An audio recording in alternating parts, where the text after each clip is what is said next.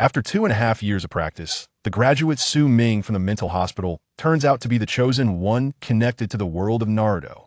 Each day, he randomly draws ninjutsu, sometimes causing mischief with shadow clones, and at other times breaking through challenges with a Sharingan.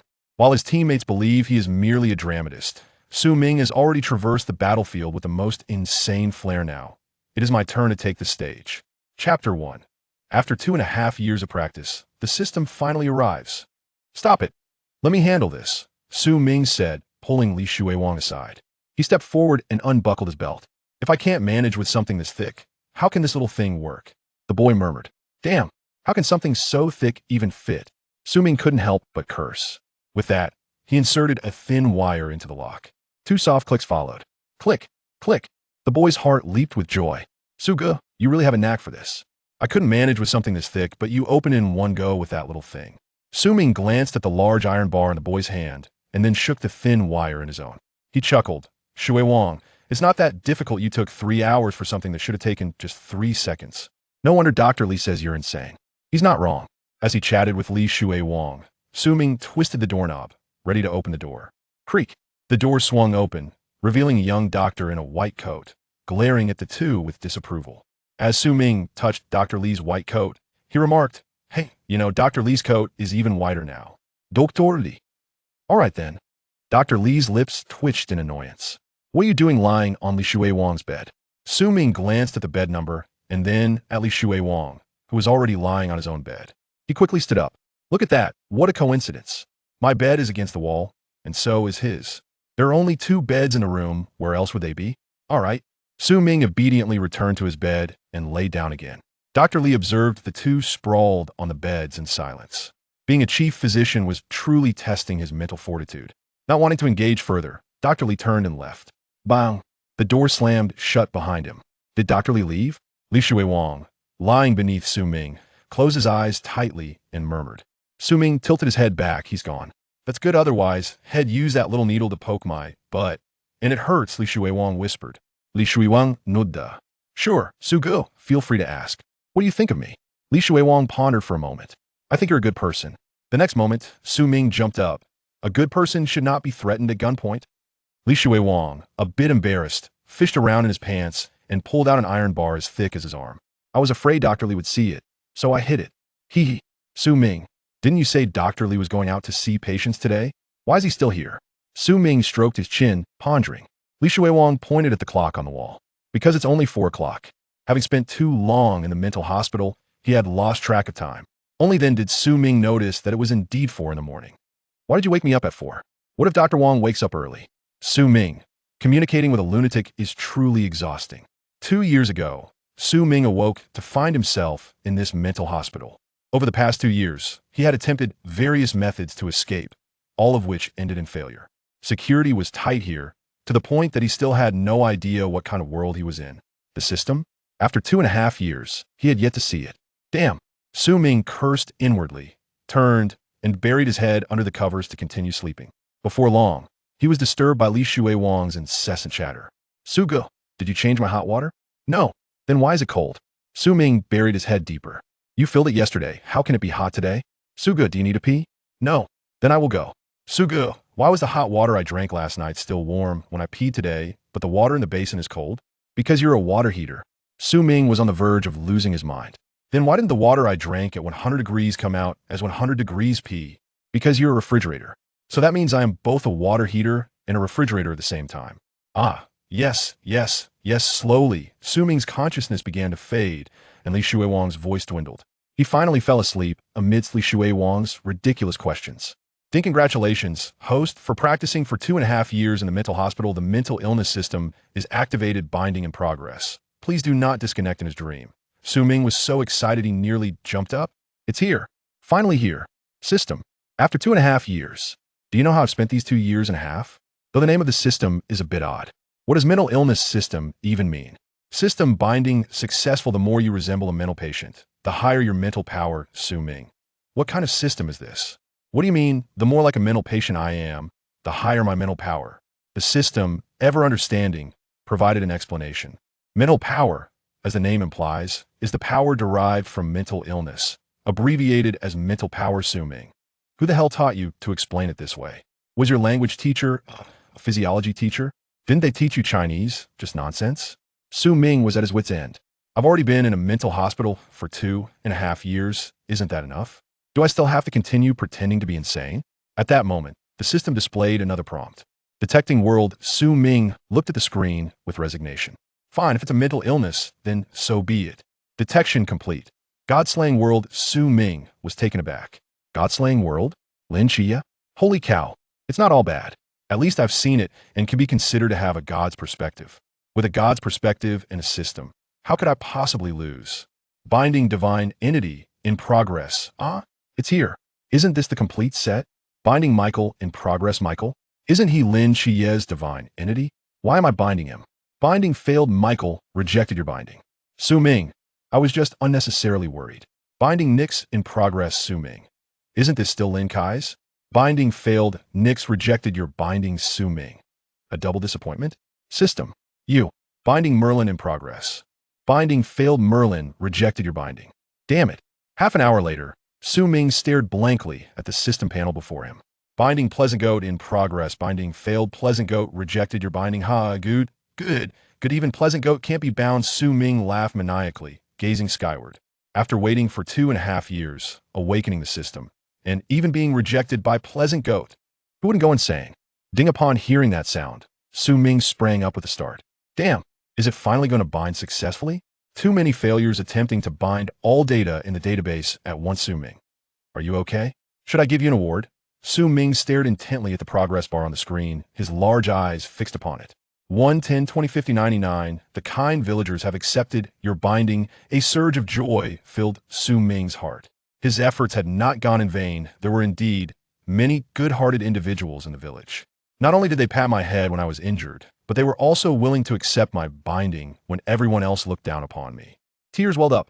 Binding you to the Naruto world. Binding successful. Correcting world combat power correction. Completed awakening daily entry. Automatically extracts an experience entry from the Naruto world each day, refreshing the next day. Su Ming understood. It was merely about drawing entries. 1 draw per day, experiencing it for a day. If only he could draw a Kimichi Chai's expansion jutsu, growing and shrinking at will. Why aren't you drawing yet? What are you waiting for? His heart raced with excitement, and his hands trembled. He clicked to draw. Drawing today's entry for you. Drawing successful today's entry. Naruto Uzumaki summoning technique. As the first light of dawn illuminated Su Ming's handsome face, he slowly opened his eyes.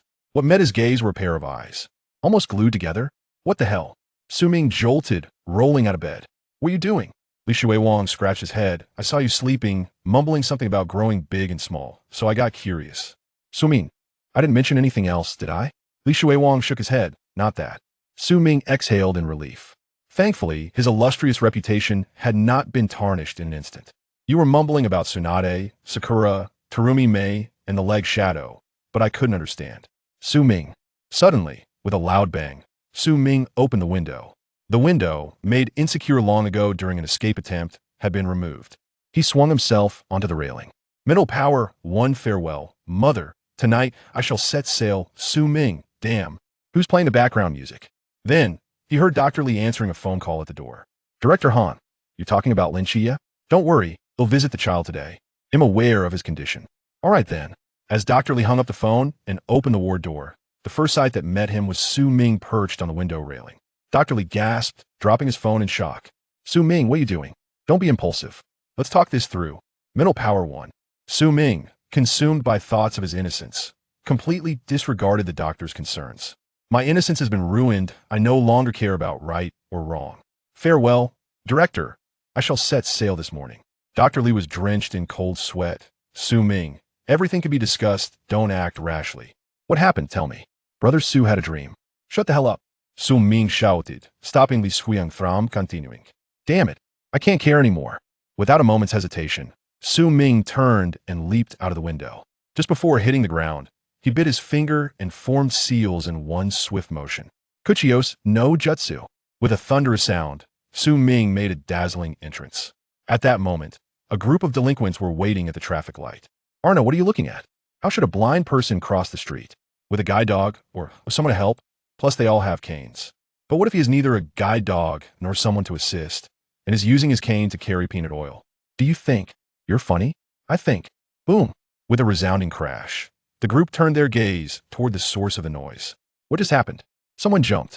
That's from the 7th floor. Damn. Someone jumped, and there's so much smoke? Is it that serious? They even sealed the smoke first. An endless stream of discussions erupted from afar. They saw two heads poking out of a window on the 7th floor of the mental hospital. One was dressed in a white coat, the other in a patient's outfit, gazing down at the large cloud of dust below. Dr. Li's mouth fell open. Li Shui Wang, noticing Dr. Han's anxiousness, jumped onto the windowsill without a second thought. I'll go check it out. Dr. Li, you, come down quickly. Li Shui Wang's expression changed. Brother Su got up. He's riding a frog? Dr. Li's heart sank. This is bad. Su Ming jumped off the building. This triggered Li Shui Wang's condition again. But out of curiosity, he stretched his neck to look down with Li Shui Wang. There, Su Ming was riding a frog taller than a person. He climbed off its back. What is this? A frog dragon? After confirming it was indeed a frog dragon, Su Ming greeted it. Hello. The frog dragon's eyes rolled around, but did not respond. Su Ming? Can't understand? Moshi Moshi. Unable to hold back any longer, Su Ming shouted, Baka, mental power 1. Then came a loud thud. After a cloud of dust, Su Ming fell to the ground. Damn, it holds a grudge? Everyone present was stunned by the scene. Am I seeing things? Was that a frog taller than a person? I saw it too. Is there really a frog that big? The crowd exchanged bewildered glances. What are you standing around for? Run. With one person shouting, the crowd began to scatter. Damn, if I hadn't yelled, I wouldn't have known to run. Am I the crazy one? Or are you all? Mental power 1. Dr. Li rubbed his eyes. This is not scientific. Li Shui Wang, let me try.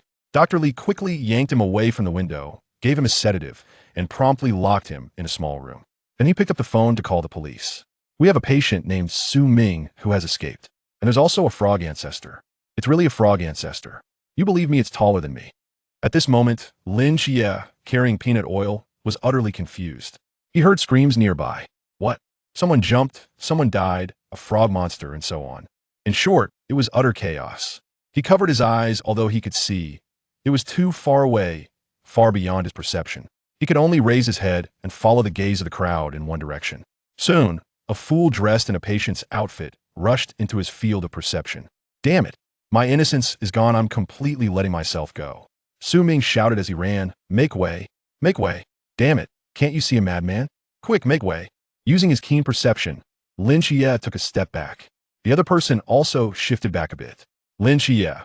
Su Ming wanted a break, but he was running too fast and couldn't stop in time. He had to shout, You go left, he'll go right. Lin Xie decisively stepped to the right. With a thud, the two collided, scattering bags and items everywhere. The cane fell to the ground. The peanut oil rolled to Su Ming's feet. Lin Kai's teeth ground together. He had long known that someone shouting you go left, he'll go right was an idiot. So he purposely didn't heed the other's instruction to go left and chose to go right instead. Yet this fool didn't follow the script, as Yu Ming finally noticed the small hint in the center of his vision. Is this the system's ability? Can a mental illness enhance mental strength? If so, Su Ming sprang up like a carp.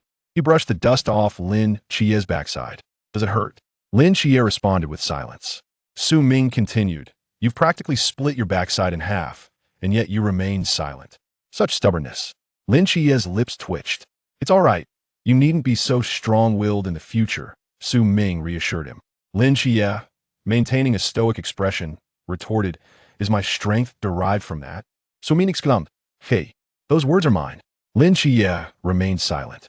Su Ming, feeling somewhat dejected, remarked, Look at you, so impolite. After all this conversation, you haven't even looked me in the eye. Lin Xie remained silent. Why was this madman chosen to take his place? However, it didn't take long for Lin Xie to notice the large words emblazoned on the clothing of the person before him. Sunshine Mental Hospital. The realization dawned upon him they were from the same school of thought. Lin Xie did not wish to linger further. He picked up the scattered belongings from the ground, ready to leave. Suddenly, he sensed something amiss. Where's my peanut oil?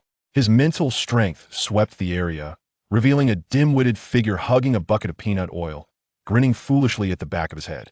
Lin Xie was startled. Does he know I can see him? But how is that possible? He had never mentioned this to anyone. Dismissing his thoughts, Lin Xie turned around and yanked the peanut oil from Su Ming's grasp. Su Ming grinned at him. You must be Lin Xie? Lin Xie was taken aback, clearly not expecting the recognition. However, he could not recall ever knowing this person. His gaze scrutinized Su Ming from head to toe. Had this boy investigated him? Or perhaps, did you see me in the hospital? Lin Xie asked warily. Su Ming shook his head. No. Then how do you know my name? I just gave it to you. Lin Xie was left speechless. What I mean is, may I sleep with you? Lin Xie was left dumbfounded. Su Ming, feeling a sense of urgency, found himself penniless and having just escaped from confinement, desperately seeking a place to stay. If Lin Xie refused to take him in, he would have to sleep under a bridge. Thus, he hurriedly clarified, I think you misunderstood me. I don't mean I want to sleep with you, I merely wish to sleep at your home. Lin Xie silently fumed, his fists clenched tightly. Chapter 3. Pull up your pants. After considerable effort, Su Ming finally increased his mental capacity by 10 points. Blimey, I merely wished to follow Lin Xie. Why does it seem increasingly convoluted? Before departing, he thoughtfully dialed the police for Su Ming. Su Ming felt a lump in his throat. He must be feeling quite lonely. With this thought, he retrieved 200 yuan from his pocket. Observing the crumpled bills, he hesitated to spend them, thinking, my elder brother Xie is too pitiful. Alas, I shall first wash my feet.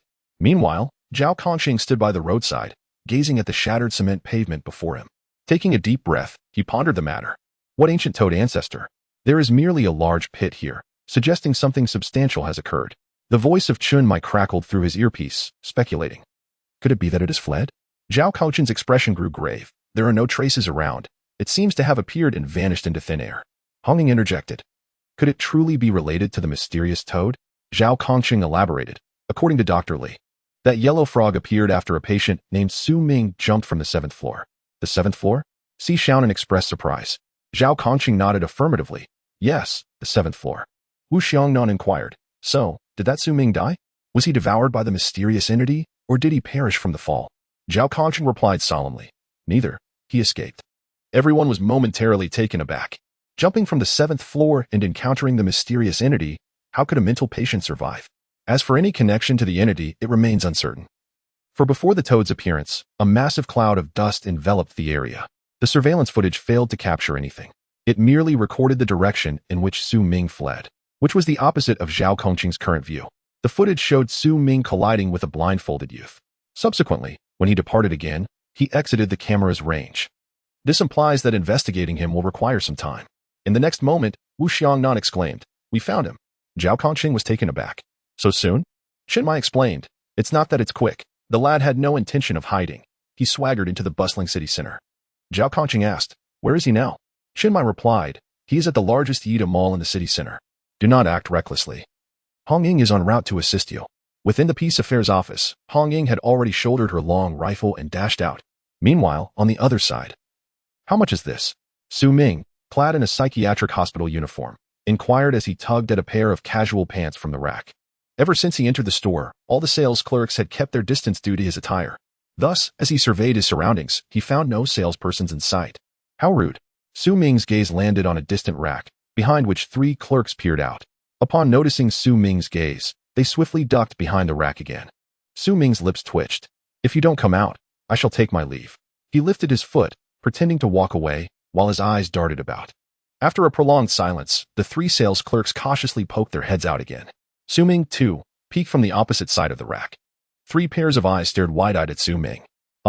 3 simultaneous shrieks pierced the air, causing Su Ming to flinch, his heart racing.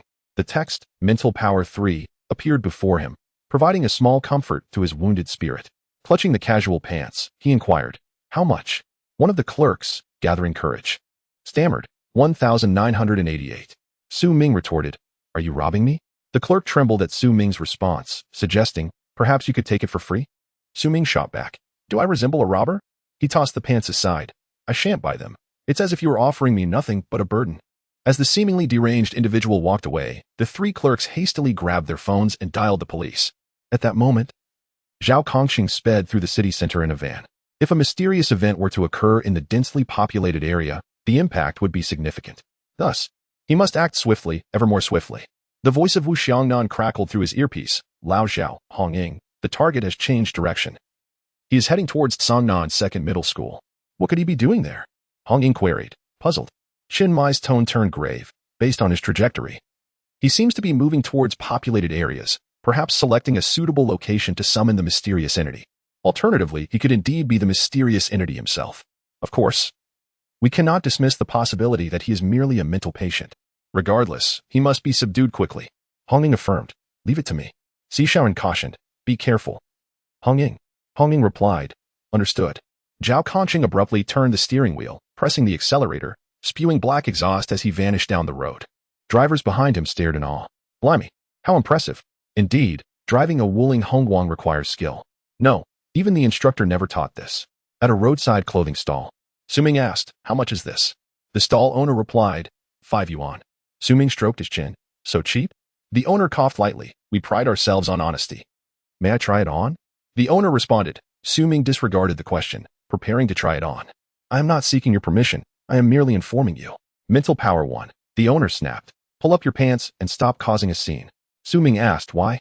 The owner retorted, "Who tries on pants in the middle of the street?" Su Ming complied, picking out a pair of shorts and a short-sleeve shirt. "How much?" The owner shot him an irritated glance. 107. Su Ming pulled out 2 crumpled 100 yuan bills from his pocket, handing one to the owner.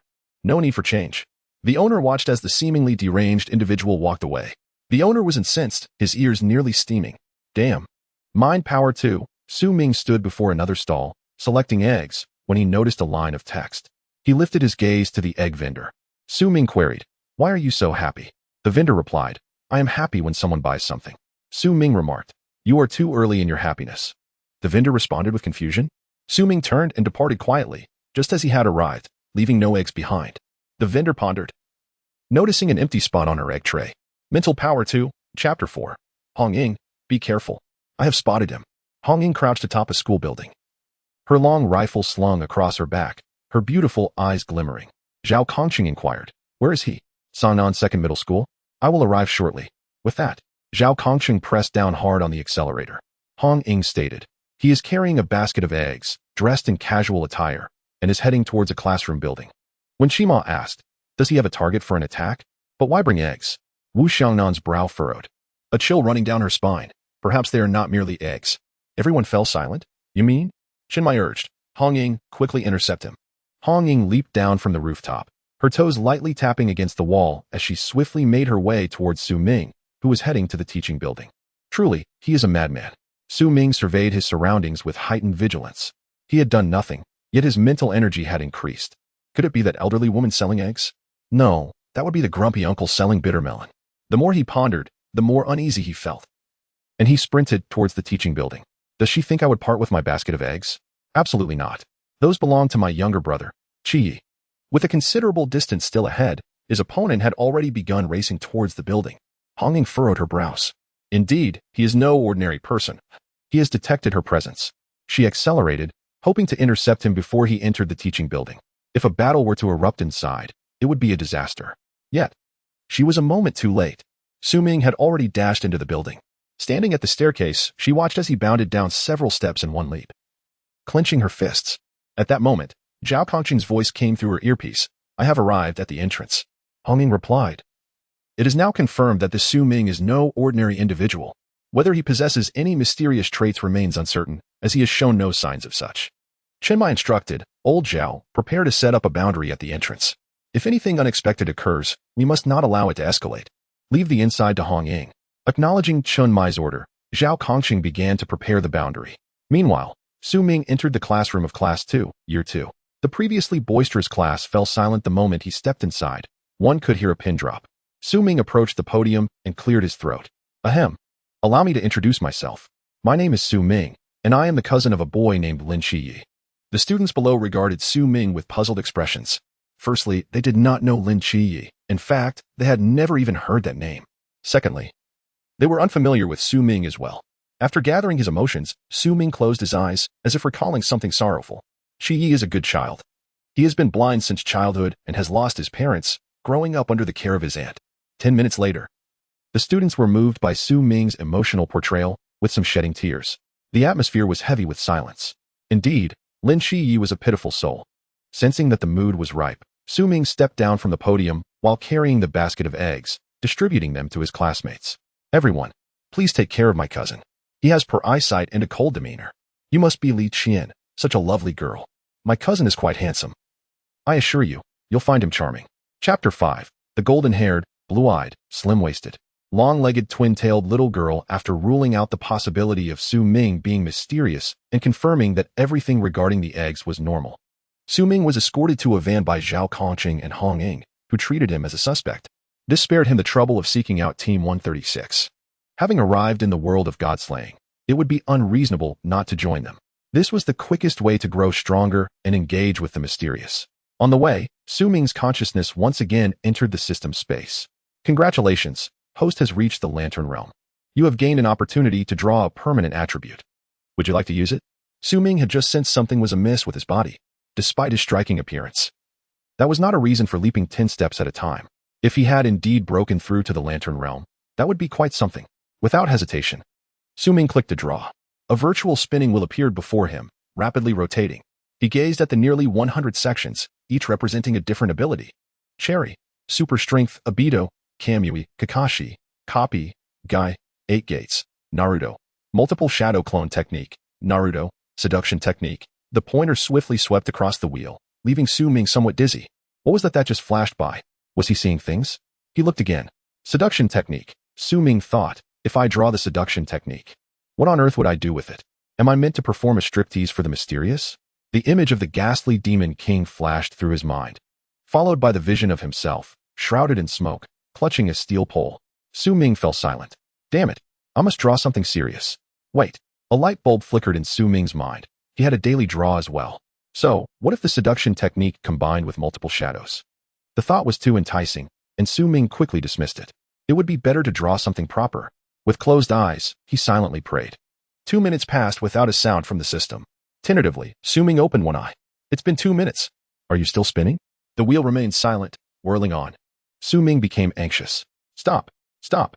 To his astonishment, the wheel began to slow upon his command. Why didn't you say you had a voice function? The pointer slowly glided over the various ability sections before finally halting on a small area.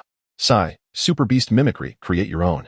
Chapter 6. Partial Body Doubling Technique. After shaking hands with Chen Mai, Su Ming turned to Wu Xiangnan. You are Wu Xiangnan, right? A pleasure to finally meet you. I have long heard of your meticulous nature, your diligence, and your unwavering dedication. You are truly a role model for us, unlike that Si Xiaonan, who just coasts along. Si Xiaonan, Mental Energy 1. Wu Xiangnan's expression softened slightly as he noticed Su Ming grasping Si Xiaonan's hand. You must be Si Xiaonan, right? Hong Ying just mentioned how beautiful you are, youthful and charming, a paragon of grace and beauty. Seeing you today, I must say, it's indeed true. Unlike that Lung Xian, who only knows how to clutch a Barrett, a complete brooding male who could infuriate anyone with his words. At that moment, while cleaning his gun. Long Xian, Mental Energy 1. You must be Lang Xian, tall and handsome, an excellent marksman, exuding a sense of safety, unlike Wen Qima, who fails to create a lively atmosphere and lacks a sufficient sense of security, not to mention his tendency for mental attacks. You are Wen Qima, right? Wen Qima quietly awaited the words to spill from Su Ming's lips.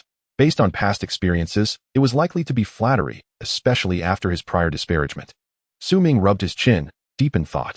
Wen Qima, Su Ming's eyes brightened. Wen Qima swallowed hard. Su Ming, are you waiting for me to compliment you? Well, guess what?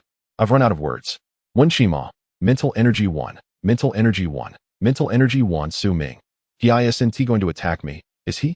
Before he could finish, Su Ming seized Wen Qima's coffee and took a sip. The coffee was excellent. It was no wonder Wen Qima had the best taste in the team. Who says Wen Gu isn't great? He is fantastic. Unlike Zhao Kongqing, who is just a rough fellow. Having said that, Su Ming quickly made his exit. Zhao Kongqing, you must be Zhao Kongqing, right? Before Su Ming could respond, Zhao Kongqing clenched his fists, exuding an intimidating aura, as if to say, if you say another word, I'll make you regret it. Su Ming felt awkward. We already know each other. There's no need for this. Embarrassed, Su Ming patted his hands together. What about Chen Mai? What should he do? Meanwhile, Chen Mai, watching the scene unfold, said, huh? Out of the corner of his eye, Su Ming caught sight of Lang Xian, who was still holding his gun. An idea struck him, and he approached again. Lang Xian furrowed his brows, sensing something was amiss. He attempted to flee, but Su Ming had already seized the barrel of the gun. Hello. You must be Lang Xian's Barrett, right? It is a pleasure to meet you, Lang Xian. With a sudden movement, Lang Xian sat upright. Damn it, I will fight you. Chen Mai interjected, Lang Xian, do not act impulsively. Wu Xiangnan added, calm down, remain calm. Su Ming exclaimed, Why are you holding me down? Easy on the face, brother. When Chima shouted, go all out, Xiaonan asked, Langxian, have you not eaten? After a bout of hitting, Su Ming quieted down. Observing his pitiful state, he fell into contemplation. Though he deserved some punishment, he was far from insane. Stay focused. What is your situation? Chenmai asked. Old Wu, don't be so rigid. Be gentler. Su Ming, is it? Please tell us about your condition. Su Ming replied. Name, Su Ming, gender, male, age, 18, height, 180 centimeters, currently single, available for dates. A slipper flew across and struck Su Ming's face.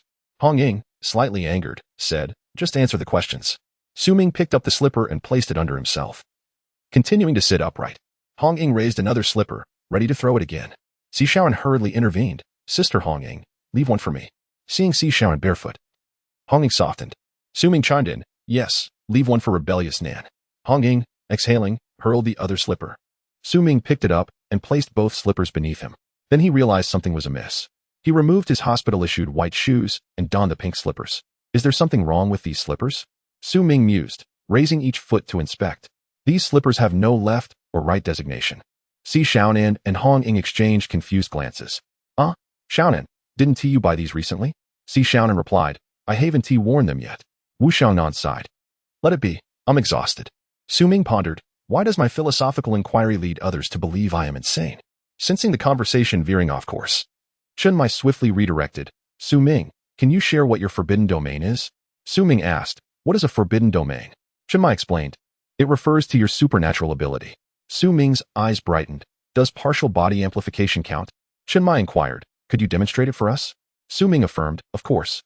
Zhao Kongchen's expression shifted dramatically. Oh no, he thought, swiftly positioning himself in front of Hong Ying and Xiaonan. Pull up your pants. I demand you to pull up your pants. Su Ming exclaimed, and swiftly understood. I have attained enlightenment. Today, breaking my shackles, I realize who I truly am. Wu Xiangnan remarked, send it off. Hong Ying said, do not move. I will strike him first. Su Ming protested, stop. Hong Ying, you have already hit me thrice today. Sitting upright, he affirmed, all right. Chenmai asked, what is your forbidden domain? He exchanged glances with Wu Xiangnan, both questioning. This explains why you could directly call our names. Correct? Su Ming confirmed. Chenmai continued. Then, when you went to Songnan's second high school to distribute eggs, were you foreseeing something? Su Ming replied. My cousin Lin Chiye is going to school, but he is blind and lost his parents at a young age. Hence, I brought eggs for my classmates to take care of him. Upon hearing this, everyone fell silent. Hong Ying felt a pang of guilt. I'm sorry. I thought you were a bad person. Xiaonan awkwardly scratched his head. You can keep the slippers. Langxian paused, glancing at Su Ming. This youthful lad concealed so much sorrow in his clear eyes. He could easily imagine Su Ming, under the setting sun, delivering eggs to his classmates while advocating for his cousin. It was profoundly moving. Su Ming queried, do I need to demonstrate the partial amplification technique? Langxian replied, I could just take him out with a single shot. Chapter 7. How could I awaken at 4 if I slept at 5? Ultimately, after Su Ming's insistence, Chenmai decided to allow him to temporarily join Team 136 for 2 reasons. First, this kid could be a menace, especially with a forbidden domain. If something went awry, it would be troublesome. Second, he threatened that if not allowed to join, he would distribute mysterious flyers on the streets. After much deliberation, Chenmai concluded keeping Su Ming close was more reliable. He didn't expect him to contribute significantly, just to refrain from causing chaos. Surprisingly, having this kid around allowed Langxian to manage everything alone. Chenmai felt somewhat astonished by this situation. As darkness enveloped the sky, he yanked Su Ming down from where he was perched on Langxian's Barrett rifle. Su Ming protested, what are you doing? Langxian, wait for me. We'll continue shortly. Seizing the opportunity, Langxian grabbed the gun and dashed off. Zhao Kongchen questioned, Langxian, where are you going? It's dark out. Langxian replied, I'm going out for some fresh air tonight.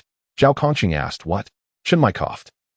Su Ming, our temporary team members do not have accommodations.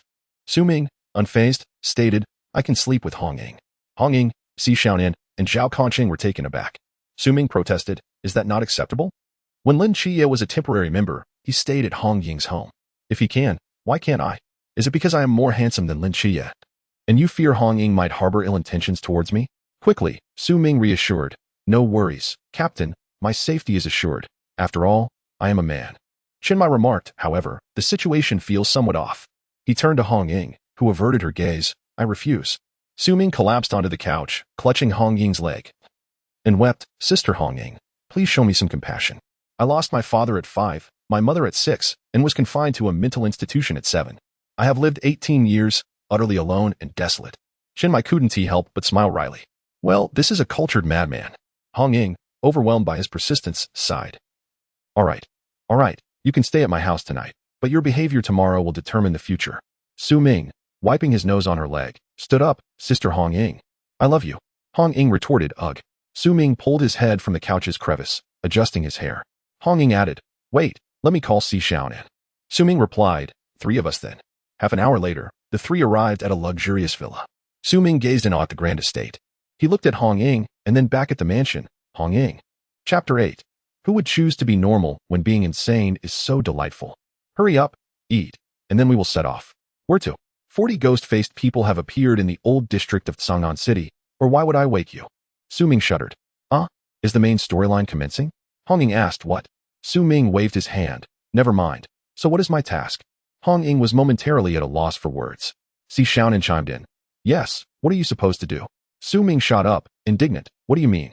Are you looking down on me? I insist on going. Ignoring him, Hong-Ying shouldered her long case and set off with Si Xiaonan. Su Ming grabbed a cup of instant noodles and chased after them. Wait for me. Slurp, slurp, I'm coming. Slurp, slurp. Why are you still wearing Si Xiaonan's pink slippers? Su Ming slurped the noodle broth. Slurp. Si Xiaonan promised to send me, didn't he? Hong-Ying remarked. If I keep taking care of you, I must be a fool. In the blink of an eye, the trio had arrived at the meeting point in the old city. Shenmai was taken aback to see Su Ming, holding a bucket of instant noodles and wearing a pair of pink slippers. How did you manage to bring him along? Su Ming gulped down a mouthful of noodle soup. The feeling of letting loose is simply divine. If I had known that being crazy was this enjoyable, who would want to be sane? Chinmai sighed and said helplessly, all right, just don't run around. Suddenly, Chinmai's expression darkened. Su Ming? Where the hell are you? Su Ming, while dashing away with the noodle bucket, sensed 6 piercing gazes upon him and discreetly placed his foot down. Chinmai's face turned grim. Captain, I've locked onto him. Should I fire? Came the voice from his earpiece. Su Ming stood at attention and saluted. Team 136, temporary member, Su Ming reporting for duty. Chinmai's eyelids twitched. Stay close to Zhao Kongqing and don't wander off. Su Ming stomped his foot. Understood. After ensuring Su Ming's safety, 5 figures dashed into the night. Zhao Kongqing took Su Ming to set up the boundless void. In an open area, Zhao Kongqing pulled out a no-entry sign. What is this, Brother Zhao? Su Ming inquired. It's for activating the boundless void. Zhao Kongqing made a cut in the air with his hand. Oh no. Brother Zhao, you're bleeding. Su Ming exclaimed. Zhao Kongqing, unfazed, drew a long line across the no-entry sign. In the next moment, the bloodstains on the sign quickly faded. Red light flashed, forming a triangle with 3 distant red dots that enveloped the area. Zhao Kongqing panted heavily, clearly fatigued. Sometimes, exhaustion can lead to kidney deficiency, Zhao Kongqing remarked. Come here. Let me show you just how deficient I am. Su Ming stepped forward. Damn it. Zhao Kongqing sat down on the roadside, completely ignoring Su Ming as he opened his phone to play a game. Can you stop circling around me? Damn it. You're even wearing pink slippers while doing so. Su Ming smiled mysteriously.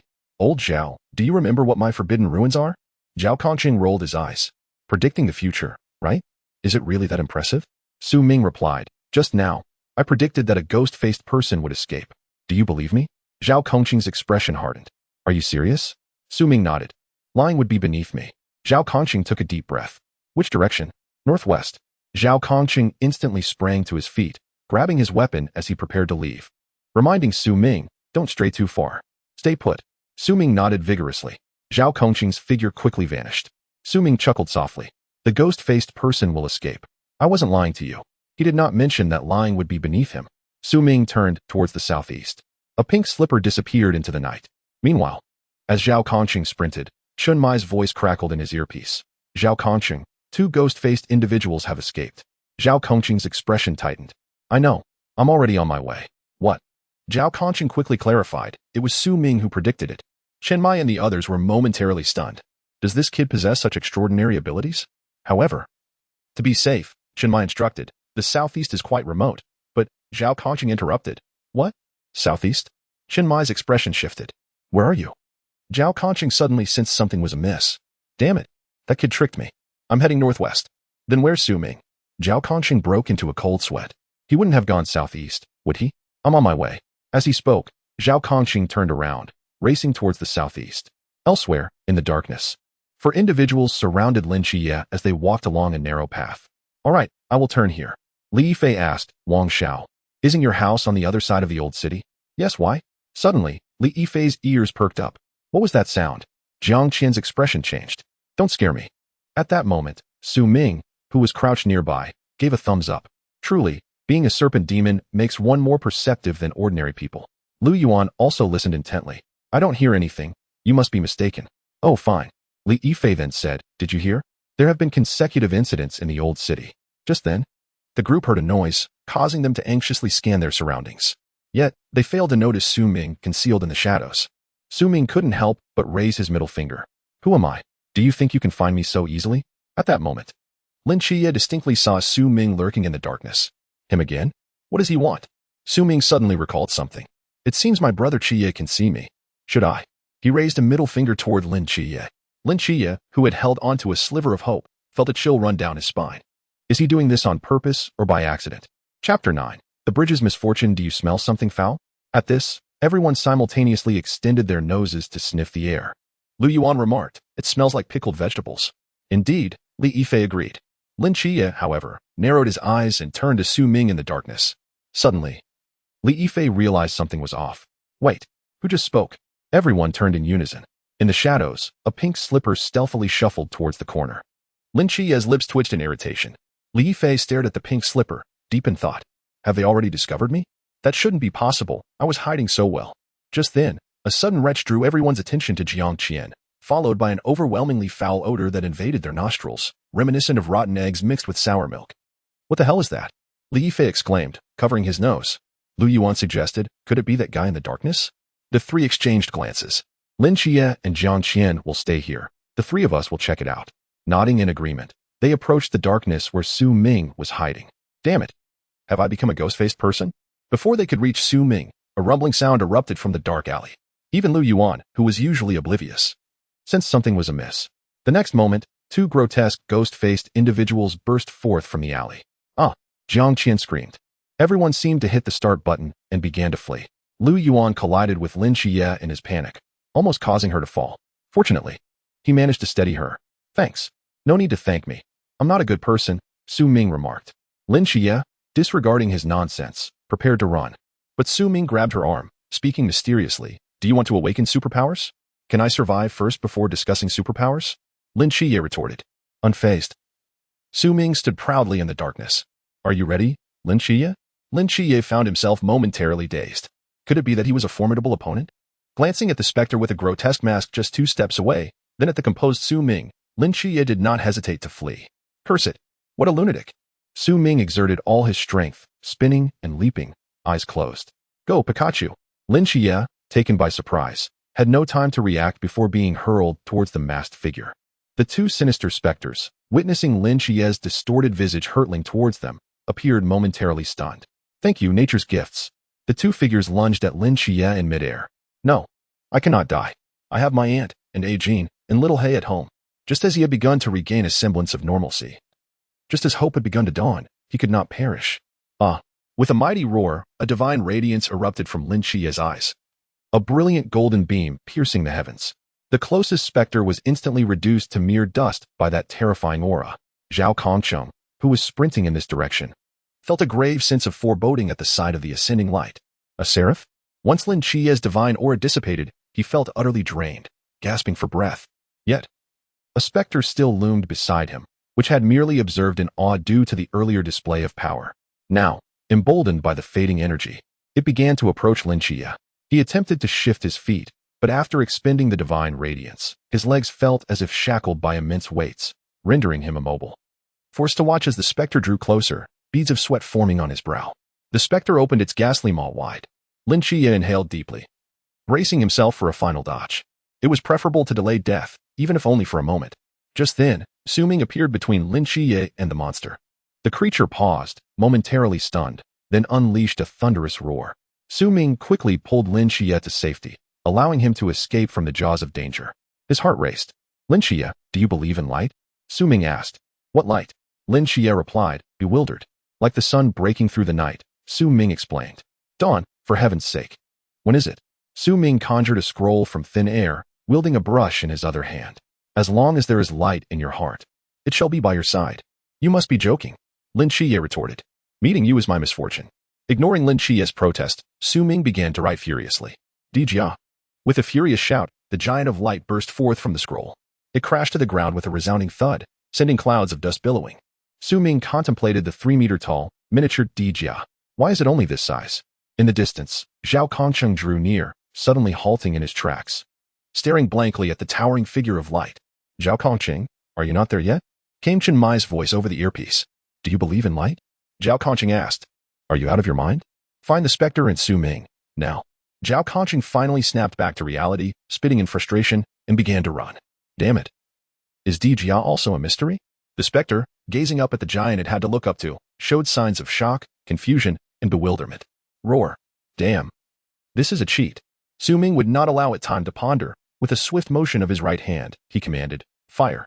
The giant of light took heavy steps forward. The specter gulped nervously. After a series of attacks, Dijia's energy bar flashed red, charging up for a powerful attack. But in the next moment, the specter struck Dijia just as it was about to unleash its skill, causing it to dissipate into a puddle of ink on the ground. What? You attacked during the skill's preparation?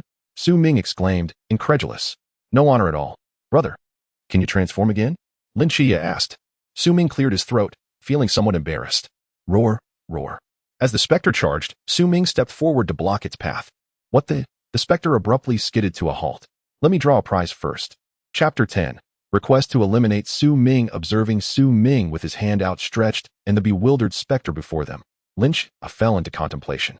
This lunatic was not simple. This only solidified his resolve to avoid any further contact with Su Ming. Engaging with a mysterious world implied greater peril. He did not wish for his tranquil life to be disrupted. Meanwhile, Su Ming's consciousness sank into a slight stupor as he entered the system interface.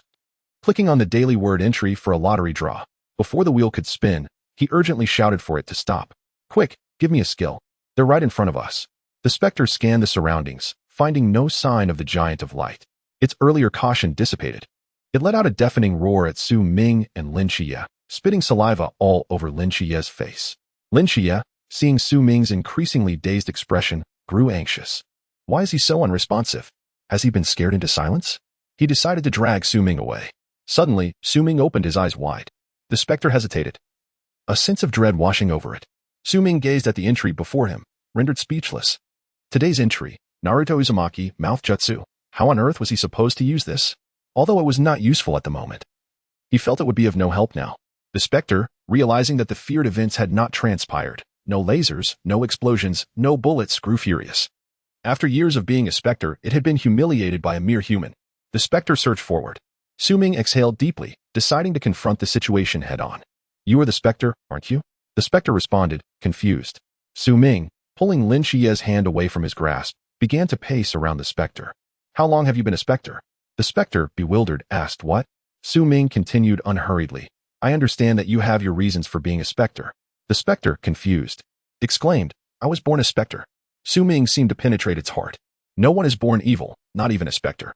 The specter trembled, resonating with Su Ming's words. It wished to be a good being. Lin Qiye was taken aback. Su Ming sat cross-legged. You have endured many grievances under the Spectre King for so many years. Haven to you? Is it not a daily grind? Is the Spectre King always scolding you? Always making you work overtime? Have you never had a girlfriend? The specter whimpered.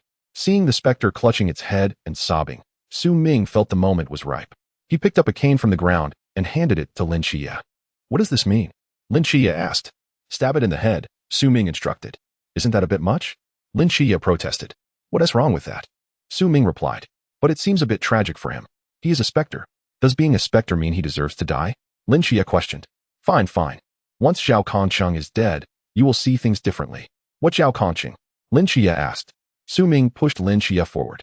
Why worry about so much? Just deal with him. Lin Qiye was suddenly pushed in front of the ghost-faced man, initially taken aback. He hesitated for a moment but ultimately chose to trust Su Ming behind him. With a swift motion, Lin Qiye thrust his guiding cane towards the forehead of the ghost-faced man. The ghost-faced man, taken aback by the pain, howled and stumbled back a step. Upon recognizing Lin Qiye, he roared in fury and lunged at him. Lin Qiye raised his cane to defend himself. In the next instant, a figure darted through the air above them. Under the moonlight, the blade gleamed fiercely, a cold glint flashing. With a swift slash, The long knife descended from the ghost-faced man's back. He staggered and fell to the ground, but quickly rose, warily eyeing the man who had suddenly appeared before him. Zhao Kongsheng cast a glance at Su Ming and then at Lin Xie, relieved to find they were both intact. He crouched low, his gaze fixed on the ghost-faced man. With a sudden motion, Zhao Kongsheng charged first. The ghost-faced man followed suit. The clash of blade against claw resounded, creating a metallic reverberation. Before Zhao Kongsheng forcefully pushed the ghost-faced man back. With a decisive strike, he aimed for the man's head, sending it soaring before it rolled onto the ground. The massive body of the ghost-faced man collapsed alongside it. Yet, Zhao Kongsheng's expression remained tense as he turned to Su Ming. What about the other mystery? Su Ming responded. What mystery? Is there another one? Was it either just two ghost-faced men? Had he misread the script? Zhao Kongsheng's eyes narrowed. Where is Diga? Su Ming replied. Oh? You've seen Diga, the one I summoned? Realizing this, Su Ming pressed a finger to his nose, his gaze sharpening. I initially intended to interact with you as an ordinary person, but it appears I've been discovered. I shall no longer conceal my identity. I am the hidden light messenger, the earthly embodiment of Diga, the representative of the light kingdom, embodying love and peace, humanity and justice, eternally opposing darkness. Zhao Kongsheng. Mental power 3, Lin Xie. Diga is native to Earth. Su Ming, have you met Diga? Did he tell you himself? Lin Xie. Mental power 1. The voice of Chun Mai echoed through the earpiece again. Zhao Kongsheng, how is it going over there? Was that a seraphim in your direction? Zhao Kongsheng nodded. I found the person. The seraphim S agent is with Su Ming. Zhao Kongsheng. Received. Suddenly, Zhao Kongsheng's gaze shifted to the sneaky Su Ming. What are you doing? Zhao Kongsheng. Lin Xie's mouth twitched in annoyance. He said it. What can I say? Zhao Kongsheng stood in the night, silently observing Lin Xie. Lin Xie pondered his next move. After a long while, Zhao Kongsheng exhaled, and Su Ming spoke first. Was I handsome just now? Zhao Kongsheng? Does this kid have a script? Lin Xie. Handsome. What about Zhao Kongsheng? Even though Lin Xie had never heard Zhao Kongsheng's name before, he recognized that the ordinary middle-aged man beside him was Zhao Kongsheng.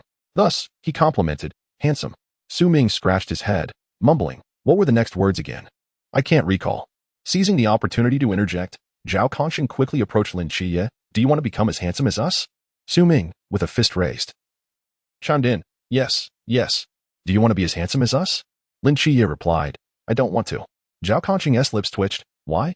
Su Ming nodded emphatically because Zhao Kongsheng delivered a slap to the back of Su Ming's head, causing him to spin 360 degrees before collapsing to the ground, grabbing Zhao Kongsheng's pants in the process. Zhao Kongsheng, still in shock from the force of his own slap, was met with a sudden tug. His pants were yanked down by Su Ming. Zhao Kongsheng exclaimed, Long Xian, are you still there? Requesting the execution of Su Ming.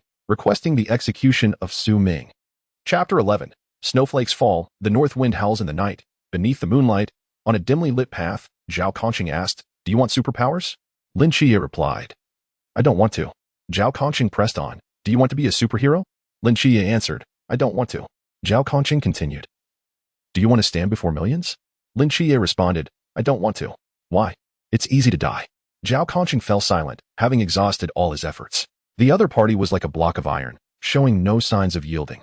Can we talk somewhere else? Zhao Kongsheng decided to deceive the boy first. By the way, I'm Zhao Kongsheng. I'm not a bad person. Lin Xie introduced himself in return, acknowledging the exchange, and then said, I trust you. Wait here a moment. I'll go fetch my study materials. Go ahead. Zhao Kongsheng waved his hand in resignation. Su Ming followed closely behind. I'll check if his study materials are legitimate. You stay put, Zhao Kongsheng ordered. What if Lin Xie runs away? Su Ming asked. Zhao Kongsheng confidently stated, Impossible. I have a good read on people. He is not that kind. Su Ming commented, Old Zhao is truly an honest man. That Lin Xie with his thick eyebrows and big eyes has deceived old Zhao's feelings. An hour later, by the roadside, Zhao Kongsheng's gaze remained fixated on the direction Lin Xie had initially departed, nearly bulging with frustration. Snowflakes danced in the air, and the north wind howled. The world was shrouded in a vast, cold expanse, as a lone plum blossom stood resilient amidst the snow. Zhao Kongsheng shouted, Shut your music. Su Ming replied, Oh? Don't you find it fitting? Zhao Kongsheng retorted, You little rascal, come here. Su Ming raised his rear and began to leave, his pink slippers slapping against the ground as he vanished into the darkness. The next moment, no. Qiuya. Su Ming's anguish cry pierced the night. Zhao Kongsheng, it's hardening. My fist is hardening. In the underground peace affairs office, Chun Mai looked at Zhao Kongsheng, who stood at the door, seemingly lost, and asked, Where's that Seraphim S agent? Su Ming lamented, He betrayed my love, left me behind, and when I learned the truth, tears fell. Zhao Kongqing replied. Has he run away? It's fine. Do you know his name? As Zhao Kongqing was about to respond, Su Ming interjected. His name is Lin Xie. Hong Ying suddenly realized something. Her mouth agape. Didn't you say your cousin's name is Lin Xie? Su Ming nodded yes. Chen Mai grasped the crux of the issue. So, the Seraphim's agent is your cousin? Su Ming raised his eyebrows. What do you think? Surprised? Zhao Kongqing. Are you two playing me? Su Ming clarified. Don't misunderstand. While I'm his cousin, he isn't my cousin. Zhao Kongqing. Wait a minute. I'm having a hard time processing this. Su Ming explained. We don't share the same father, nor the same mother. Zhao Kongqing exclaimed. Isn't that nonsense? Su Ming continued. Not only that, but we don't share the same grandfather or grandmother, nor the same maternal grandparents. Zhao Kongqing. Give me a moment. My brain is crashing. Hong Ying inquired. What does that mean? Si Shaoan replied. I don't know. Chen Mai's expression darkened. So you two have no relation at all? Su Ming stroked his chin. That's one way to interpret it. Chen Mai asked. Then why say all that? Su Ming chuckled. I predicted in advance that Lin Xie was the Seraphim's agent, which is why I impersonated his cousin to distribute eggs at school. How brilliant is that? Chen Mai and the others exchanged glances. Hong Ying leaned closer to Su Ming, examining him from all angles. Is your forbidden realm really that incredible? Su Ming sat poised on the couch, exuding an air of enigmatic profundity. I possess the ability to forecast many events, Hong Ying. Would you like me to assist you in predicting the identity of your future Prince Charming? I assure you, it will be accurate. Hong Ying scrutinized him with an odd expression. Really? Then enlighten me. With the focus of a meditative monk, Su Ming began to calculate. Gradually articulating two cryptic verses, one force breaks through 2 points, with grass characters inscribed above. Golden words lie nearby, engraved upon it. Having spent 2.5 years in a psychiatric hospital, Su Ming now had no desire for suffering. He finally opened his eyes, smacking his lips. Who could it be? Si Shaonan chimed in. Indeed, who could it possibly be? I want to know too. Su Ming, do a reading for me as well. No problem, Su Ming replied, closing his eyes once more, as if uttering profound truths. Su Shan, far away in the mountains, engraved upon thousands and thousands. Deep within the clouds, this person is near. As he pondered this obscure poem, he found it profoundly elusive. Upon reopening his eyes, he staggered to his feet, as if having suffered a backlash from revealing celestial secrets. Damn, am I still not accustomed to this body? Everyone gasped in surprise. Shinmuyi reached out to steady him, but with a thud, Su Ming collapsed into Hong Ying's embrace. In the distance, on the rooftop of a building, Lang Xian observed Su Ming through his scope, his eyelid twitching violently before he redirected his attention and slipped away, huddled against the wall. I can't let Su Ming use my barret any longer, he mused. Zhao Kongqing sighed. He is merely at the lamp realm. Continuously releasing forbidden powers must be exhausting for him. Qin Muyi, bewildered, responded, You believe that? Suddenly, Su Ming buried his head, discreetly opening one eye and spinning it around. Is this the power of verbal evasion? Terrifying indeed. The following day, Hong Ying dragged the drowsy Su Ming to the Peace Affairs office, clad in orange cartoon pajamas and a yellow Christmas hat. Su Ming allowed Hong Ying to tug at his collar, yawning profusely. With a forceful shove, Hong Ying flung him into the room. Chen Muyi jumped at the sound. Why are you treating Su Ming this way? He hurriedly approached to assist Su Ming onto the couch. Who knew he could sleep so soundly? Si Shaonan remarked. Hong Ying plopped down on the couch, somewhat disgruntled. If it weren't for the captain insisting that Su Ming come, I wouldn't bother with him. I feel like his babysitter. Isn't it about time for us to gather for a meal since Su Ming joined us? Besides, he saved someone yesterday. He performed admirably as a temporary member. In truth, there was a more significant reason. According to Zhao Kongqing, there was a mysterious entity resembling a giant of light. Although Chen Muyi was unaware of its true nature, he sought clues from Su Ming since he, like Zhao Kongqing, was a witness. Hong Ying stuck out her tongue. He is the captain's favorite. Despite my efforts, I haven't heard a single word of praise from him. Chen Muyi awkwardly chuckled. I remember.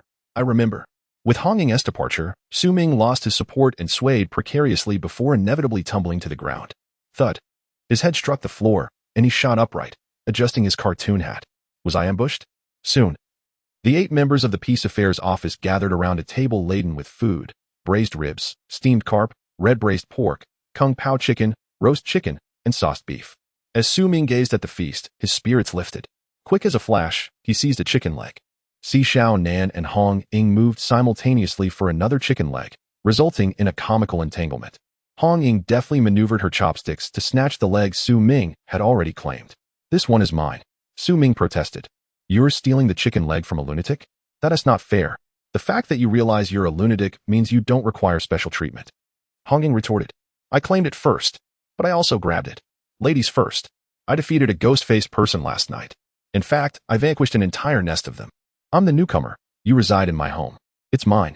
Si Xiao Nan, undeterred, stuffed his chicken leg into his mouth.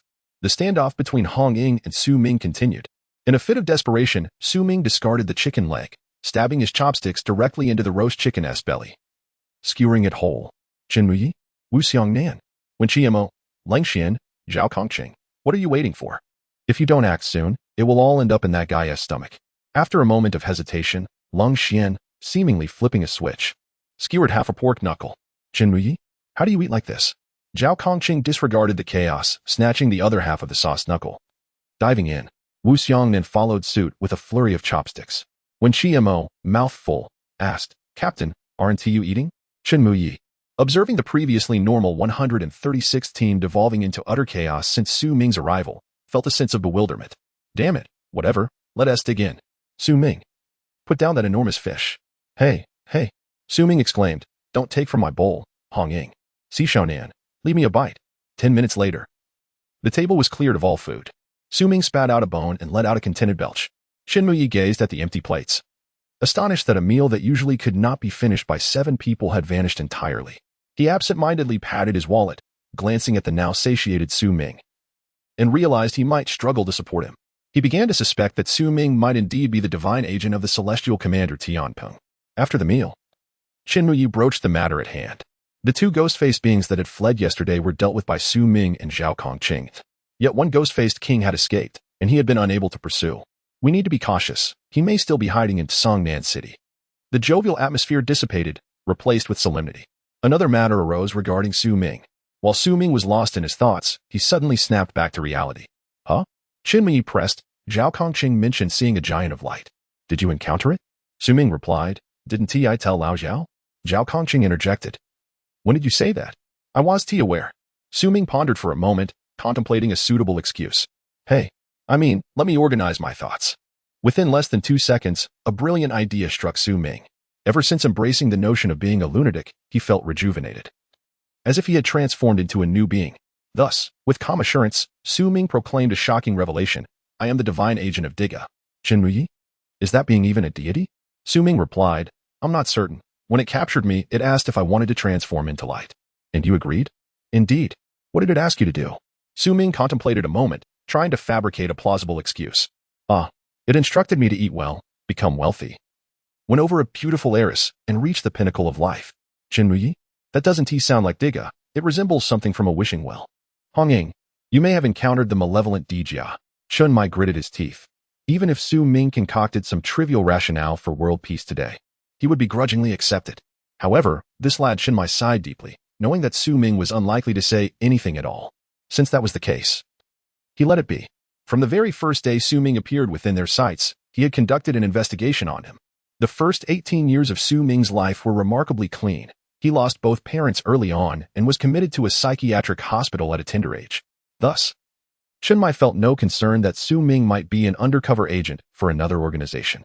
After the inquiries concluded, Su Ming focused intently, pausing the wildly spinning lottery wheel.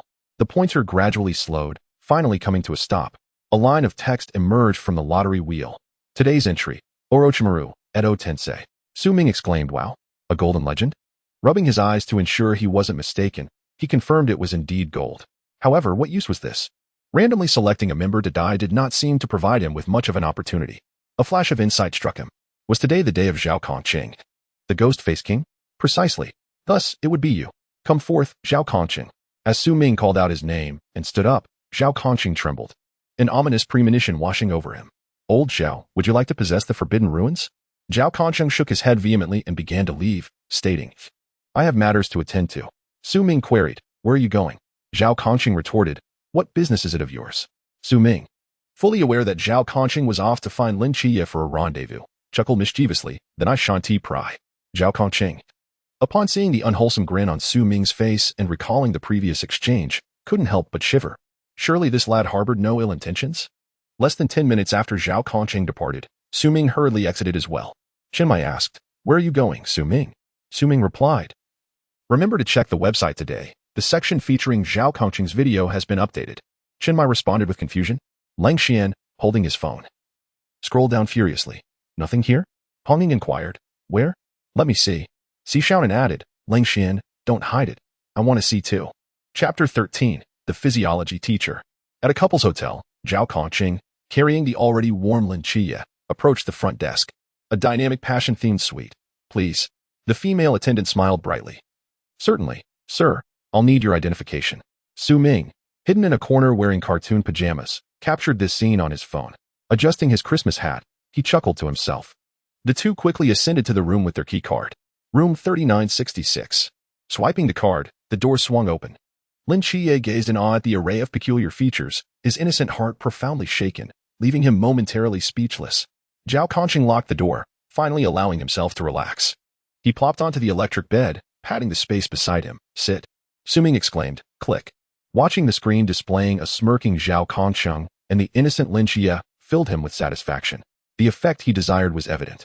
Next would be the passionate exchanges between the two, and Su Ming decided to stop filming, as he wished to respect their privacy. Tucking his phone into his pocket, he boldly stepped forward. Suddenly, Su Ming gasped, followed by a thud as he fell from a tree. Damn it, I almost forgot. Rubbing his backside, Lin Qie inquired. What was that sound? Zhao Kongqing exclaimed. What the heck? Could someone be spying? Peering out the window, he scanned the surroundings. Once assured that no one was watching, he sighed in relief. He could not allow his hard-earned reputation to be tarnished. Cautiously, Zhao Kongqing drew the curtains. Sunlight filtered through the pink drapes, casting a romantic hue throughout the room. Lin Qie shivered. Shall we begin? Zhao Kongqing prompted. At the Peace Affairs office, Qianmai, while washing dishes, suddenly patted his pocket. Hey, where is my phone? Hong Ying quipped. Did it fall into the toilet? Si Shaonan offered. Do you want to use mine? Qianmai, feeling anxious, replied. There is so much on it. Lang Xian inquired. Is it study material? Qianmai insisted. Quickly, call my phone. Lang Xian took out his phone and dialed Qianmai's number.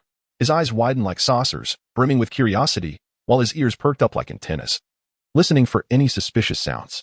Just then, Su Ming, poised at the door, froze. The phone slipped from his grasp and clattered to the ground. The tune of the Black Cat Sheriff abruptly ceased. Qianmai exclaimed. Not good. He dashed out the door. Indeed, it was Su Ming. His phone had made an intimate connection with the floor. Su Ming queried, what was that noise? Qianmai, after a bit of fumbling to retrieve his phone, finally breathed a sigh of relief. Thankfully, it was not damaged.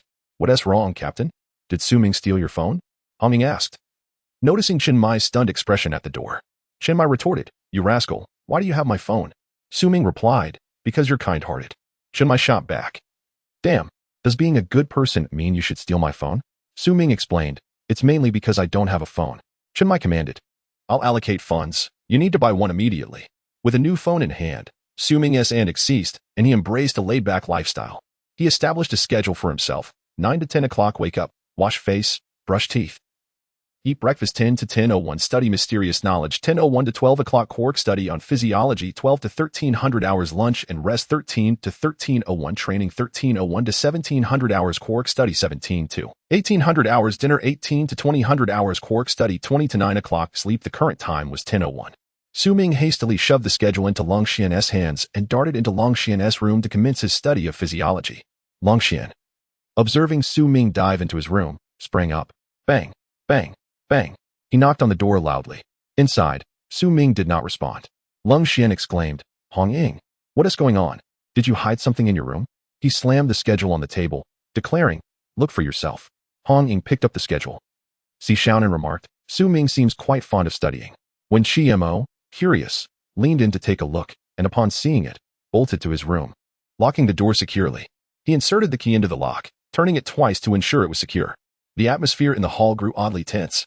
A strange sound emanated from Lang Xian's room, which Su Ming quickly muted. The others in the room collectively sighed. Qianmai coughed. I'll go look for the ghost face king. Wu Xiangnan offered. I'll accompany you. Lang Xian stated, I'm going out to clean my gun. Hong Ying decided, I'll go practice shooting at the training ground. Si Shaonan remarked, I'll check on what Su Ming is up to. At that moment, back in his room, Su Ming was lost in thought, staring at the screen displaying a small film. I distinctly searched for a physiology teacher. Could it be that the keywords are incorrect? Never mind. Since I'm here, I might as well indulge in learning. Enveloped in his studies, he lost track of time. When Su Ming finally glanced at the time on his phone again, he realized it was already 3 in the afternoon. He opened the door, ready to grab a bite. Huh? Where's everyone? Have they all gone out on a mission? That shouldn't be the case. In terms of the script, isn't today the day when Zhao Kongqing encounters the Phantom Man? Moreover, it occurs at night, after searching for Lin Xia. So where have they all gone? Never mind. Su Ming felt hungry and rummaged through the refrigerator, extracting 2 eggs. In a swift manner, he prepared a dish of green pepper and egg noodles. Savoring a bite, Su Ming exclaimed, "Delicious." At that moment, Zhao Kongqing entered through the door. Zhao Kongqing, have you ever taken the mute medicine? Su Ming shook his head. No. Zhao Kongqing, I'll buy some for you tomorrow. Su Ming, thank you. Suddenly, while eating his noodles, Su Ming recalled something. It seemed that Zhao Kongqing had not taken to heart what he had mentioned earlier in the morning. So he asked again, "Old Zhao, do you want to awaken the Forbidden Ruins?" Zhao Kongqing looked at Su Ming with suspicion. Are you serious? Su Ming, of course. When have I ever deceived you? Zhao Kongqing, then tell me more. Zhao Kongqing, what's wrong? Do you want it too? You'll get it once you're a formal member. Zhao Kongqing's expression darkened, and Su Ming playfully removed his Christmas hat and placed it on Zhao Kongqing's head. Hey, now you have a Forbidden Ruin. Zhao Kongqing, I'll be the one awakening a Forbidden Ruin for you. Chapter 14. Do you want to pilot a Gundam? After enduring a beating from Zhao Kongqing, Su Ming felt numb. It is indeed challenging to be a good person. Zhao Kongqing, I was merciful enough to not use the ghost god needle on you. Su Ming abruptly sat up. I'm serious, old Zhao. You have to believe me. Zhao Kongqing frowned slightly. To be honest, he had often yearned for the Forbidden Ruins, imagining what it would be like to possess one. It would be a lie to say he wasn't envious of their captain and the others. But lacking one means lacking it. However, Su Ming was different. There was something peculiar about him, which piqued Zhao Kongqing's interest. Sensing Zhao Kongqing's wavering, Su Ming continued to stoke the fire.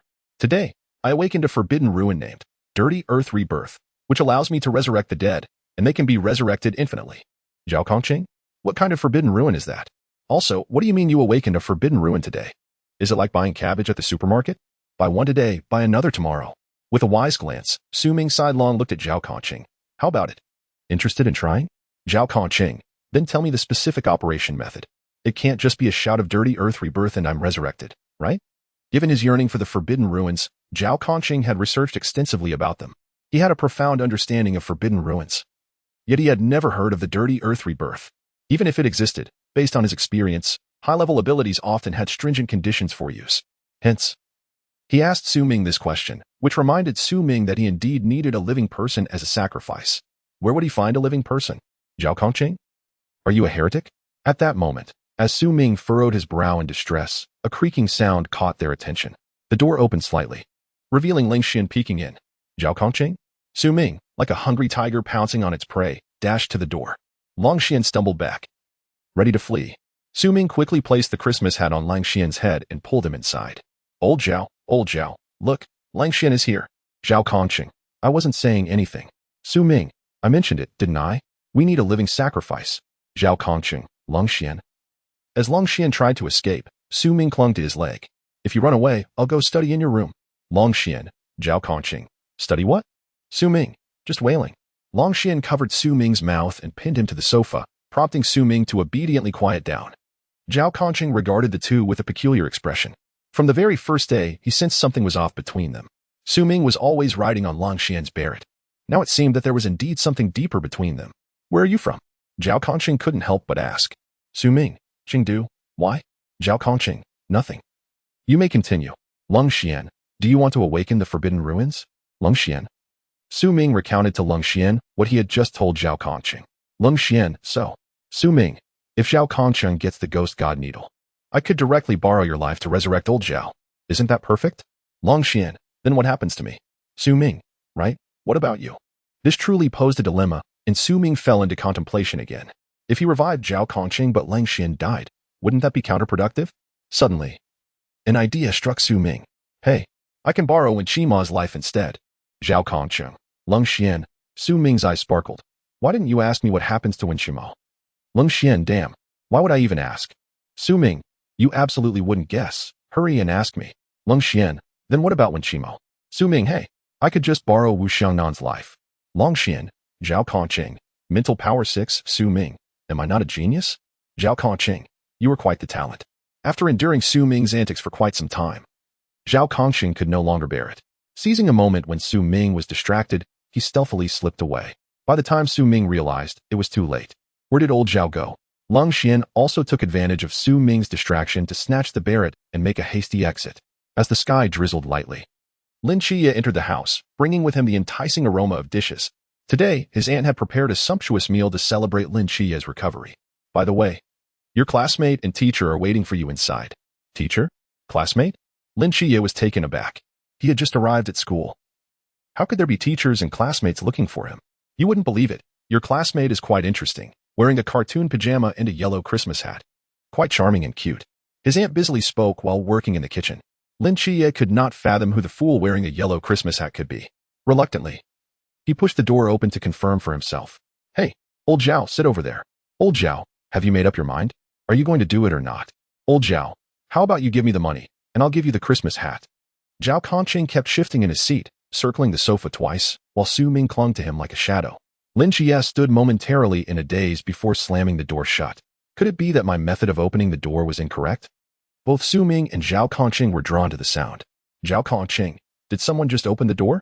Zhao Kongqing pushed Su Ming aside, got up, and opened the door, where Lin Chia stood awkwardly. Zhao Kongqing smiled warmly. Shall we have a chat? Lin Chia eyed the man before him warily. I told you I want to join you. Zhao Kongqing, I'm not asking you to join us. Su Ming, exactly. We are here to give you money. Zhao Kongqing, is it your money? Su Ming, if I had 5 million, I would give it all to Lin Chia. But alas, I do not. Zhao Kongqing's face turned red, and his head seemed to emit steam. Lin Chia casually closed the door, and the three settled onto the sofa. What do you want to say? Su Ming pulled out a roll of parchment from Zhao Kongqing's embrace and placed it on Lin Chia's table, slowly unfurling it. I told you we came to give you money. Why don't you believe me? Zhao Kongqing, is it your money? Chapter 15, Gaia. After Zhao Kongqing delivered a heartfelt speech and Lin Chia resolutely declined, stating, I will not accept money from a soldier, Zhao Kongqing left with a sense of melancholy. Su Ming eagerly followed behind him. Old Zhao, do you want Lin Chia to join the Night Watchers? Zhao Kongqing replied, I have approached him, but he is unwilling. We cannot force him, and besides, his family is quite happy, isn't it? Su Ming countered, if we don't find him, those ancient cultists will. And then it will be too late. Zhao Kongqing fell silent, and after a long pause, he finally spoke. Do you have a plan? Absolutely. Su Ming whispered as he leaned closer to Zhao Kongqing. I'll lure him out, and you just need to stab yourself with the ghostly divine weapon. Zhao Kongqing raised an eyebrow in disbelief. So, does that mean I have to die today? Su Ming pondered for a moment. I told you I can revive you. Why don't you believe me? Zhao Kongqing twitched his lips in frustration. He could not comprehend why this eccentricity was so insistent on harming himself with the ghostly weapon. He had not provoked Su Ming in any way. Deciding to ignore him, Zhao Kongqing headed towards the exit of the old city. The rain fell heavier, and he felt a chill creeping in, fearing he would soon be drenched. Just then, an umbrella was opened above his head. Would you look at that? This kid isn't entirely bad after all. The two sheltered beneath a black umbrella as they entered a van. Zhao Kongqing, suppressing his curiosity, asked, where did the umbrella come from? Lin Chia gave it to me, Su Ming replied. How come I didn't know? Zhao Kongqing questioned. Lin Chia doesn't know either. Su Ming shrugged. You stole it. Zhao Kongqing exclaimed. Not at all. The business of the Night Watchers cannot be called stealing. It's borrowing, Su Ming asserted. No need. Lin Chia will come to retrieve it. Before Zhao Kongqing could say more, he heard Wu Xiangnan's voice in his earpiece, causing his expression to shift immediately. The ghostly-faced king is coming, Su Ming announced. How do you know? Zhao Kongqing asked. Su Ming pointed to his earpiece. I heard it. Where did you get that? Zhao Kongqing pressed. See Xiao and lend it to me. When? How come I didn't know? It's fine. He doesn't know either, Su Ming replied. Damn. Your presence is a blessing for our Team 136. A cloaked figure darted swiftly through the rain, droplets splattering across his weathered face. Tension etched into his features. He had just promised that boy Lin Chia moments ago. His gaze fixed on a distant room glowing with warmth, where a family was gathered, celebrating a boy's recovery. Suddenly, Zhao Kongqing halted, a foul stench invading his nostrils. He surveyed his surroundings. Holy hell! With an alarmed gasp, Su Ming collided into Zhao Kongqing's back, landing squarely in a puddle. Why are you running so fast? Zhao Kongqing yanked Su Ming aside, and both retreated a step, their eyes locked on a nearby manhole. Report. Watcher Zhao Kongqing has discovered the ghostly-faced king in the old city. With that, he opened his briefcase. A no entry sign popped out, which he firmly planted into the ground with a decisive thud. Rapidly, Zhao Kongqing dashed forward, embedding 3 more signs into the earth, blood tracing a line behind him. Open the boundless domain.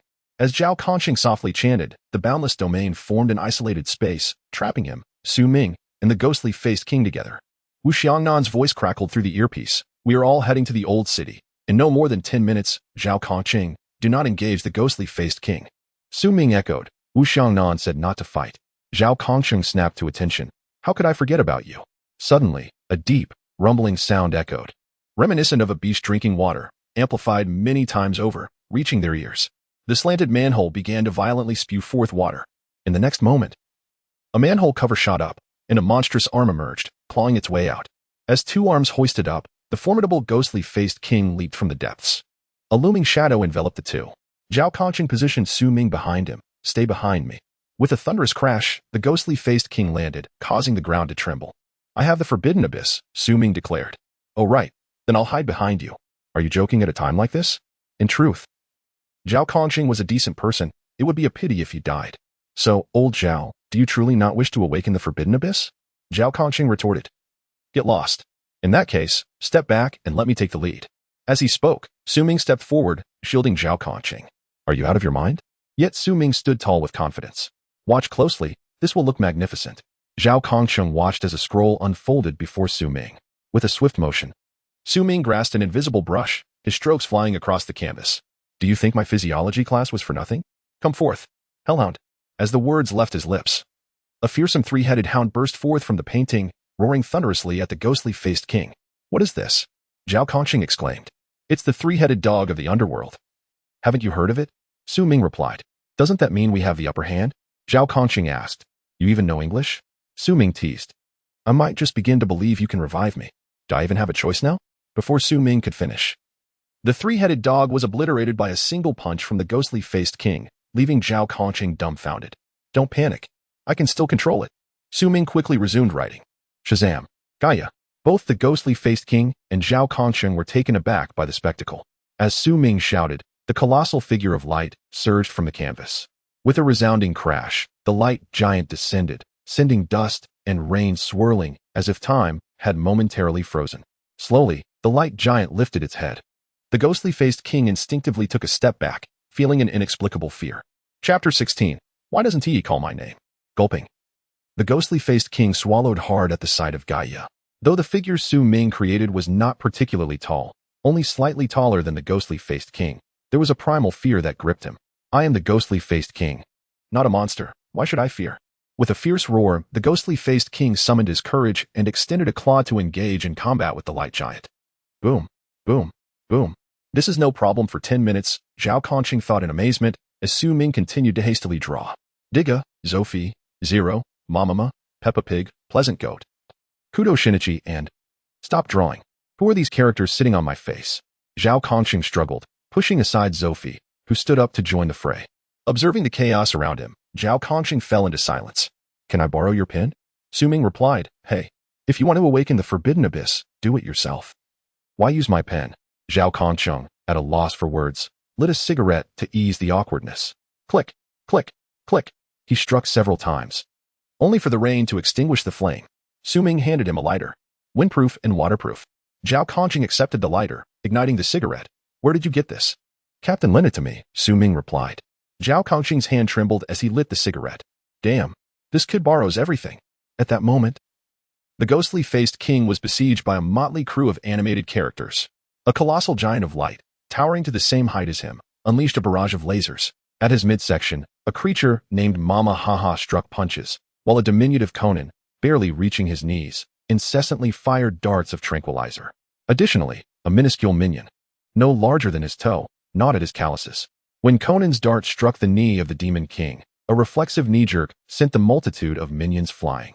Seizing the moment, Zophie mounted the head of the Demon King. The scene was so exquisite that words failed to capture it fully.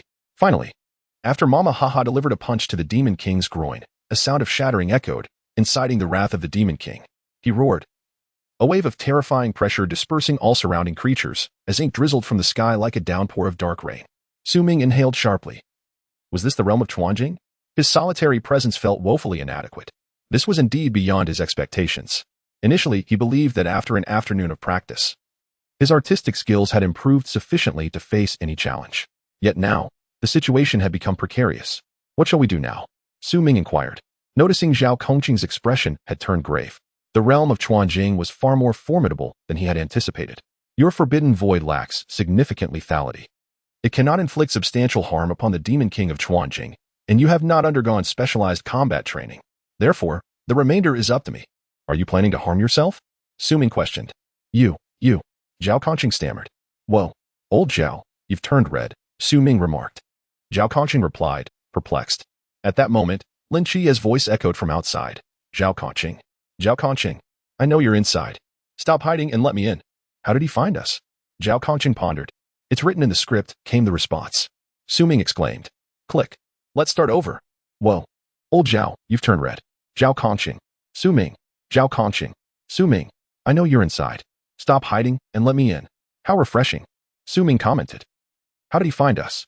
Zhao Kongqing reiterated, his gaze landing on Su Ming. Did he steal the umbrella just so Lin Qiye would notice something amiss? But he was merely an ordinary person. Su Ming shouldn't have involved him. Zhao Kongqing. Su Ming. I know you are in the unbound void. Open the door and let me in. Coming, Su Ming replied. You stay right there. Zhao Kongqing commanded. Su Ming pointed. Lin Qiye asked us to open the door. Get lost. Lin Qiye, outside, was momentarily stunned.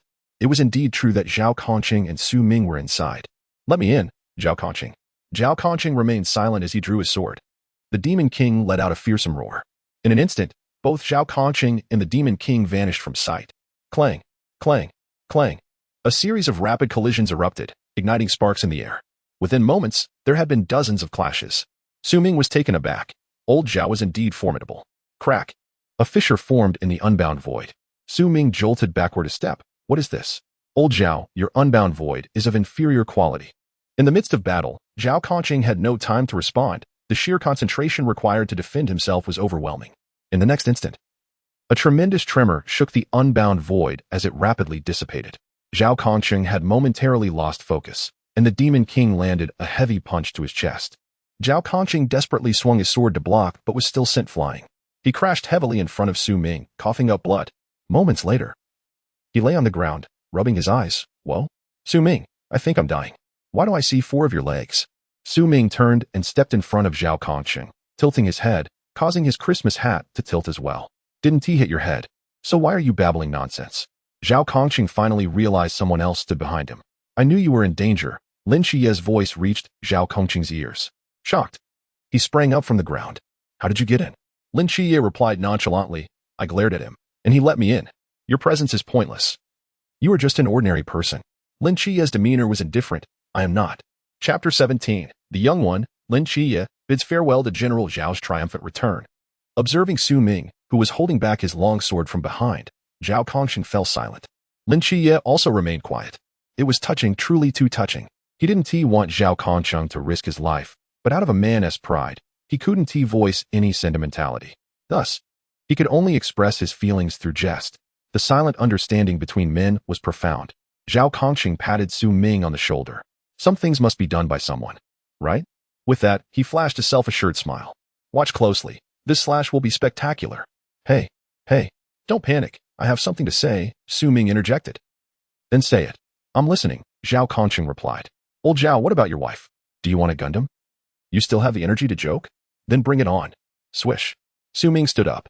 I was just waiting for you to say that. The scroll and brush reappeared. Su Ming bent over, scribbling furiously. Zhao Kongqing sighed in resignation. I've told you, your lethality is insufficient. The disparity in your realms is too great.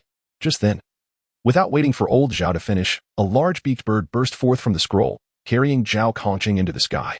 Zhao Kongqing stumbled, grasping the bird's feathers. Whoa, slow down. Damn it, I'm dizzy. Su Ming declared, since we lack strength, let us adopt a guerrilla strategy. What do you think? Old Zhao. I'm not deceiving you, am I? Gradually acclimating to the sensation of flying, Zhao Kongqing appeared invigorated. Hey, I must admit, this feeling is quite delightful. Su Ming glanced at Lin Qiye. Do you want to pilot a Gundam? Lin Qiye. Su Ming slapped his forehead. I forgot you're piloting Michael. Lin Qiye. Curse. The Demon King glared at Zhao Kongqing, who was circling above, and with a furious swipe of his claw, aimed at him. Zhao Kongqing yanked on the bird's left wing, and the creature deftly veered right, easily evading the Demon King's attack. Next, he swiftly closed in on the Demon King, delivering a slash. Swish. The Demon King's back was cut open by Zhao Kongqing's blade, and he quickly distanced himself. Awesome. Su Ming, if you had this skill, you should have used it sooner. Quickly use the Demon Goddess summon. I have a surprise, Su Ming urged. Damn it. Is this kid determined to kill himself today? Zhao Kongqing thought, ignoring Su Ming's nonsensical chatter. Clang, clang, clang. In the air, the two continued to collide. With a mount, Zhao Kongqing gained some agility. Yet due to the disparity in strength, he still found himself at a clear disadvantage. However, he felt it was a significant problem as long as Hong Ying arrived in time. Just then, the tide shifted dramatically. Roar! The Demon King bellowed. And Zhao Kongqing quickly dodged. A massive ghostly face suddenly appeared on the ground, expanding rapidly from the Demon King and enveloping the three of them. This is bad. Zhao Kongqing's face changed instantly. Ghost face territory, he could still release the forbidden void. Su Ming was also taken aback. Whoa, I almost forgot about that. Lin Qiye looked at the ghostly face below, frowning. Should he ascend or not? After a brief hesitation, Lin Qiye suddenly stepped forward. Forget it. I'm going up. In the next moment, he felt the world spinning, everything upside down, as if he were trapped within a colossal kaleidoscope. Su Ming and Zhao Kongqing found themselves in a similar predicament, with Zhao Kongqing's situation even worse. He was perilously close to the Phantom King. Zhao Kongqing took a deep breath and slowly closed his eyes, relying on his senses to perceive everything around him. In the next moment, a cold gleam flashed past Zhao Kongqing from behind. Clang! With a deft twist of the wrist, a beautifully executed Suqin backsword maneuver blocked the Phantom King's attack. However, the force of that claw was overwhelming, sending Zhao Kongqing flying, scattering the large bird in the process. Zhao Kongqing plummeted to the ground from a great height. With his eyes shut and the speed of his fall, the roaring wind drowned out all sound around him. In the next instant, the Phantom King lunged towards Zhao Kongqing, cleaving him in two with a single stroke. Blood gushed forth. Even within the Phantom realm, Lin Qiye witnessed this horrifying scene. The terrifying might of the Seraph descended from the heavens, shattering the Phantom realm with its oppressive force.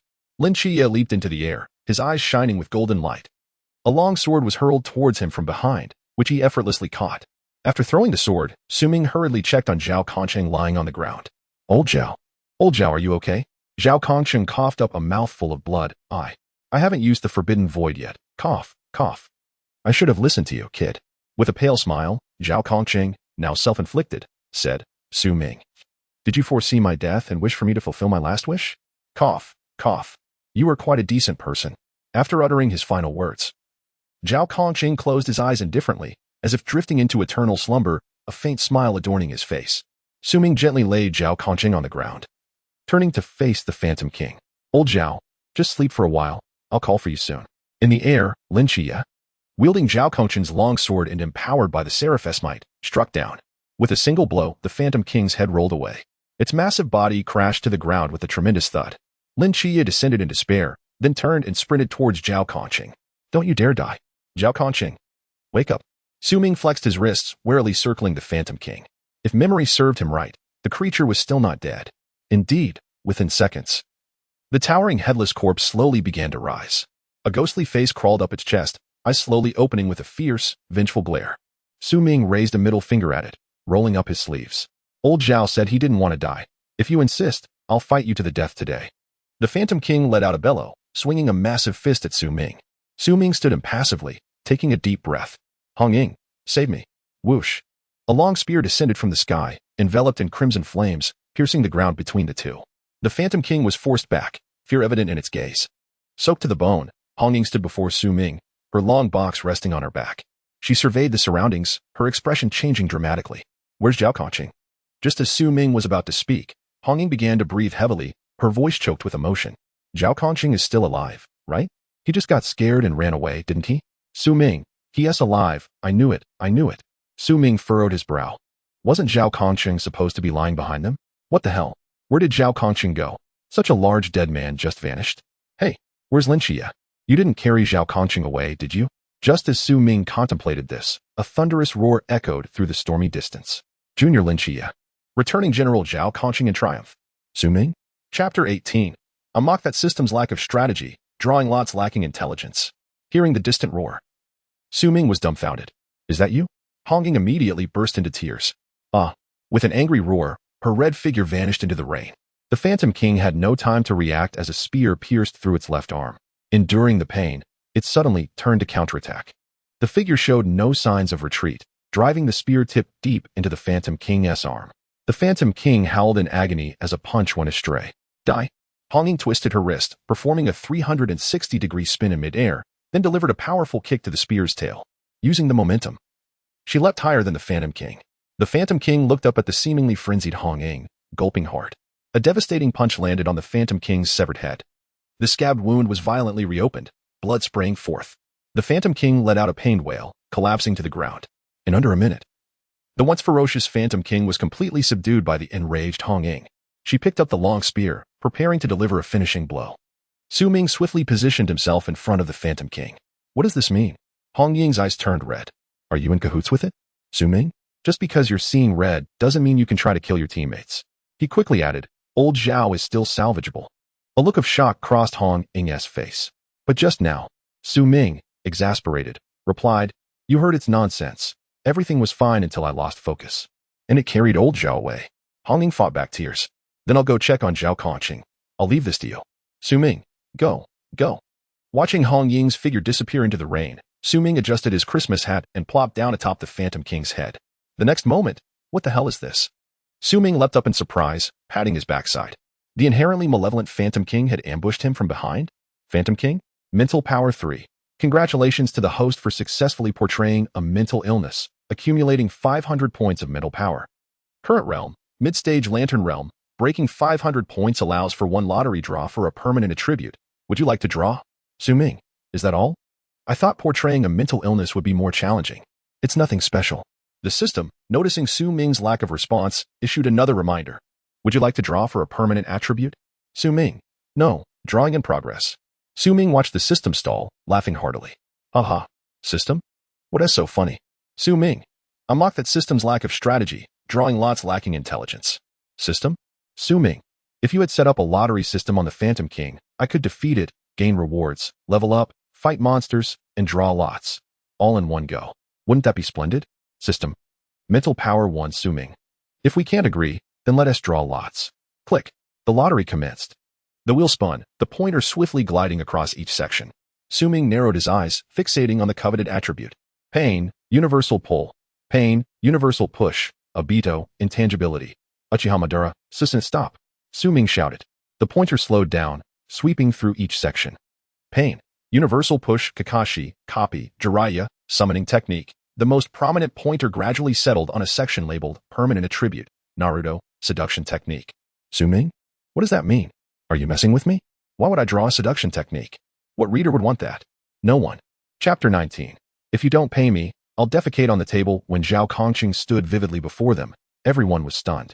In the distance, Lang Xian slightly adjusted his scope, gazing towards Chen Mai and the others. Zhao Kongqing stroked his chin, deep in thought. So there truly is a soul after death. He glanced at the head of the Phantom King on the ground, then at the stunned crowd. It seemed his death had indeed caused quite a stir among Team 136. Finally, his gaze settled on Su Ming and Lin Xie. With heartfelt admiration, he remarked, Those two rascals are doing quite well. Suddenly, a hand rested upon his shoulder. Zhao Kongqing, is that you? Zhao Kongqing jolted in surprise. What the hell? Can you see me? Hong Ying rushed to embrace Zhao Kongqing, and all members of Team 136 surrounded him. Wait, am I not dead? He exclaimed, suddenly recalling something as he glanced towards the distance at Su Ming. Hey, where's Su Ming? In the next moment, Hong Ying kicked the cartoon pajamas beneath her, causing them to roll over. Why are you hugging my leg? Su Ming awkwardly stood up, picked up a Christmas hat, and promptly clung to Si Xiaonan's leg, tears streaming down his face. Old Zhao, it's great that you're alive. Si Xiaonan, overwhelmed with emotion, felt a dampness on her leg and thought, what the? Zhao Kongqing's feelings of gratitude quickly dissipated. Lin Xie craned his neck. Is it really that easy to be alive again? 10 minutes later, including Lin Xie, Zhao Kongqing found himself at the center of a circle. The others watching him like a spectacle. Old Zhao, show us a jump. Chen Mai urged. Without hesitation, Zhao Kongqing sprang into action. Hey, that's impressive, Chen Mai exclaimed. Do a handstand? Hong Ying called. Zhao Kongqing executed a swift handstand. Incredible, Hong Ying exclaimed. Do push-ups. Si Xiaonan instructed. Zhao Kongqing clapped his hands to the ground, completing 10 push-ups in succession. What is the principle behind this? Si Xiaonan inquired. Like a crow flying a plane, Lang Xian interjected, clearing his throat. You all continue. No further commands were issued, and Zhao Kongqing began to move his body. I feel invigorated. I could take on 2 demon kings with one hand. Lung Xian asked, do you have the forbidden void? It was understandable that he was concerned about this, as Su Ming had previously mentioned something about a boost for Zhao Kongqing. However, they had dismissed it as mere nonsense. Now, seeing Zhao Kongqing truly revived stirred a sense of longing within Lang Xian, who also lacked the forbidden void. Zhao Kongqing shook his head. No. Su Ming muttered, I told you to get it, but you didn't listen. Now you've lost your life for nothing and still haven't awakened the forbidden void. What a waste. Zhao Kongqing lamented, is it too late for me to get it now? Su Ming replied, I don't know. Lung Xian exclaimed, I'll do it. I'll do it. Zhao Kongqing cautioned, mind your character. You're about to collapse. Lung Xian retorted, I want the forbidden void, not a character. At that moment, Lin Qiye interjected, can you tell me about yourselves? Zhao Kongqing approached Lin Qiye and patted his shoulder. No problem. Didn't you say you didn't want to join the Night Watchers? Why the sudden change of heart? Lin Qiye replied, I don't. The next day, Su Ming crawled out of the large bed at Hong Ying's house and quietly slipped away. Today, he wore a rather ordinary pink plush pajama. Exiting the villa, he turned left, then left again, and continued turning left until he stopped behind a villa 10 minutes later. Surveying his surroundings for any signs of life, he prepared to commence today's experiment. According to theory, Pain's Shinra Tensei should not exhibit such a low level of effectiveness. Yesterday, it had failed to budge Chen Mai. After a night of contemplation, Su Ming realized the issue. He had been too fatigued. Having unleashed the Super Beast pseudo-picture multiple times and then used Edo Tensei to save Zhao Kongqing, he was merely a shadow of his full self. It was entirely reasonable for him to be drained. Thus, after a night of recovery, he promptly sought a secure location to conduct his experiment. His initial target was the villa behind him. Without hesitation, he declared, Shinra Tensei. A powerful repulsive force manifested between Su Ming and the villa. In the next instant, a loud crash echoed as Su Ming was propelled backward. Once he regained his footing, he pondered the predicament of why he was the one being thrown. Soon, his astute mind deduced the truth. Shinra Tensei was an area of effect skill, not a targeted one. This meant he shouldn't specify a target but rather unleash a 360-degree indiscriminate attack. I am indeed a genius. Having come to this realization, he selected another target. Spotting a van parked nearby, he nodded. All right, you it is. He then released Shinra Tensei once more. In the next moment, a tremendous force radiated from Su Ming, encompassing a 360-degree radius.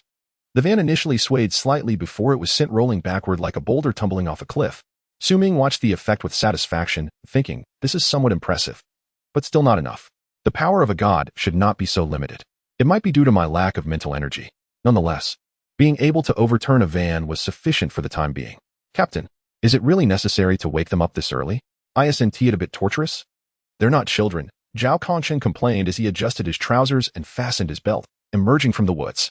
Shinmai replied, today is different. It's the first day, and we need to give Lin Qiye a wake-up call.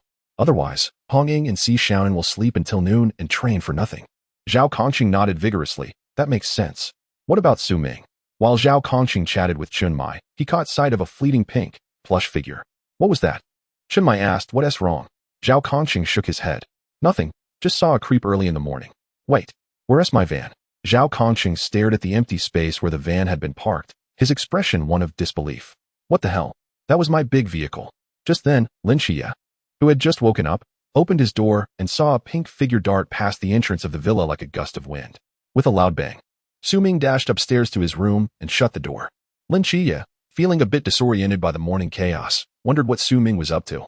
Forget it, he thought, shaking his head. He decided to focus on delivering the letter he had written to his aunt. As Lin Qiye stepped outside, Zhao Kongqing arrived just in time. Seeing Lin Qiye preparing to leave, he asked, where are you going? Lin Qiye waved the envelope in his hand. Delivering a letter to report my safety, Lin Qiye affirmed before striding off.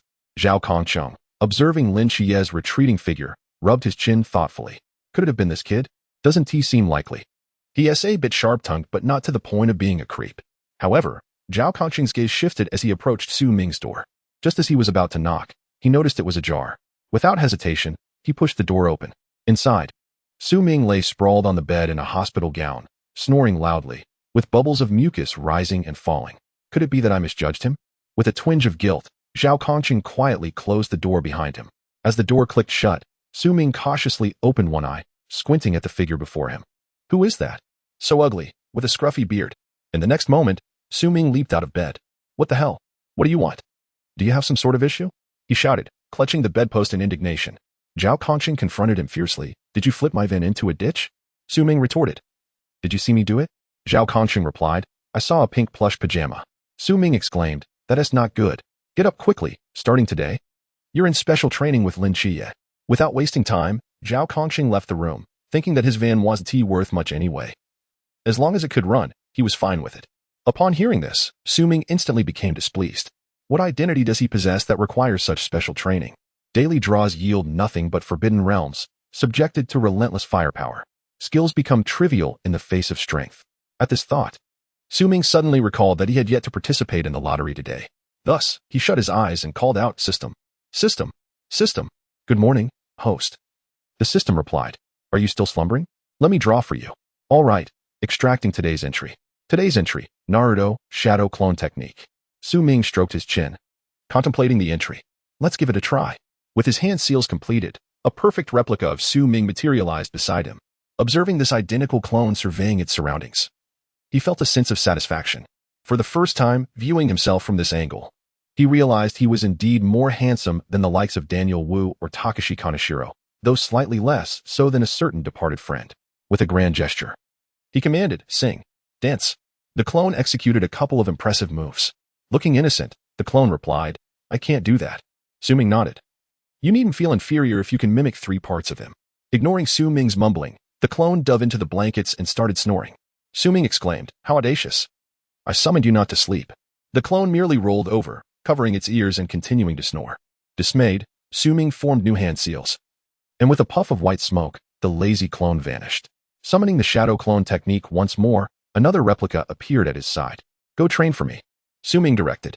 The clone grinned mischievously before executing another impressive move. Did you not expect this? It's still me. Chapter 21. Cuddling in Sister S blanket in the Peace Bureau's underground training ground, Lin Chiye stood alongside Su Ming, facing the entirety of Team 136. Old Zhao, you take Lin Chiye. I'll take Hong Ying, Shinmai commanded. Do you have any objections? Yes. Both Hong Ying and Su Ming responded in unison. Turning to Su Ming, Shinmai inquired, What is your issue? Do you wish to follow Zhao Kongqing? Shaking his head, Su Ming posed a different question. Why can't I lead Lin Chiye? Lin Chiye looked puzzled. Shinmai was taken aback. Stop causing trouble. Su Ming persisted. Then I'll take Si Xiaonan. Si Xiaonan appeared confused. Shinmai retorted. What gives you the right? You aren't even a formal night watchman yet, and are you aware of your own combat capabilities? I have my advantages. Su Ming replied confidently. Shinmai sighed. Can you not be more low-key? Everyone in Team 136 has their own advantages. Suppressing his inner thoughts, Shinmai ignored Su Ming and turned to Hong Ying. What do you say? After glancing at Su Ming and then at Lin Chiye, Hong Ying declared, I want to be with my brother Chiye. I don't want Su Ming. Su Ming protested. What? Hong Ying dismissed him. No need. I find you bothersome. Su Ming teased. Just don't sleep too soundly at night. Raising an eyebrow, Hong Ying shot back. Are you suggesting we cuddle? Su Ming rubbed his chin. That is not entirely out of the question. In the next moment, Hong Ying delivered an elbow strike. Su Ming winced, grimacing in pain, and fell silent. Clearing his throat, Shinmai finalized, it's settled. Focus on combat training. And for the Forbidden Realms, you both will undergo special training with Wenqima. For firearms, seek out Lung Xian. Everyone nodded in agreement, while Su Ming shook his head vigorously in protest. Let us go. I'll take you to practice close combat. Hong Ying pulled Su Ming towards the training ground. Help me. Zhao Kongqing. Save me. Go easy. Don't hit my face. Protective gear, I need a full set. How did you manage to destroy all the protective gear? I'm done. I can't do this anymore. Let me out. Don't hit my backside. Listening to the intense training sounds from within the training ground, Lin Chiye swallowed hard. Zhao Kongqing reassured him, don't worry, I'm not that heartless. They have personal grievances. Lin Chiye nodded discreetly, I can see that. Thus, the tense and exhilarating special training commenced. Throughout the morning, Lin Chiye was battered by Zhao Kongqing, while Su Ming was heard howling from one side of the training ground to the other. Finally, lunchtime arrived. Shinmai had thoughtfully prepared a pot of braised ribs. Everyone gathered around. Hong Ying scanned the room, confirming that her formidable dining rival, Su Ming, was too weak to compete, her eyes sparkling with anticipation. Su Ming, bruised and battered, slumped on the sofa, his head bobbing as if he might fall asleep at any moment. Squinting, he leaned forward. What as for lunch today? It smells so good. Ribs, hey? Don't fall in. Shinmai quickly caught Su Ming before he toppled into the pot of ribs. Settling himself, Su Ming's head continued to sway, and the next moment, he fell face first onto the table with a thud. Dust enveloped the area. When it cleared, Su Ming had vanished. Where is Su Ming? Si Xiaonan inquired, peering under the table but finding nothing. At that moment, in Hong Ying's home, Su Ming was sound asleep, his face suddenly swelling. With a start, Su Ming jolted awake, exclaiming, "Ouch! Ouch, that hurts." Hastily covering his face, he jumped out of bed, searched for a pair of shoes, and dashed toward the Peace Bureau. He was keenly aware that Chinmai had prepared a large pot of ribs. Arriving late meant he'd be left with only bones. Enduring the beating was minor. Securing food was paramount. He swiftly pulled out a scroll and attempted to conjure a Boeing 747. "This is useless. I can't even manifest a Boeing 747. Stowing the scroll, he vanished in a cloud of smoke and rushed out, leaving a trail behind him. At the Peace Bureau, everyone was recovering from their shock.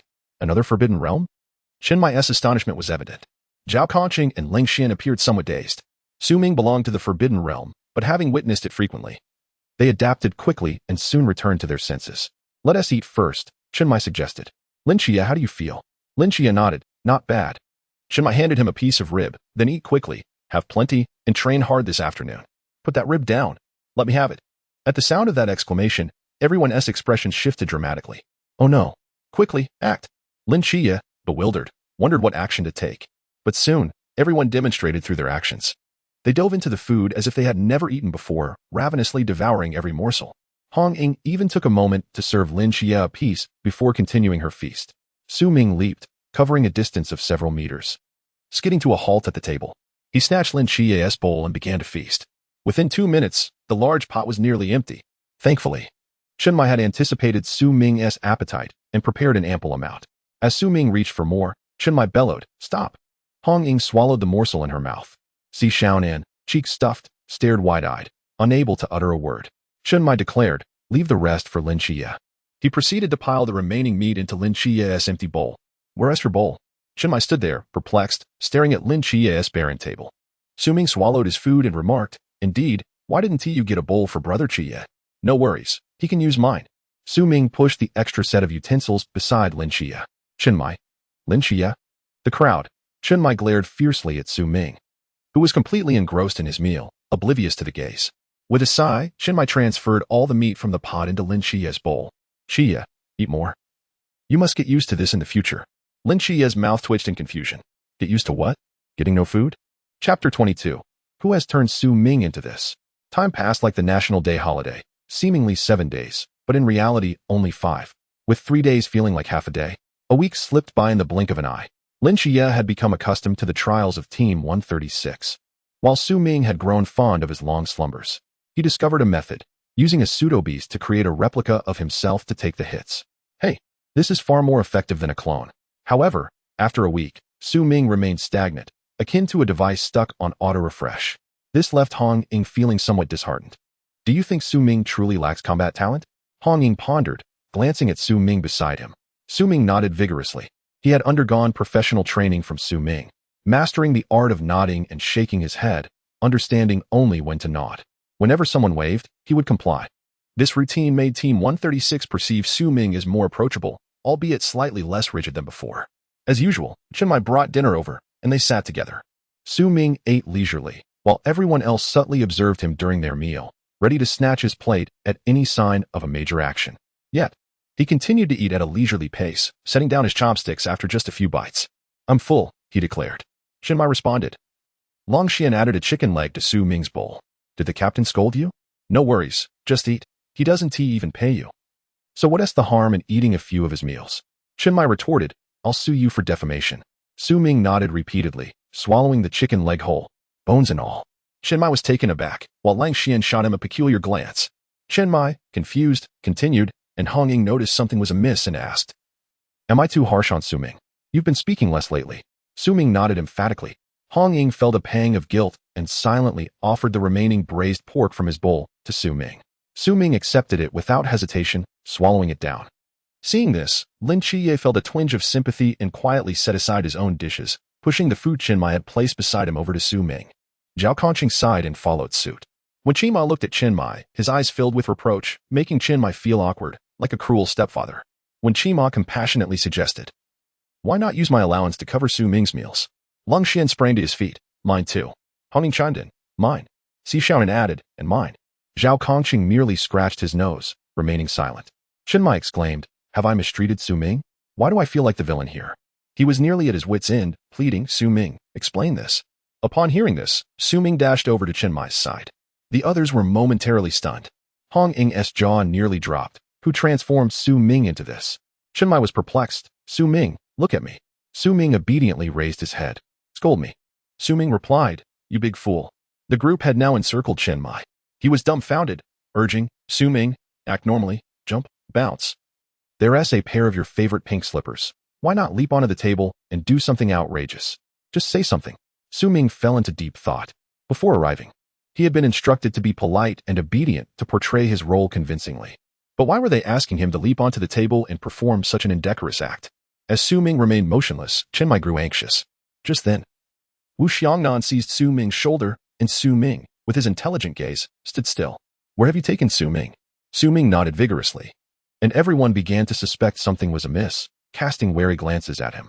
Wu Xiangnan, being the most rational among them, gestured to Chen Mai to call Su Ming. Chen Mai quickly grabbed his phone. After a series of operations, the call connected. Su Ming, where are you? I'm practicing with Hong Ying. What is up? Everyone could hear the stammer in his voice, sensing something was off. This fellow was clearly slacking off. Chen Mai retorted, Hong Ying hasn't he found you? Su Ming stroked his chin. I'm in the restroom. I looked for it, but it's not here. Then check the living room, Chen Mai instructed. On the other end, Su Ming paused, clearly taken aback. What? Why did you suddenly? Never mind. He quickly hung up. Beep, beep, beep. Moments later, Su Ming's smartwatch rang. Chen Mai, having just been hung up on, helplessly shrugged at the others. The next moment, Su Ming's watch echoed with a frantic voice. Where are you? Su Ming replied. How did you find out? Chen Mai, resigned, thought, since we've been discovered, let us just roll with it. I have bigger matters to attend to. At Songnan's second middle school, a boy clad in a hospital gown was struggling to scale the wall. The words mental health hospital glimmered in the sunlight. Damn, why is this wall so high? He muttered as he climbed with great effort. Finally, after considerable struggle, Su Ming stood atop the wall. Gazing down at the tiny figures in the campus below, he suddenly felt a sense of elevation, as if he were ascending to a throne. Taking a couple of deep breaths, he found the air refreshingly pleasant. What is that person doing on the restroom roof? Unbeknownst to him, the crowd below was growing larger. Su Ming sensed impending trouble. Crap. Wrong spot. No wonder it smelled odd. He mumbled and leaped from the wall, landing into a large net. Hey, what are you doing? Let me go. Do you believe I'll call the police? Su Ming struggled desperately within the net as several security guards carried him away.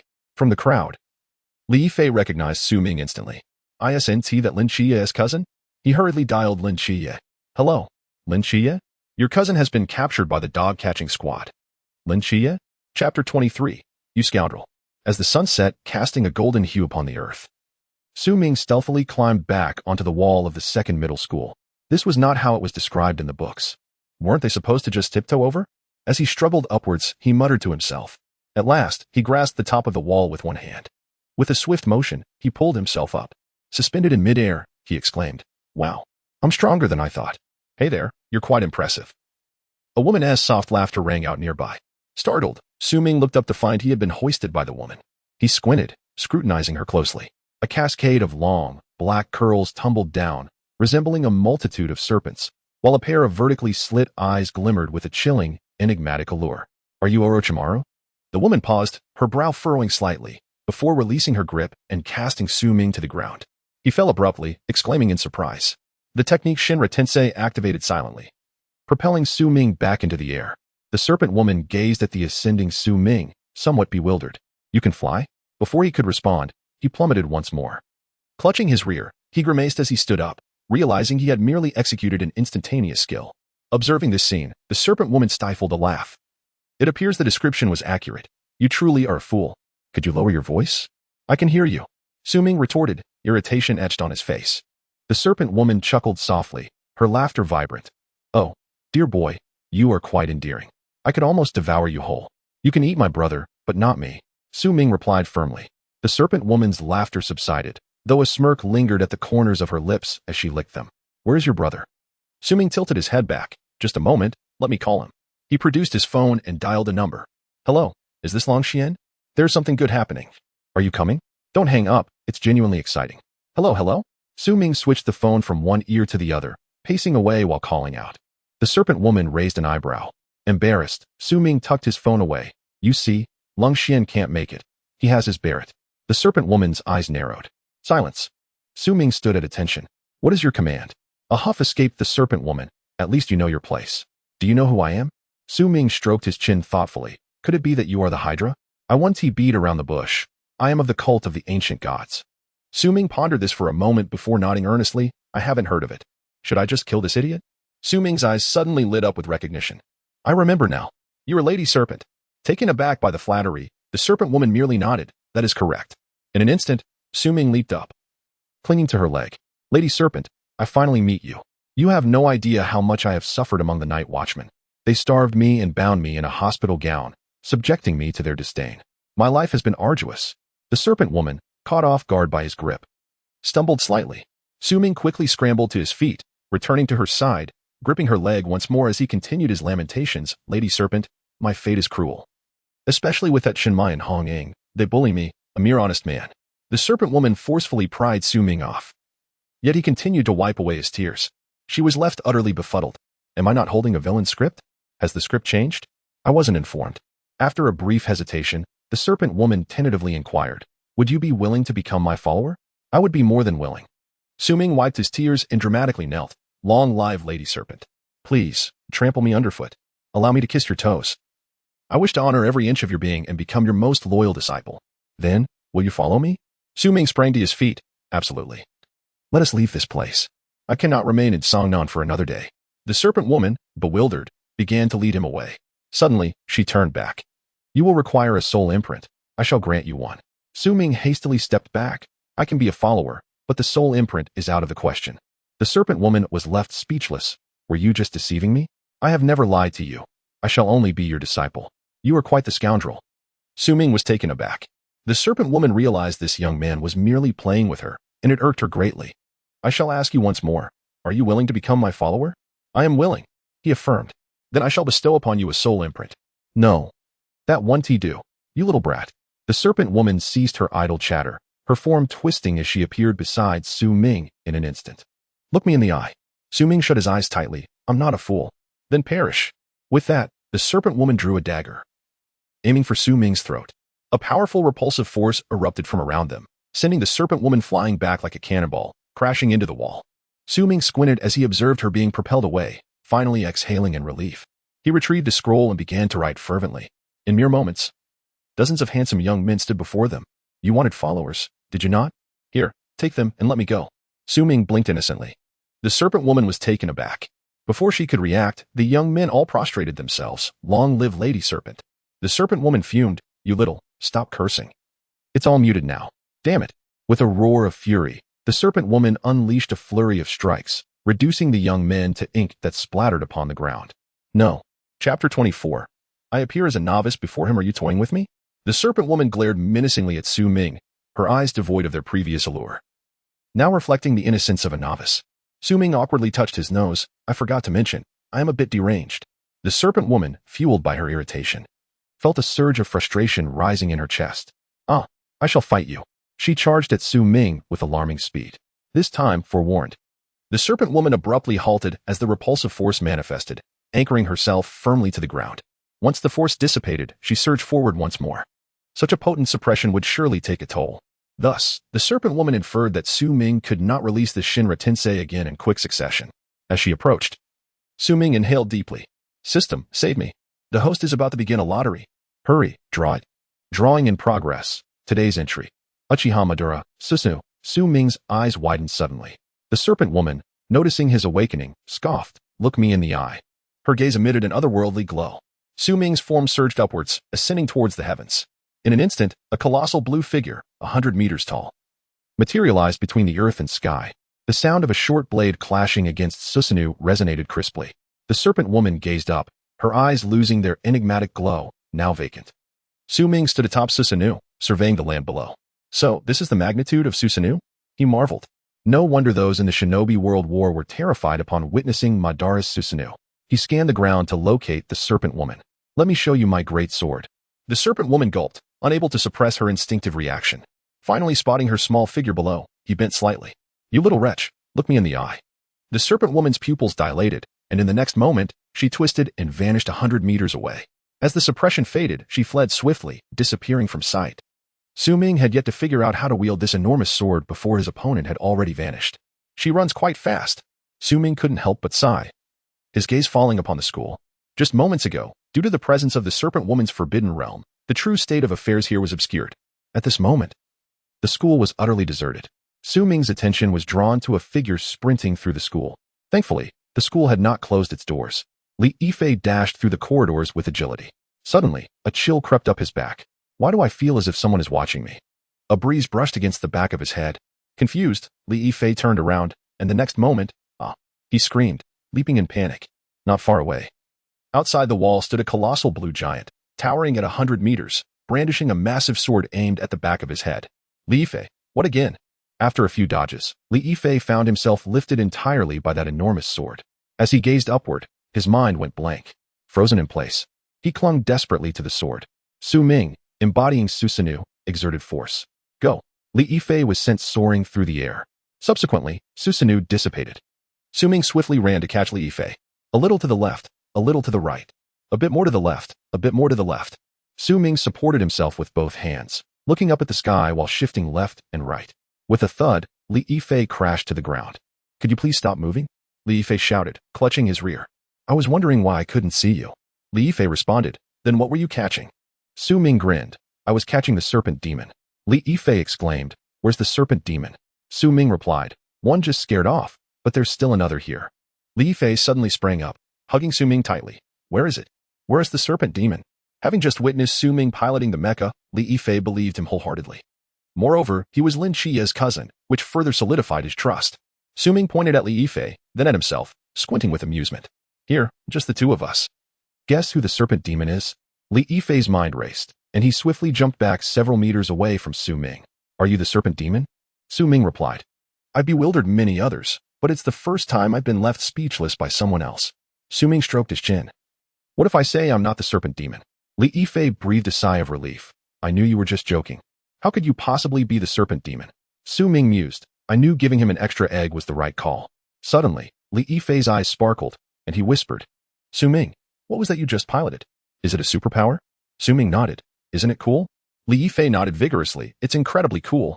Su Ming asked, do you want to pilot it? Li Yifei replied, can I? Su Ming said, come with me. Li Yifei's eyes gleamed, nodding repeatedly, sure, sure. 20 minutes later. At the peace office. Huh? Where is everyone? Why is it completely empty? Su Ming looked at the vacant room, puzzled. Shouldn't it be dinner time? Where has everyone gone? Bound tightly, Li Yifei hopped a couple of steps closer to Su Ming, leaning in to say, Su Ming, do you think they went on a mission? Su Ming replied, that shouldn't be the case. I brought you here. What mission could they be on? Li Yifei? What do you mean? Su Ming reassured him. It's nothing. Just stay put. You know, our secret organization must ensure its safety in this manner. Li Yifei replied, I understand. I get it. Look, you've tied me up, and I haven't complained. Su Ming smacked his lips.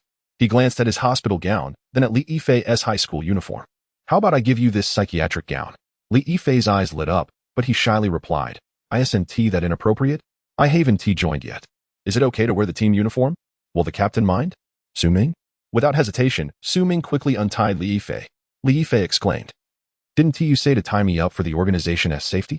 He looked at the loosened ropes, puzzled. Su Ming pondered for a moment. I trust you. Li Yifei patted Su Ming and then his chest. Brothers at heart. I won't cause any trouble. Su Ming scratched his nose. In front of him, he felt like a rookie. Chapter 25. Where is my Italian cannon? Late at night, at the peace office, Su Ming lay on the sofa, fast asleep, while Li Yifei began to doze off as well. Su Ming murmured in his sleep, little serpent demon. Just then, a few voices came from the entrance. Captain, could you be mistaken? Hong Ying remarked softly. Chen Mai's tone was filled with existential doubt. That shouldn't be. With such commotion, how could I be wrong? Zhao Kongqing added. But we've searched everywhere. There's nothing.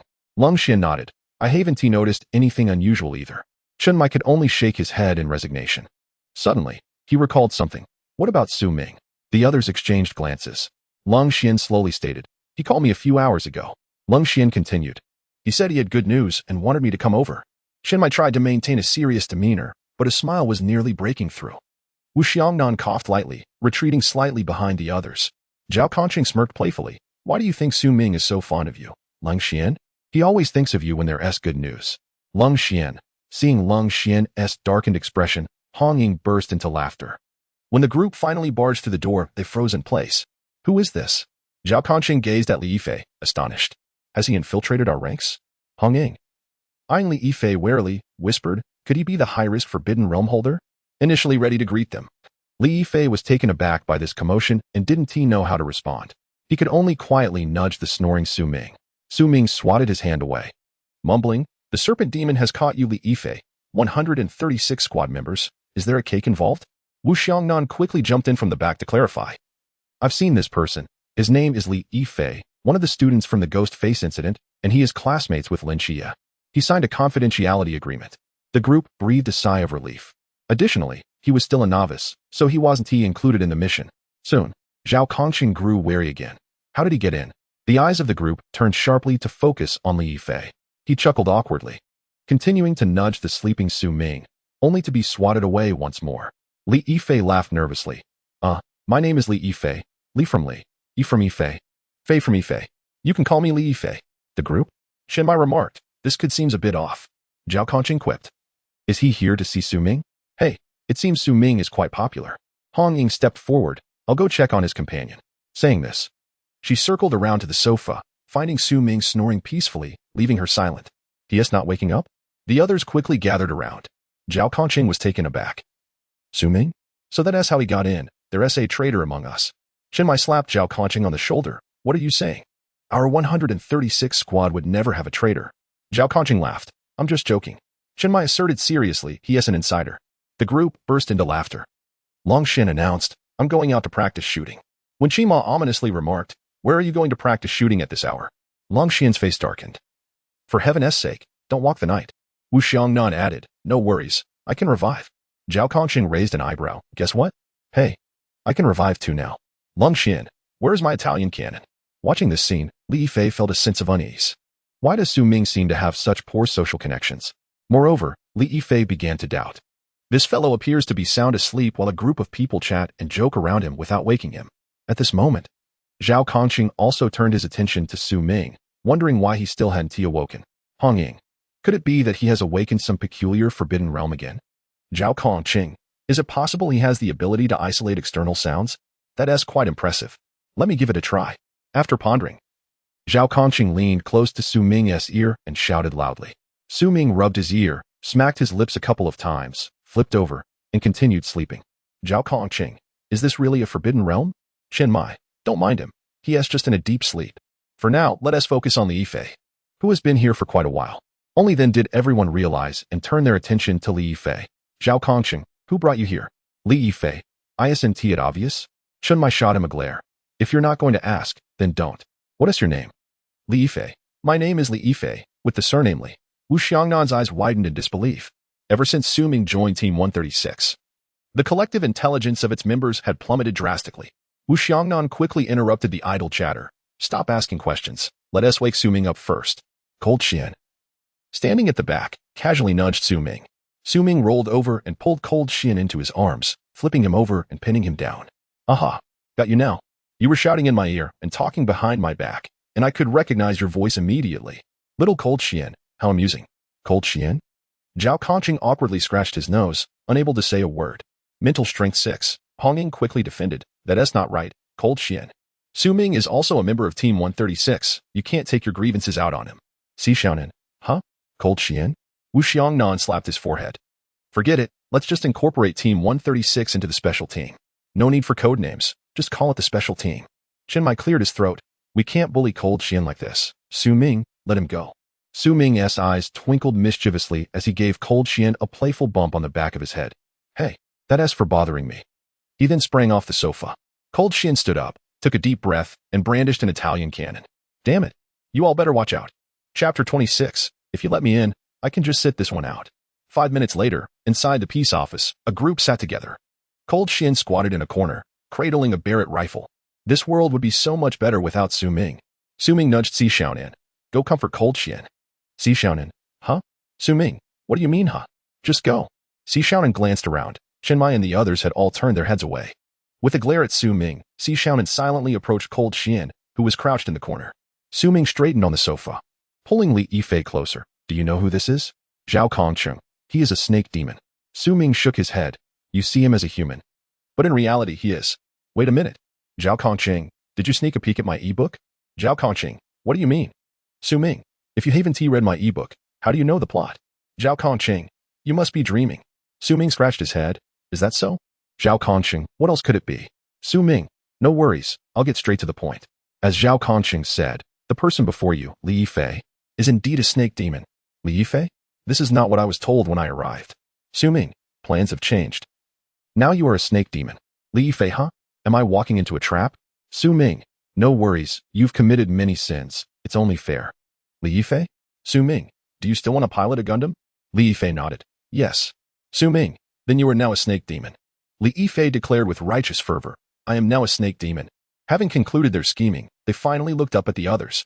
Su Ming, he is a snake demon. Li Yifei, indeed, I am a snake demon.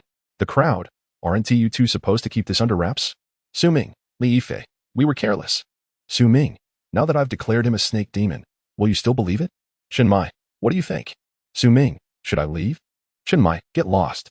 Su Ming stood up and left in a huff. Li Yifei, wait for me. Shinmai, take your snake demon and get lost. Li Yifei, hey? Why are you attacking me? As he reached the door and opened it, he stumbled and fell. Li Yifei, Su Ming, why do you have such poor social connections? Su Ming, it's my pleasure. Li Yifei, does this mean I'm not going to play the snake demon for nothing? Su Ming, you were always meant to be one.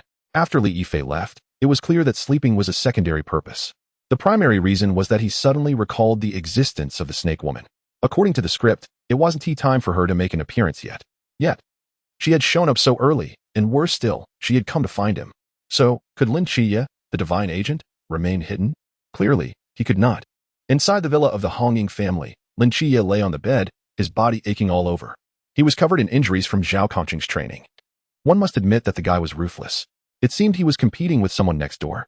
The louder Su Ming yelled, the harder Zhao Kongqing struck him, making him suffer greatly. The cold wind howled, and the leaves rustled.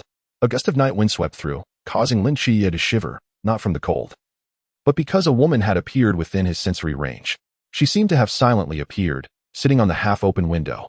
Her eyes sparkled with mischief, and her slightly curled hair danced in the breeze. Hello, little brother. The snake woman greeted seductively. Lin Chiye lay in bed, tense and alert, his mind racing. It was clear whether the other was friend or foe. What was worse, he was no match for her, even under the cover of night. With the blessings of the starry night dancer and the mortal realm deity, he would still not stand a chance against her. One could say he had no hope of winning. Who are you? After a brief moment of contemplation, Lin Chiye chose the most prudent approach, to buy time. Don't be afraid, little brother. I'm not a bad person. Have you heard of the ancient god church? The snake woman's elongated tongue licked her lips. She had been quite frightened by Su Ming today, and now wished to thoroughly ravage Lin Chiye. Upon hearing the name of the ancient god church, Lin Chiye shook his head slightly. I haven't heard of it. The snake woman slowly descended from the window, inching closer to Lin Chiye on the bed. No worries. After tonight, you will have heard of it. Lin Chiye's perceptive abilities clearly sensed the snake woman's perverse and nearly frenzied gaze. He frowned slightly and slowly began to rise from the bed. The snake woman perched on the edge of the bed, leaning forward, her hand bracing against the bed frame as she drew closer to Lin Chiye. Hee, such a handsome face. How beautiful it would be if you surrendered at my feet. Come on, let me thoroughly ravage your body and dignity. Just thinking about it excites me. Lin Chiye felt her breath growing closer. Gritting his teeth, he prepared for a desperate struggle. Just as they were nearly touching, bang, bang, bang, bang, bang. The urgent knocking at the door jolted both of them within the room. You thick-browed, big-eyed Lin Chiye, I just saw a slender-waisted, long-legged woman enter your bedroom. Bang, bang, bang. Lin Chiye, open the door. I know you're inside. It's not good to indulge yourself alone. Let me in, even if just as a spectator. Bang, bang, bang. Lin Chiye, stop pretending to be foolish. Inside the room, Lin Chiye's mental faculties were in turmoil. Chow, snake woman.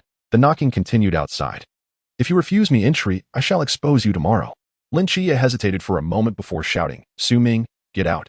Su Ming retorted. You want me to leave while you hoard everything for yourself? Does your conscience not ache? Lin Chiye cursed inwardly, damn it, let's deal with this fool. Meanwhile, Lin Chiye furrowed his brows, acutely sensing the visible panic that emerged on Su Ming's face upon his arrival. Could it be fear of being discovered? That was the only reasonable explanation. With newfound confidence, Lin Chiye raised an eyebrow. If you don't leave, I'll call for help. The snake woman's expression stiffened as she swiftly darted towards the window, plunging into the night and vanishing. Finally, Lin Chiye could breathe a sigh of relief. He slowly got out of bed and opened the door. Suddenly, without a point of support, Su Ming stumbled into the room, barely managing to grasp Lin Chia's pant leg. What the? Lin Chia exclaimed. Assessment complete. Innocent. Chapter 27. The Agent of the God of Deception. Terrifying indeed. The next day, within the Peace Affairs office. Let me speak first. My matter is urgent. It concerns Lin Chia's virtue. Lives are at stake. Lin Chia interjected. What? Stop. Chen Mai, observing the commotion between the two, shouted, Li Yifei, you go first. Su Ming, wait your turn. Li Yifei stammered, this morning. I went to school early to catch up on assignments, and I happened to see a monster with a mouth so large that it swallowed the director's head whole. He gestured widely. Afterward, it spat out the director. The atmosphere grew tense as everyone's expressions turned grave. Mysterious? Zhao Kongqing murmured. Wu Xiangnan nodded, very likely. Su Ming protested. It devoured someone, and you still think it's likely? Wu Xiangnan replied. We cannot rule out the possibility of Li Yifei lying. Su Ming gave a thumbs up, meticulous. Chen Mai pondered deeply. The enigma of disguise abilities was indeed a complex matter. When Qima suggested, we should infiltrate the school and locate the entity. Zhao Kongqing nodded. That makes sense. Who should go? We can't all go together. It will surely alert the creature. Su Ming raised his hand. I'll go. He smacked his forehead. I almost forgot. Dear brother Chia, please don't blame me for not keeping your secret. Your selfishness is simply too excessive. Lin Chia. Si Shanan's previously drowsy expression suddenly brightened as she glanced at Lin Chia, her ears perking up in anticipation of Su Ming's next revelation. Meanwhile, Chen Mai, when Qima and others feigned indifference, though their ears were also perked. Lin Chia felt his silence was deafening. After a moment, seeing Su Ming remain silent, Zhao Kongqing could no longer contain himself and asked, what happened next? Lin Chia was momentarily taken aback, his prior guilt towards Zhao Kongqing evaporating. As Su Ming prepared to continue fabricating tales, Lin Chia hurriedly covered his mouth. Whoa. Lin Chia quickly pulled Chen Mai aside to explain. It's not as Su Ming said. Captain, let me explain privately. Chen Mai feigned calmness, straining to listen. Lin Chia asked, what are you expecting? Chen Mai cleared his throat twice. Nothing. Go on. Lin Chia continued. Last night, I encountered an organization called the Ancient God Cult. Chen Mai's expression tightened upon hearing this. The Ancient God Cult? I didn't expect you to expose it so quickly. Lin Chia couldn't help but inquire. And the other organization? Chen Mai explained, and Lin Chia's seriousness deepened. Chen Mai patted his shoulder. It's all right. Let's handle the current situation first. We will pay more attention to your safety in the future. Lin Chia nodded in agreement. Chen Mai stated, then we shall split into two groups. Hongying, Xiaonan, and Lin Chia will enter the second school. We will handle the outside. Su Ming raised his hand. I have an objection. Chen Mai's expression darkened. What objection do you have? Su Ming replied, I want to go to the second school too. Chen Mai retorted, with your intelligence, the moment you step through the door, we will be exposed. Su Ming exclaimed, are you slandering me? No one paid attention to Su Ming as they quickly took action. Inside the Peace Affairs office, Su Ming stood alone, feeling abandoned. What about me? They didn't even give me an earpiece. Damn it. Thud, thud, thud. Su Ming rushed to the door, yanking the handle. Bang, bang. Damn it. I'm still inside. Captain. Chen Mai. Hongying. 5 minutes later, Su Ming sat on the ground, parched. The captain and the others are so careless. They locked the door before I could get out. Meanwhile, inside a black van, Hongying looked around, puzzled. Where's Su Ming? Chen Mai replied, he probably forgot at home. Hongying added, I'm still getting used to this. What if he runs out? Chen Mai assured, it's fine. I've locked the door. Hongying was taken aback. What? Zhao Kongqing quickly interjected, that's unfair, Captain. Chen Mai suggested, should we let him follow you? Zhao Kongqing replied, that's unnecessary. 20 minutes later, Lin Chia, Hongying, and Si Shaoran stood at the entrance of the second school. Lin Chia asked, how do we sneak into the school now? Hongying smirked, isn't that easy? We can climb over the wall.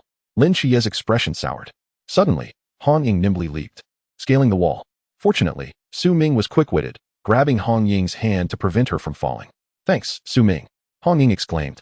Su Ming said with a grin, surprised? Unexpected? How did you get here? Hongying asked. Su Ming pulled her up. The captain accidentally locked me in, so I used a little trick to slip out. Hongying regarded Su Ming with suspicion. He seemed to carry many secrets, but the captain had instructed them not to pry, which only heightened his mystery. Finally, Hongying could not resist asking, how many hidden realms do you have? Su Ming replied, just one. What hidden realm? Hongying inquired. The Great System Summoning Technique. What is that? Su Ming clarified. It's a cheat. After a long silence, Hongying exclaimed, impressive. Su Ming replied, hey, don't leave. Trust me, it's real. He stretched his limbs, feeling no pain. Hey, not painful at all. Shaonan urged, quick, move aside. Su Ming jumped up, startled. What was that just now? Lin Qiye watched this scene, his lips twitching. When danger was absent, Su Ming was the greatest peril. Spiritual power 3, Su Ming exclaimed.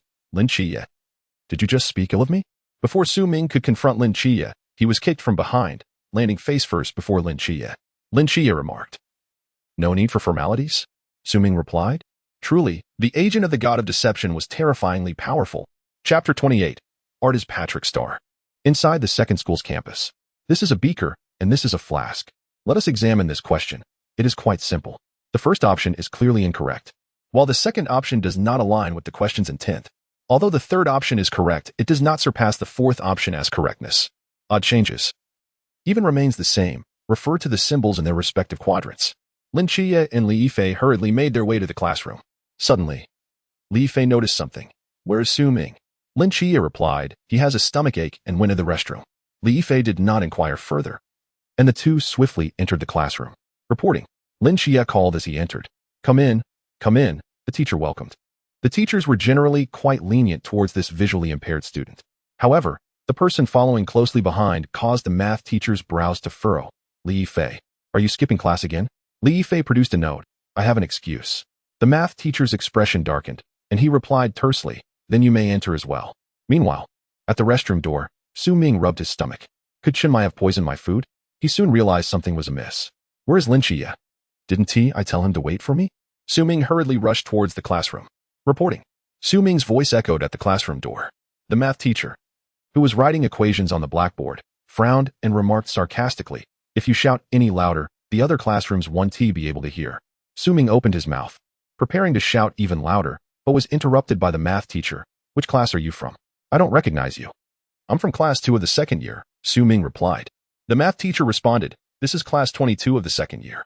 Su Ming looked up. Oh, I'm sorry, I mistakenly entered the wrong classroom after going to the restroom. The math teacher retorted, class 2 is right next to the boys' restroom. How could you mix that up? Su Ming stood still, glancing towards the restroom not far away. Isn't that right next to the restroom? The math teacher replied. Is it possible that that's the girls' restroom? Su Ming suddenly understood. No wonder I didn't recognize the civility slogans. I thought they had been updated. Laughter erupted in the classroom. Unfazed, Su Ming turned to leave. Soon after, the booming voice of a report echoed again at the entrance of class 2. In his earpiece, Chinmai spoke gravely. What is going on over there? Have they started a riot? Lin Qiye replied. A fool is making a report.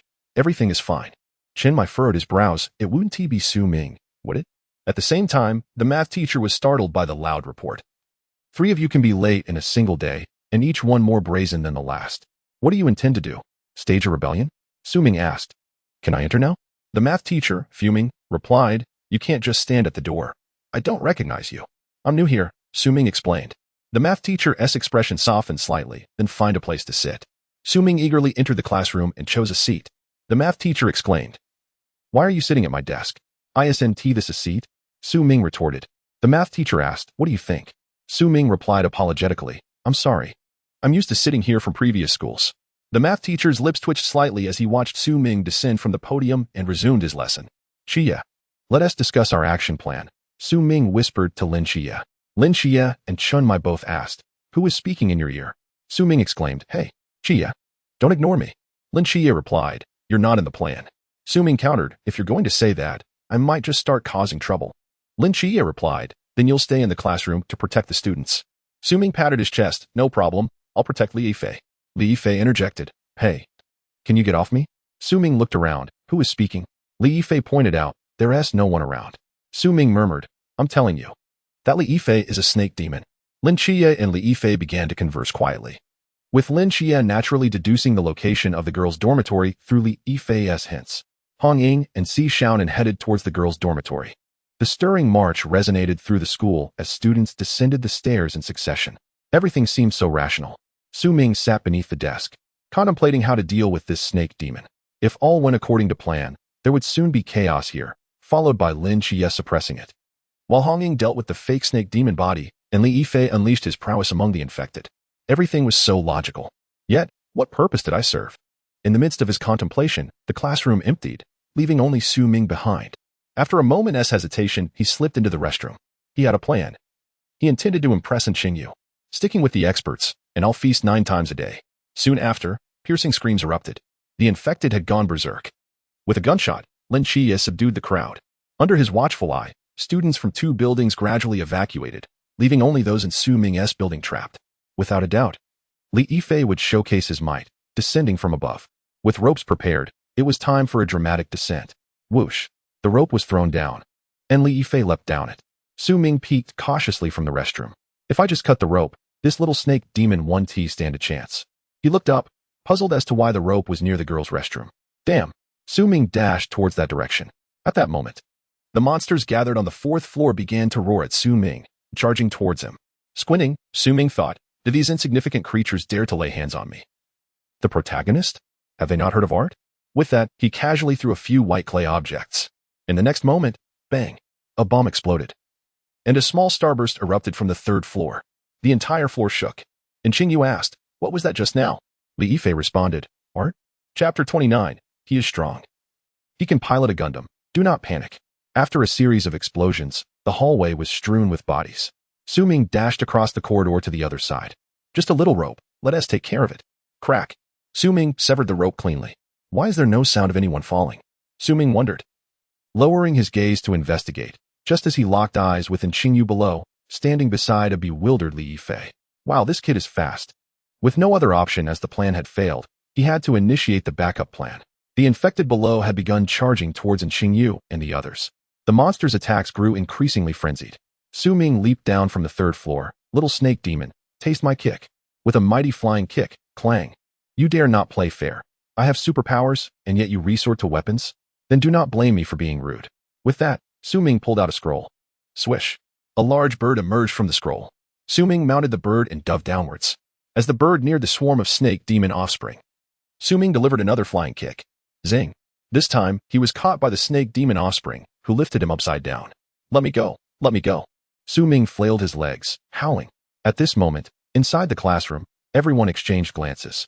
And Qingyu asked, who is that outside? Li Yifei replied, he is a superpower user. He is helping us deal with these monsters. And Qingyu adjusted his glasses, but he seems a bit off in the head. Li Yifei reassured him, it's fine. You'll get used to it over time. And Qingyu inquired, should we go save him? Li Yifei responded, he is quite powerful. He can pilot a Gundam. Do not panic. Qingyu nodded slightly, choosing to remain silent. Hey, little brother, don't bite. Stop shaking. I'm about to lose consciousness. What the hell? Are you trying to shove me into your mouth again? Su Ming lamented as he was swung around by the ankle by a serpent demon's offspring. His cries echoed, nearly tearing his throat apart. Why isn't anyone coming to save me? Finally, when the creature attempted to devour him for the 5th time, Su Ming could no longer restrain himself. Qingyu, help me. Qingyu. How does he know my name? Li Yifei, perhaps you're too famous at school. Qingyu keenly sensed something amiss, but he doesn't even attend our school. Even if I'm well known, it shouldn't attract the attention of these superpowered beings. The lenses reflected a glimmer of light as Qingyu pondered deeply. Li Yifei scratched his head. I don't know. Suddenly, Qingyu's eyes lit up. I'll go take a look. Li Yifei quickly interjected. That might not be wise. It's dangerous outside. Qingyu's gaze flickered. I'll be careful. Just as he was about to open the door, a young man wielding a starry blade appeared at the end of the corridor. As soon as the figure emerged, Su Ming erupted in joy. Lin Qie, I'm over here. Hurry, save me. In a frantic motion, he pressed his hands against the gaping maw of the serpent demon offspring. The situation was becoming increasingly dire. Without a moment's hesitation, Lin Qie dashed forward. Swift as lightning, he executed a flurry of strikes. In less than 10 seconds, the monsters in this corridor lay lifeless at his feet. Su Ming collapsed to the ground, clutching his heart. That scared me to death. Lin Qie, don't you have a forbidden domain? I heard the captain say you possess more than one. Why aren't you using it? Su Ming, oh right. I do have a forbidden domain. Why didn't I think of that? He clapped his hands. I was careless. Remind me next time. Lin Qie, I feel like you're just acting. Su Ming, how's my acting? Can I earn a little trophy? Lin Qie frowned slightly, uncertain whether Su Ming was genuinely deranged or had ulterior motives. However, recalling that Su Ming had joined the 136th team even before him, Lin Qie dismissed his doubts, trusting the captain's judgment in selecting team members. At that moment, the classroom door swung open from within. Leading the way were Qingyu and Li Yifei. Qingyu shot a sidelong glance at Su Ming, who responded with a toothy grin. Lin Qie nodded, preparing to rest briefly before heading to the 5th floor. as Li Yifei had mentioned that the fourth floor was teeming with monsters. As the three exchanged information, Su Ming remained squatted beside An Qingyu, eyeing him curiously. An Qingyu, is there something on my face? Su Ming, no, I just think you're a bit handsome. An Qingyu. Instinctively, An Qingyu shifted slightly, and Su Ming inched closer. An Qingyu, let's set off. Every minute wasted increases our danger. Lin Qiya nodded. All right, keep up with me, Su Ming. You stay at the back to ensure their safety while I lead the way. Su Ming bobbed his head like a chick pecking at grains. Trailing at the rear of the group, he kept glancing at An Qingyu, contemplating how to forge a brotherly bond with him. After all, he was the sole possessor of the true answer, one of the three pillars.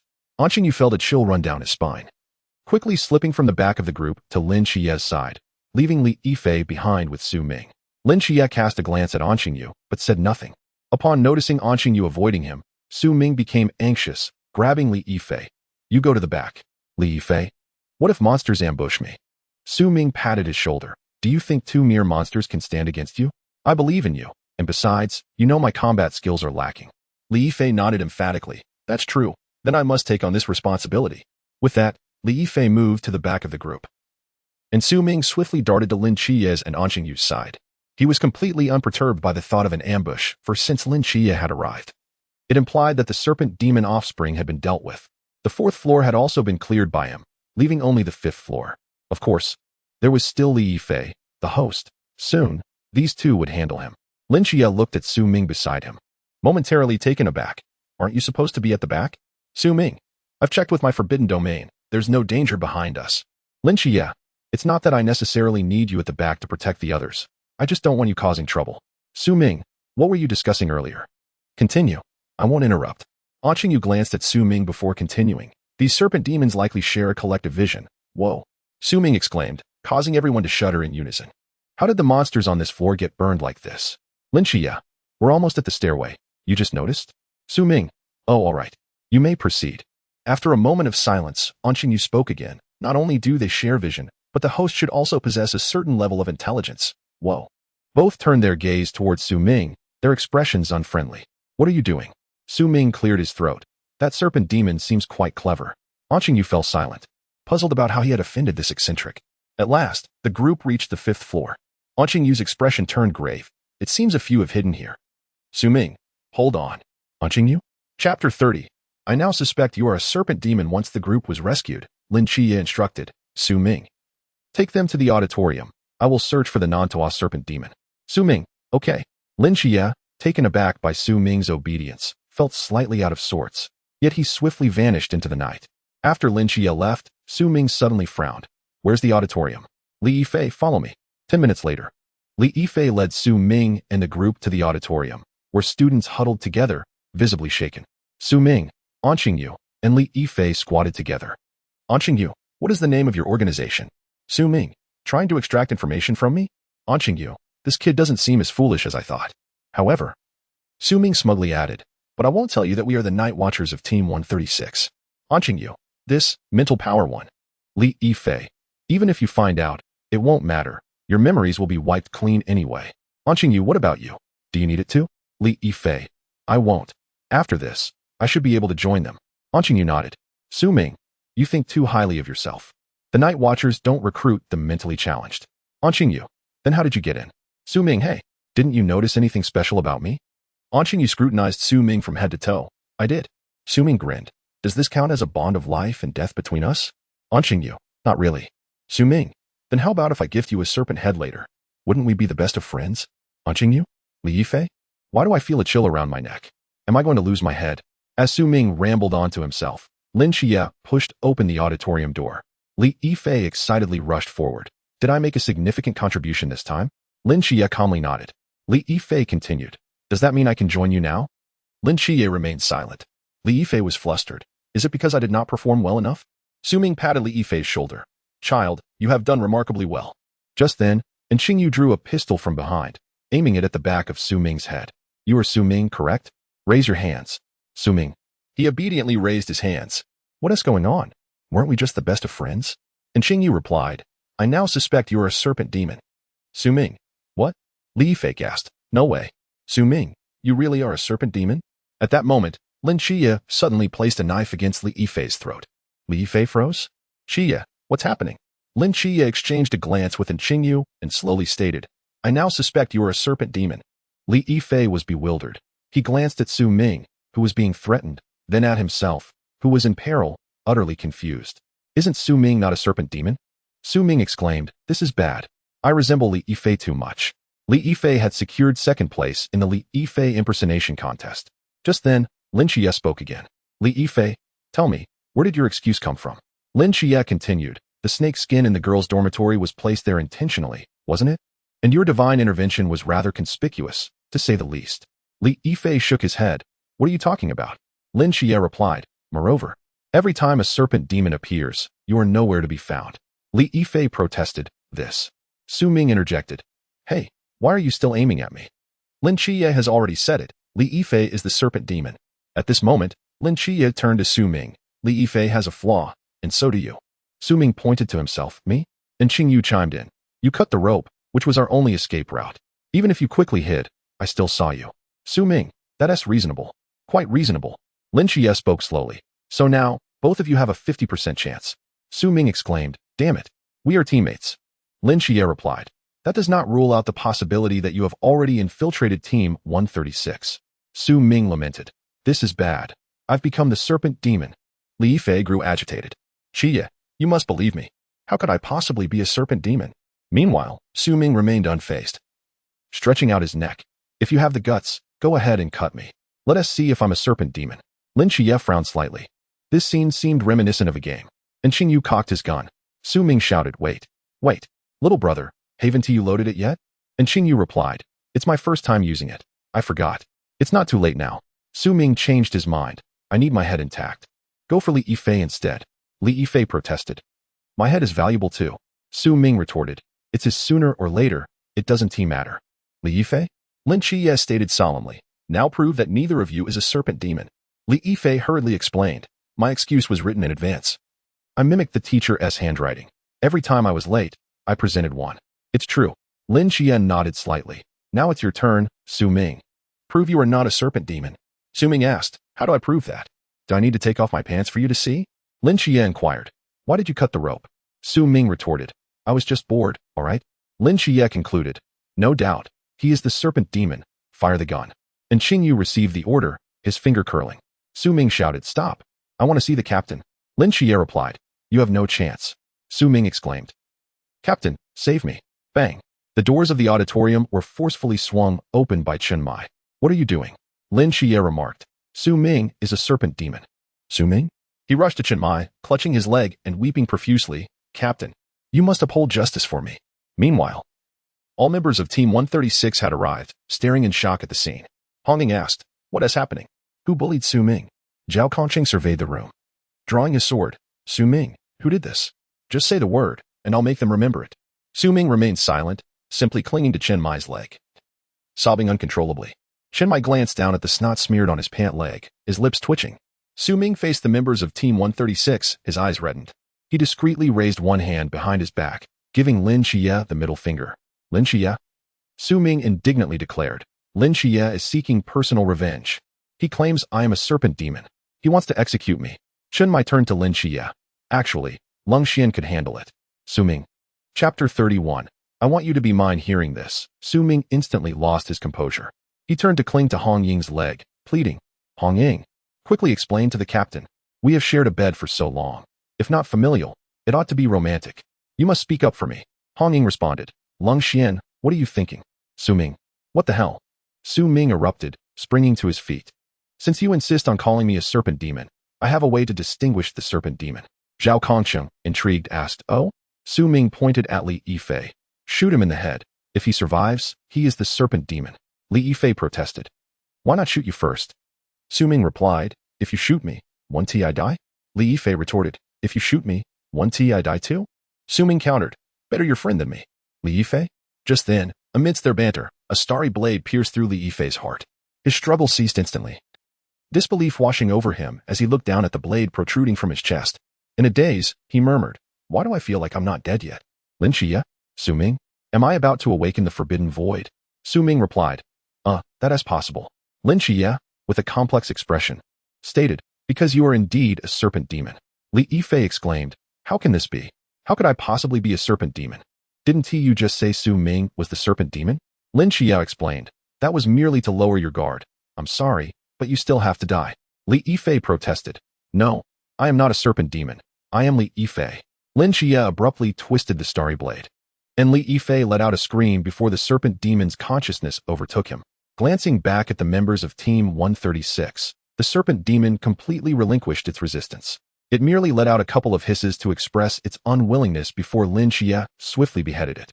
With the serpent's head rolling away, the mission was essentially complete. As the group exited the auditorium and Xingyu emerged from the shadows, his eyes gleamed as he approached the serpent head on the ground. Just then, there was a loud crash as a fool collided with the auditorium's main door, and Xingyu quickly hid in the darkness, observing everything. This door looks just like a door, Su Ming muttered as he rubbed a bump on his head while entering the auditorium. And Xingyu's eyes flickered. Did they intend to deal with the corpse now? Had he arrived too late? The next moment, as he suspected, Su Ming picked up the serpent head, cradling it in his arms. He looked around like a petty thief, and Xingyu's confusion deepened. Then, he noticed Su Ming's gaze linger on his hiding spot. And Xingyu's nerves tightened. Had he been discovered? As soon as Su Ming spotted Xingyu in the darkness, his eyes lit up. He dashed towards Xingyu.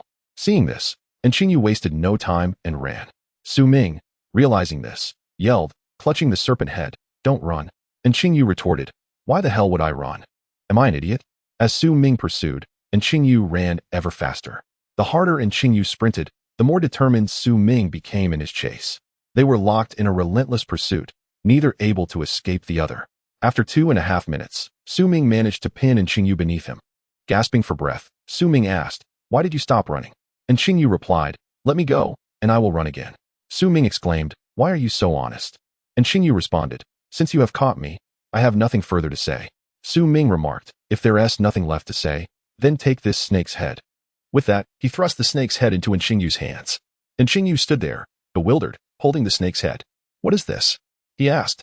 Su Ming said, "I told you I was giving you a snake's head, no strings attached." And Xingyu questioned, "What do you gain from this?" Su Ming replied, "Can we be the best of friends from now on?"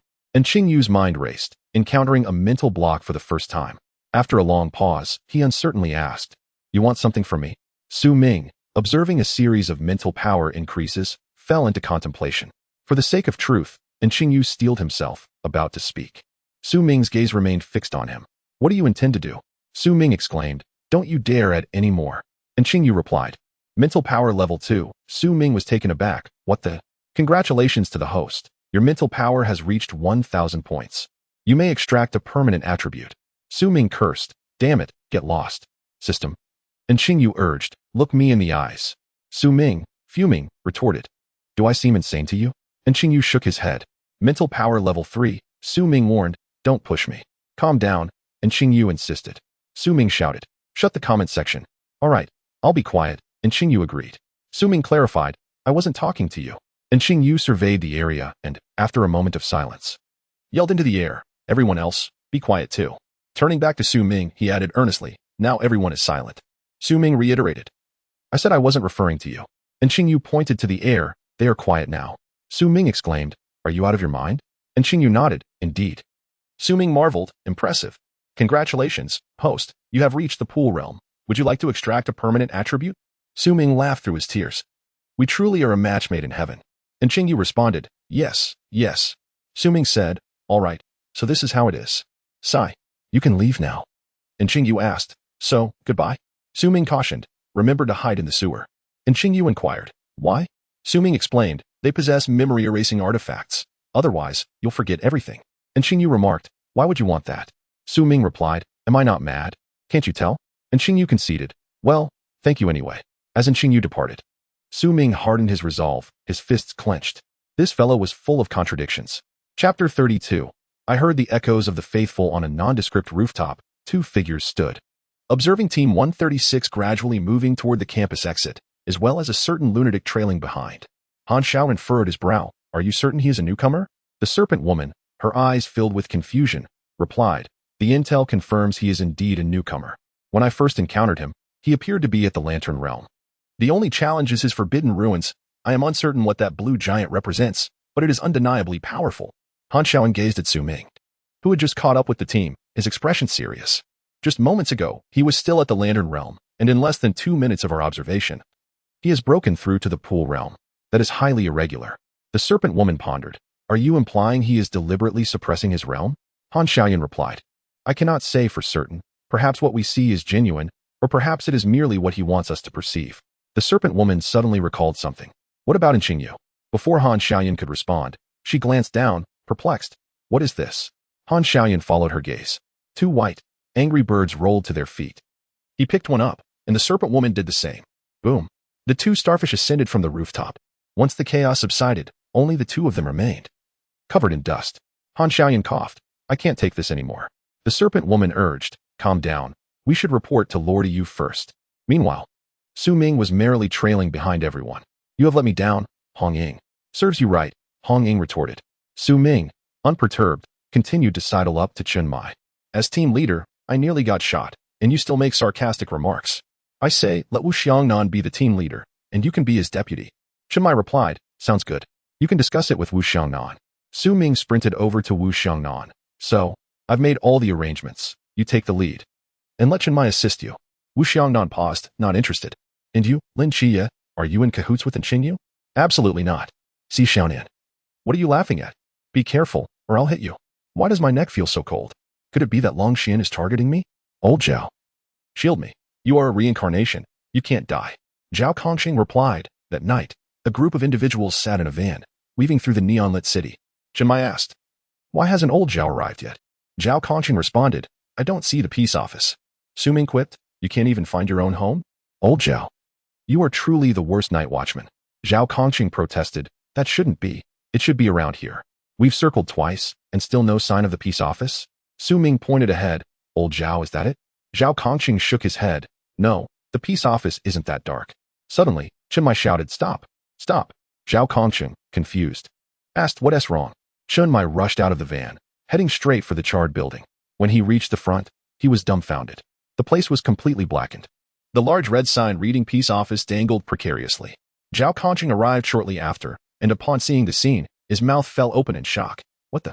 Before he could finish his thought, the red sign fell to the ground with a thud. Hong Ying exclaimed, have we been mysteriously attacked? Si Xiaonan asked. Who could it be? Chen Mai's gaze sharpened as he swiftly grabbed Su Ming by the collar, lifting him off the ground. Su Ming protested. Let me explain. Chen Mai declared, the peace office is destroyed. I have no interest in hearing your explanation. Brace yourself for the storm. Su Ming exclaimed. What happened to the kind-hearted team leader? Ugh, fatty. Boom, bang, ding ding dang. 10 minutes later, Su Ming, bruised and swollen, glanced around at everyone, squinting due to the swelling. I want to betray the night watchman. Chen Mai rolled up his sleeves. You still want to betray us? Su Ming pleaded, Lady Serpent. Come rescue me. I wish to join the ancient god cult. At that moment, on a rooftop, the Serpent Woman sneezed suddenly. Han Xiaoyan remarked, this is the realm of god-slaying. The Serpent Woman replied, oh, that could be Su Ming calling for me. He says he only wishes to be my follower. Han Xiaoyan quipped, you are the Serpent Woman. The Serpent Woman remarked, perhaps I caught a cold. That night, in the stillness, Su Ming lay in his bed. Gazing at the system panel before him, Su Ming forced a stiff smile, exclaiming, this Anqing Yu is truly talented. The pain on his face caused his lips to contort. Chen Mai, just wait. I shall see whether I can take my revenge on you. He decided to proceed with the lottery first. His consciousness then sank into the system space, and the first lottery commenced. The colossal prize wheel spun rapidly, the red pointer sweeping over one entry after another. Finally halting at a minuscule spot, Su Ming's eyes sparkled with excitement. It's gold. The drop rate is indeed high. A line of text materialized above. Permanent entry. Pain. Universal pull. A smile tugged at his lips, nearly spilling over from the corners of his eyes. Shinra Tensei. Universal pull. Shinra Tensei. Universal pull. Shinra Tensei. Universal pull. It was as if he had shifted from manual to automatic mode. Clearing his throat, Su Ming reined in his wandering thoughts. Noticing he had one more chance at the lottery. Seizing the moment of exceptional luck, he decisively initiated the draw. Draw with Su Ming's command. The wheel began to spin once more. Whoosh whoosh. The system pondered, is this fellow asleep? The moon hung brightly in a sparse sky as the wheel completed 3 rotations without a stop. The system fell silent, merely spinning. Whoosh whoosh. The next day, Su Ming awoke, rubbing the sleep from his eyes and wiping the drool from the corner of his mouth. Looking outside, he noted it was another splendid day. What is that noise? He wondered. Stop that, he shouted. The system, elated, promptly ceased its spinning. A line of text appeared before Su Ming's eyes. Permanent entry, Uchiha Bido, Kamui. What does this mean? I get a permanent entry upon waking? He mused. The system clarified, you fell asleep during the lottery yesterday. Oh, that makes sense. I was wondering how this system could be so benevolent, Su Ming replied. Subsequently, Su Ming directed his attention to the permanent entry. Isn't this my brother run to S ability? Short range yields silver, long range yields gold? With Toby in pain by my side, I shall become a dual divine agent. Together, the three of us can vanquish great demons. Chapter 33. Fear of others envying your talent. In the morning at the Peace Affairs office, 9 individuals were seated around a table. Just as Su Ming was about to pick up his chopsticks, Chenmai interrupted him with a glance. You struck me yesterday. You can't hit me again today, Su Ming asserted. Chenmai began, let us discuss a few matters before we eat. Su Ming set down his chopsticks, sitting up straight with his hands on the table, gazing intently at Chenmai, akin to a diligent student. Mental strength. 1, Chenmai stated. Why do you think I'm insane when I'm being this serious? Su Ming retorted. Mental strength. 7, Chenmai continued. 9 individuals combined for 8 points of mental strength, yet someone still considers themselves relatively sane. Who could it be? Su Ming scanned the room, his gaze landing on Lung Xian. Lung Xian responded. Mental strength. 1, Su Ming thought with satisfaction, realizing it was indeed Lung Xian who believed he was the most normal among them. Lung Xian looked at Su Ming, then at himself, revealing a meaningful smile that made his eyelids twitch. Mental strength. 1, Su Ming noted. Chenmai shifted his focus away from Su Ming to address the group. Today, we need to discuss 3 matters. The first is the handling of the snake demon incident. Lin Xie performed admirably. And me? What about me? Hong Ying interjected. Chenmai nodded. Hong Ying also did quite well. Upon hearing this, Hong Ying beamed with pride. Xiaoan chimed in. I contributed significantly as well. Chenmai smiled and nodded. Su Ming raised his hand. I also contributed a lot. Xiaoan shot him a resentful look. You scared Sister Hong Ying so much she nearly fell, and you nearly crushed me. Su Ming glanced at Xiaonan's unremarkable chest, his expression blank. How can that be my fault? Humph. I'll remember this, Xiaoan replied. Chenmai cleared his throat and continued. The second matter is that Lin Xie encountered members of the ancient god church the day before yesterday. At this, everyone's expression shifted, growing serious. Is there danger, Xie? Hong Ying asked with concern. Lin Xie waved his hand. It's fine, it's fine. Hong Ying sighed in relief, only to express her dismay. But Captain, you still let him carry out the mission? Chenmai's gaze deepened. I wanted to use this opportunity to draw them out. Otherwise, the danger lurking in the shadows would be troublesome. Hong Ying furrowed her brow. But what if it fails? Wu Xiangnan shook his head. No, it hasn't. Lung Xian found them. At this, everyone turned their eyes to Lung Xian, who nodded slightly. There are 2 of them, and the situation is far worse than we imagined. One of them is at the Sea Realm. Sea Realm? Xiaonan gasped, then quickly covered her mouth, her eyes wide with disbelief. When Qima spoke up, Captain, you're only at the River Realm? Can we withstand someone at the Sea Realm? Chenmai shook his head. I don't know. Even if we can, the cost will be substantial. After a moment of contemplation, when Qima asked, why hasn't the other party taken action? Long Xian's gaze lowered, as if recalling something unfathomable. After a long pause, he spoke gravely. Someone attacked them using a special bomb. Su Ming rubbed his chin thoughtfully. Who could that be? Long Xian directed his gaze at Su Ming. Yes, who could that be? Wu Xiangnan similarly looked at Su Ming. Su Ming, who do you think it could be? Su Ming raised his head slightly, noticing the collective gaze of Wen Qima, Lang Xian, Wu Xiangnan, Chenmai, and Lin Xie upon him. Do they suspect me? Su Ming pondered. Zhao Kongqing glanced at the others. What does this mean? Are we playing a riddle? Hong Ying hurriedly placed a chicken leg on Su Ming's plate. Su Ming, eat the chicken leg. Xiaonan blinked her large eyes. Should I also have a chicken leg first? Upon hearing the words chicken leg, Su Ming tossed aside all distractions, his eyes lighting up instantly. Both chicken legs are mine. Xiaonan, don't you dare take them from me. Why not? Xiaonan challenged. This chicken leg is given to me by Hong Ying, and that one is rightfully mine. Xiaonan, quick on the draw, snatched a chicken leg and stuffed it into her mouth, chewing while saying, you're stealing from me. Give me back my chicken leg. Su Ming shouted and sprang onto the chair, ready to brawl. The others exchanged glances, choosing silence. Zhao Kongqing remarked, Isn't it just the ancient god church? They haven't even forced a confrontation yet. We can adapt. Worrying won't help. Let us discuss the third matter. Hong Ying suddenly twisted Su Ming's hand that was gripping the chicken leg bone from Xiaonan's mouth. The captain hasn't finished yet. Su Ming winced. Must you be so harsh? Hear the captain out, Hong Ying insisted. Su Ming obediently sat up, placing his hands on the table, resuming his student-like posture. Shinmai concluded. The final matter is that there will be a new recruit training in a month, to be held in the capital. After completing this training, Lin Chiye, you will officially be a night watchman. Lin Chiye nodded. Su Ming raised his hand. Su Ming, you can speak directly without raising your hand every time, Shinmai said. What about me? Su Ming queried. Shinmai hesitated before responding. You want to participate in the training too? Why not? Su Ming replied. Shinmai pondered for a moment before speaking slowly. The training camp is not like our home. It's unfamiliar territory. What if others bully you? What if you make a mistake? The instructors 1T show any mercy, and we in Team 136 1T be able to assist you. Su Ming, why can Lin Chiye do that? Lin Chiye glanced at Su Ming and silently rolled his eyes. Shinmai, Lin Chiye is a normal person. Su Ming, what do you mean by that? Shinmai, I mean, when you arrive at the training camp, someone might envy your talents. Su Ming waved his hand. I thought it was something serious. Don't worry, when the time comes, I will tone down my brilliance a bit. If I just act a little foolish and mediocre, won't that suffice? Shinmai, a little more foolish? Ah, you make me reconsider. Su Ming nodded contentedly. Can we eat now? Shinmai, just a moment. With that, Shinmai placed a plate of beef in front of Lin Chiye. Now we can eat. Su Ming. Si Xiaonan. Hong Ying. Si Xiaonan. Captain, am I no longer favored? Shinmai cleared his throat twice. Chiye needs more training. Su Ming, don't serve the dishes. Si Xiaonan looked down and saw Su Ming devouring his food, mouth agape. Su Ming, I've already said to dig in. Chapter 34. Am I not allowed to admit it? After breakfast, Su Ming wasted no time and slipped away. Naturally, he wanted to experiment with the two new permanent traits he had drawn, both of which were of high capability. Everyone had grown accustomed to this behavior. They couldn't even be bothered to call him for training, treating Su Ming as a lively treasure within Team 136. Shinmai observed Su Ming's departing figure. His gaze profound. Wu Xiangnan, Su Ming has issues. When Shima nodded, Lin Chiye nodded as well. The others remained motionless. Wu Xiangnan shook his head. His tone grave. This is not the time for emotions. Su Ming is behaving quite unusually. Shinmai took a deep breath.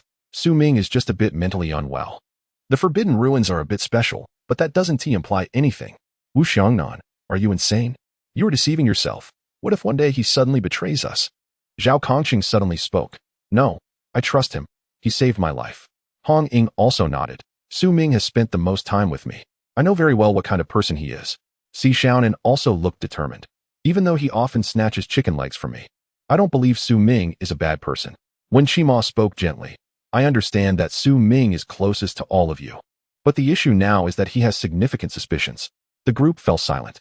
At that moment, a figure suddenly appeared from behind and playfully flicked Wen Shima's head. Wen Shima? Su Ming, what are you saying behind my back? Su Ming, surprised, aren't you? I knew you would secretly talk bad about me. If I catch you next time, I'll come at you with both barrels. With that, Su Ming flashed a grin, showing his bright white teeth. When Shima, Wu Xiangnan awkwardly rubbed his hands. Is he going to flick me? Su Ming, you all continue. I'll take a couple more bites to replenish my energy. Shinmai, what did you just hear? Su Ming stuffed a bone into his mouth, pondering. When Shima said I have significant suspicions. Shinmai, didn't you hear anything else? Su Ming, should I have heard more? Shinmai shook his head repeatedly. No need. Then Shinmai, somewhat exasperated, asked, don't you want to know what those suspicions are? Su Ming, isn't it about peeking at Hong Ying taking a bath? Am I not allowed to admit it? Shinmai, Si Xiaonan, everyone, Hong Ying. What did you say? Gulp. Su Ming, aren't you talking about this? Hong Ying furiously stood up. Su Ming, you stop right there. Su Ming, stuffing his mouth with food, took off running. I'm not stupid. Why would I stay? Spirit Power 3. Spirit Power 3. Spirit Power 3. He runs really fast. I hope I don't catch him. Zhao Kongsheng raised an eyebrow. So, do you still think Su Ming has significant suspicions? Wu Xiangnan, he might really just be mentally unstable. In the outskirts. In a desolate area. Am I not having a hard time? To shake off the suspicions, I have to wear a hat on myself. I, Su Ming, a dignified gentleman, could peek at Hong Ying taking a bath. Absurd. At most, it could be considered admiration. First, it's universal attraction. I select a small dirt clod ahead. Universal attraction. Whoosh. The dirt clod flew towards Su Ming out of thin air, smashing directly into his face. Su Ming fell backward onto the ground. Su Ming? What the heck? Is my activation method wrong? With this thought, Su Ming became much wiser. Instead of placing both hands behind him, he extended one hand. Mimicking a scene from an anime, he raised his hand and shouted, Universal attraction. A large rock flew towards Su Ming rapidly under the influence of gravity. Su Ming? Shinra Tensei. The large rock suddenly changed direction and flew away. Su Ming clutched his pounding heart, feeling apprehensive. Experiment complete. Next comes my Earth Brother's divine might. How should I attempt this? Got it. Su Ming had a flash of inspiration and summoned a large rock from a distance again. Universal attraction. The rock shot back towards him. Su Ming instantly activated his phasing ability. The rock passed through his body as if it were traversing through a mirage, without any obstruction. What? You ask what would happen if I hadn't activated phasing in time? What else could I do?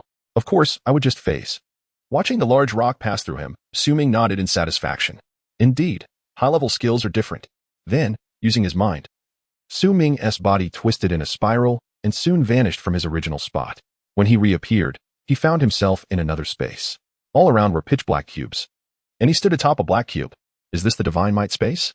Su Ming gazed at the scene before him, astonished. According to the settings, can I also bring other things or people here?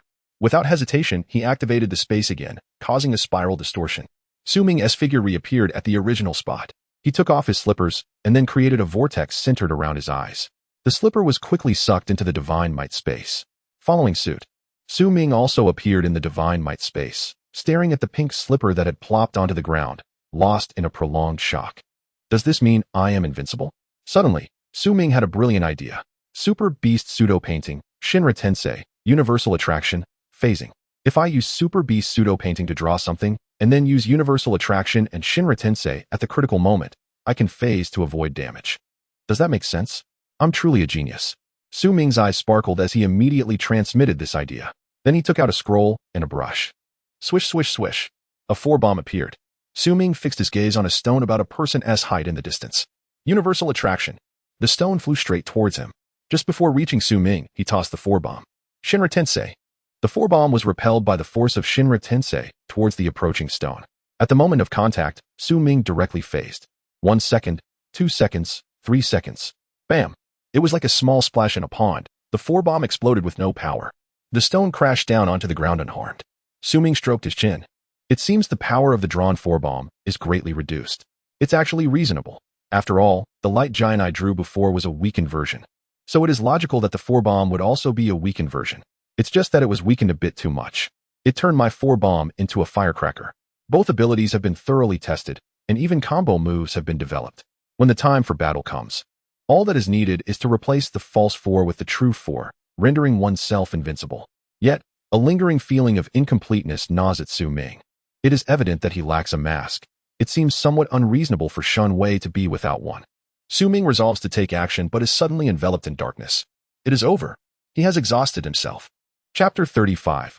You owe me a rear, and observing Su Ming collapse suddenly to the ground, the two individuals lurking in the shadows are momentarily taken aback. The serpent woman remarks, has he exhausted his mental energy? Han Xiaoyan shakes his head, I am uncertain. The serpent woman proposes, I shall go check on him. Han Xiaoyan swiftly restrains her, be cautious, it may be a trap. The serpent woman questions, are you suggesting he is feigning unconsciousness to lure us closer?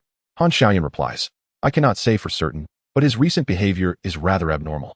What sort of normal person would practice in the forbidden ruins to the point of fainting?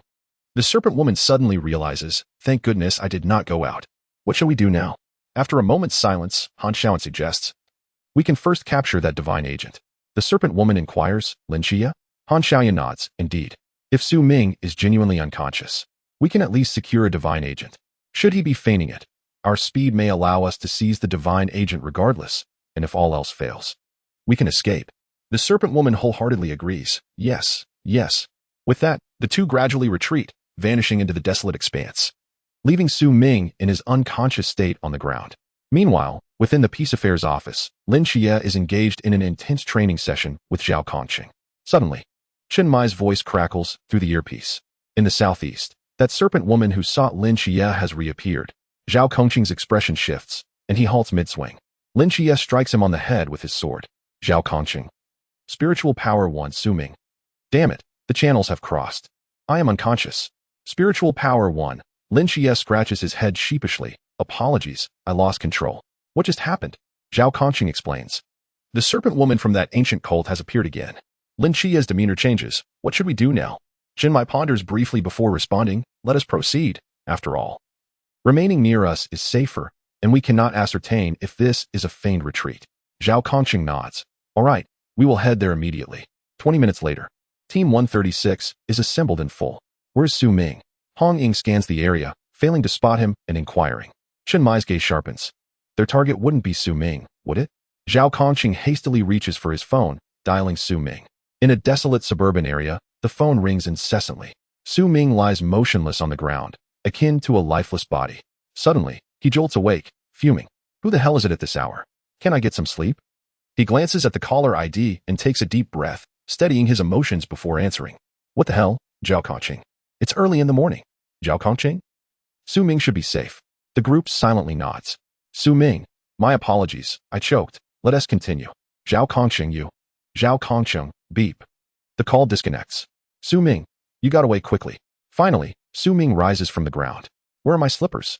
Why is there only one left? That idiot hid my slipper? Damachiha. Meanwhile, Zhao Kongqing's expression grows grave. Next time, let Lung Xian handle it.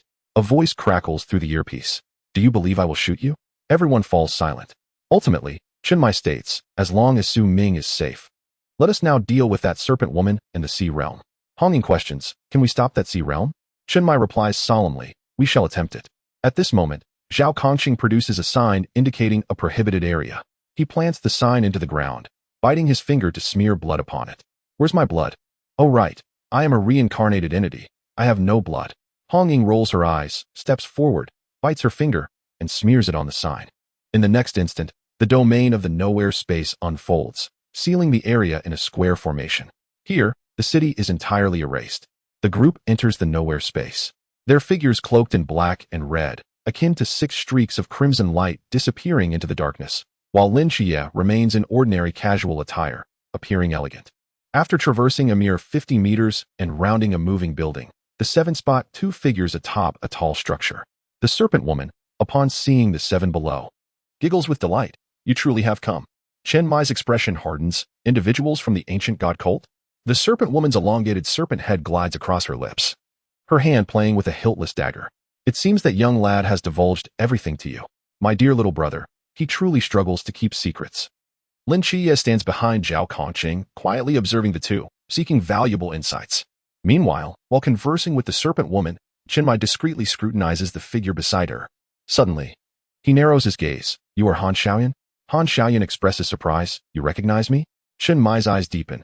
Have you become a follower? Han Xiaoyan retorts. You understand nothing. With that, Chen Mai draws his sword and lunges forward. I may understand little, but I shall never betray the Night Watchers. In the blink of an eye, Team 136 is embroiled in fierce combat with Han Xiaoyan. Clang, clang, clang, boom. The rhythmic sounds of battle reach Lin Xie's ears, sending chills down his spine. After all, he is merely a spectator in this realm, and witnessing a conflict of such magnitude is overwhelming. At that moment, the serpent woman vanishes from sight. Lin Xie's pupils dilate in alarm. His mundane divine domain senses the serpent woman materializing behind him. He instinctively lunges forward, narrowly evading her dagger.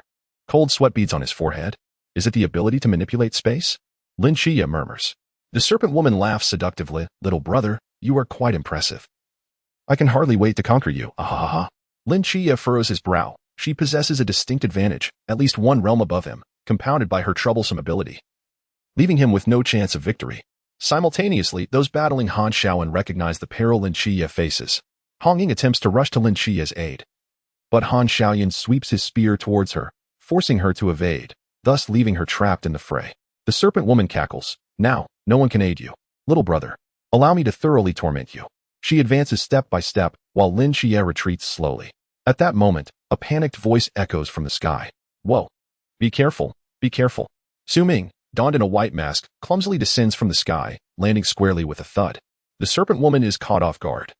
Squashed beneath him, with his eyes gleaming, Su Ming exclaims, Hey, that didn't hurt. Lin Xie watches as the serpent woman's form contorts, disappearing from beneath Su Ming and re-emerging through another serpentine eye. Su Ming had not yet reacted when he suddenly found himself squatting in a puddle on the ground. Startled, he exclaimed, What the hell? Why does this keep happening to me? He quickly reached behind himself, only to be taken aback further. Why is my backside wet? Is that your saliva? You better compensate me for my behind. The snake woman responded with confusion. Chapter 36. Do you think Su Ming might like me? All right. You refuse to compensate, huh? Let me show you the prowess of Su Di Yi. Without hesitation, Su Ming lunged at the snake woman. Taken aback by the sudden assault of the white mask, she momentarily panicked. Just as thoughts raced through her mind, Su Ming was already upon her. With a loud shout, he descended and landed directly on her. Before the snake woman could react, he pinned her down, gripping her snake-like hair. You dared to spit on my backside. And now what? Are you still going to do it? The snake woman, provoked, clawed at his face in retaliation. I won't let this slide. 2 minutes later, with a handful of her hair in his grasp, Su Ming's white mask bore several scratch marks. The snake woman wondered, why am I rolling around on the ground with him? I have my own domain. Suddenly, she distorted and vanished from sight. Su Ming, bewildered by her sudden disappearance, pondered. Where did she go? In the next instant, the snake woman reappeared behind him. Swallowing hard, she recognized his identity from his attire. Can I stab you? She asked. Su Ming replied, what do you think? She then proposed, should I leave? To which he retorted, not a chance. You're compensating me for my backside. After a deep breath and a moment of contemplation, she turned and said, here, take it. At that moment, Lin Xie approached, gazing at the snake woman with a puzzled expression. What does this mean? Su Ming shrugged. I don't know. She told me to take it. Lin Xie inquired, how do you use it? Su Ming replied, I have no clue. The teacher didn't cover that. Lin Xie suggested, then let us just kill her. The snake woman interjected, you can't kill me. Remember the vows we made on the wall? Do you remember what you promised me? You said I was your only disciple. Su Ming was taken aback. How did you figure out it was me? Lin Xie then posed a more pressing question. Are you a disciple? Su Ming affirmed, doesn't it look like it? With a commanding shout, Su Ming disregarded the ongoing chaos. Lady Snake, hurry and escape. I'll hold them off. Lin Xie and the snake woman exchanged confused glances. Without hesitation, the snake woman distorted and reappeared on a rooftop far away. Meanwhile, Han Shaoan had completely subdued the members of Team 136. The snake woman appeared beside him, prompting a startled reaction from the team. Has Lin Xie already?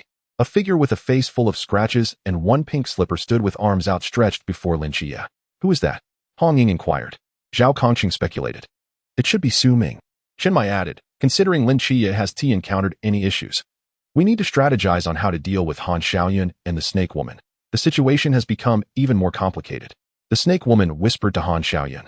Let us run. He questioned, is that guy Su Ming? She nodded, absolutely certain. Han Shaoyan furrowed his brow. So he was pretending to be unconscious? Thankfully, we weren't fooled. The snake woman's eyes glinted with a peculiar light as she asked, do you think Su Ming might like me? Before Han Shaoyan could grasp the implications, Chen Mai had already set his sights on him, dual daggers in hand. You're Chen Mai? Han Shaoyan remarked, surprised. Chen Mai smirked. I didn't expect anyone would remember me. Han Shaoyan shook his head. Even if you are Chen Mai, none of you are capable of defeating me today. How would you know without trying? Chen Mai retorted, stepping forward. Stop right there. A scratch-marked figure appeared out of nowhere, blocking his path. Chen Mai halted abruptly. You're Su Ming? Ignoring Chen Mai, Su Ming shouted, Lady Snake, quickly escape. I'll hold them off. The snake woman mused, I knew he liked me. Han Shaoyan, Chen Mai, and the others exchanged bewildered glances, while Wu Xiangnan exclaimed, I told you he was an undercover. Si Xiaonan asked, who is he? When Shima clarified, he is Su Ming.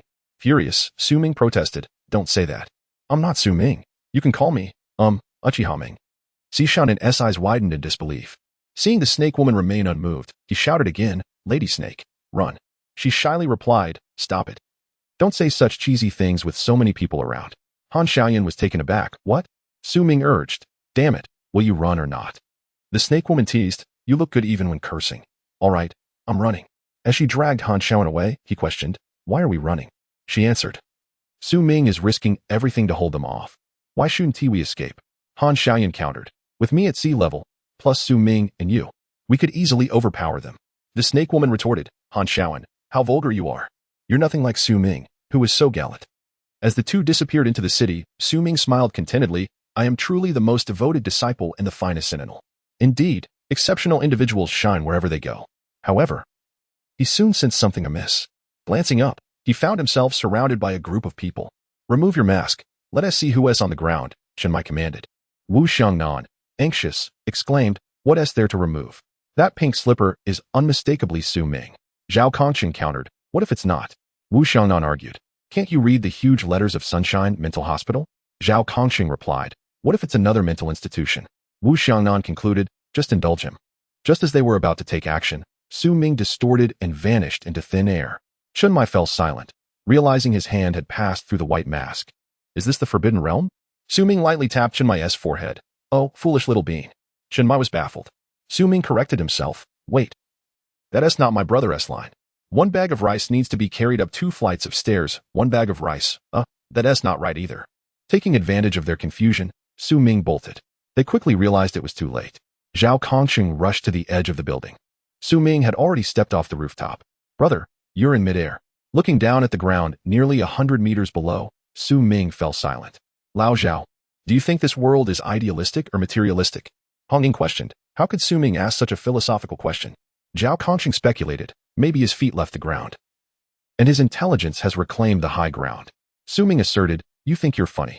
In the next moment, he plummeted like a rocket, shouting, save me. Chapter 37. I can explain. Half an hour later, in the Peace Affairs office, 8 individuals sat together in a circle, listening to the footsteps drawing ever closer. The atmosphere grew tense, as if facing a formidable adversary. Thud, thud, thud. Chenmai, are members of the ancient god church attempting another ambush? Do they truly believe me, Chenmai, to be an easy target? Thud, thud, thud. Taking up his knife, Chenmai declared. I shall confront the ancient god church today. When Chima urged, Captain, please remain calm. Zhao Kongqing suggested, let me take a look. Crack. The door was yanked open. Su Ming, crouching low, stealthily maneuvered past Zhao Kongqing and slipped into the room. Zhao Kongqing rubbed his eyes, witnessing Su Ming bending down and sneaking behind the sofa. Ensuring the coast was clear, he straightened up, relieved. That startled me. Thankfully, no one is here. I must think of an explanation later. The others chimed in. Chenmai, am I seeing things? Wu Xiangnan, surely not. Chenmai, then what is he? Wu Xiangnan, it must be Su Ming. Su Ming? Who is speaking? Chenmai, capture him. They all surged forward. Su Ming protested, don't pull my hair. Lin Xie, stop, you're going to pull it out. Lung Xian, don't tug at my pants. Si Xiaonan, you can't grab there. Help, don't kill me. I can explain. 2.5 minutes later, Su Ming was tightly bound in the center. Hong Ying's eyes blazed with anger. You are indeed a believer. Si Xiaonan furrowed her brow. Su Ming, were you coerced by the snake lady to join them? Su Ming, yes. Wu Xiangnan, the way you call her snake lady seems rather sincere, doesn't it? Su Ming, would you believe me if I said I was deceiving her? Wu Xiangnan, what do you think? Su Ming, I find it quite reasonable. Wu Xiangnan insisted, be honest and stop joking. Su Ming began, the matter is like this. To understand the cause, we must start from the beginning, and naturally, there is a reason for it. As for what that reason is, it must stem from a certain event as influence. Since there is an event pushing things forward, it will inevitably lead to subsequent issues. This is the crux of the matter, so I must explain from the root. It's a long story, so let us make it brief. But since a long story cannot be cut short, let us just say, 10 minutes later, Zhao Kongqing, so that's how it is. Wu Xiangnan? Lin Xie, Chenmai nodded, that makes sense. Wu Xiangnan? Lin Xie, Hong Ying sighed in relief, now I understand. Wu Xiangnan? Lin Xie, Si Xiaonan. I knew you were innocent, Su Ming. Wu Xiangnan? Lin Xie, Lang Xian. Good. Wu Xiangnan. Everyone, shut up. What do you understand? What did he say? Zhao Kongqing. Didn't Su Ming say that Han Xiaoyun is from the Sea Realm, and with the Snake Lady prepared? We cannot defeat him? He has foreseen our moves, and if we were to engage, we would likely face total annihilation. Su Ming. Yes. Wu Xiangnan. Damn. How did I miss that? Lin Xie. Oh no, they have a small group with encrypted language. We, Team 136, are isolated. Wu Xiangnan. Chenmai, quick, release Su Ming. He's our great contributor. Wu Xiangnan. Stop. I have more questions. How do you know we cannot defeat Han Xiaoyun? Su Ming replied. In the script of Sanjiu, Han Xiaoyun almost wiped you all out single-handedly. Do you still want to fight him? Dream on. Wu Xiangnan. Does the script of Sanjiu refer to your foreseen future? Su Ming. Did I mention Sanjiu? Wu Xiangnan. Then what did you mean? Su Ming. I said the script I foresaw. Wu Xiangnan. But you have already spoken it. Su Ming. No worries. I'll have him revise it later. Wu Xiangnan. Don't be absurd. Su Ming. All right, to get to the point, our Team 136 is definitely not their match. I would never deceive you on this. You must feel it too. We are completely at a disadvantage, right? Wu Xiangnan. What about the Ghost God Charm? Su Ming. Even with the Ghost God Charm, you cannot defeat him. Wu Xiangnan. Let Chenmai handle it. Chenmai? Are you out of your mind wanting to be captain? Su Ming. Damn it. Won't that mean my dear captain will perish? Wu Xiangnan. Aren't you a reincarnation? Su Ming. Wu Xiangnan. Just kidding. I get it now. You are on our side. Su Ming. Then hurry and release me. Su Di. Chenmai. Better to keep him tied up. He just flicked my forehead. He needs to remember this lesson. Wu Xiangnan, I think that is fair. Honging, isn't that a bit harsh? After all, it's clear now that Su Ming has made such a significant contribution. Long Xian, a matter is a matter. We can't let Su Ming go free. The next moment. Crack. Lin Xia, Lang Xian, why are you in such a hurry to leave? Long Xian, I'm going out for some fresh air. Su Ming effortlessly phased through the ropes and dashed towards Lang Xian. Don't you dare run. Bang. A loud crash echoed as Su Ming was trapped inside the room by the door. Chun Mai and the others stared at the ropes that had just bound Su Ming, now floating harmlessly on the chair, exchanging glances in disbelief. Is he really that impressive? Where did we leave off? Everyone. Mental power 8. Su Ming. Why are you all looking at me like that? Chun Mai. Su Ming, what medication do you take in the mental hospital? Su Ming, what is it to you? Chun Mai. I'll buy you some more. You can't run out of your medication. Su Ming. What do you mean? Chun Mai leaned in, extending a finger. How many is this? Su Ming, too. Chun Mai flipped his finger, examining it with a serious expression. He then extended another finger. How many is this? Su Ming. Damn it, that should count as 100. Chen Mai, pondering, looked at his 2 fingers. After a long pause, Chen Mai asked again, if there is a bathtub filled with water, and you have a basin and a spoon, how would you empty the bathtub in the shortest time? Su Ming replied, I would simply flip the bathtub over. Chen Mai, Lin Xia, you have also been in a mental hospital. What medication do you think should be taken at this moment? Lin Xia, it's hopeless, just shoot him. Su Ming. Chapter 38, Being Upright.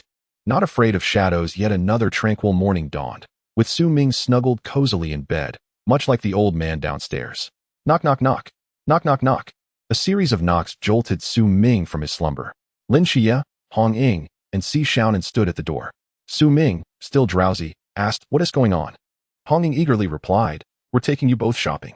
Su Ming exclaimed, huh? Si Xiaonan explained, aren't you both heading to training camp? You need to prepare some supplies. Su Ming's eyes lit up. Who is paying?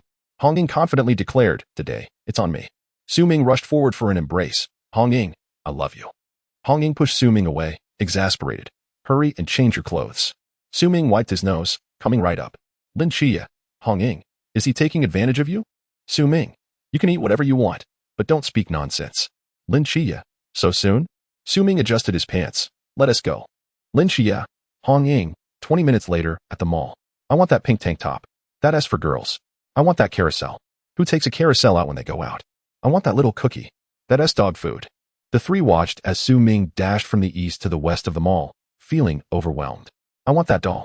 Su Ming yelled from behind, clutching a little girl dressed as Kai Wenji, her legs dangling. The girl waved her tiny fists on Su Ming's shoulder, giggling, and Su Ming grinned widely. The doll is remarkably lifelike. Hong Ying, you should put the person down. Su Ming reluctantly sets down the little Kai Wenji. Goodbye, brother. The little Kai Wenji waves farewell to Su Ming and runs off, her footsteps echoing. Su Ming, quite clever, isn't she? Hong Ying. Observing Hong Ying's expression, Su Ming feels a surge of indignation. You won't buy the little tank top, the carousel, or even dog food, and now you refuse to buy the doll. What on earth did you bring me here for? Hong Ying, can't you purchase something normal? Su Ming sighs. If not, shall we just go eat? Hong Ying's expression softens considerably. All right, where would you like to eat? Su Ming, let's go for a buffet. With that, he leads the group to a brightly lit establishment. 24 adult buffet. Hong Ying, Lin Xia, Su Ming strides forward, followed closely by Si Xiaonan. Before they can step inside, they are each pulled back by Hong Ying and Lin Xia. Su Ming, no meal for us? The morning slips away in an instant. Lin Xia carries a pink suitcase in one hand and a SpongeBob suitcase in the other, both laden with bags towering to half his height. Meanwhile, Su Ming perches atop the SpongeBob suitcase. Lin Xia drops the luggage and collapses onto the sofa, utterly exhausted, while Su Ming tumbles off the suitcase, landing awkwardly. Rising, he exclaims in exasperation, is there no sense of public decency in just tossing things around? Chen Mai chuckles. Indeed, how could you just throw Su Ming on the ground? You ought to have tossed him in the trash bin instead. Su Ming, just wait, Chen Mai. After delivering this threat, Su Ming hoists his SpongeBob suitcase and darts into Chen Mai's room. Chen Mai feels a sense of foreboding. What are you up to? Without time to ponder, he rushes to his door. Knock, knock. Su Ming has already locked it from the inside. Chen Mai's expression darkens instantly. Lung Xian, is he going to study in your room, Captain? Chen Mai. Pressing his ear against the door, Chen Mai listens intently. Aside from the sounds of rummaging and clattering, there are no other peculiar noises, which alleviates his worries. It seems he is not studying. But what is he doing? As long as Su Ming isn't studying in his room, everything is manageable. An hour later, Su Ming emerges from the room, suitcase in tow, looking disheveled. Chinmai, did this kid wreck my room? Without a moment to spare, Chinmai rushes to his door, only to be left dumbfounded, his face a portrait of disbelief. This is illogical. Where are all my belongings? Staring at the bare walls of his room, his eyes nearly bulging out. Su Ming clears his throat and pats his suitcase. I took them with me. Chinmai, are you implying that my 3-meter bed fit into your 1.5-meter suitcase? Su Ming, is there a problem? Chinmai, is there not a problem? Suddenly, Su Ming recalls something. Oh, I also took that little yellow book you had tucked under your bed. Chinmai? Lung Xian, Zhao Kongcheng. The others, Chinmai exclaims. Su Ming, stop spouting nonsense. Where would I even get a little yellow book? Su Ming nods. No worries. I'll keep your secret. The others, we'll keep the captain's secret too. Chinmai, what the heck? It doesn't exist. With that, taking advantage of everyone's shock, Su Ming dashes into another room. Long Xian, this isn't good. Bang, bang, bang. Su Ming, come out. Bang, bang, bang. Get out here. Su Ming, why fear the shadows when I'm just standing here? What are you afraid of? Lung Xian grits his teeth. Just wait. An hour later, Su Ming, covered in dust, sits on the sofa, a smile he cannot conceal on his face. Captain, I've confiscated your little yellow book. Chinmai, Lung Xian, I'll also take care of your grudge book. Lung Xian, Zhao Kongcheng. When Shima, I'll bookmark those websites in your notebook. When Shima, although most of these items, aside from Lung Xian's grudge book, are mere fabrications of Su Ming, his actions have left their rooms empty, transported into the mysterious realm, leaving no evidence. Thus, all that Su Ming claims becomes the truth, and they have no means to prove their innocence. Chinmai, keep slandering me, and I might just revoke your training qualifications. Su Ming, what are you saying? You're forcing my hand. With that, Su Ming pulls out a book from behind him. Zhao Kongcheng takes it.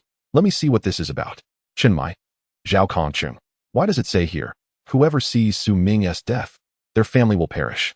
Su Ming, oh no. Chapter 39, has Chinmai fallen? Sangnan City, train station.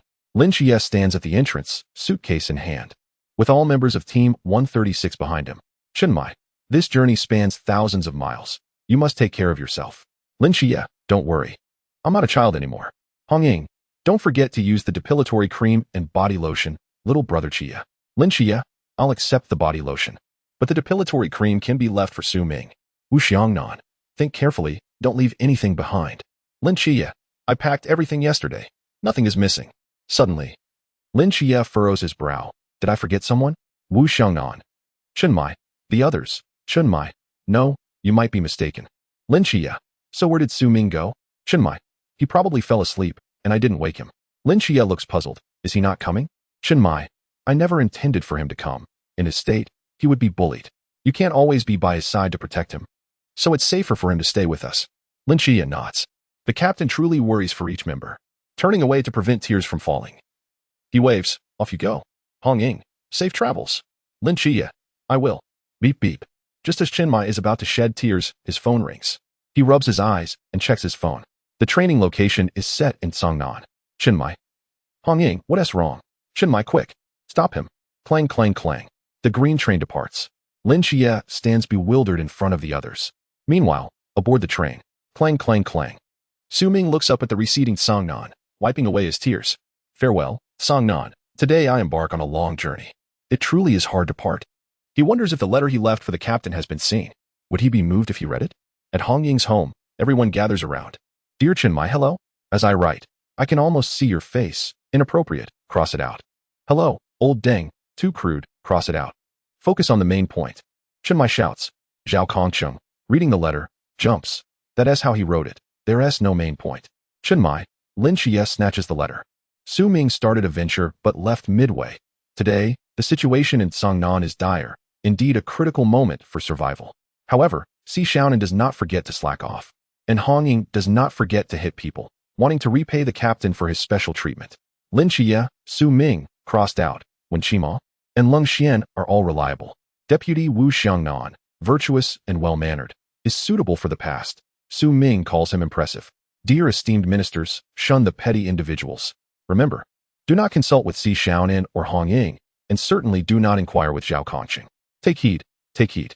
As I prepare to depart, tears welling in my eyes, I am at a loss for words. With affection, your beloved Xiangfu. Crossed out, obedient Su Ming. Lin Xie, I finished reading. Chen Mai Zhao Kongqing. Hongying. Si Xiaonan, I don't quite comprehend. Chen Mai, the implication is that the young man has already boarded the train, correct? Lin Qia nods. It appears to be so. Chen Mai, hurry and check if the train has departed. Call him. The phone is unreachable. It's turned off. Has he truly run away? A day later. In Shanjing City, Xiaopinga sits in his office, engrossed in paperwork. Suddenly, a thunderous voice echoes at the door. Report. New recruit Su Ming reporting for duty. Xiaopinga, who are you? Su Ming performs a salute. New recruit Su Ming. Reporting for duty. Xiaopinga, you seem to have some issues. Su Ming, that's what everyone who knows me says. Xiaopinga, mental strength 1. This year's training site is not in Shanjing. Didn't anyone inform you? Su Ming, I wasn't aware. Where's it then? Xiaopinga, it's in Cangnan City. You may leave now. Su Ming, where is Cangnan? Xiaopinga is speechless. Contact your team leader and have him arrange it for you. Su Ming, my phone is dead. Xiaopinga, which squad are you in? I'll call him. Su Ming, Cangnan City, Squad 136. Xiaopinga, didn't you just say you didn't know where Cangnan is? Su Ming, where is Cangnan? Xiaopinga, you must be seriously ill. Su Ming, thank you for the compliment. Mental strength 3, Xiaopinga glares at him but decides not to argue further. He chooses to dial Chen Mai's number. Chen Mai, upon seeing the caller ID, is momentarily stunned. Wu Xiangnan, who is it? Is it Su Ming? Chen Mai, just an old acquaintance. Wu Xiangnan nods knowingly and falls silent. Chen Mai answers the phone. What prompted you to reach out? Xiaopinga, you sent me a lunatic. What is the meaning of this? Chen Mai? Xiaopinga, knowing how far Cangnan is. I feared you'd leave early. You are the first I notified, and you send me a lunatic in return. Have I offended you? Chen Mai, is that lunatic named Su Ming? Xiaopinga, what is your name? Su Ming, reporting, sir. This is the third time. My name is Su Ming. Xiaopinga, he claims his name is Su Ming. Chen Mai, then that is correct. Xiaopinga, were you doing this on purpose? Xiaopinga hands the phone to Su Ming. Here is your team leader's number. Su Ming, I told you my phone is dead. Xiaopinga, I want you to answer your team leader's call. Su Ming, oh, right. Hello, team leader. It's Su Ming. I came as you instructed. Only to meet a lunatic. He asked for my name 3 times today. Could he be a false leader of the Shanjing squad? Or does he have a mental illness? Xiaopinga? Hanging up the phone, Xiaopinga breathes a sigh of relief. Why haven't you left yet? Su Ming, can you lend me some money? I don't have enough for a train ticket. Xiaopinga? Where's your money? Su Ming, I've never had any. Xiaopinga, doesn't Chen Mai pay you? Su Ming nods. He hasn't paid me at all. Xiaopinga, has Chen Mai become corrupt? Su Ming nods. Yes, indeed. At that moment, Yi Fan, who was about to enter, is taken aback. Chen Mai? Corrupt? Chapter 40. A most powerful team leader far away in Cangnan City. Chen Mai holds the phone, bending over backward. Commander Yi, do you have any instructions? Yi Fan, I've heard you've become corrupt? Chen Mai? Is that even something people hear? Yi Fan, stop pretending to be clueless. Your team members have reported to Shanjing. A hint of suspicion flickers in his eyes. No, my teammates are all here. More importantly, I am not corrupt. Yi Fan, you're as stubborn as they come before facing facts. Then, with a long sigh, Yi Fan continues. I know it's been tough for you in Cangnan all these years. Chen Mai, not tough at all.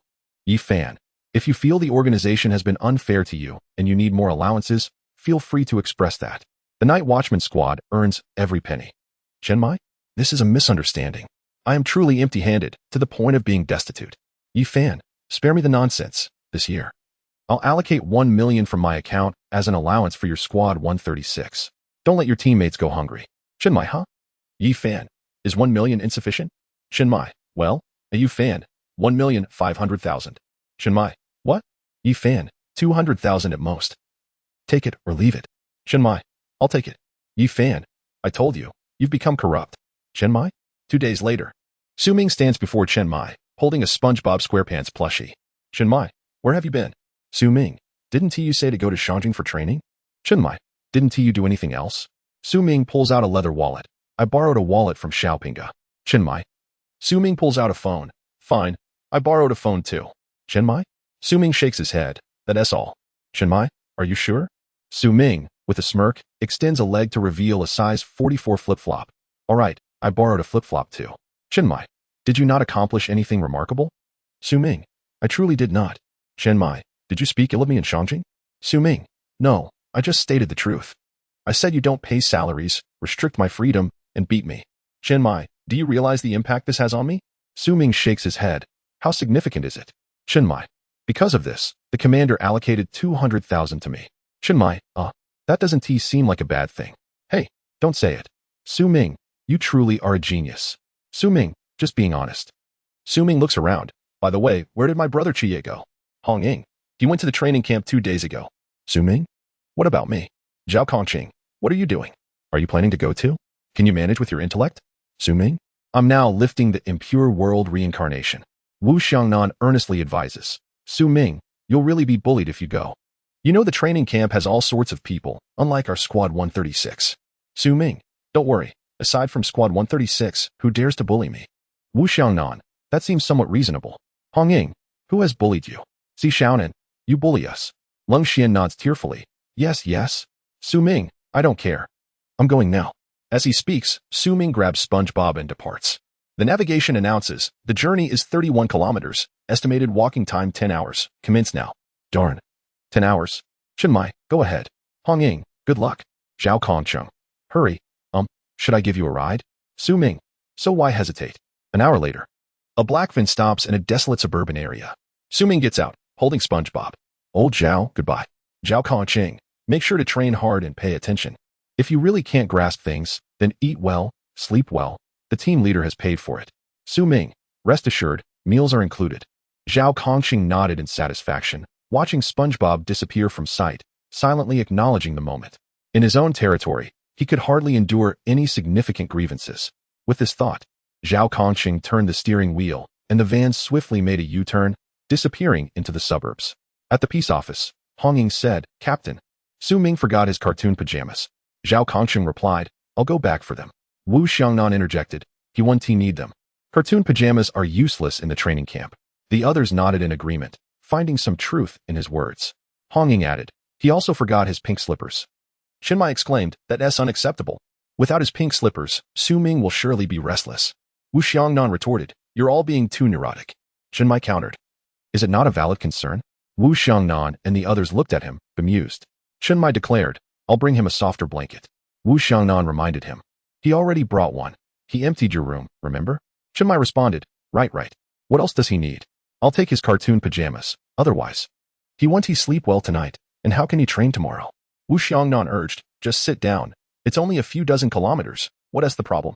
Chinmai insisted, it's different. The instructors there are not to be trifled with. Su Ming will surely face grievances.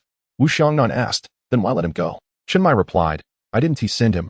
I just can't keep an eye on him. Hong Ying suggested, why not call the instructor? Chinmai agreed, yes. I'll call Yuan Gang. Wu Xiangnan noted. The call connected. Beep, beep, beep. Hello, who is this? Chinmai responded, is this Yuan Gang? Who are you?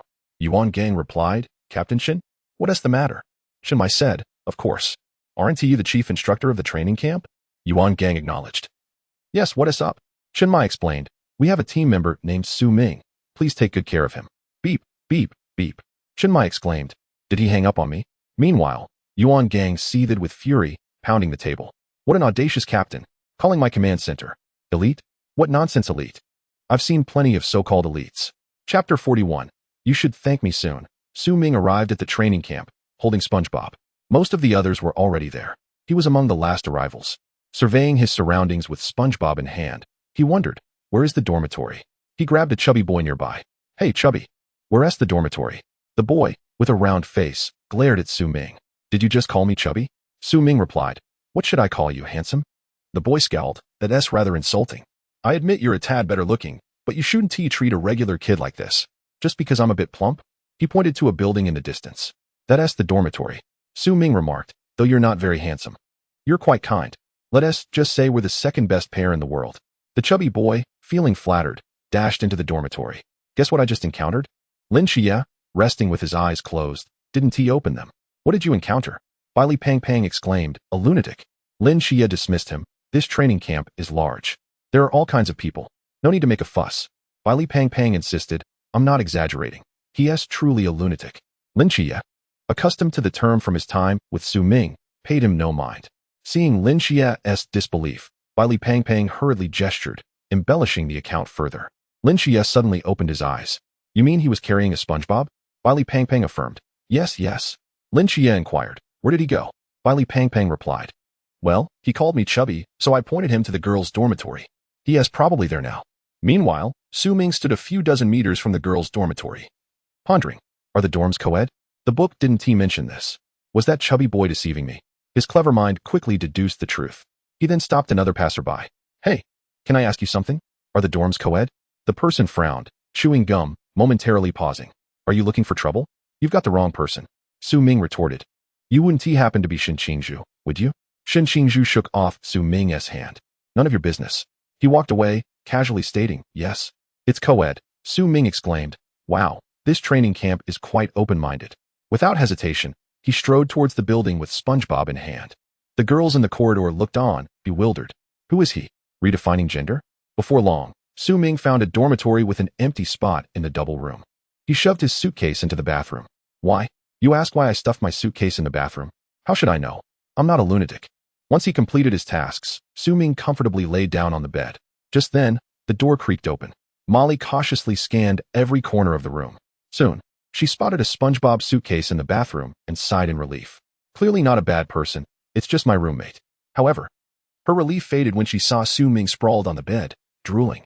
Sorry, I must have gone to the wrong dorm. She turned to leave. Su Ming rubbed his ears and turned over, continuing to sleep. The noise wasn't enough to wake him. 10 seconds later, Molly kicked the door open with a bang. Who the hell are you? Su Ming jumped up, startled. Molly looked at him as if he were a fool. Who the hell are you? Su Ming replied. I'm Su Ming. Molly exclaimed. Who the hell is Su Ming? Su Ming insisted. I am Su Ming. Molly demanded. What are you doing in my room? Su Ming replied. Isn't this a double room? Molly retorted. Is it a co-ed double room? Su Ming questioned. Isn't it? In the next moment, Molly's fury erupted, shaking the entire room. Su Ming leaped from the bed, exclaiming, crap. Sister, run. An earthquake. He dashed out, grabbing his SpongeBob from the bathroom, shouting, Earthquake! Earthquake! Run! Soon, girls on the floor began to follow Su Ming, creating a chaotic scene filled with screams and noise throughout the dormitory. Su Ming was the first to burst out of the dormitory. Following him, the girls surged out like a tidal wave. What terrible luck! An earthquake on the first day. Meanwhile, Molly, watching from above, was filled with disbelief. What kind of idiot just showed up? Below, a large crowd of boys had gathered. Initially drawn by Shin Qingzhu's tale of the fool who wandered into the girls' dormitory, eager to see how he would be ejected, the outcome revealed a peculiar scene. Was this individual slightly unhinged? It seemed he might have some cognitive issues. Shin Qingzhu, exhibiting impatience, remarked, Once you enter, you are comrades. You, refrain from speaking carelessly. One more word, and I shall not be gentle. Is there a problem with what I said? Mental Energy 18. Su Ming listened to the discussions swirling among the crowd, his brows furrowing for the first time. What are you saying, brother? One person, sensing Su Ming's gaze upon him, felt a sudden chill. Su Ming stepped forward, a powerful repulsive force propelling him into the air. In the next instant, he stood before that individual, his hand gripping the man's throat. The entire maneuver was fluid, leaving the other party without a chance to resist, as Su Ming effortlessly lifted him off the ground. Shin Qingzhu paused mid-chew of his gum. How swift! Molly, witnessing the scene, was equally taken aback, clearly unprepared for such formidable mental prowess and decisive action from him. This individual was no ordinary lunatic. The man struggled desperately, but Su Ming's eyes glimmered with a violet hue. Today, I shall take your head. If you wish to live, step aside. Insert Wu Luchi Cantonese voice pack. The man could only choke and writhe, unable to utter a word. Shin Qingzhu, with a slight frown, blew a bubble, ready to intervene. Suddenly, a loud shout interrupted the gathering. Su Ming, what are you doing? Lin Chia pushed through the crowd towards them, and Su Ming instantly released his grip. Brother, take a moment to breathe. As Su Ming sincerely patted the man on the back, he explained. It was all a misunderstanding, a colossal misunderstanding. Lin Chia approached, his expression stern. Su Ming, what were you just doing? Su Ming replied, my brother was feeling unwell, so I was helping him out. Lin Chia glanced at the man. Is that true? Su Ming stepped on the man's hand, prompting a rapid nod from him. Yes, thank you. Su Ming declared, you see, he even has to thank me. Chapter 42. Shouldn't I take pride in my good relations? In a secluded area of the forest, Yuan Gang and Instructor Hong each held a pair of binoculars, observing the unfolding scene. Instructor Hong remarked, This Su Ming is quite remarkable. Yuan Gang scoffed. I wondered why Chen Mai had the audacity to call me at the command center. It turns out he is indeed an elite rivaling a divine agent. Instructor Hong added, the one who barged in later seems to be the agent Michael, Lin Chia. Both hail from Team 136. I can't fathom how Chun Mai managed to find these two prodigies. Yuan Gang replied, regardless of what they are, Once they enter this training camp, whether they be dragons or tigers, they must submit. Instructor Hong nodded. Indeed, we need to temper their egos. Excessive pride is not beneficial. Yuan Gang stated, I have everything arranged. I shall first meet with Su Ming and Lin Chiye. With that, Yuan Gang slowly descended the mountain. In the dormitory building, Lin Chiye was leading Su Ming upstairs. Where are we going, Chiye? Su Ming inquired. I'm finding you a room. Why aren't there any girls in this building? Su Ming asked. Because this is the boys' dormitory. Can I stay in the mixed dormitory? Absolutely not. There is no mixed dormitory. But Shin Qingzhu told me there was. You wouldn't deceive me, would you? Are you going to stay there yourself? Enough. Just be quiet. Chiye. Before long, Lin Chiye brought Su Ming to the door of his dormitory. Bang. Lin Chiye aggressively pushed the door open. Baili Pang Pang, sleeping on the bed, jolted awake. Hey, who is this you brought? He looks oddly familiar. Baili Pang Pang stared at Su Ming, deep in thought. What is going on? Is there a lunatic here? Su Ming questioned. I wasn't talking about you. Don't overthink it, Lin Chiye retorted. Su Ming protested. What do you mean? Are you denying my sanity? Am I a lunatic? Am I really a lunatic? Yes, yes, yes. Mental energy 3, Su Ming nodded in satisfaction. Now that's more like it. Baili Pang Pang slapped his forehead. I remember now. He asked that lunatic I mentioned to you today. Indeed, that is I. Are you proud of that? Lin Chiye queried. Shouldn't I take pride in my good relations? Su Ming countered. You can be proud if you wish. Baili Pang asked, Chiye, how did you catch him? Did he annoy you? I've sensed he was bound to get into trouble. Hey, you little fatso, I'm still right here, and you're gossiping? Lin Chiye remained silent, nodding. We are the best of friends, the best in the world. Su Ming continued, disregarding Lin Chiye's attempt to pull away. I also have another best brother named Xingyu. I'll bring him over for you to meet someday. Baili Pang Pang replied, bring him over? That won't be necessary. Pang Dang, go to another dormitory. This one is for Su Ming. What does that mean? Can I avoid smelling your feet anymore? Chiye. Don't let me go. You have the honor of having me, Su Ming jested. Of course. Lin Chiye replied, enough. I'm leaving. You two can sleep. All right. Su Ming responded. You are fortunate to have me, he added with a grin. Just kidding. I want to compete with you. I'll look for another empty room. Lin Chiye eyed Su Ming with concern. Do you think you can manage? Don't end up fighting like you did at the girls' dormitory. Rest assured, I, Su Ming, am known for my honesty. As Su Ming picked up his suitcase and stepped out, embarking on his quest for a dormitory, Yuan Gang arrived at the dormitory building. He quickly spotted Su Ming, who was looking around with a SpongeBob suitcase. Yuan Gang stealthily approached, preparing to test the boy's alertness. 1 step, 2 steps, 3 steps. 5 seconds later, Yuan Gang stood 30 centimeters behind Su Ming, who remained oblivious, still scanning the corridors as if in a hurried search for an empty room. Yuan Gang thought to himself, lack of vigilance. With that, he pressed down on Su Ming's SpongeBob suitcase. Su Ming released his grip and trotted over to a dormitory door. ISNT this my buddy, Shin Qingzhu exclaimed. What? This guy again? Su Ming asked, is someone living here alone? As he spoke, he closed the door and entered the dormitory. Meanwhile, Yuan Gang, still gripping the SpongeBob suitcase in the corridor, fell into silence. Extremely poor vigilance. 2 minutes later, Su Ming was unceremoniously kicked out of the room by Shin Qingzhu. Not welcome? I'm not pleased either. Su Ming then began to pat his hands. Did I lose something? Yuan Gang remarked. You finally noticed. Su Ming fell into deep contemplation. Yuan Gang questioned. Is this question really that difficult? Suddenly, Su Ming's eyes lit up. I remember now. Sanhua Juding, Nanshimen, Baiyujing, I remember everything. Yuan Gang retorted. Are you joking? Su Ming replied. Who is speaking? I am Yuan Gang. I don't know you. With that, Su Ming turned to leave. Yuan Gang thought. This kid is somewhat lacking in common sense.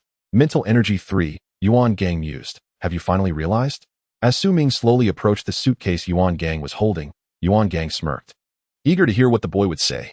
Your taste is quite commendable. It matches my suitcase. Yuan Gang was left speechless. Su Ming, I can't believe that idiot stole my suitcase. Just a moment ago it was in my hands, and now it's gone. Suddenly, Su Ming had a flash of inspiration. Could it have been left in Shin Qingzhu's room? Saying this, Su Ming forcefully opened Shin Qingzhu's door once more. Shin Qingzhu, don't think you can bully me. Su Ming, hand over my SpongeBob. Shin Qingzhu. Yuan Gang. Spiritual Energy 6, Chapter 43. Where is my protagonist's halo? 2 minutes later, Su Ming was once again thrown out by Shin Qingzhu. This time, Shin Qingzhu had been cautious and locked the door. Su Ming tugged on the door a couple of times, realizing it wouldn't budge, and reluctantly gave up. My SpongeBob doesn't seem like something he would steal. Alas, what bad luck. If I catch that scoundrel who took my suitcase, I'll make him regret it. Yuan Gang, is it possible that this is yours? Su Ming, my SpongeBob is facing outward. What about now? Su Ming, hey, it looks just like mine. Yuan Gang, this is definitely yours. Su Ming, where did you find it? Thank you. Yuan Gang, no problem. Su Ming, your name is Yuan Gang, right? I'll remember this favor. We'll be the best of friends from now on. Yuan Gang watched Su Ming, who was walking away with his suitcase, and felt that his instructor career had encountered its first Waterloo. Yuan Gang could only leave silently, pondering where things had gone awry.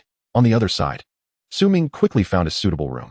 The double room was occupied by a man meditating. Su Ming asked him several times if he could stay with him. Out of courtesy, Su Ming trudged into the room, hoisted the meditating man out, and placed him in the corridor. Only then did he contentedly enter his own double room. Half an hour later, the meditating Chao Yuan awoke from his dreams. He looked around, initially bewildered, and then a wave of fear engulfed him. Did I lose control again? No, that's impossible. How could I lose control again?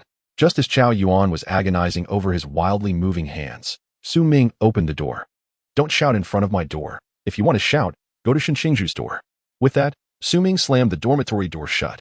Chao Yuan, no one is dead? I didn't lose control? Thank goodness. Chao Yuan kept patting his chest, finally letting out a sigh of relief. But wait, if I didn't lose control, why am I in the corridor? Chao Yuan's expression tightened. Did I still lose control? With a heavy heart, he pushed open the dormitory door. Seeing Su Ming lying on the bed, snoring, a sudden light flashed in his eyes. Could you be the noble one who can control my madness? Su Ming was snoring away, completely ignoring Chao Yuan. Chao Yuan felt elated. The one who can control my madness is certainly no ordinary person. Thus, even though Su Ming occupied his bed, Chao Yuan was unfazed. He simply gazed at the sleeping Su Ming. Indeed, he is no ordinary individual. Just listen to that snoring, those drool bubbles, that saliva. Who else but my noble one could sleep so beautifully? At this moment, Su Ming, who was drawing lots in the system space, felt a shiver. Why do I feel like someone is watching me? Never mind, let us draw a prize first. Drawing today's entry for you. Draw successful. Today's entry. Yamato would release Su Ming. YISNT at Hashirama S would release. ISNT this kid S would release just for building houses? Forget it. Having it is better than not having it. I'll just build myself a grand villa in the training camp.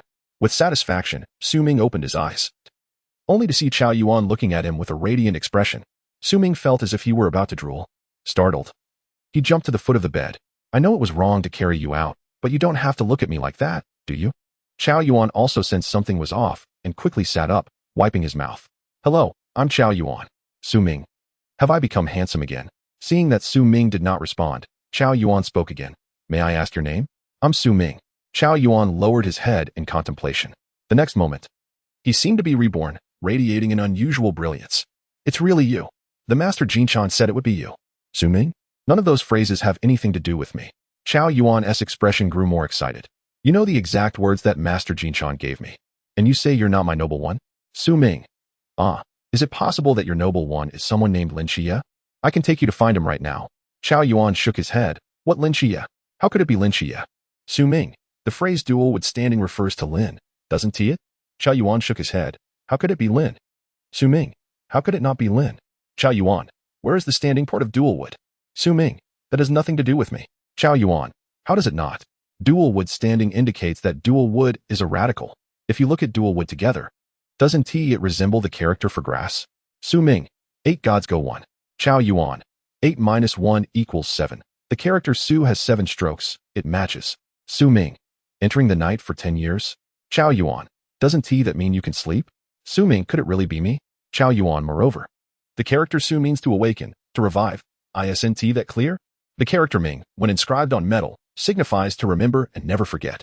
Both characters are pointing at me. How could I not understand? Amitba. Su Ming. Is that so? It seems to have some reason. Chao Yuan. No worries. Su Ming, you continue to sleep. I'll go stand guard for you. Su Ming. There's no need for that. Just let me take a breather. Chao Yuan. You want to see it? You want to see my madness state right now? Su Ming. What the hell? When did I say I wanted to see it? Chao Yuan continued. I know my madness state is terrifying, but to you, Su Ming, it must be nothing more than a light drizzle. But right now, I don't have a knife. Saying this, Chao Yuan rummaged through his suitcase. Su Ming, are you serious? Chao Yuan, don't worry. I want to hold back. I'll let you see clearly. Su Ming, I told you not to do it. Chao Yuan, Found it. Su Ming watched as Chao Yuan brandished a kitchen knife, taking a sharp intake of breath. Oh no, it's over.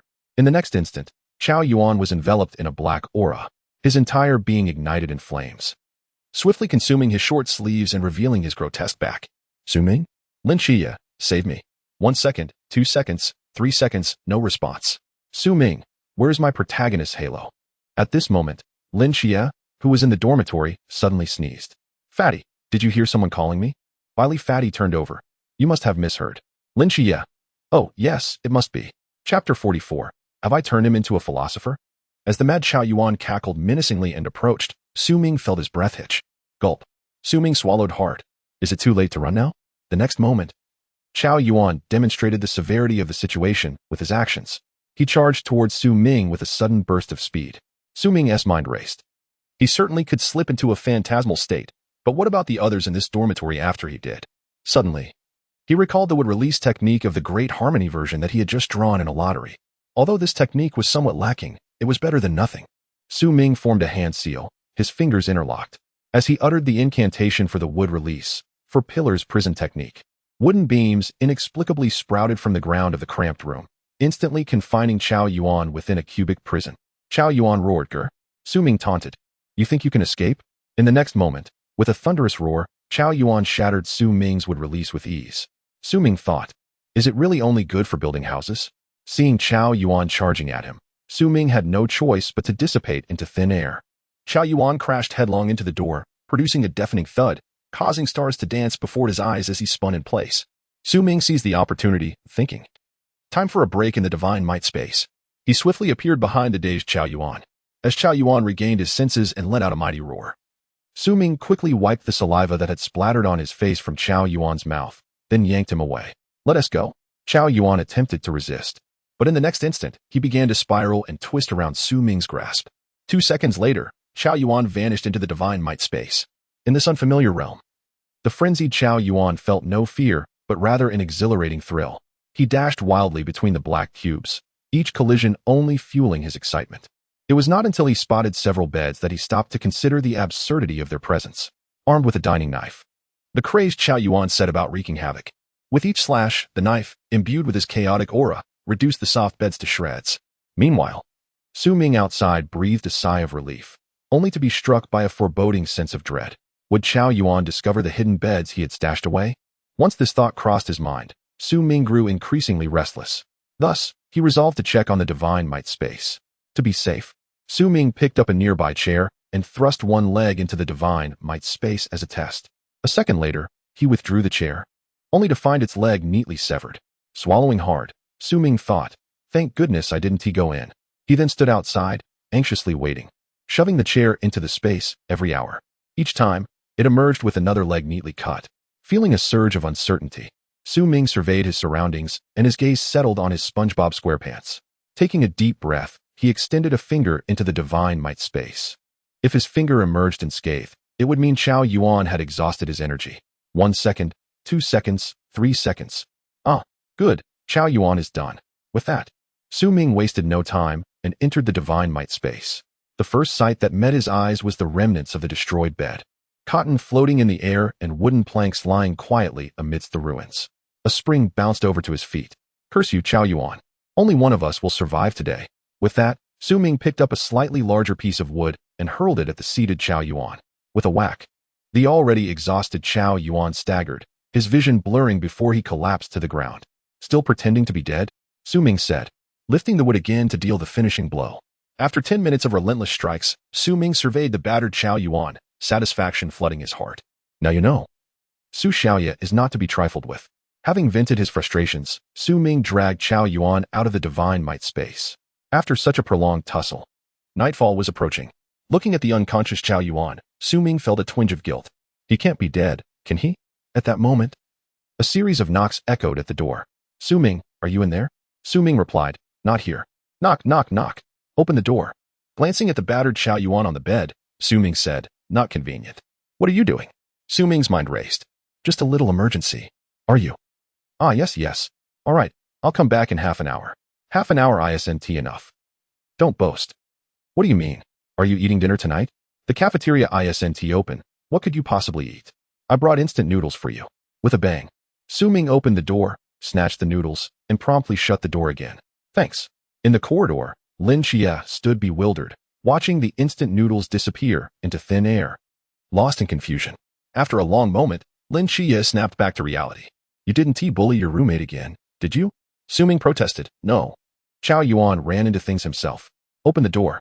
Am I foolish enough to open the door? In the next instant, Lin Xie accidentally pushed the door open, momentarily stunned. Su Ming, did you forget to lock it? Isn't it obvious? Where is your roommate? He is asleep. Lin Xie hurried to the bedside, gazing at the unconscious Chao Yuan, whose swollen head was twitching. Is this what you call asleep? Su Ming retorted. What's wrong with the way he sleeps? No worries. I'll wake him up for a proper rest. With that, Su Ming began shaking the comatose Chao Yuan. Hey, brother, wake up. Wake up, brother. Lin Xie, with a mental strength of 3, forcibly jolted Chao Yuan awake.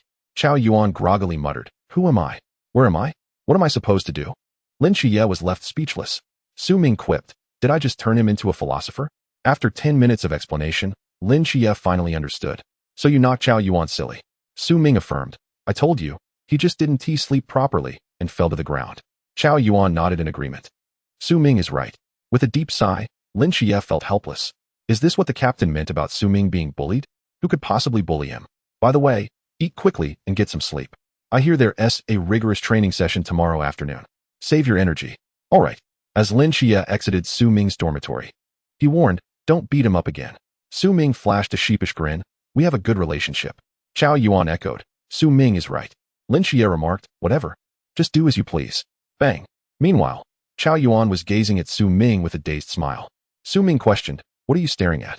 Chao Yuan wiped his mouth. My noble one is quite handsome. Su Ming retorted, I have hemorrhoids. Chao Yuan replied, No worries. I don't. Su Ming urged, You better go find Lin Xie. I'm not your noble one. Chao Yuan scratched his head, But you just subdued me. Look at this room. There is not a single sign of destruction. With such power, how can you claim not to be my noble one? Su Ming insisted. I'll say it one more time. I am not your noble one. Chao Yuan nodded repeatedly. You're right. Su Ming insisted. I truly am not. Chao Yuan complied. I'll listen to you. If you say you're not, then you're not. Su Ming exclaimed. Go eat shit. Chao Yuan replied. That doesn't seem right. Silence enveloped them, a quietude that lingered like the serene waters of the evening. Chao Yuan, the noble one, can also compose poetry. Su Ming, have you heard my heartfelt voice? Chao Yuan, should I have heard it? Su Ming, what do you think? Chao Yuan, I defer to your judgment. Su Ming, half an hour later. Su Ming, I need to step out for some fresh air. Chao Yuan, I will protect you. Su Ming? In the open space beside the dormitory building, Su Ming stood there, with the proud Chao Yuan towering behind him. Su Ming, do you wish to live in a villa? Chao Yuan, if you reside there, so shall I. Su Ming, speak to me properly. Chao Yuan, oh, but where is there a villa here? Su Ming, I shall construct one for you. Chao Yuan, excellent. Su Ming swiftly formed hand seals, slapping the ground with one hand. The wood release, 3 rooms and 1 hall technique. With a rumble, a 2-story small villa erupted from the ground. Chao Yuan stared in astonishment. Su Ming strode confidently into his villa, and Chao Yuan hurried to follow. Su Ming surveyed the villa with great satisfaction, preparing to retrieve his grand soft bed from his divine space. He reached in and pulled out a bed leg, then another bed leg. Su Ming, damn it. I forgot that the grand soft bed I brought was all smashed to bits by Chao Yuan. Rolling up his sleeves, he was ready to show Chao Yuan a bit of color. However, upon seeing Chao Yuan's affectionate gaze, Su Ming clenched his fist and decided against punishing him. As night fell, Su Ming lay in bed, activating the Do Not Disturb mode, flight mode, and sleep mode.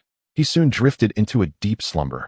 At that moment, Chao Yuan, who had yet to climb into bed, could already hear Su Ming's snores and couldn't help but smile slightly. I told you he is my noble one. The moonlight poured into the room, and the starlight flickered. With his head resting on his hands, Chao Yuan's eyes sparkled. At that moment, he suddenly understood why Master Jinshin said Su Ming would be his benefactor. It turned out that what truly shackled him was never the annihilation by the Dark King, but his own heart. In the darkness, Chao Yuan silently recited, Master. I understand now. On Jiuhua Mountain, the old monk suddenly sneezed. Who is speaking ill of the old monk? Such a sin, Ba. I wonder if the benefactor Chao Yuan has found that child named Lin Xie. After saying this, the old monk resumed his nap. The next day, upon waking, Chao Yuan found no trace of Su Ming. After searching around outside for some time without success, he sat cross-legged at the entrance of Su Ming's grand villa. waiting for him. At that moment, high above Songnan City, Su Ming was riding a large bird, swaying left and right. Hurry up, Su Ming urged incessantly. If you don't speed up, you'll miss breakfast. The large bird screeched twice and dove downwards. Su Ming, are you unhappy after I said a few words? The bird crashed into a 2-story building, transforming into a puddle of ink, sticking to the red sign of the Peace Affairs office. Quick as lightning. Su Ming grasped the red sign, hanging in midair. With a slight smile, he thought, no difficulty at all. Then, with a powerful grip on the sign, he leaped upwards. And in an instant, his head was wedged into the sign's opening, dangling at the entrance of the Peace Affairs office. The entire sequence unfolded fluidly. Su Ming, help me. At that moment, Chen Mai, who was eating, jolted awake. Someone is calling for help. Hong Ying, Captain, did you mishear? Zhao Kongqing, yeah. Who calls for help this early in the morning? Wu Xiaonan, I think you're just worried that Su Ming seems a bit distracted. Chen Mai shook his head. Perhaps I did mishear. You say Su Ming has been gone for 2 days. Has he adapted to the training camp? Wu Xiaonan, he just left yesterday. Chen Mai, is that so? Wu Xiaonan, what else could it be? Chen Mai, all right. At that moment, hanging at the door, Su Ming was kicking his legs in the air. Help, help me. Chen Mai, someone is indeed calling for help. Wu Xiaonan frowned slightly. Without caring for anything else, Chen Mai dashed outside, his eyes filled with confusion. Where is he? I clearly heard someone calling for help. Su Ming kicked frantically above Chen Mai. But he was always just out of reach. What the heck? What are you doing? Su Ming's eyes were bulging as one foot aimed at Chen Mai's face. Help. Chen Mai? Has he become stuttered after just 1 day? Damn it, Yuan gang. Just wait until I find you. Chen Mai quickly reassured. Don't panic. Take your time. Su Ming struggled to catch his breath. I Chen Mai. At that moment, Zhao Kongqing strolled out leisurely. I told you. There's no one here. Halfway through his sentence, Zhao Kongqing froze. No way. There really is someone. Su Ming, help. Chapter 46. Take a deep breath. Feeling dizzy is normal. Inside the Peace Affairs office, Su Ming was sobbing uncontrollably in Hong Ying's embrace. Chen Mai is not a good person. He wants to harm me. He aims to inherit my slippers. Chen Mai, I thought you could get down by yourself. Su Ming, can you levitate by stepping on your own foot? Chen Mai, I cannot. Su Ming, then tell me how the hell I'm supposed to get down. Do I just step on air? Chen Mai, don't you have a grappling hook? Su Ming, Su Xiaonan, put down that drumstick. With an innocent expression, what's wrong? Su Ming, here's the thing 1 minute later. Chen Mai, you said the dormitory bed is uncomfortable, and you want to take my bed? Su Ming nodded vigorously. Yes. Yes, that's about the gist of it. Chen Mai, I just bought that bed. Su Ming, I'll go to Shangjing and earn 2 million for you. What is wrong with taking 2 beds? Zhao Kongqing. Exactly. If Su Ming goes to Shangjing and brings me 2 million, I'd even praise his digestive system if he squatted on my neck. Chen Mai, what about the beds you took before? Su Ming, when did I take your beds? Chen Mai, when you left. Su Ming, when I left, I only took a suitcase. How could I fit your bed in there? Chen Mai, are you denying it? Su Ming, are you implying that I stuffed your 3-meter bed into my 1.5-meter suitcase? Chen Mai, why does that sound so familiar? Hong Ying, it's just a bed. The one you slept on at my place. You can take it. No one will sleep there anyway since you've left. Su Ming, I want to sleep on Chen Mai's bed. Hong Ying and the others simultaneously turned to look at Chen Mai. Su Ming, I simply enjoy sleeping on a new bed. Hong Ying, exactly. What is wrong with Su Ming loving to sleep on a new bed? Chen Mai, all right. You all spoil him. Su Ming, you haven't eaten yet. Hurry and have a couple of bites to fill your stomach. I'll make you 2 more dishes. Su Ming, Captain, you're so kind. Chen Mai, eat up. I'm heading to the kitchen. Naturally, Su Ming wouldn't be polite. What's wrong with helping Chen Mai for free? Su Ming quickly dug in. Everyone smiled as they watched him. Su Ming's hand paused as he was about to take more food, but he still stuffed the food into his mouth. Looking around at everyone, what's wrong? Zhao Kongqing, nothing, just eat more. Hong Ying, look how hungry Su Ming is. He hasn't had decent meals in the training camp, has he? Wu Xiangnan directly stood up, surrounding Su Ming with all the dishes. Gulp. Su Ming, is this the last meal? Is it a farewell? Hong Ying, what farewell meal? It's just that everyone missed you a bit since we haven't seen you for 2 days. Su Ming, really? Hong Ying nodded, before Si Xiaonan could say anything. Hong Ying covered her mouth, pressing her head and nodding repeatedly. Su Ming directed his gaze towards Lung Xian and inquired, what's the matter? Lung Xian shook his head, feeling guilty, and replied, it's nothing. Su Ming scratched his head, pondering, am I overthinking it? Regardless, he set aside his thoughts and began to feast heartily. After surviving on a mere bucket of instant noodles at the training camp, he felt as though he would faint from hunger, prompting his escape from the camp. Now, A lavish spread lay before him, and he couldn't help but indulge without hesitation. Just as Su Ming was savoring his meal, Chunmai approached, carrying a bowl. Here comes the chicken soup. Su Ming's eating came to an abrupt halt, nearly dropping his chopsticks, as he turned stiffly to face Chunmai. Why aren't you eating now that everything is ready? Chunmai asked. Are you trying to poison me? Su Ming retorted. Of course not. How could I? Chunmai responded. You've already triggered a keyword, Su Ming pointed out. What keyword? Why would I poison you? Chunmai seemed perplexed. Su Ming's gaze shifted to the bowl of chicken soup. Slowly, he extended his chopsticks into the broth, retrieving a small, unmelting white tablet. What is this? He questioned. It could be a grain of salt, Hong Ying suggested. Oh. Yes, it's just salt, Chunmai agreed. Wu Xiangnan buried her face in her hands, unable to watch any longer. Am I really that foolish? Are salt grains this large? Su Ming questioned incredulously. It's monosodium glutamate. Yes, that's it, Chunmai stuttered. The new version of MSG is just larger, he added. Appearing somewhat guilty, Su Ming scratched his head, so that's how it is.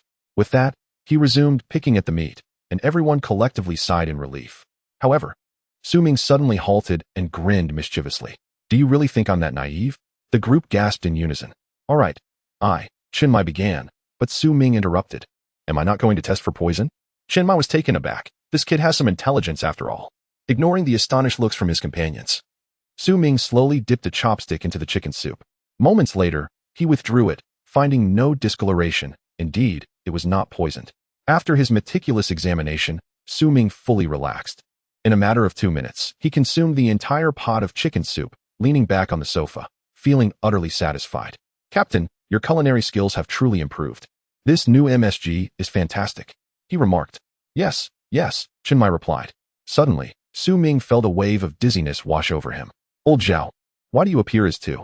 He questioned. I have awakened my new ability, Zhao Kongqing replied. Lung Xian, why is your backside on your head? Su Ming continued. Huh. Lung Xian responded, bewildered. Hong Ying, why aren't you wearing any clothes? Su Ming asked. What? Hong Ying exclaimed. Captain, why do I feel dizzy? Su Ming complained. Take deep breaths. Feeling dizzy is normal, Chunmai reassured him. Psychic power too. Congratulations, host psychic power has reached 2,000 points. You may draw a permanent attribute once. Why do I see subtitles in front of me? Su Ming wondered. With a sudden sway, he collapsed onto the table. Chunmai approached and gently nudged him, confirming that Su Ming had indeed lost consciousness. A sigh of relief escaped him. He couldn't let this kid sneak back into the training camp. There was just something unsettling about it. Hurry and tie him up, Hong Ying urged. This kid is quite difficult to deceive, Zhao Kongqing noted. Suddenly, Si Xiaonan exclaimed, Hong Ying, why is Su Ming foaming at the mouth? What? Hong Ying gasped. The others looked on in shock. Hong Ying rushed to support Su Ming, witnessing the foam spilling from his mouth, instantly horrified. Captain, how many sleeping pills did you give him? She demanded. Chunmai replied, as we agreed upon. You only gave him 2 pills? Hong Ying questioned incredulously. No, I meant 2 bottles, Chunmai clarified. What? Everyone exclaimed in disbelief. In the system space, Su Ming surveyed his surroundings. Who am I? Where am I? What am I supposed to do? Have you turned into a philosopher? The system quipped. I'm just joking. I'm Su Ming. I need to go to the dock for some fries, he replied. Now is not the time to sleep, the system reminded him. He attempted to open his eyes. 1 second, 2 seconds, 3 seconds. Why can't I wake up? Su Ming asked. Chunmai poisoned you, the system informed him. Impossible. Chunmai is my brother. My dear friend. He wouldn't poison me, Su Ming protested. What if I did it? The system retorted. Hey, you finally admitted it, Su Ming shot back. System shut down. Please try again later. Is the system out of credit? Su Ming exclaimed. System, hello? Is anyone there? Press 1 to recharge. Press 2 to poison. Press 3 for a lottery. Press 0 for human assistance. 2, Su Ming selected. Poison, you idiot. He exclaimed. Just kidding. I heard you say I could draw a lottery. Stop hiding it. Would you like to draw a permanent attribute? Yes, Su Ming replied. Drawing your permanent attribute. Where's my big wheel? Su Ming wondered. What?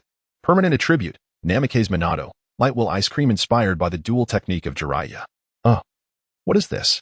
Su Ming asked. Just use it. Why are you asking so many questions? Hold on, he replied. Today's attribute is available for drawing. There's more? Then let us draw, Su Ming said. Today's attribute. Uchiha Sasuke. Fire release. Great fireball technique. 1 second.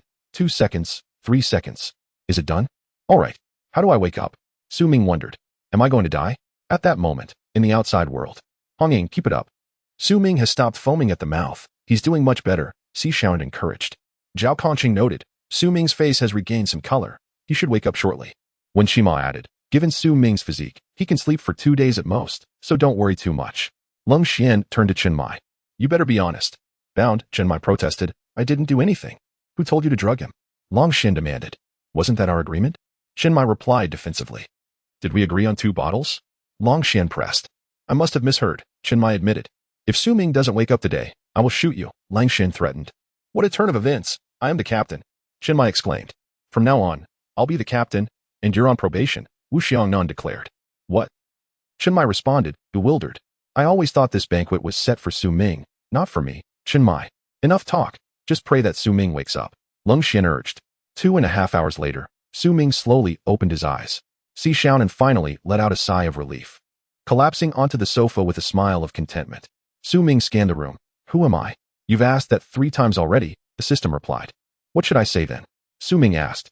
It's over. Su Ming's mind has been poisoned, Hong Ying remarked. Chen Mai. Lung Xian shouted. Damn it. Can his mind even be damaged? It wasn't he that good to begin with. Chen Mai retorted. Lung Xian's expression darkened. Captain, you better have skills akin to Yin Shuangying, or I truly have bullets in my gun. Chen Mai was taken aback. If something goes wrong, am I the only one to take the blame? Why are you all staring at me? Su Ming questioned. Are you okay, Su Ming? Hong Ying asked. Su Ming examined himself. I still have all my parts. Why are you asking me this? Suddenly alarmed, he hurriedly checked his pants. Everything seems to be intact, he reassured. Zhao Kongqing chimed in, assessment complete. His mind is still functioning well. Why did you all tie up the captain? Su Ming inquired. Right. Why did you tie me up? Chen Mai echoed. He poisoned you, Lang Xian explained. Impossible. There is no way my captain would poison me. What a joke. Su Ming exclaimed. Right. How could I possibly poison Su Ming? Chen Mai added. Lang Xian, everyone. If you weren't poisoned, how did you faint just now? Su Ming. Perhaps I ate too quickly and got oxygen deprived. Everyone. Mental strength 7. Chen Mai. I'm touched. Honesty is the ultimate weapon. Su Ming. Captain. I'm planning to head to the dock for some fries. Chen Mai. Are you a seagull? Su Ming. Can a person eat fries? Chen Mai. You just want to go to the supermarket, right? Su Ming. Anywhere is fine, just want some fries. The camp food is terrible. 20 minutes later, Su Ming and Chen Mai arrived at the largest shopping center in Songnan. Chen Mai waved his hand. Choose whatever you like. Today the captain treats. He realized that there was no one in sight. 10 minutes later, Su Ming appeared before Chen Mai, pushing 2 shopping carts piled high with snacks reaching the ceiling. Su Ming poked his head out from behind the snacks. Let us just buy this much for now. Chen Mai was dumbfounded. Are you stockpiling for winter? Chen Mai. All right. The 2 pushed their carts to the checkout. Beep, beep, beep, beep. 5 minutes later, the cashier smiled sweetly. That will be 3,321 yuan and 23 cents. Sir, would you like to pay online or in cash? Chen Mai. Cash. Wait. How much? The cashier. 3,321 yuan and 23 cents. Su Ming. Captain, are you short on cash? Chen Mai was delighted. When did this kid become so considerate? Su Ming. Captain, please lend me your phone. Chen Mai handed over his phone with a pleased expression. Beep, beep, beep, beep. After a quick operation, Su Ming returned the phone to Chen Mai. All set. Chen Mai. 150,000? Where did you get this money? Su Ming. I borrowed it from. Chen Mai. What the hell, kid, you? Su Ming. I earned you 2 million in a day. And this is how you treat me? Chen Mai's expression darkened. Check out. The cashier. All right, sir. Your total is 3,321 yuan and 23 cents. We'll round it off for you, so it's 3,321 yuan flat. Chen Mai. Who taught you to round it off like that? It's like this, sir. Xia has a regulation that prevents rounding up. Chen Mai. Do you really want to round up? The cashier offered an apologetic smile to Chen Mai. He took a deep breath and pulled out his phone to pay with the 150,000 he just borrowed. 2 minutes later, the 2 stood by the roadside. Su Ming. Lung Xian has you in his sights? Chen Mai. Let it be. Lung Xian. Target locked. Current wind speed 5 miles per hour. Distance 800 meters. Hit probability 99. Chen Mai. Chapter 48 Training is not about fighting. Training is about understanding human relationships. Back at the Peace Affairs office, Su Ming stuffed everything into the divine power space. He reluctantly bid farewell to Squad 136. Chen Mai looked embarrassed. Su Ming turned to Hong Ying. And you, Hong Ying, don't be so arrogant without me around. Otherwise, no one will protect you. Hong Ying's eyes turned red. Xi Xiaonan silently lowered her head. Su Ming, Zhao Kongqing, go easy on the foot baths from now on. That night, I gave you life. so you should cherish it and shine bright. Zhao Kongqing let a tear fall. When Qima, drink less coffee and sleep more. In Wuxiangnan, Lang Xian. After a heartfelt farewell, everyone was moved to tears. Su Ming nodded.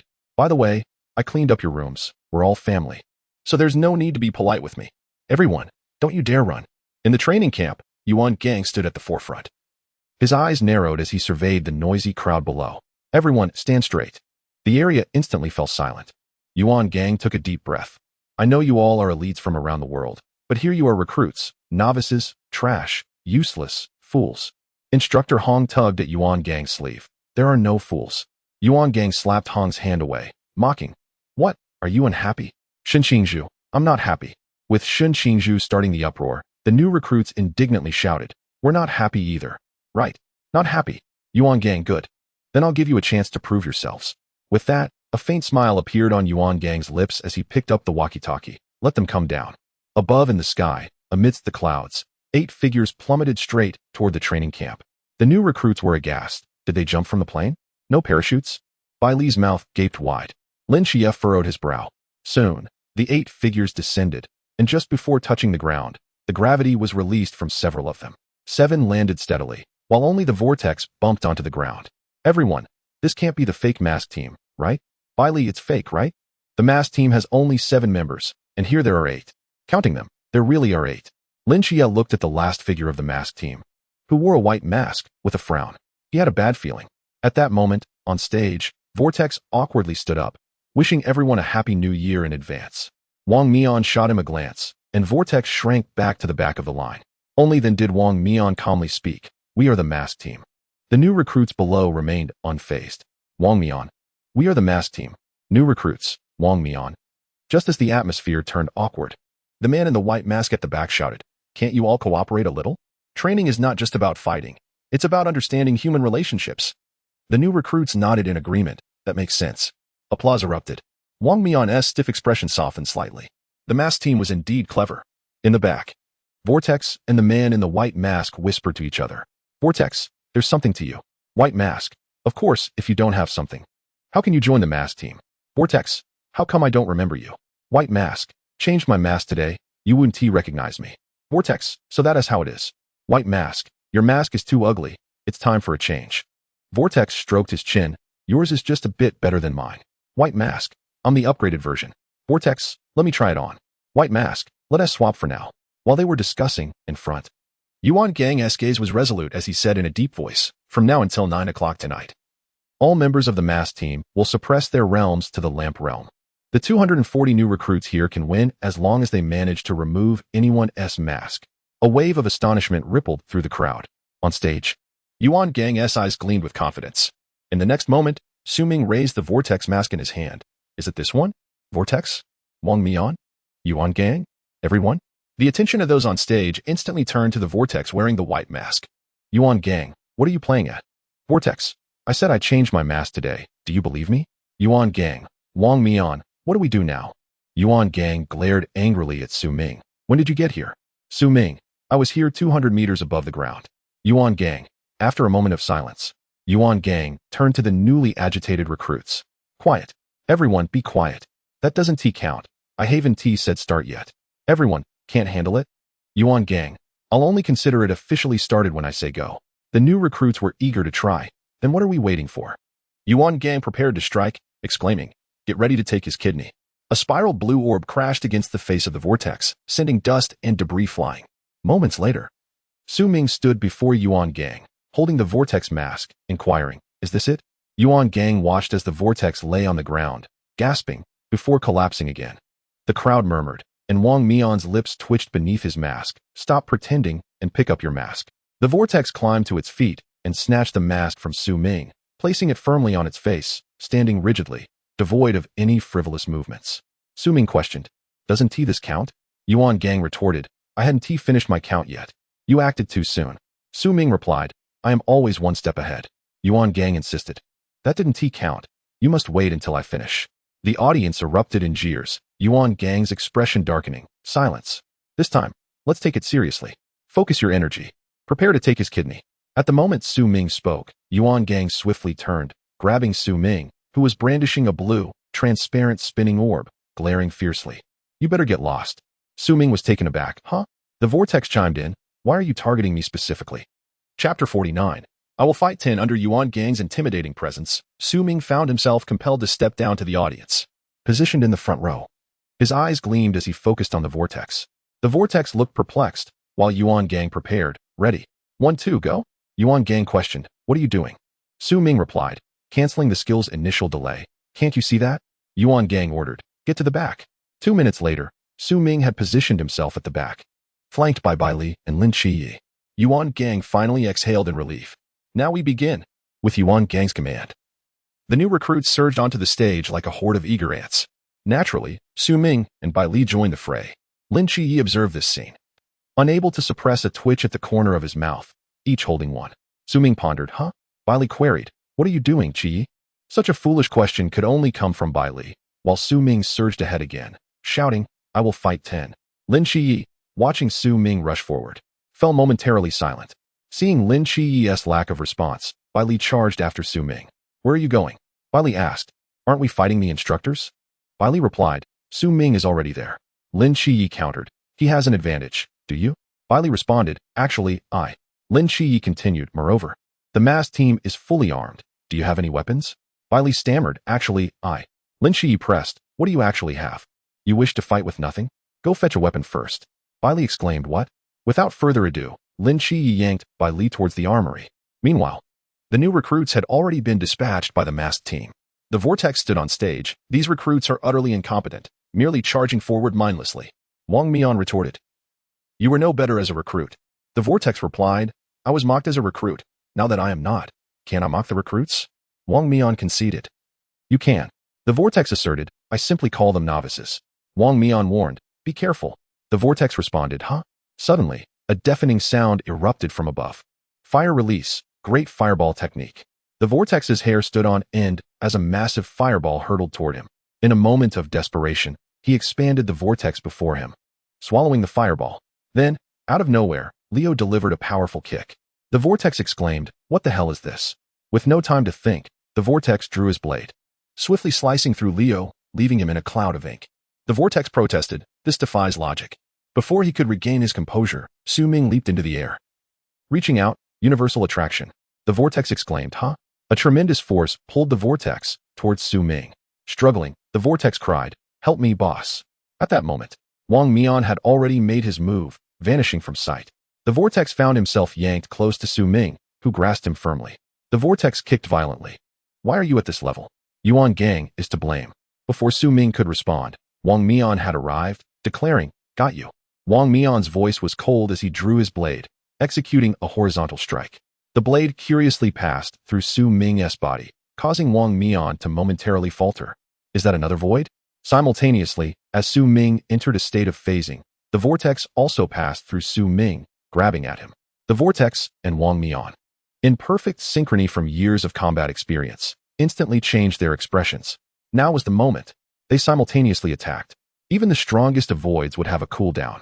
And since the opponent had just unleashed a void, they were now in a position of dual assault. There was no escape. Simultaneously, their bodies passed through Su Ming. In that fleeting moment, both exchanged looks of shock and surprise. Su Ming chuckled, I never actually deactivated my phasing. Their expressions shifted dramatically.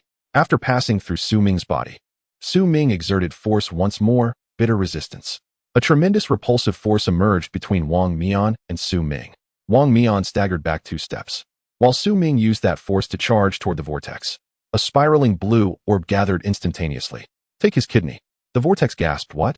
Not again. With a crash, the vortex was sent crashing to the ground by Su Ming. Wang Mian landed nearby. Yu Guai stepped forward. What is with this kid? He's so peculiar. Wang Mian replied. He is at a higher level, and his voids are strange. It seems he possesses an endless supply of them. Chang Wei questioned. If he is at a higher level, why is he a recruit? Wang Mian shrugged. How would I know? Tian Ping added. Yet Yuan Gang insists we suppress our levels to the lowest. Isn't that unfair to honest ones? Wang Mian commanded, Enough. Let us unite and take him down. Otherwise, if he reunites with the others, we'll lose our chance. Just as they prepared to act, a disheveled figure emerged from the haze created by the two. Don't cut me. Su Ming leaped away. I'm sorry, Brother Vortex. Please don't. The Vortex remained silent, merely swinging his blade. Watch out. Su Ming shouted. Brother Vortex. The vortex continued to slice. Don't come near. The two figures dashed wildly through the training ground, stirring up dust. Yugui exclaimed. What? Wang Mian replied. The vortex has broken through. Yugui questioned. Isn't that against the rules? Changwei noted. The opposing side is already breaking the rules. Yugui mused. That's a fair point. Meanwhile, on the other side of the training camp, in front of a wild villa, Chao Yuan suddenly opened his eyes. Who dares to strike my noble friend? Su Ming steadied himself. I'm coming. Chao Yuan dashed off into the distance. Passing by the armory, he spotted several people at the entrance. With Emoli pressing against the door, shaking it violently. Chao Yuan shouted, move aside. Hearing the thunderous call, Lin Qiyi and others hurriedly cleared the path. Chao Yuan leaped, delivering a powerful kick that sent the unstable door crashing to the ground. With a thunderous roar, Chao Yuan charged into the haze. Before anyone could react, he emerged brandishing a sheathed star blade, vanishing in an instant from the sight of the onlookers. What on earth is that? Bai Li Fatty exclaimed, while Lin Chia pondered. This seems oddly familiar. Do you know him, Chia? Bai Li Fatty inquired. I've just recalled, he is a philosopher. Chapter 50. What were you shouting about? Look at how you frightened the Vortex ancestor. At that moment, within the underground base, the instructors grimaced at the frantic scene unfolding on the surveillance monitors. That Su Ming possesses remarkable abilities, one instructor remarked, having witnessed the battle from its inception. Even they were captivated by Su Ming's initial display of combat prowess. Although the figure pleading for mercy now appeared rather disheveled, he had indeed exhibited charm. No wonder Chun Mai regards him as an elite. He truly is a monster. Yuan Gang noted. Suddenly, Instructor Hong shouted, another individual has entered the fray. Yuan Gang's expression shifted to alarm as he hurried to the screen, where a menacing figure surged toward the vortex. This is bad. We must stop him, he urged, prompting the instructors to rush out simultaneously. At that moment, the vortex, who was relentlessly pursuing Su Ming, suddenly felt a chill at the back of his head. Why do I have a foreboding feeling? In the next instant, a star blade enveloped in dark aura swung down from behind him. The vortex's keen battle instincts kicked in, allowing him to dodge to the side just in time. The blade, swirling with malevolent energy, sliced through the air towards Su Ming, who was bolting ahead. Hearing the exaggerated rush of air from the blade, Su Ming couldn't help but shiver. Brother Vortex, I truly misjudged you. Was it necessary to resort to such lethal measures? With a startled yell, he stumbled and fell to the ground. Goodness! The long blade created a massive gust as it struck the ground between Su Ming's legs. Feeling a sudden chill in his nether regions, he could no longer afford to linger and sprang to his feet, sprinting away at full speed. Within half a second, he had vanished from sight. The members of the masked team stood in stunned silence. Is this also a forbidden realm? Tian Ping questioned. How would I know? Wang Mian replied. At that moment, Chao Yuan had drawn his long blade from the ground, surveying his surroundings before fixing his gaze back on the vortex. Gulping, Vortex murmured. What the hell is this? Suddenly, Chao Yuan charged forth with a furious intensity. The vortex cursed under his breath, drawing his blade to engage in a frenzied battle with the mad Chao Yuan. Clang, clang, clang. At this moment, the vortex had unraveled his realm. And though Chao Yuan was repeatedly repelled, he would soon charge again with a manic laugh, as if he had endless stamina. Are you all just going to pick on me alone? The vortex called out to the onlooking masked members. Boss, what are you doing? Help me. Yet. No one paid him any heed. Just as Chao Yuan lunged forward once more in a frenzy, a figure enveloped in golden light crashed into him, sending Chao Yuan crashing into the ground. Yuan Gang followed up with a flurry of strikes.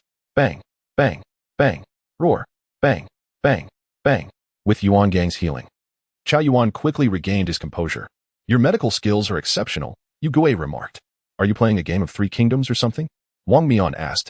My apologies. Yugui replied. Once Yuan Gang had subdued Chao Yuan, the officers swiftly bound him. With a grim expression, Yuan Gang barked, take him to the stage. Let those two have their moment. This is only one, Instructor Hong interjected. Chop chop. As he spoke, Yuan Gang's figure soared into the distance. Meanwhile, Su Ming, still running wildly, kicked up a cloud of dust, obscuring his view of any pursuers, but he knew that running was the only right choice. Attention, mountain road ahead. Please reduce speed, the map reminded him. What? I forgot to hand him my phone. Su Ming abruptly halted, scanning his surroundings to ensure safety before heaving a sigh of relief and muttering that doggone Chao Yuan is ruthless. Just wait until I get the chance. I will show you, Su Degu, what I can do. Suddenly, a thunderous rumble echoed from the sky. What was that sound?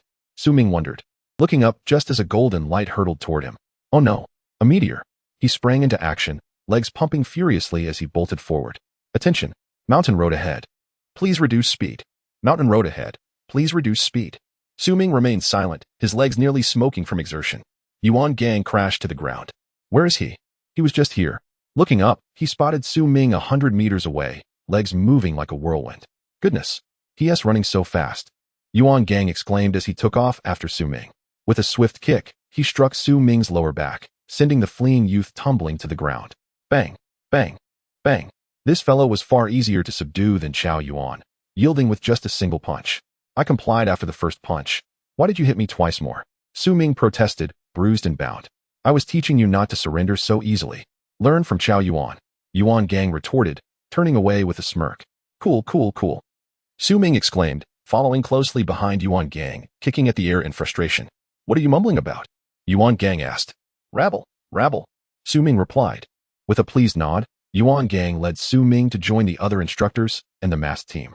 He tossed Su Ming and Chao Yuan together, addressing the masked members. All right, the problem has been resolved. Now you can showcase your skills. Are you certain? Vortex questioned. The most troublesome ones should be these two, rest assured. Yuan Gang assured him. Yet Vortex still appeared somewhat apprehensive. What about the divine agent? Yuan Gang replied. Lin Xie doesn't seem to be that monstrous. What about those two high-risk forbidden realms? Vortex pressed. They should pose no significant issue, Yuan Gang assured. Vortex shook his head repeatedly. I am not willing to take any risks now. You can't just capture everyone, can you? Vortex replied. That is not entirely out of the question, Yuan Gang countered. On the ground, Chao Yuan chuckled upon seeing Su Ming, who was also bound. Su Ming, are you all right? Su Ming shot him a look of disbelief. If I were fine, would I be stuck with these sour plums? Chao Yuan hesitated. Su Ming retorted angrily. You nearly turned me into a eunuch with that blade. Do you think I would be fine? Chao Yuan suggested. How about you return the favor with a blade? Meanwhile, ahead. Vortex and Yuan Gang engaged in a lengthy discussion lasting 2.5 minutes. After confirming there were no more formidable figures like Chao Yuan or deranged ones like Su Ming, and eliminating all other contingencies, Vortex laughed heartily. Finally, it is time for you, Vortex, to make your appearance. Let us get to work. Upon hearing those words, Vortex shuddered, darting behind Wang Mian. Captain, save me. The masked members looked on, realizing only then that Su Ming had been bound by Yuan Gang. Vortex's eyes brimmed with fury as he glared at Su Ming, who averted his gaze uncomfortably. Vortex remained fixated on him, prompting Su Ming to shout defensively at Chao Yuan. What were you shouting about earlier? Look how you scared the Vortex ancestor. Vortex? In the distance, atop a building, Lin Xie slowly lowered his binoculars. His expression grave as he observed the two individuals before him. Su Ming had been captured, and so had Chao Yuan. Molly, perplexed, inquired, who is Su Ming? And who is Chao Yuan? Lin Xie replied, Su Ming is that fool on stage today, and Chao Yuan is his roommate. Molly exclaimed, is he not the pervert who entered the girls' dormitory that day? Lin Xie responded, actually, he is quite a decent person, he just has some odd tendencies. Spend more time with him, and you'll understand. Bailey Pang Pang nodded in agreement. Indeed, the first time you meet him, you might want to strangle him. The more you see him, the more you might want to strangle yourself. Lin Xie shrugged, whatever. Bailey Pang Pang then asked, should we just continue hiding? Lin Xie explained. Although they are experienced fighters, they are at a distinct numerical disadvantage. Therefore, they will likely choose to attack in larger groups to take us down one by one. Bailey Pang Pang inquired, so. Lin Xie concluded, they will certainly target the dormitory building. Bailey Pang Pang and Molly exchanged glances, both realizing the gravity of the situation. Lin Xie commented, Team 136 is filled with peculiar individuals. Bailey Pang Pang clarified, not all peculiarities are the same. Xie, do not misunderstand. Meanwhile, on the other side, the masked team of 5 began discussing their tactics. Vortex suggested, let us split up and search quickly. Rose rolled her eyes. How many can you take on alone? Vortex retorted, this. Tianping interjected, we can't afford to exhaust ourselves, so I propose we prioritize attacking the dormitory to neutralize their main force as swiftly as possible. Wang Mian nodded in agreement. Su Ming then stated, I have a plan. Vortex questioned, you have a plan too? Su Ming replied. Rose promptly pushed Vortex aside. Listen to him first. Vortex scoffed, what plan could a lunatic possibly have? Su Ming exclaimed, what the hell? Vortex retorted, is he cursing me? Tianping remarked. He is complimenting you. Vortex conceded, fine. Now, what is your plan? Su Ming leaned closer and whispered, do you know who your most troublesome adversary is? Vortex answered, isn't it you? Su Ming countered, not counting myself. Vortex replied, then it must be me. Su Ming exclaimed, you idiot. Tianping pushed Vortex aside, addressing Su Ming. Are you referring to the divine agent?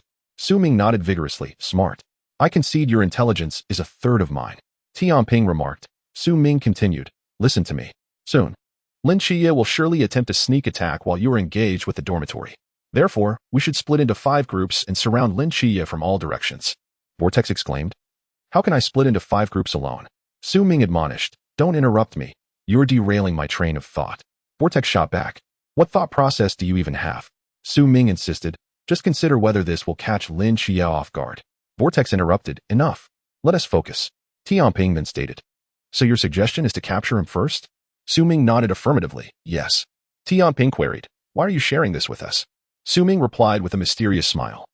In my dealings, I rely on 3 principles: betraying brothers, caring for the eldest sister, and having no sense of honor. Tianping remarked. To have survived this long is impressive. Su Ming replied modestly. It's nothing extraordinary. Wang Mian spoke calmly. Let us proceed as he suggests and deal with Lin Xie first. Su Ming affirmed. Yes. Let us address Lin Xie first. The masked team cast a glance at Su Ming before departing. Su Ming mused. It's my time to shine. Chao Yuan remarked. I knew you had a plan, Su Ming. Su Ming smirked. Of course. Chao Yuan inquired. What is next? Su Ming whispered. We must do this and that. Do you understand? Chao Yuan retorted. Do you think I comprehend any of that? Su Ming exclaimed. You didn't understand that? Chao Yuan quipped. Do you understand what I just said? Su Ming protested. How can I understand when you said nothing? Chao Yuan exclaimed. Then that is a serious issue. How can I grasp what you mean? Su Ming sighed. Are we not on the same encrypted language? Chao Yuan suggested. Should I get a membership? Su Ming asked. Do you have a system too? Chao Yuan replied. This is truly the abode of the venerable monk. Su Ming queried. What do you mean? Chao Yuan responded. Clever. Su Ming laughed. Hey, I didn't realize you could make couplets. Chao Yuan retorted. Is this a couplet? Su Ming exclaimed. Let us just perform a comedy routine instead. Oh dear, my apologies. Meanwhile, Lin Xie, Bailey Pangpang, and Molly were hiding upstairs, their expressions serious. Bailey Pangpang questioned. Xie, didn't you say they would attack the dormitory? Lin Xie replied. That is indeed the most likely scenario. Molly queried. Then why are they coming towards us? Lin Xie expressed his suspicion. I suspect someone has betrayed us. Molly furrowed her brow. Are you implying this little fatty? Bailey Pangpang protested. I haven't gone anywhere. How could I betray us? Why would I betray myself? Molly pondered. That's a valid point. You have no reason to betray yourself. Lin Xie speculated. Perhaps spending too much time with Su Ming has made him perceive everyone around him as lunatics. Regardless, let us focus on how to escape. Lin Xie's brow furrowed. They are all heading this way. It will be challenging for the 3 of us to escape. Bailey Pangpang asked, what do we do now? Lin Xie began to respond when suddenly, a black and purple vortex opened above them. The fireball previously absorbed by Su Ming erupted forth. The 3 quickly scattered in all directions at the first sight of the vortex. However, the massive fireball still scorched Bailey Pangpang. In an instant, Yaguang activated, isolating the fireball. Bailey Pangpang patted his heart, shaken. As Lin Xie turned to check on Bailey Pangpang, he sensed a short sword behind him. With a swift motion, the star blade was drawn, parrying the attack. With a slight surprise, Yuegawei quickly vanished again. Suddenly, a large hammer plummeted from the sky, and Molly was sent flying after clashing with it. The masked team landed on the rooftop. Vortex bowed slightly. The masked team has arrived. Yuegawei smacked Vortex down to the ground from behind, adjusting their tone with a teasing flair. Oh, the masked team has arrived. Vortex protested. On the other hand, the 3 of them remained serious. Molly questioned, what do we do now? Bailey Pangpang suggested, surrender and we lose half. Lin Xie stated. Knowing we can't rely on this guy, Lin Xie turned to the masked team. Why did you choose to come here instead of the dormitory? Vortex stood up, stroking his chin. That's an interesting question. One of you mentioned living by betraying brothers, so we came. Lin Xie exclaimed, just as I suspected. Chapter 52. Do not concern yourself with how the difficulties arose. Simply state whether they have been resolved. As the battle was about to commence, within 5 minutes, only Lin Xie remained. Molly urged, Lin Xie, you must escape. You cannot disgrace us new recruits. With that, Molly fainted onto Bailey Pangpang. Ouch! Bailey Pangpang cried out, adjusting his position comfortably, continuing to play dead. He had never been this close to Molly before. The air was saturated with the scent of hormones, and a blissful expression adorned his chubby face. He had fallen in love. Witnessing this scene, Lin Xie couldn't help but twitch his lips in exasperation. This was utterly unmanageable. A max-level annihilator in a novice village? Should I just surrender? Vortex, dream on. I haven't unleashed my full power yet. Lin Xia, look, there's a UFO. Vortex, isn't that a bit glitch? Meanwhile, the other four members of the masked team instinctively took a large step back. Suddenly, Vortex felt a chill run down his spine. Turning stiffly, he saw Su Ming diving down from the sky on a giant bird, with his hands forming seals. He unleashed the fire release, great fireball technique. Vortex? In an instant, flames engulfed him, and moments later, a figure with a flaming rear leaped out of the fire. Wow, wow, wow. My backside is on fire. Vortex spun around on the rooftop, clutching his rear. The masked team members awkwardly dug their toes into the ground, speechless. Su Ming approached Lin Xia. Brother Xia, hop on. Lin Xia, what brings you here? Su Ming, I'll explain later, just get on. Lin Xia jumped up, and the two soared into the sky on the giant bird. It was only then that the masked team managed to restrain the flailing Vortex and extinguish the small flames on his backside. Vortex threw down his charred mask in frustration. I'm done with this. Meanwhile, Su Ming and Lin Xia landed safely, choosing a secluded spot to hide. Su Ming quickly boasted, how about that? My problem-solving skills are on point, right? Lin Xia's eyelids twitched. Do you even know how this mess started? Su Ming, don't worry about how it happened. Just tell me if it's resolved. Lin Xia sighed and shifted the topic. How did you escape? Weren't you captured? Su Ming, I'm at the mid-stage of the pool realm. Who would dare capture me? Lin Xia, impressive. So what is your plan now? Su Ming whispered. They will definitely attack the dormitory soon. We'll proceed like this. Lin Xia nodded in agreement. All right. On the side of the masked team. Having lost sight of Lin Xia, they had no choice but to continue with their original plan, advancing toward the dormitory. Meanwhile, Shen Qingzhu had already set up an intricate trap, watching as the five approached the building below. Blowing a bubble with her chewing gum, she calmly stated, "Welcome to your demise." As the five reached the base of the dormitory, Shen Qingzhu expelled another bubble towards them, which rapidly descended and exploded, engulfing them in flames. However, they were quickly drawn into a purple vortex, and walls sprang up around them, trapping the five. Countless gun barrels protruded from the dormitory. Vortex? Didn't I say I was done with this? In the midst of the chaos, Wang Mian suddenly drew his sword, shattering the wall before them. As the five burst into the dormitory from all directions, Shen Qingzhu frowned deeply. Observing this from a distance, Su Ming nodded in satisfaction. Once they dealt with Shen Qingzhu, he would secretly capture them all, while Lin Xia took care of Wang Mian. Quite reasonable indeed. Lin Xia, me? Take down Wang Mian. Su Ming, exactly. Lin Xia, why don't you confront him? Su Ming, if I do, the plot will go haywire. Lin Xia, Su Ming, just kidding, I can't defeat him. Lin Xia, he is beyond the realm of lamps. Su Ming, isn't that a valid reason? Let me come up with another. Lin Xia, stop making excuses. I believe you. Su Ming, brother Xia, you're too naive to believe that. Lin Xia rubbed his temples, rage boiling within. Su Ming, well, Lin Xia, damn. With a swift kick, he sent Su Ming spinning 360 degrees away. Su Ming got up, rubbing his rear. Who just ambushed me? Damn it. Just one moment of inattention, and I got kicked. Another damage. Lin Xia, mental power 5, after outlining the plan. Su Ming paid no mind to the stiff Lin Xia and strode towards the boys' dormitory. At that moment, the battle inside the boys' dormitory was nearing its climax. Xiangwei, Yuegui, and Tianping were searching in every direction for the hidden recruits, while Vortex confronted Shen Qingzhu. Vortex cracked his knuckles. I don't believe it. An entire training camp filled with tough opponents. Shen Qingzhu calmly replied, you are strong. I admit we've lost, but to win against me alone is quite unlikely. Vortex, you must be joking. Just as the two were about to engage, a sudden sound interrupted them. Vortex froze, his expression faltering beneath his mask. Damn it, this is bullying. Vortex could no longer contain himself. What the hell? Su Ming stealthily crept from one door to another, approaching the two in what he thought was an impeccable manner. Vortex, Shen Qingzhu, mental power 4, Su Ming?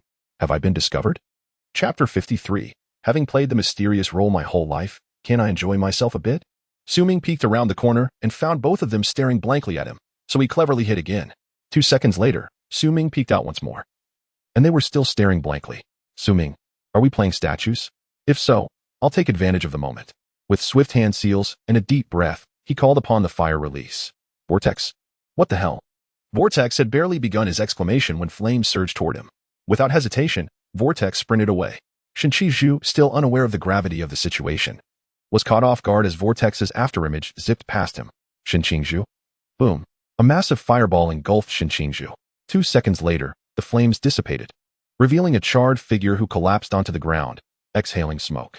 Su Ming scratched his head. I truly didn't mean to. Having politely apologized, he hurried after Vortex, who was fleeing. Suddenly, Su Ming heard a strange sound. Shinchiju looked up in despair, unable to speak. Su Ming, what is that sound? Is there a ghost? Trying to scare me, Su Ming? Shinchiju. Su Ming dashed forward, fearful of being tainted by something foul. Shinchiju, let it end. I'm exhausted. Meanwhile, Vortex, sprinting desperately, felt the pursuer closing in. Frantically, he exclaimed, damn it, so fast? Whoosh. Su Ming shot past like a bolt of lightning. Vortex? Hey, he didn't hit me? Su Ming. That person looked familiar. Vortex stumbled, ready to flee, when a voice called out behind him. Give me your kidneys. Vortex. Boom. A loud crash sent Vortex crashing into the ground, causing the entire dormitory to tremble violently. Wang Mian, sitting in a corridor, felt a jolt of unease.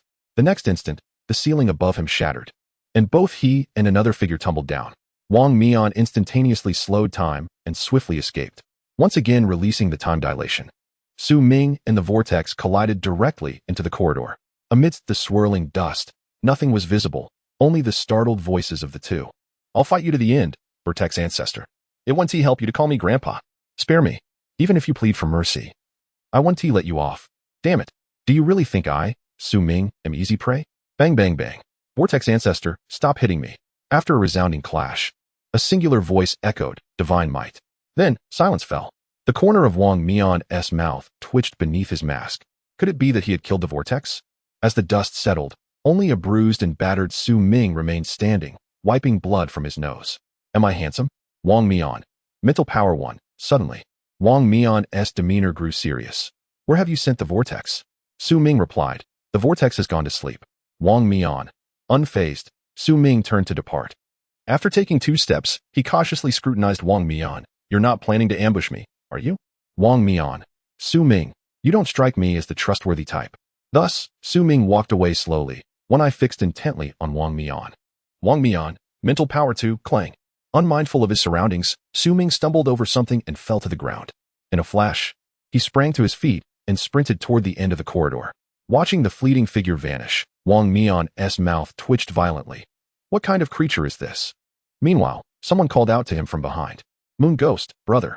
Su Ming casually placed a hand on his shoulder. Without waiting for Moon Ghost to speak, Su Ming had already drawn him into the divine might space. Standing in the divine might space, Moon Ghost looked bewildered. Where is this? Soon, his gaze was drawn to a masked man reclining on the bed. Vortex? How did you end up here? The Vortex opened a bag of chips, pushed up his mask, and stuffed chips into his mouth. I just arrived. Moon Ghost. You were also sucked in by that little rascal Su Ming? The Vortex. What else could it be? Moon Ghost. So how do we get out? The Vortex, still lounging, munching on chips, replied with perplexity. Why should we go out? Moon Ghost. Leave me a bag. The Vortex pointed behind the bed. There's plenty. We can't possibly finish it. Moon Ghost dove into another soft bed, and the Vortex tossed him a bag of chips. Moon Ghost tore it open, delighting in the taste. Delicious. 2 minutes later, Rose also appeared in the divine might space. Initially confused, she quickly began to relax and enjoy. Finally, Tianping also arrived. What are you 3 doing? The Vortex tossed a bag of chips at him. Isn't it obvious? Afternoon tea. Tianping. Is this really the time for that? Have you forgotten what we came here for? The Vortex. We've spent our lives battling the mysterious. What's wrong with enjoying ourselves? Moon Ghost, right? What's wrong with enjoying ourselves? Pass me a lime-flavored bag. The Vortex pointed. Hey, you, let me find one for you. At that moment, outside, after drawing the masked squad into the divine might space, Su Ming stood in the corridor, feeling a profound sense of loss. How lonely it is to be invincible. Suddenly, he remembered something. A sudden jolt of realization struck him. What was I just thinking about? Wang Mian, standing not far away, watched this scene in speechless disbelief. Forget it. As long as those fools are safe, let the Su Ming stir up trouble. With that, Wang Mian descended the stairs. After all, although he had resolved most of the new recruits here, a small number still remained outside. Without teammates, he would have to rely solely on himself. Of course, this was not necessarily a bad thing.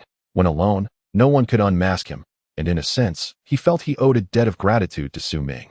Just as Wang Mian had not walked far, a scream echoed from behind. I remembered.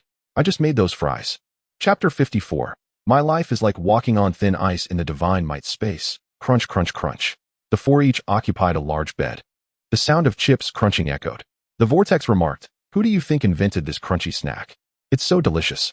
Moon Ghost, "Had I known there would be this kind of treatment, who would still want to fight?" Rose, "I'm not going anywhere. I'll stay here forever." Tian Ping, "I believe your mindset is flawed. Lime flavor is clearly superior to cucumber flavor." Just as the four leisurely munched on chips, exchanging banter, a twisted foot appeared before the vortex. The vortex halted, hand poised to grab more chips. "What is that? The captain has entered?" Rose, "Do you think the captain is as weak as you?"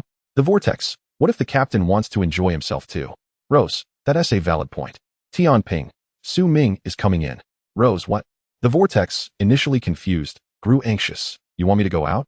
"No chance." The vortex drew a nearby long knife. Gripping it tightly, and thrust at the foot. A piercing scream rang out. The foot vanished. Outside, Su Ming clutched his injured foot, contorted in pain in the dormitory corridor, spinning around twice, grimacing as he fell to the ground. "My life is like walking on thin ice." Meanwhile, Wang Mian, hearing the wails from upstairs, transitioned from a brisk walk to a hurried jog. By the time he reached downstairs, he slowed his pace. "Damn. The most challenging mysteries, the most twisted recruits. My life feels like walking on thin ice." Lin Chia watched Wang Mian rush toward him. A shiver ran through him. He seemed quite angry. "Is he going to kill me? My life also feels like walking on thin ice." Wang Mian, "You dare mimic my speech?" Lin Chia, "Oh no." He seems genuinely angry. Wang Mian suddenly narrowed his eyes, scrutinizing Lin Chia. "Aren't you the one Su Ming rescued earlier?" Lin Chia nodded. Wang Mian, "Then why would you dare run in front of me?" Lin Chia, "Su Ming told me to take you down." Wang Mian, "So why isn't Su Ming here?" Lin Chia, "He said I could handle you alone." Wang Mian, "Am I being underestimated this much?" Wang Mian ceased any further dialogue. With a swift motion, the blade, Yuan, was drawn. Both figures moved instantaneously. Clash. Their blades met in a fierce collision. And in the next moment, Lin Chia was sent flying. Lying on the ground, Lin Chia questioned his life choices. "Wait, am I missing some equipment? How is his sword so formidable?" Wang Mian stood not far off, a slight smirk playing at the corner of his mouth beneath the mask. Though wielding Yuan against an opponent of Lin Chia's caliber lacked chivalry, at this juncture, Wang Mian had cast aside all notions of honor. He recalled a saying he had recently encountered. In this world, rely on three things: betray your brothers, care for the sister-in-law, and disregard morality. Who had said that? He couldn't remember. Regardless, it held a profound truth. Lin Chia rose, his expression grave as he regarded Wang Mian. "You're cheating." Wang Mian, "Then you can cheat too." Lin Chia's mouth twitched. "I admit, with that sword, I stand no chance against you. But without that sword, the outcome may not be as clear." Wang Mian, "Do not try to provoke me. I will not sheathe my blade." Lin Chia, "What the heck is this?" At this moment, atop a building where Lin Chia and his companions had once stayed, Li Pangpang rubbed his backside and stood up, carefully propping the unconscious Mo Li against the wall. He then began to boast to himself, "I am quite the actor, if I do say so." Suddenly, with a shriek, Li Pangpang exclaimed, "There's a ghost," and dashed 10 meters away in a flash. Abruptly, an immense force of suction appeared behind him. Despite his desperate attempts to push off the ground, he found himself being rapidly pulled backward, unable to make any progress. The sound of his feet scraping against the ground echoed as he continued to retreat, finally unable to stop, and was propelled backward. With a resounding thud, he collided with Su Ming, resulting in an awkward heap on the ground. Su Ming groaned and fell silent, while Li Pangpang exclaimed, "I truly am a genius. How dare anyone attempt to ambush me? Everything was part of my plan." Su Ming retorted, "You better have a plan, or you will face dire consequences." Li Pangpang lamented, "Oh no, he's still alive." As Li Pangpang was shoved aside by Su Ming, who stood up and flexed his wrist, he continued, "You can commence your follow-up plan now. If you lack one, I shall begin mine." Li Pangpang laughed. "Isn't this akin to stirring up trouble at the Dragon King's temple?" Su Ming shot back, "You really should refrain from speaking if you lack knowledge." Li Pangpang replied, "Then it's akin to the flood overwhelming the riverbanks?" Su Ming dismissed him, quit pondering and braced for a beating. As he rolled up his sleeves, the sounds of impact echoed through the air. Half a minute later, Su Ming ceased his actions, placing one hand behind his back. "Now do you comprehend the prowess of your esteemed Su?" Li Pangpang, unscathed, rose from the ground, the golden light around him gradually fading. His face a mask of confusion. "Does it not hurt to hammer the light?" Su Ming turned, leaving Li Pangpang with only his back to see. "Not at all." Li Pangpang stared at Su Ming's injured hand, falling into silence. "Is it truly painless?"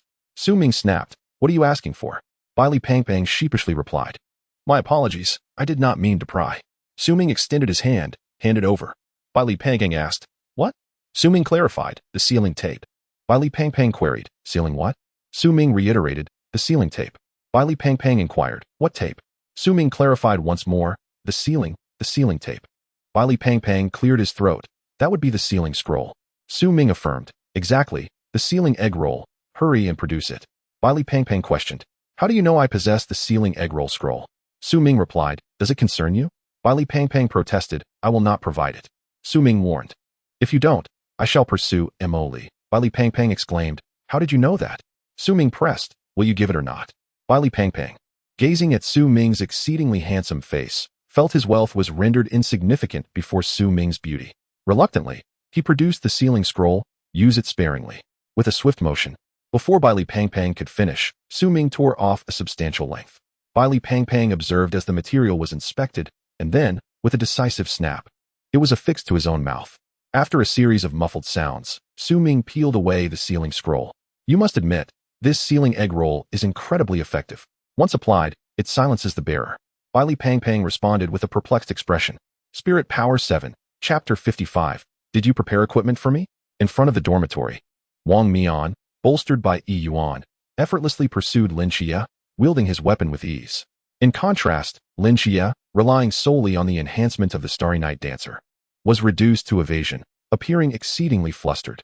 At last, after Wang Mian unleashed a powerful strike, Lin Xie found himself unable to retaliate, sent flying by the blow. Wang Mian advanced, lifting Yi Yuan high. A bead of sweat trickled down Lin Xie's forehead. Spare him. A loud shout diverted their attention. Both Wang Mian and Lin Xie turned to see Su Ming sprinting towards them in a flurry. With a screech, Su Ming skidded to a halt in front of them. Wang Mian was momentarily taken aback, and Su Ming collided with him, sending him sprawling to the ground. Oops, my apologies, I couldn't stop in time.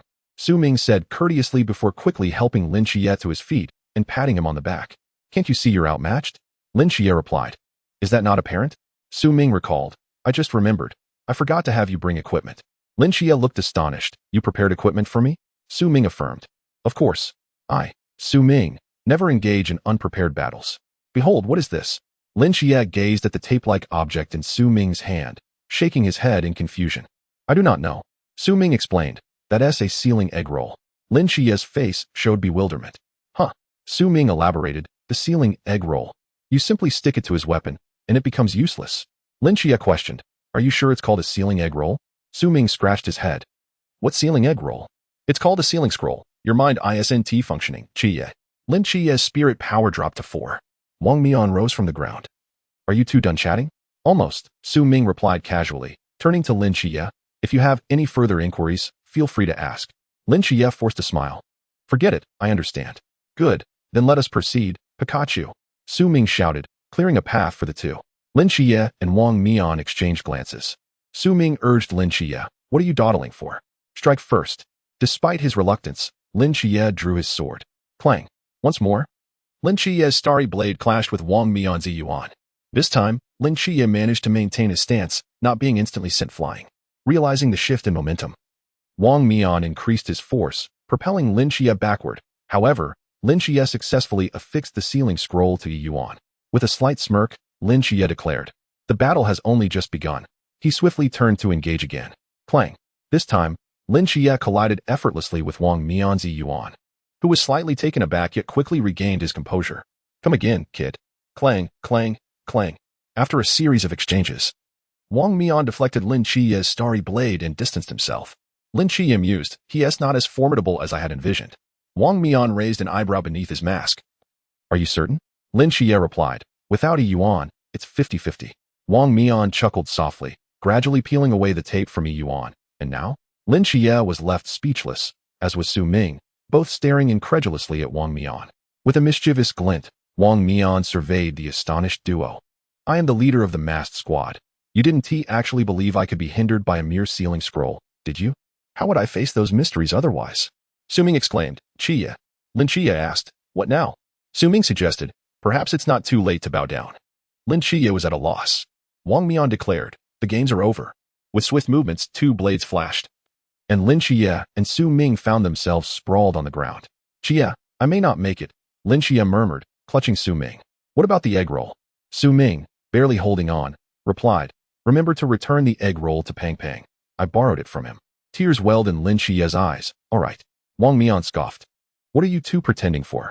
I struck you with the back of my blade. You've both been eliminated. Su Ming touched his neck, relieved to find his head still intact. That gave me quite a scare. Wang Mian, with a mental strength of 4, declared, it's 9 o'clock. The time is up. New recruits, you have lost.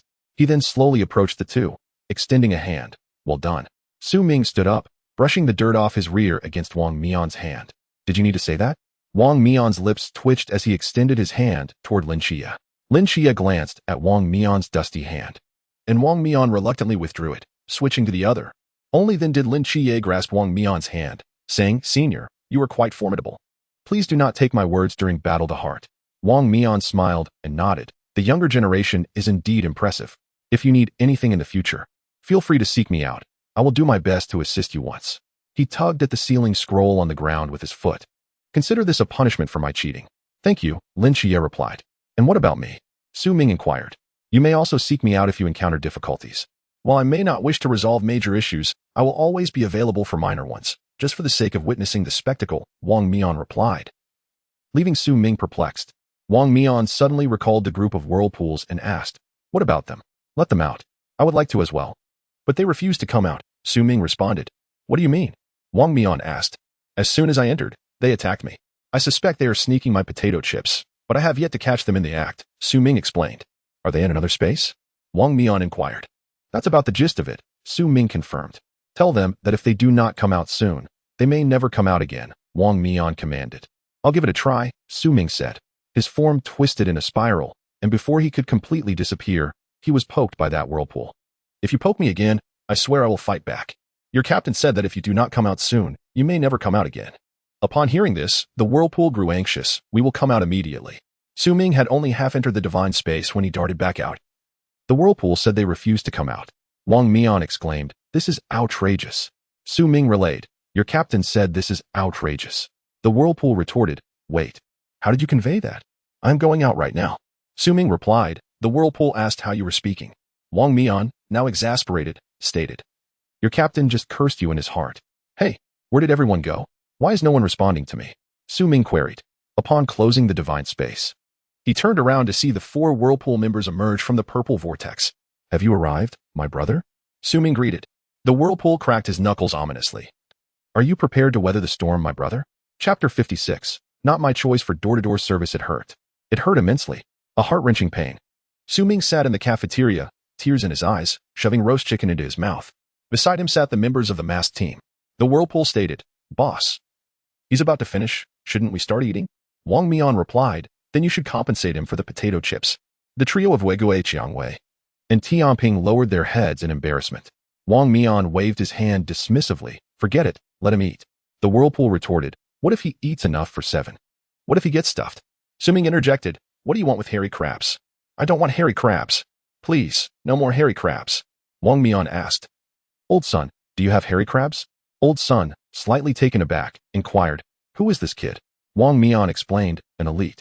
Su Ming raised his head, his wise gaze fixed upon Wang Mian. Wang Mian stammered, an elite. Old son was astonished. Being called an elite by Wang Mian meant he was undoubtedly remarkable, which explained why he dared to dine with them. Old son nodded, I will fetch 2 right away. Wang Mian expressed his gratitude. Thank you, Old Sunday. Su Ming smacked his lips. You're too kind. I already said I can't eat anymore. Why are you still preparing them? I feel a bit embarrassed now. The whirlpool cautioned, when they arrive, don't eat. Su Ming boldly retorted, did you order them? Just then, other new recruits began to arrive at the cafeteria. And upon seeing the food on the masked team's table, they couldn't help but swallow hard. To their surprise, the cafeteria's offerings were quite satisfactory. Consequently, everyone rushed to grab a bite. After circling the cafeteria, they were left dumbfounded.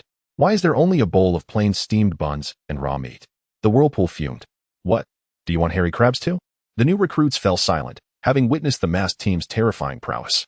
Su Ming thought, why do I feel like he's speaking in riddles? Suddenly, Su Ming remembered something important. Where's my brother Chia? Wang Mian replied. He went to wake up Bailey, Tumming, and Molly. Why didn't he tell me? Su Ming wondered aloud. You were too preoccupied with taking a beating at the time. Wang Mian replied. Fair enough, Su Ming conceded. As the group discussed Lin Chiye, he entered the cafeteria with Bailey, the plump Molly, and Xiao Yuan. Upon spotting the food at Su Ming's table, Bailey's eyes lit up, and he lunged forward like a hungry tiger, only to be kicked away by Su Ming. Your food is over there. He pointed to the 2 large bowls in front of the new recruits. Bailey scampered over, only to have his enthusiasm deflate upon seeing the contents. Lin Chiye and the others approached the 2 bowls, equally astonished. Bailey exclaimed, "How do we eat this?" The whirlpool asked, "Are we having hairy crabs or not? Are we having hairy crabs or not?" Bailey nodded vigorously. Yes, yes, yes. As if on cue. Old Sun arrived with 2 large plates, cheerfully saying, "Su Ming, right? Eat more. If it's not enough, there's more." The whirlpool interjected, "What about me? I want to eat too."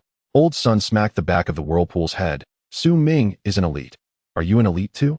The whirlpool retorted, "He's a lunatic." Old Sun shot back, resorting to slander because your talent can't compare to his? Huh. The whirlpool was taken aback. Su Ming remarked, "There is always a great scholar to defend me." Meanwhile, the new recruits voiced their discontent. "Why do we only get this? How do we eat this? We want hairy crabs too."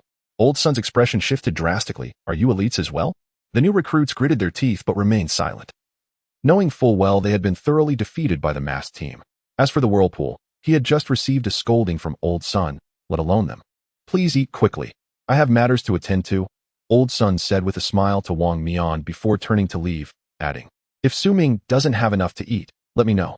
Su Ming nodded vigorously and then turned to the whirlpool. "Brother, we still need to practice." The whirlpool urged, "You better eat quickly." Su Ming finally directed his gaze towards the 2 hairy crabs, just as he was about to reach for them when he caught sight of the new recruit's envious stares. "Chia, come here and take this to gnaw on." Lin Chia, holding a crab leg, was momentarily at a loss. The new recruits simultaneously cast jealous glances. Molly laughed, "If you don't eat it, just hand it over. We will share it among the 3 of us." Lin Chia, feeling awkward, shuffled his toes against the ground but eventually stepped forward to take the crab from Su Ming. Bailey was practically drooling. "Su Ming, Su brother, Su. I." Su Ming hugged the remaining crab tightly. "There are just 2. I haven't eaten yet." Bailey whirled around, inquiring about Lin Chia. "What did you take?" "Chia." Lin Chia responded. Bailey pressed, "Chia, did you take a hairy crab? Is it good?" Observing this scene, Shin Qingzhu scoffed. "Isn't it just raw meat? Why can't we eat it? Must we only have hairy crabs?" As she spoke, Shin Qingzhu seized a piece of raw meat and began to gnaw on it alongside her steamed bun, prompting a flurry of imitation from the new recruits. Suddenly, Su Ming felt a lingering gaze upon him, and upon turning, he noticed Xiao Yuan regarding him with a peculiar expression. Su Ming remarked, "There is truly but one hairy crab." Xiao Yuan replied, "I shan't partake. I ought to be beneath the vehicle, not within it." Observing how sweetly you all laugh, Su Ming was taken aback. Wang Mian's face darkened. "Tian Ping, answer the call." "Hello? I do not wish to take a loan. I have no need for money and am not interested in it." "Yes, indeed." A dial tone followed as Tian Ping hung up, exasperated. "Xiao, another loan call. You two continue." Su Ming, perplexed, glanced between Xiao Yuan and the hairy crab, then back again. Reluctantly, he set aside his prized crab and, taking the bowl and chopsticks from the vortex before him, swiftly served a portion of the other meat to Xiao Yuan. "Here you go." Xiao Yuan exclaimed, "This is love." "This is love." Su Ming retorted, "I love your mother selling fried dough sticks." "Damn it, answer the phone." Bashfully scratching his head, Vortex retrieved his phone and answered. "I did not request a home service. I repeat, I did not request a home service. I am not Mr. Lee, nor do I know any Mr. Lee." Enraged, Vortex hung up and surveyed the group. "Why are you all staring at me?" Chapter 57. Give him a few slaps to teach him a lesson. After Vortex's lengthy 10-minute explanation, the crowd was convinced. Yes, Vortex is not that kind of person. Yu Guei defended Vortex loudly, then leaned in closer to whisper. "Where did you order it?" Vortex replied. The group responded with bewilderment. Yu Guei cleared his throat twice. "Isn't this to lighten the atmosphere?" Wang Mian interjected. "Your presence is unnecessary." Once Su Ming had satisfied his appetite, licking his lips with contentment, he noted, "Not bad, but there was too little hairy crab." Wang Mian twitched his mouth, but remained silent. Su Ming turned to the new recruits. "Xiao Yuan, bring me a piece of meat." Xiao Yuan, looking bewildered, replied, "Huh? That is raw meat." Su Ming countered, "The new recruits are eating. Shouldn't the elite partake as well?" Xiao Yuan, "You are thinking too small." Xiao Yuan, embarrassed, gestured with his thumb and forefinger to indicate something tiny. "No wonder you think so highly of me, Su Ming. Your vision is so expansive." With that, Xiao Yuan retrieved a juicy piece of raw meat from the large bowl and handed it to Su Ming, who nodded appreciatively. Vortex chimed in. Aren't you yet full? Su Ming queried. What do you mean? Can't one eat more after being full? Vortex leaned closer to Wang Mian. Boss, is he the divine representative of the heavenly marshal?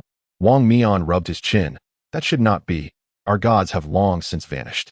Besides, I don't sense any divine aura from him. Vortex asked. Then why does he resemble a black hole? Wang Mian replied. Well. Su Ming interrupted. What are you muttering about? Wang Mian said.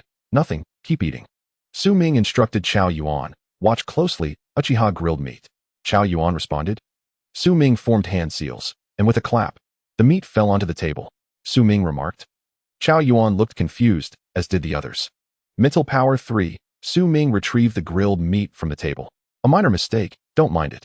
He then formed another hand seal, unleashing a massive fireball that enveloped the meat, roasting it thoroughly for not just 180 days, but 180 seconds.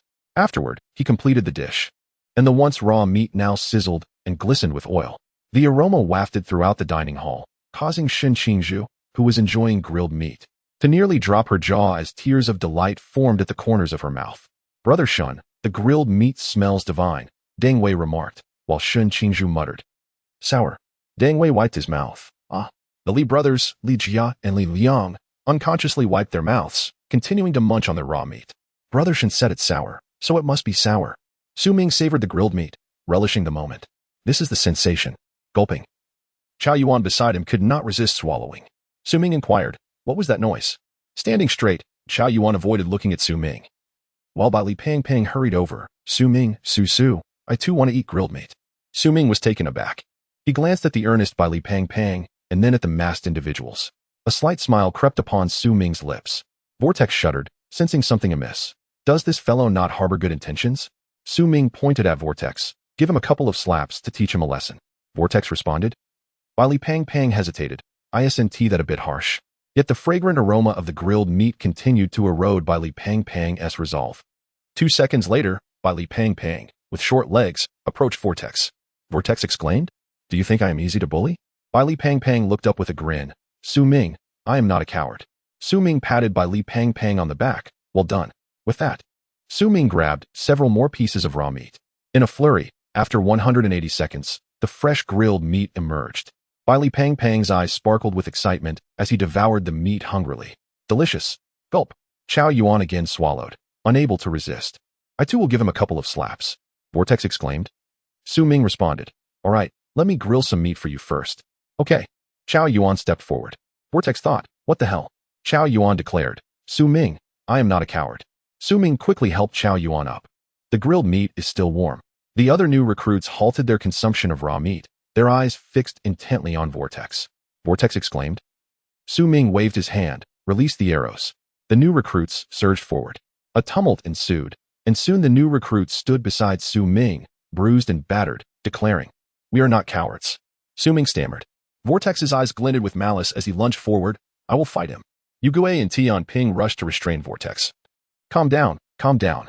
Vortex insisted, I want to fight him. Don't hold me back. Let go of me. I'll make that brat regret it. Wait, why did you let go of me?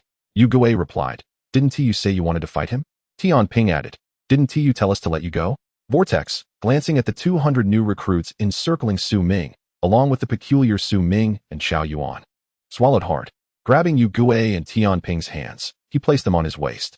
Taking a deep breath, he declared, Damn it, do you really think I fear you? I will fight you. Yu Gui, don't stop me. Su Ming observed as Wang Mian's face twitched beneath his mask. You better shut up. Simultaneously, Master Su began to busy himself. A large bowl of raw meat transformed into a generous serving of grilled meat within 10 minutes. The crowd feasted heartily. Deng Wei, sporting a large bump on his head, asked while munching on grilled meat, Brother Shen, didn't you say this was sour? Shen Qingzhu shot him a glare with her purple panda eyes. That was sour. Deng Wei nodded. So that is how it is. Lin Chiye cast a glance at Su Ming, recognizing that this young man was indeed a remarkable talent. He skillfully mingled just with charm, and from the very first encounter, it seemed that everything was within Su Ming's grasp. Noticing Lin Chiye's gaze, Su Ming turned his head, initially bewildered, then puzzled, before abruptly realizing something, followed by a look of shock. Why is it that all those who take a liking to me are men? Lin Chiye? Mental power 0, Su Ming? System, stuck. Chapter 58. Me too. Meanwhile, in the underground base, watching the new recruits devour barbecued meat on the screen. Yuan Gang paused his meal, frozen in place, steam practically billowing from his head in frustration. Do they even resemble new recruits? Enraged, Yuan Gang slammed his rice onto the table. Do they think this is a vacation camp? Instructor Hong pondered for a moment before speaking. The mastermind is that Su Ming. He possesses certain abilities, and he seems somewhat mentally unstable. Yuan Gang's chopsticks clattered loudly. Unstable? I believe he is far too stable. Not a single moment does he behave like a normal person. The instant he does, it means he's preparing to pull a fast one on you. Instructor Hong suppressed a smile and chose not to respond. By the way, release the suppression on the Forbidden Ruins. Let us see who dares to act recklessly under its influence. Instructor Hong nodded repeatedly. Certainly. Yuan Gang recalled something and smirked. Right. Let them also engage in extreme training tomorrow. Instructor Hong's expression stiffened. Is that not a bit too soon? Yuan Gang took a couple of bites of rice. Not at all. The next day, all the new recruits stood neatly in formation below the stage, whispering amongst themselves. Why can't I use the Forbidden Ruins anymore? Indeed, I can't either. Finally, the chubby one leaned closer to Lin Chia, whispering, Chia, can you still use your Forbidden Ruins? Lin Chia sensed that his mundane divine domain had indeed been suppressed, though not excessively, and since it was not night yet. He did not have a clear perception of the Starry Night Dancer. After a brief hesitation, Lin Chia lied. I can't use it either. Bailey nodded. It seems the instructors have employed some sort of forbidden item. Su Ming nodded. So why can I still use mine? Lin Chia, really? Do you have some sort of cheat? Su Ming, keep it low-key. Don't make a fuss. Lin Chia. Su Ming, not only do I have the Forbidden Ruins, hey, I can also draw from a lottery. Lin Chia. Ignoring Lin Chia, Su Ming stood there, closing his eyes to enter the system space. Would you like to draw today's entry? Su Ming, are you out of your mind? Why would I be here if not to draw? Damn it. Su Ming, calm down. It's heating up, and it might fry the circuits. Draw today's entry. Naruto, Flying Thunder God Su Ming, after cursing the system. I hit the jackpot. Who would have thought this was a real system? Su Ming, sending a telegram? Su Ming, system, why are you blocking so many words? Su Ming, mind your identity. You are an emotionless system. System, Su Ming, take care. I'll be leaving now. At this moment outside, on stage, Yuan Gang surveyed the new recruits and said solemnly, I believe you have all sensed that your Forbidden Ruins have been suppressed. Therefore, starting today, you will all behave yourselves. Today, we will only do two things. First, practice with knives. Second, engage in extreme training. I am eager to see your performance, particularly you, Su Ming. I have high hopes for you. Yuan Gang flashed a meaningful smile at Su Ming below. As soon as Su Ming opened his eyes, he saw Yuan Gang smiling at him. Though he was unsure why, he returned a foolish grin out of courtesy. Yuan Gang, damn it. Is this kid genuinely foolish, or just pretending? Soon, the stage was left entirely to Instructor Han. Instructor Han surveyed the crowd below. Speaking in a deep voice, what do you believe is most crucial when battling the mysterious? Shinqinju shouted, the Forbidden Ruins. Su Ming also called out loudly, me too. Instructor Han glanced at the recruit, who shouted me too, and clenched his fist. Yuan Gang had specifically instructed that today, Su Ming should be given a lesson. He had even inquired about who Su Ming was. Yuan Gang had told him that once he arrived, he would know. He would be able to recognize him at a glance, for he was unlike anyone else. Instructor Han was still puzzled about how he was different. Upon seeing him today, it was indeed evident. However, Instructor Han looked disdainfully at the new recruits below. What if today, the Forbidden Ruins were sealed? Shinqinju was immediately rendered speechless. Su Ming, me too. Instructor Han. He hasn't even spoken. What do you mean by me too? Su Ming. I too remained silent. Instructor Han, you. Come up here. Thud, thud, thud. Su Ming jogged up to the stage. Instructor Han's gaze turned icy. Get a knife. I want to see what your so-called Forbidden Ruins can do today. Su Ming. Can I let my little brother come? Instructor Han. Your little brother? Su Ming nodded. My second brother is unbeatable. Instructor Han, fine. Let us see if you can convince them all. Bring him up. Su Ming waved to the audience below. Chao Yuan, come quickly. The instructor is calling for you. Chao Yuan jogged up onto the stage. Instructor Han looked at Chao Yuan. You are his little brother? Chao Yuan. No, I'm his sycophant. Instructor Han. Why is everyone here a lunatic? I don't care what you are. Get a knife. Chao Yuan glanced at Su Ming, who nodded. Chao Yuan reached for one of the wooden swords. Instructor Han suddenly jolted. Stop. Chao Yuan's hand froze mid-motion. What's wrong? Instructor Han. What's your name? Chao Yuan. I didn't call anyone. Instructor Han. I mean, what is your name? Chao Yuan. My name is Chao Yuan. Instructor Han shivered. You may go down now. Chao Yuan? Instructor Han watched Chao Yuan walk off the stage, his heart racing. Yuan Gang had specifically mentioned there was another named Chao Yuan. He must not let him wield a knife. Thankfully, he recalled just in time. Otherwise, Su Ming would have truly put him in a bind. Instructor Han couldn't help but shudder at Su Ming's seemingly harmless smile. This kid exuded an air of peculiarity. You wield a knife. I'll only compete with you. Su Ming. All right. After careful selection, Su Ming chose the wooden sword closest to Han Li. He casually patted Han Li's shoulder.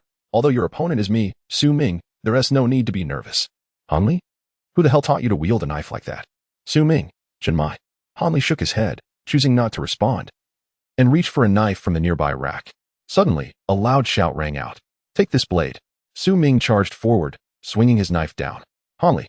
In a moment of panic, Han Li's face turned pale. I haven't even drawn my knife, and you've already begun?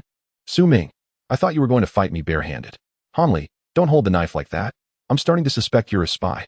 Chapter 59. Is this the upright, diligent, incorruptible, and righteous Su Ming?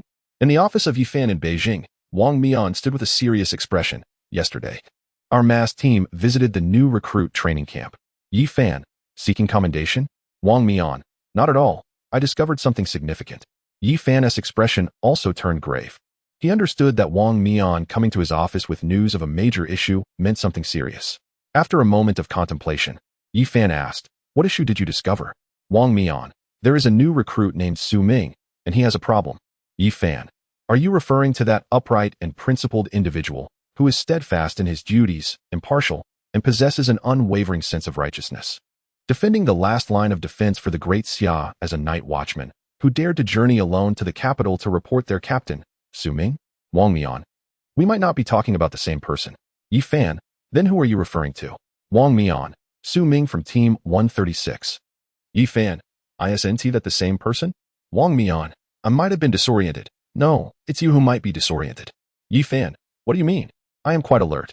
Wang Mian, even if we are talking about the same Su Ming, don't you find something off about him? Yifan, is he corrupt? Wang Mian, how could a rookie be corrupt? Yifan, are you the one who is corrupt? Wang Mian, damn it, what is going on? Everything feels odd. Yifan, seeing Wang Mian's expression, quickly chuckled and waved his hand. Just a joke to relieve your tense nerves. Wang Mian took a deep breath. That Su Ming is quite peculiar. Yifan, in what way? Wang Mian, he possesses a multitude of forbidden ruins. Many, many, many. Yifan, is there truly that many? Wang Mian nodded. Yifan, that merely indicates his excellence. I must reprimand you a bit.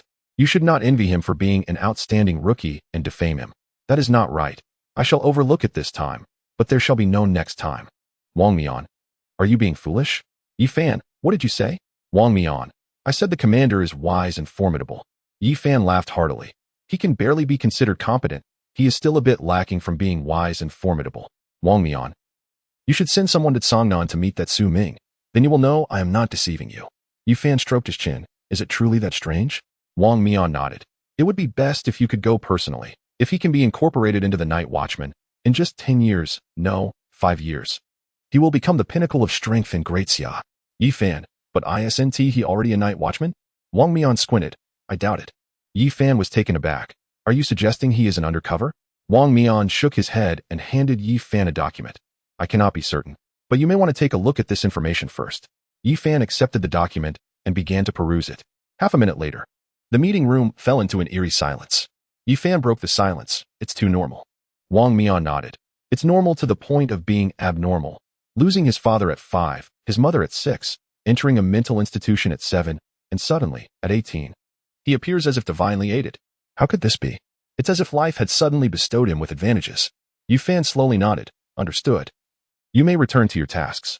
Songnan, Jinan Mountain. For figures hid in a remote forest, whispering. Han Xiaoyan, are we really going to forcefully seize him? Believer, sure CS Ma Tianyi licked his lips. Amired Songnan City. With the 9th seat present, it should be a piece of cake. The 9th seat, He Lin, merely narrowed his gaze, quietly surveying the surroundings without responding. Beside them, the serpent woman's eyes glimmered. You must not harm Su Ming. Han Xiaoyan, we are precisely here to capture him, all right? Serpent woman, aren't we here to capture the divine agent? Han Xiaoyan, we are capturing both. Serpent woman, Su Ming is my believer. Why must we capture him? Han Xiaoyan, are you love-struck? Serpent woman, how rude. My relationship with Su Ming is entirely that of a believer. Han Xiaoyan, he isn't a believer. Serpent woman, he is. listening to the heated argument beside him. The 9th seat and the 14th seat silently diverted their gazes. Meanwhile, atop Jinan Mountain, a space twisted in a spiral, and Su Ming, wearing a white mask, plummeted from the sky, landing on the ground. What on earth is happening? After glancing around and contemplating for 2.5 minutes, Su Ming understood that this was either a mountain or not a mountain at all. This morning, upon hearing about the extreme training scheduled for the afternoon at the training camp, he promptly fled. After all, being tied to a chair while instructors asked embarrassing questions would tarnish his illustrious reputation. Su Ming did not hesitate further and leisurely made his way down the mountain. The Great King summoned me to patrol the mountain. I am here to wander through the mountains. Upon hearing this voice, Han Xiao furrowed his brow. Who was singing off-key like that? The others perked up their ears simultaneously. Did you hear that wrong? Ma Tianyi listened for a while and, finding no sound, remarked. He Lin also strained to listen, soon frowning deeply. Someone is stealthily approaching. Even though the other party was cautious, the disparity in realms made their flaws apparent before He Lin. The serpent woman pointed at Han Xiaoyan. Let us not divert the topic. We need to discuss whether Su Ming is a believer, and this is crucial. Han Xiaoyan, you say he is, so he must be. But how can a forcibly recruited believer have a say? The serpent woman snorted coldly, wrinkling her nose. I seem to smell the scent of a believer. Han Xiaoyan. Impressive. Hiding in the grass, Su Ming suspiciously sniffed himself. I just bathed. How can I smell like a believer? Is this what they mean by having a fishy smell even after reaching dry land? While Su Ming was pondering, the grass ahead was pushed aside by several people. Su Ming? Serpent woman and the others? Su Ming, do you believe I came here to relieve myself? Chapter 60. It's over. It's over. We've been discovered. After a long moment of staring, the serpent woman exclaimed in surprise. Su Ming? Su Ming. Oh hey there. Serpent woman. You, Han Xiaoyan. Why waste words with him? Capture him first. Su Ming. Am I supposed to be afraid of you? Come on, hit me. As Han Xiaoyan was about to make a move, a flash of golden light appeared, and Su Ming's figure vanished. At the training camp, a helicopter buzzed overhead, and all the instructors stood straight, awaiting Yi Fan's arrival from the aircraft. All the new recruits displayed expressions of shock. Who is arriving? I don't know. This is a bigger deal than the masked team. Surely, it's not an ordinary person. Li Pang nudged Lin Chia. Chia, who do you think it is? Lin Chia pondered for a moment and replied, it should be a significant figure. Li Pang. Ah, hearing your words is certainly enlightening. Lin Chia, I have no knowledge of the night watchman, so I certainly don't know who has come. Li Pang considered this and then felt perplexed. Why isn't Su Ming speaking? This is not his style. Lin Chia, scanning with his mental energy, turned in surprise. Oh no, where is that kid? Li Pang also noticed the empty spot next to Lin Chia where Su Ming should be, and his mouth fell agape in astonishment. Then he suddenly thought of something. Do you think the person on the plane could be Su Ming? Lin Chia's lips twitched. That shouldn't be the case. After all, this kid just jumped from the plane with the masked team. It would be rude to jump again. Li Pang scratched his head. True. In the sky, a middle-aged man, appearing to be around 40, leaped down from the air. The new recruits below were momentarily astonished into silence. Is this how they all like to jump from planes? Soon, a figure descended from the sky and landed within the training camp. Yuan Gang stepped forward and saluted. As the deputy commander of the Night Watch Team 006 and the chief instructor of the new recruits training camp, Yuan Gang respectfully welcomed Commander Ye's arrival. Upon hearing the name Yi Fan, all the new recruits were momentarily stunned, their faces reflecting awe. This was the commander of the Great Xia Night Watch. Yi Fan glanced at Yuan Gang and got straight to the point. Where is Su Ming? Yuan Gang replied. Has he done something wrong? Yi Fan responded. No. I merely wish to see him. Yuan Gang, puzzled, turned to the crowd below and called out, Su Ming. Su Ming. Silence, an absolute silence. Yuan Gang's expression instantly fell. Yi Fan asked, have you lost him? Where's Su Ming? Yuan Gang turned to Han Li. Where's Su Ming? Han Li replied, I don't know. He was here this morning. Yi Fan pressed, Yuan Gang. I am asking you where Su Ming is. Who are you asking? Yuan Gang stammered, Yi Fan, do I look like a fool to you? Yuan Gang nodded. Yi Fan? Yuan Gang shook his head. Yi Fan's brow furrowed suddenly. At that moment, a flash of golden light appeared, and Su Ming's figure materialized behind Han Li. Yi Fan turned to look in Han Li's direction. Han Li. 1 second, 2 seconds, 3 seconds. He still could not comprehend where he had gone wrong. Yi Fan's brow tightened. Han Li felt a shiver run through him. I confess. I confess. I will confess. Yi Fan, what are you confessing? Han Li replied, I confess everything. Yi Fan, you can just go away. Yi Fan pushed Han Li aside, revealing a trembling Su Ming crouched behind him. You must be Su Ming, correct?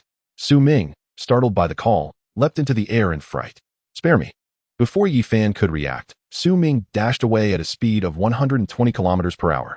As the dust settled, Yi Fan stood there, dumbfounded. Yi Fan, has he always run this fast? Yuan Gang pondered for a moment. It seems so. Yi Fan remarked, indeed, he possesses some talent. No wonder he is an elite. I will go see him. You all continue your training. With that, Yi Fan headed in the direction Su Ming had taken. Meanwhile, Yuan Gang gathered the new recruits, declaring, move out, destination, Jinan Mountain. His voice rang out powerfully as the new recruits formed ranks and headed outside the training camp. Elsewhere, within the Peace Affairs office, a young man with slightly dark skin and a yellow bell sat across from Wenqima and others. Speak slowly, don't panic. Wenqima reassured him. The young man asked, why did Xiaomei have a record of staying at a couple's hotel yesterday? Wenqima replied, perhaps there was a water or power outage at home. But he said he was shopping with his girlfriend, yet I saw him with a man, the young man countered. Zhao Kongqing chuckled. Hey, young man, be more magnanimous, broaden your perspective. Wu Xiangnan shot Zhao Kongqing a glare, prompting him to quickly silence himself. Wenqima added, you might have seen it incorrectly. After a moment of contemplation, a hint of a smile emerged on the young man's face. So that's how it is. He then opened their chat history and clicked on yesterday's voice message. 10 seconds later, silence, an oppressive silence. Wenqima spoke, this. Wu Xiangnan lowered his head in thought. Shinmai awkwardly scratched his nose. Zhao Kongqing donned a nearby cartoon hat, noting the glimmer of hope in the young man's eyes. Wenqima hesitated before saying, this could mean, oh, we've been robbed. Shinmai. Wenqima. Wu Xiangnan. Everyone turned to see Long Xian rushing in through the door. Shinmai chastised, Long Xian, you've lost your composure. Lang Xian stomped his feet in distress. We've really been robbed. Wenqima's expression darkened. You think you understand? Lang Xian exclaimed, Jinan Mountain, Jinan Mountain. Wu Xiangnan quickly covered Long Xian's mouth, signaling that there were others present. It was only then that Long Xian calmed down. Wenqima sensed something was amiss and hurried to shut the door. We might not be able to operate today. Please come back another day. The young man was bewilderedly ushered outside. The members of Team 136 arrived in the underground space. Long Xian began. I was just bored and decided to take a stroll around the training camp. Everyone exchanged odd glances. Shinmai asked, 30 kilometers? Where did you walk to? Long Xian replied, well, I was worried about Su Ming, so I thought I'd go check it out. Shinmai nodded. Continue, what did you discover? Long Xian stated, the ancient god sect. Shinmai inquired, is it still Han Xiaoyan and that snake woman? Long Xian shook his head. There were two others, one of whom is at a very high level. Shinmai's eyes narrowed. How high? Long Xian replied, higher than you. Shinmai? Chapter 61. If something goes wrong, don't scream. After hearing Ling Xian's account, the members of Team 136 fell into a collective silence. Hong Ying was the first to stand. Regardless of their strength, we cannot allow them to bully Su Ming, especially not on our own turf. Wenqima sighed. Things aren't that simple. Since they've come, they must have investigated our situation. We risk walking into a trap. Hong Ying argued. Are we just going to let them wreak havoc in Songnan? They are definitely here to capture Su Ming and the younger brother of Qie. If we wait any longer, they'll have taken them away. Zhao Kongqing stood and walked towards the door. I'll go. It's not like I can die. At that moment, Shinmai approached. I have already reported this to the higher-ups, and Yuan Gang is stationed at the training camp. His strength is formidable. We can be assured for now. Sishaoan asked, so, shall we go? Shinmai's gaze hardened. Of course we go. They can't run rampant in Songnan. Team 136 will definitely confront them. 30 minutes later, near the training camp, the snake woman and her group of 4 swaggered towards the camp. Han Xiaoan walked at the back. Frowning, do we really need to be this arrogant? Ma Tianyi replied, is it a crime to be arrogant? Han Xiaoan countered, the key is our very existence is illegal. Ma Tianyi, the snake woman scoffed. With He Lin here, what do you have to fear? Lord Murmurs sent He Lin, so we can walk freely in Songnan. Han Xiaoyan warned, if something goes wrong, don't scream. The snake woman remained silent, while He Lin, with narrowed eyes, walked quietly beside them. Though he felt uneasy about the situation, with the snake woman already speaking, he had no choice but to follow. If things truly went awry, he could always abandon them and escape alone. Being alone meant he could manage. Suddenly, He Lin furrowed his brow. What sound is that? Han Xiaoan cursed in frustration. Just open your eyes and see. Oh. He Lin finally opened his eyes and looked ahead. Before them, a formation of more than 200 people marched towards them. He Lin, this. The snake woman exclaimed in panic. Oh no. They must have discovered us early and are on guard. Han Xiaoyan urged, Ma Tianyi, don't panic. With the 9th seat present, They are merely a disorganized mob. Han Shaoan, the snake woman? On the other side, Su Ming came to a sudden halt in front of his grand villa, with Yifan closely following behind him. Su Ming asked, "Why are you following me?" Yifan replied, "I have something to discuss with you." Su Ming sized Yifan up. "Do you know who I am?" Yifan responded, "Who are you?" Su Ming retorted, "If you don't even know who I am, what can we discuss?" Yifan stated, "I know you are Su Ming." Su Ming, "Wrong, I am Lin Xia." Yifan, "Did I find the wrong person?" Su Ming, "Indeed." "Oh dear, I apologize, young brother." Yifan responded awkwardly a couple of times before heading towards the formation at the door. He never expected to have mistaken someone, and Yuan Gang didn't even remind him. It was truly unacceptable. He picked up his phone and swiftly deducted Yuan Gang's wages for the following month. What's wrong? What could possibly be wrong? Am I the commander here? Or are you? The call ended abruptly, and Yifan quickly made his way towards the exit. Damn that Yuan Gang, moving so fast out of guilt. At that moment, Chen Mai and others arrived at the outskirts of the training camp, surprised to see the group shrink from 4 to 3. What was that just now? It felt like one hand could take on 10 captains, Zhao Kongqing remarked, astonished. Chen Mai, damn it, Zhao Kongqing, can you even speak properly? Zhao Kongqing scratched his head. It was just a metaphor. He seemed incredibly formidable. When Chima, then why did he run? Hongying, could it be that he fears instructor Yuan Gang? Wu Xiangnan shook his head. Based on the displayed strength, Yuan Gang wouldn't stand a chance against him. That person is at least of a measurable caliber. Everyone collectively gasped in disbelief. See Xiaonan. So what do we do now? Wu Xiangnan calmly analyzed. Since he fled, it indicates there is something here that he fears. Therefore we stop. Don't analyze any further. Zhao Kongqing interrupted Wu Xiangnan. There's movement over there. They all turned to see a figure in the distance running while waving. Stop. Yuan Gang. Stand still. However, the person's voice was drowned out by the powerful aura of the formation, and Yuan Gang didn't hear it at all, continuing to walk forward. Yuan Gang suddenly halted. Forward march. The new recruits advanced in unison, heading towards the training camp exit. Yifan. Don't run, you all. Don't run. The recruits remained silent, simply sprinting ahead. The snake woman, witnessing this scene, was left in shock. What do we do? Han Shaoan, I told you not to swagger in here. Snake woman, it's pointless to blame me now. Come up with a plan. Han Shaoan, Matani. You go hold them back. Snake woman, yes, Matani, you go hold them back. Matani, why aren't you going? Snake woman, I am the divine agent. You are the believer. If you don't go, who will? Matani looked at Han Shaoan. Then why aren't you going? Han Shaoyan, if I go, won't I die? Matani, damn it. Han Shaoyan, otherwise, why do you think I brought you along? Matani silently positioned himself in front of the two. His hands trembled, teeth chattering. I'll fight you. With a loud roar, Matani charged towards the distant formation. Seizing this opportunity, Han Shaoan and the snake woman fled. After running over 200 meters, the snake woman stumbled and fell to the ground. Looking up, she saw Squad 136 watching the spectacle. The members of Squad 136, good afternoon. Snake woman, I'm sorry to interrupt. Saying this, the snake woman scrambled to her feet and began to frantically kick her legs. Chun Mai and Hong Ying each held her shoulders, preventing her from moving an inch. Snake woman, I was wrong. I want to come back again. Chun Mai, today's meal will be snake soup. Snake woman, though I am called snake woman, I am not a snake. Zhao Kongqing, oh? Does that mean, Chen Mai, Zhao Kongqing? Shut your mouth? Zhao Kongqing? Chapter 62. Hu's head just fell to the ground. Just as the members of Squad 136 were discussing how to deal with the snake woman, a spear swept through, and before they could react, Zhao Kongqing's head was sent soaring, rolling onto the ground. The atmosphere momentarily fell into a state of shock. Zhao Kongqing, Hu's head just fell to the ground. Chen Mai? Everyone? In the next moment, Zhao Kongqing sprouted another head out of thin air and moved his neck around. Hey, this new one works quite well. Han Shaoan stood dumbfounded, holding the spear. What is going on? Meanwhile, the members of Squad 136 also came to their senses.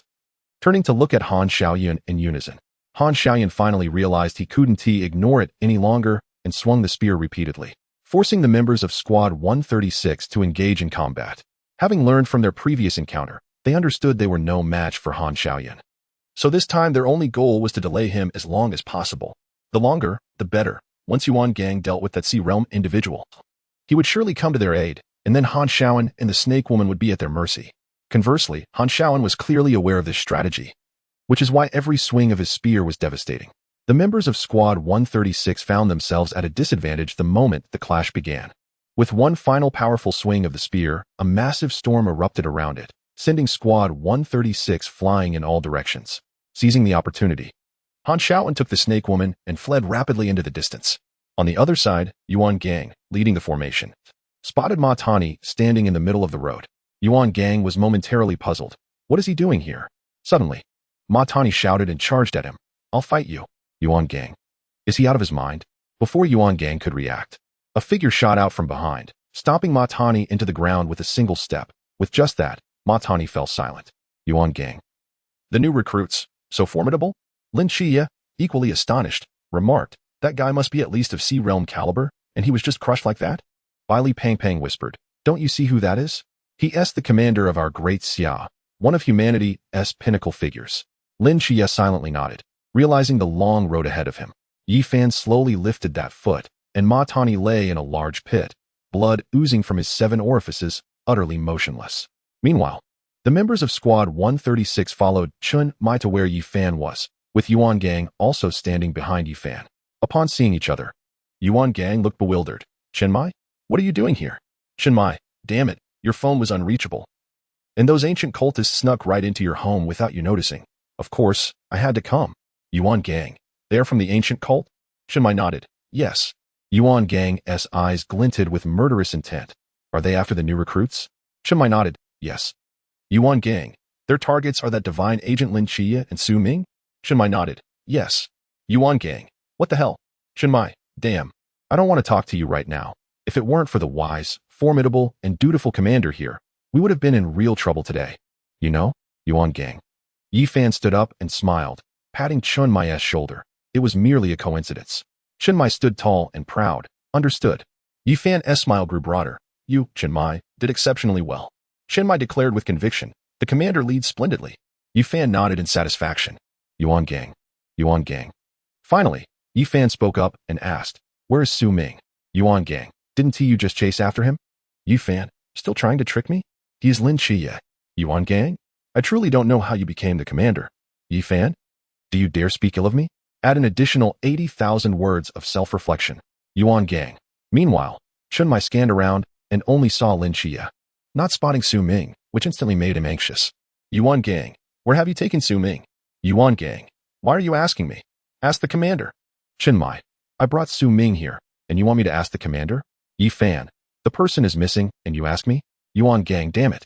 That dog Su Ming, if I catch him, I will go find him right now. With gritted teeth, Yuan Gang prepared to search for Su Ming. In the next moment, a figure suddenly appeared behind Han Li.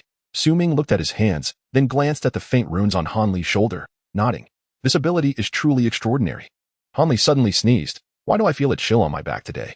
Su Ming, perhaps the flying thunder god gave you a cold. At the same time, Chen Mai had already approached Su Ming, pulling him to look around.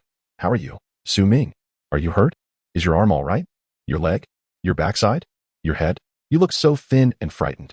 Su Ming, Chen Mai, is your brain functioning? Chen Mai, look at this, after a few days away from home. Su Ming is already caring for others. This training was not in vain. Su Ming.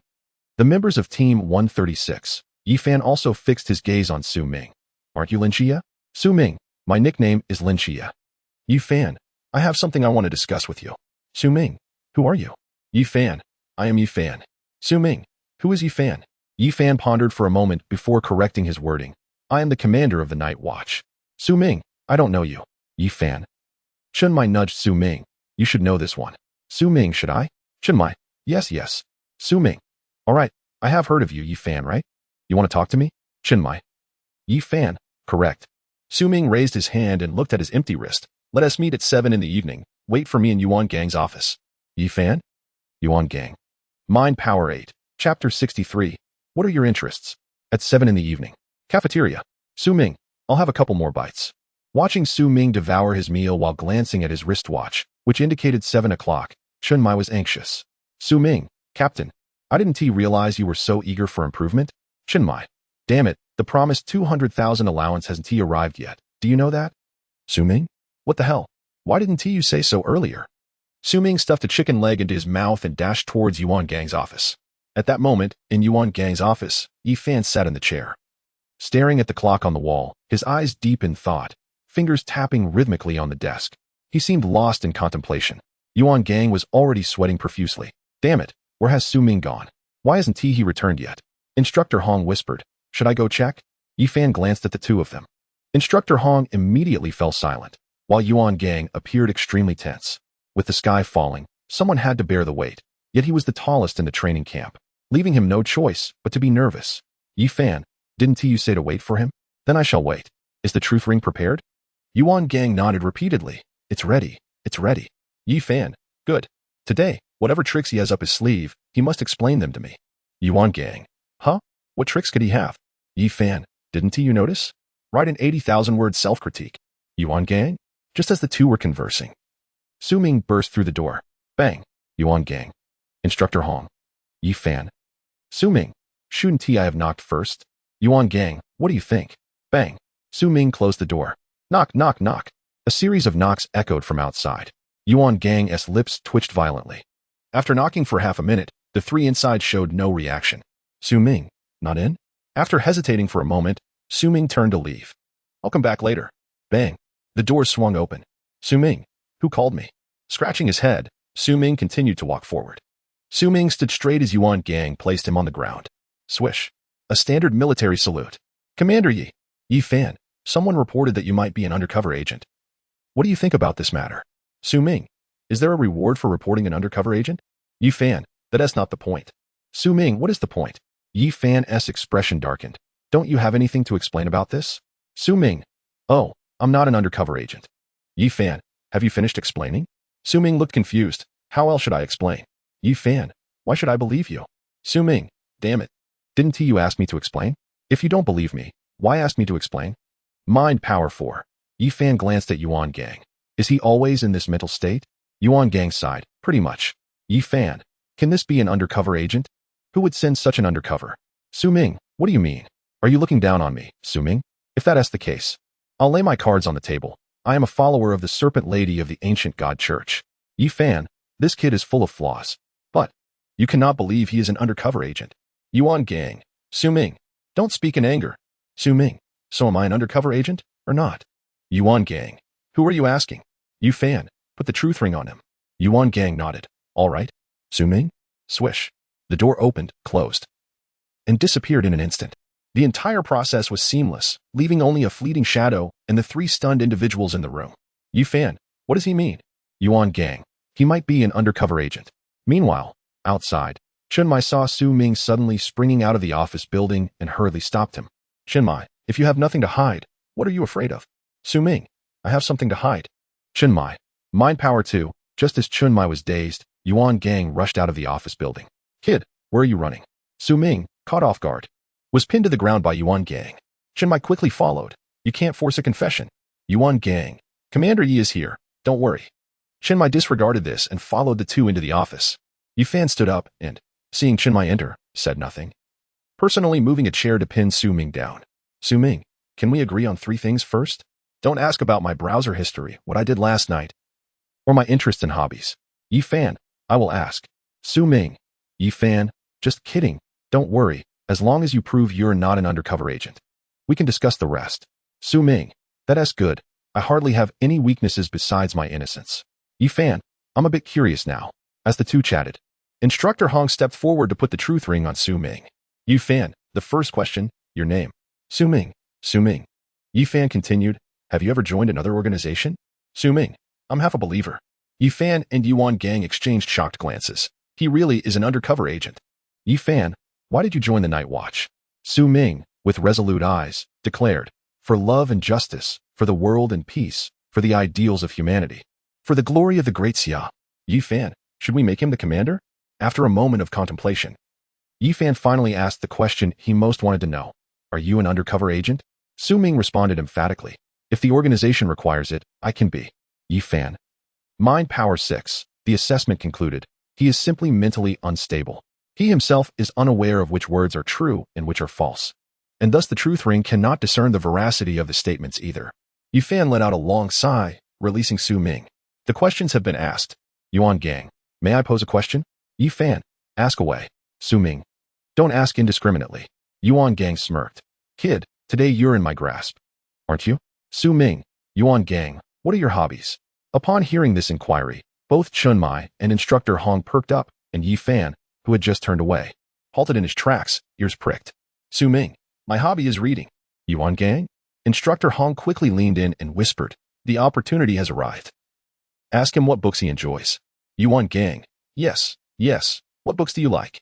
Su Ming, Romance of the Three Kingdoms. Yuan Gang? Instructor Hong, young people are like this. If you ask him who his favorite character is, he will mention characters like Diao Chan, De Qiao, Xiao Qiao, and Bu Lianshi, or even those who favor Wu Gutai. It's all quite chaotic. Yuan Gang leaned in with a grin. So who is your favorite then? Su Ming, of course, it's Pangelian. Especially the scene where she hangs upside down. Yi Fan, Chinmai, mental power 6, congratulations. The host's mental power has reached 3,000 points, allowing for 1 permanent attribute draw. Su Ming, thank you mental illness. Thank you system. Thank you villagers. Thank you. The will of fire. Thank you. Mental power 1.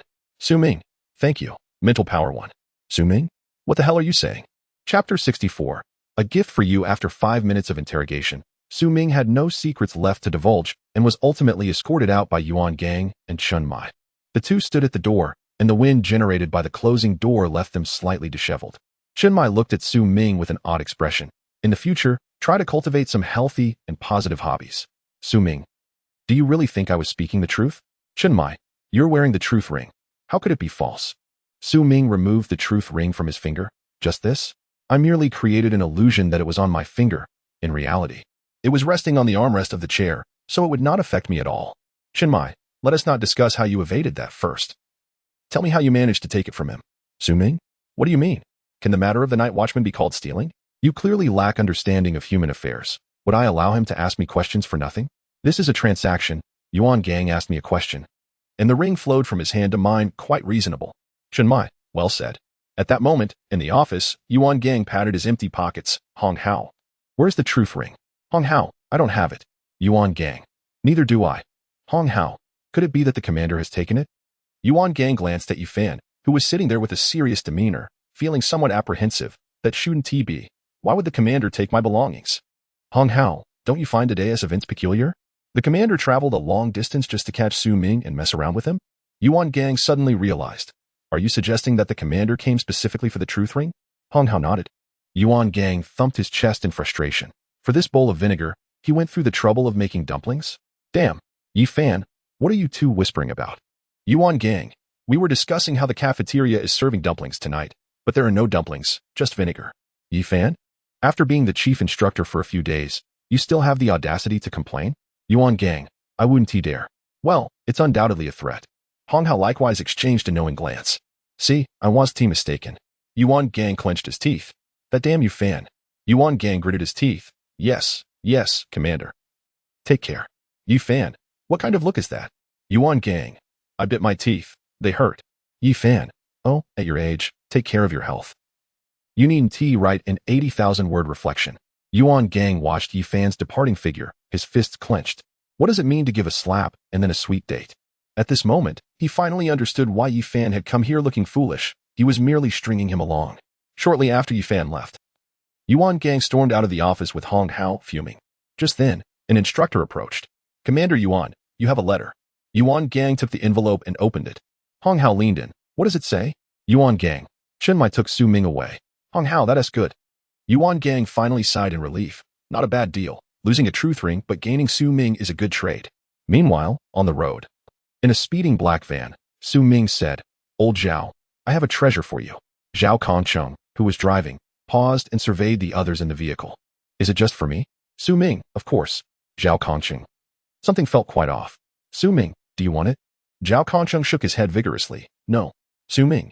Wu Xiangnan, do you want it? Wu Xiangnan also shook his head repeatedly. Su Ming. Hey. Can't even give away a gift? When Qima, Hong Ying. Didn't he think I would be left out after going around in circles with you two? Xiaoan nodded repeatedly. Yes, yes. They don't want it. Give it to us. Su Ming. Huh? Are you sure you want it? Hong Ying leaned closer. What is it? Show me.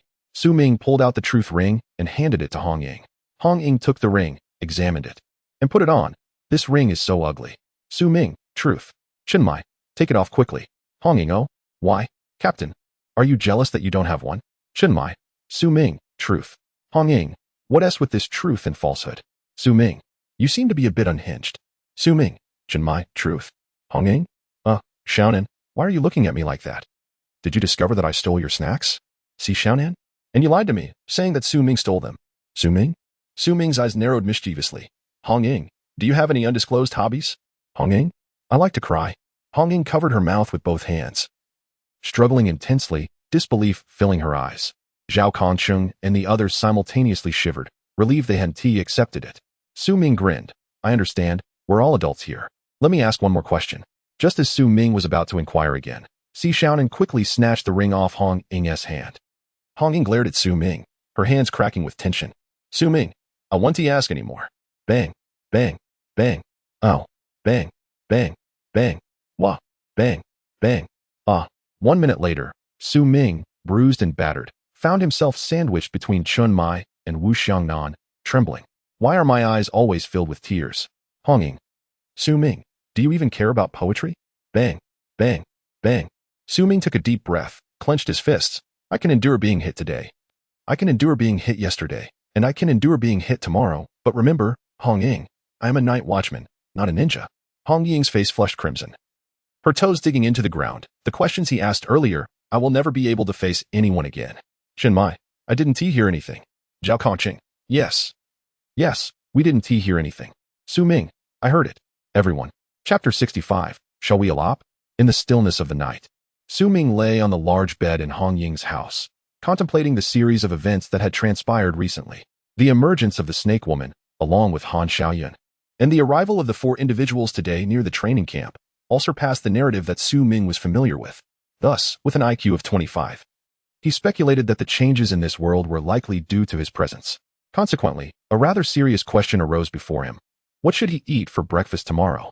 He devised a plan to either enjoy some soybean milk and fried dough sticks or seek out 4 beef buns.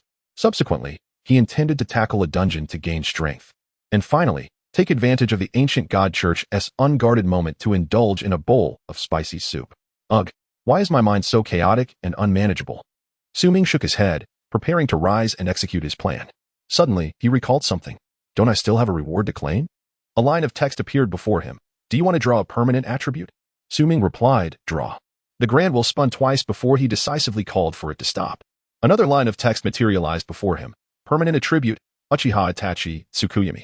Now I possess an illusion technique. He mused, feeling himself drawing closer to strength.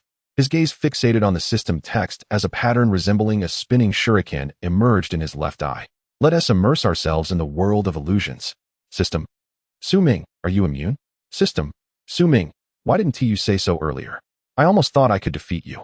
Mental power. 7. Su Ming narrowed his eyes. Am I starting to exhibit signs of genuine insanity? System. Mental power. 1. The ancient god church, in a grave tone, whispered. Are you saying the snake woman, Han Xiaoyan, and Ma Chuanyi are all dead? The ninth seat nodded. That appears to be the case.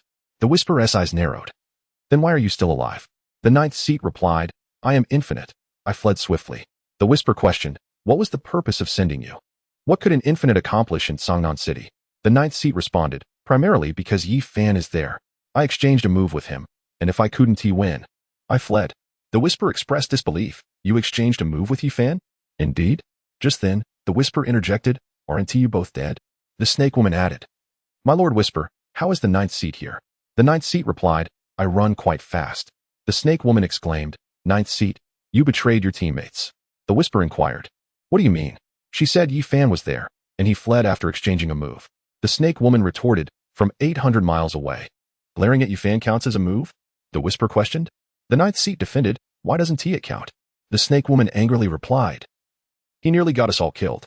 The ninth seat stated, it's not like I could die. I am infinite, far more useful than you all. The snake woman countered, I am the agent of the divine. The ninth seat insisted, I am infinite. The snake woman asserted, you are a believer. The ninth seat repeated, I am infinite. The snake woman demanded, your responsibility is to protect us. The ninth seat reiterated, I am infinite. Enough. The whisper shouted, interrupting their quarrel. What use are you? A bunch of inept individuals? Han Xiaoyan interjected. What about Su Ming and Lin Xia? Especially that peculiar Su Ming. The whisper dismissed. You need not concern yourselves. I will handle it. A bunch of useless fools. In Songnan City, under the pitch-black night, Su Ming dashed with his eyes closed. There are ghosts. After sprinting several thousand meters, he paused to catch his breath and continued running. Can't catch me. Can't catch me. Soon, He crashed into the peace affairs office, finally exhaling in relief. Gasping for air, he groped his way towards Zhao Kongcheng's room. Upon arriving at the door, he was greeted by Zhao Kongcheng's thunderous snoring. Is he sleeping so soundly, even after reincarnation? Su Ming exclaimed. Bang bang bang. He phased through the door, observing Zhao Kongcheng sleeping soundly. Su Ming forcibly awakened him. Old Zhao, stop sleeping. Old Zhao, wake up. Old Zhao. Zhao Kongcheng jolted awake, sitting up abruptly. What is going on? Su Ming replied. Kongcheng has not yet rested. Zhao Kongcheng asked. What do you want at this hour? Su Ming responded. I have something to discuss. Zhao Kongcheng rolled his eyes and turned to bury his face in the pillow. Let us talk tomorrow. Su Ming pleaded. Don't, old Zhao. Tomorrow I might forget. Zhao Kongcheng retorted. What could you possibly have to say? Su Ming insisted. Get up and listen to me. Zhao Kongcheng reluctantly sat up on the bed in a meditative posture, his snoring continuing. Su Ming disregarded it and got straight to the point. Old Zhao, let us elope. The snoring suddenly ceased. Zhao Kongcheng tumbled out of bed, flustered, his eyes filled with existential doubt. What did you say? Su Ming stroked his chin. Perhaps my wording was a bit inappropriate. What I mean is, let us run away naked. Zhao Kongcheng. Su Ming corrected. That is not quite right either. What I meant to express was the idea of leaving home. Well, that doesn't seem quite right either, but you get the gist. Zhao Kongcheng exclaimed. I don't get it at all. Su Ming retorted. After being so straightforward, you still don't understand? Old Zhao, your intelligence is truly concerning. Zhao Kongcheng. Mental power. 22. Su Ming queried. Do you wish to grow stronger?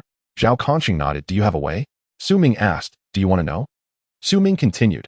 A soldier who does not aspire to be a general is not a good soldier. And a night watchman who does not seek strength is not a good night watchman. Trust me this once. Zhao Kongcheng, skeptical, replied. Then go ahead and tell me. Su Ming proposed. How about I find someone to teach you swordsmanship? Zhao Kongcheng incredulously asked. You can wield a sword? Su Ming clarified. Not me. I'll find someone for you. Zhao Kongcheng declined. No need. Su Ming pressed. Have you forgotten how you got this life? You don't believe in me? Zhao Kongcheng responded. I believe in you, but your mental state is occasionally a bit unstable, so I must remain cautious. Su Ming exclaimed. Damn. I'm serious, old Zhao. This is your only chance to grow stronger. Zhao Kongcheng inquired. Who do you plan to find? Su Ming replied. Someone named Zhou Ping. Zhao Kongcheng remarked. Never heard of someone so ordinary. Su Ming, now frustrated, shouted. Damn it. Are you going or not? Zhao Kongcheng decided. Let us talk about it tomorrow. Saying this, Zhao Kongcheng wrapped himself up and fell back asleep. Su Ming? Zhao Kongcheng turned over, covering his ears. Su Ming? Chapter 66. A true man should not linger below the heavens. The next day, Su Ming sat early in the peace affairs office. Chen Mai, yawning, was taken aback upon seeing Su Ming dozing on the sofa. Why are you so diligent? Thud. Su Ming fell forward, clutching his head as he cursed, and stood up. What are you yelling about? You startled me. Chen Mai asked. What's the matter? Su Ming replied. I'm genuinely preparing to accomplish something significant. Chen Mai responded. Oh. Su Ming declared. I shall become the pinnacle, a deity, the highest of the high, the sovereign of the world. Chen Mai retorted. Speak plainly. Su Ming stated. Explode some gold coins. Chen Mai cautioned. You haven't been scammed, have you? Don't mess around. Su Ming explained. I plan to go out, but I lack travel expenses. Chen Mai asked. Where to? Myanmar? Thailand? Su Ming scoffed. You're an idiot. Beyond the great Xia lies only mist. Chen Mai conceded. That makes sense. Su Ming insisted. Don't just acknowledge the logic. Explode some gold coins. Chen Mai shook his head. I don't have any. Su Ming warned. Old dang. Don't push me. Chen Mai countered. With your intellect. If you go out today, you'll create a hole in the sky tomorrow. I want to let you go out, and you think I'll give you gold coins? What a pipe dream. Su Ming urged. Look into my eyes. Chen Mai closed his eyes. Have you awakened the forbidden ruins again? Do you really think I'm as foolish as you? Su Ming woo-woo. Su Ming leaned sideways on the sofa, tears streaming down his cheeks. Look into my eyes. Why do you dare not meet my gaze? Zhao Kongcheng emerged from the room. Stop singing, stop singing. Su Ming suddenly sat up. Old Zhao, have you thought about it? Zhao Kongcheng replied. What? Su Ming. I mean, I'll take you to level up and slay monsters. Zhao Kongcheng, not interested. Chen Mai looked at the two in confusion. What is going on? You still want to take Zhao Kongcheng along? He lost his kidney. What use do you have in luring him away? Zhao Kongcheng. Su Ming, got you. Chen Mai, are you lost in your illusions? Chen Mai. In the next moment, Chen Mai felt a blur before being bound to a cross. I am your father. I am your father. Drop some gold coins. Chen Mai, his body swayed, startling Zhao Kongcheng, who quickly reached out to steady him. What is wrong with the captain? Su Ming. It's nothing. Drop me some gold coins soon. Zhao Kongqing. What do you need the money for? Su Ming. I already told you. With a new account, I need to level up. What am I supposed to do without money? Rob houses. Zhao Kongqing. You're unfamiliar here. Where will you level up? Su Ming. Don't ask so much. You have to come too. 10 minutes later, the members of Team 136 gradually arrived at the peace office. What is going on, Captain? Si Xiaonan asked, puzzled. Hongying. Perhaps the captain is just a bit tired. He needs some rest. Zhao Kongqing. It's that little brat Su Ming who has mesmerized the captain. Lung Xian. And before he could make a move, you noticed? Zhao Kongqing. What are you talking about? I said Su Ming used the forbidden ruins to put the captain to sleep. Wu Xiangnan narrowed his eyes, scrutinizing Su Ming. What are you planning? Su Ming. I'm preparing to go out for some training. Wu Xiangnan. You can train at home. Let Hongying practice with you first. Su Ming glanced at Hongying and quietly shifted his position to sit on Chen Mai's face. That is not necessary. Wu Xiangnan. Where are you sitting? Su Ming. Is there no place for me in Team 136 after being out for 2 days? When Qimo. But you can't sit on the captain. Su Ming quickly stood up. Sorry, Chen Mai. Who told you not to drop me gold coins? Everyone. This brat is doing it on purpose. Just then, Chen Mai slowly opened his eyes, surveying his surroundings. Why does it smell so bad? Wu Xiangnan. I don't know. Su Ming. Forgot to wipe. Chen Mai? Why are you like this, foster father? Everyone? Zhao Kongqing quickly felt Chen Mai's forehead. You're not running a fever. Chen Mai. What are you doing, Zhao Kongqing? Zhao Kongqing. What did you just call Su Ming? Chen Mai. Foster father. Isn't a father without blood relation a foster father? Zhao Kongqing. Everyone. Su Ming stroked his chin. Why is it foster father? Why not biological father? Soon.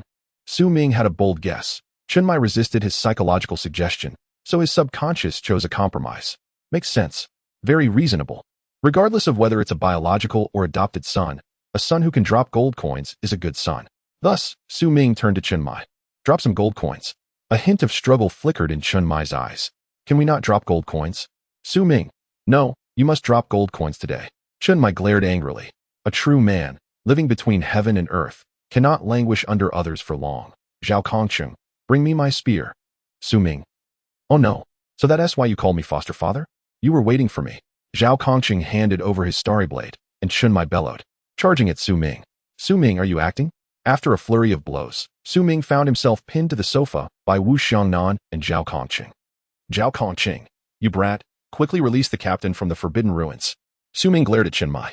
Damn it, his eyes haven't even changed color. He wasn't hypnotized at all. He acting, and you all didn't notice? Zhao Kongqing looked between Chen Mai and Su Ming. Really? Su Ming, damn it. Chen Mai, are you playing tricks?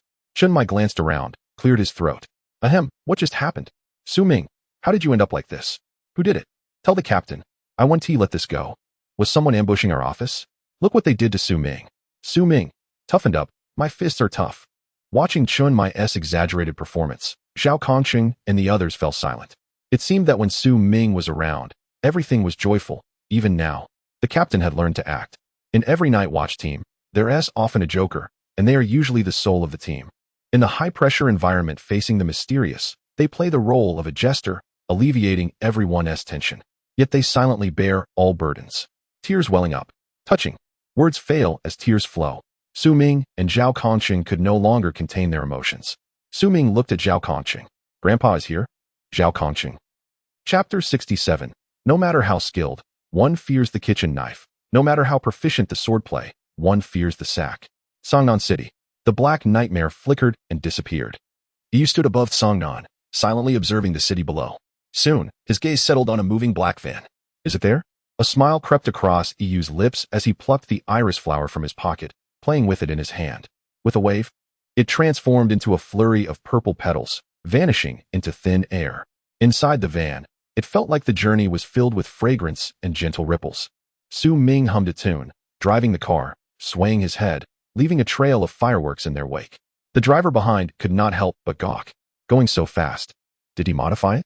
Hey, I want to report this. Someone is driving an illegally modified car at breakneck speed. Where is this? Zhao Kongqing in the passenger seat rubbed his sleepy eyes, somewhat astonished. Su Ming shook his head. Life is not merely about the struggles before our eyes. There are also poetry in distant lands. We are going to wander. Zhao Kongqing. Are we really running away from home? Su Ming, haven't you figured it out? Zhao Kongqing rubbed the back of his head. Is that so? I don't remember. My head hurts a bit. Su Ming, Perhaps it's age catching up. Rheumatism and headaches are all coming. Zhao Conqing. Oh, is that it? At the peace office, Hong Ying rushed in, flustered. Not good, not good. Su Ming is missing. Chun Mai waved his hand, signaling Hong Ying to calm down. Did you notice that not only Su Ming is missing?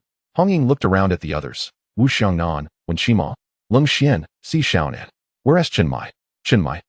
Hong Ying, then it seems everyone except Su Ming is here. Wu Xiangnan, Zhao Conqing is also missing. Hong Ying scanned the room again. 1, 2, 3, 4, 5. There really are? Chen Mai, originally not high intelligence. After being infected by Su Ming, it directly turned negative. Hong Ying, they won't really have run away from home, will they? Chen Mai sighed. There's nothing we can do. Su Ming is destined for greatness. This small Tsangnan cannot hold him. Hong Ying gasped. Captain, did you know this all along? Chen Mai nodded. I talked to old Zhao. He said he trusts Su Ming, and of course I believe in him too. Hong Ying, but they didn't take anything when they left? A silence fell over everyone. Team 136 will always be a family. Meanwhile, Su Ming and Zhao Conqing had already left Songnan, and the roads grew increasingly desolate. The murmurs from behind caused a smile to involuntarily creep upon the corners of my lips. Was this not akin to courting death? Gazing into the boundless wilderness ahead, accompanied by the occasional strange humming emanating from within the van, a chill suddenly gripped my heart. Something was amiss. Was there an insidious intent to lure me into action? I scanned my surroundings. Could it be that Yi Fan was lurking in the shadows, poised to ensnare me like a mantis waiting for its prey? I quietly melted into the darkness, deciding to observe a while longer. Inside the vehicle, Zhao Conqing and Su Ming engaged in casual banter. Zhao Conqing inquired, have you received the money from Chen Mai? Su Ming replied with a mysterious smile, I don't know which fool stuffed money into my pocket. Hey, when I felt it this morning, there were 2,000 bucks. As he spoke, Su Ming pulled out a wad of cash from his pocket.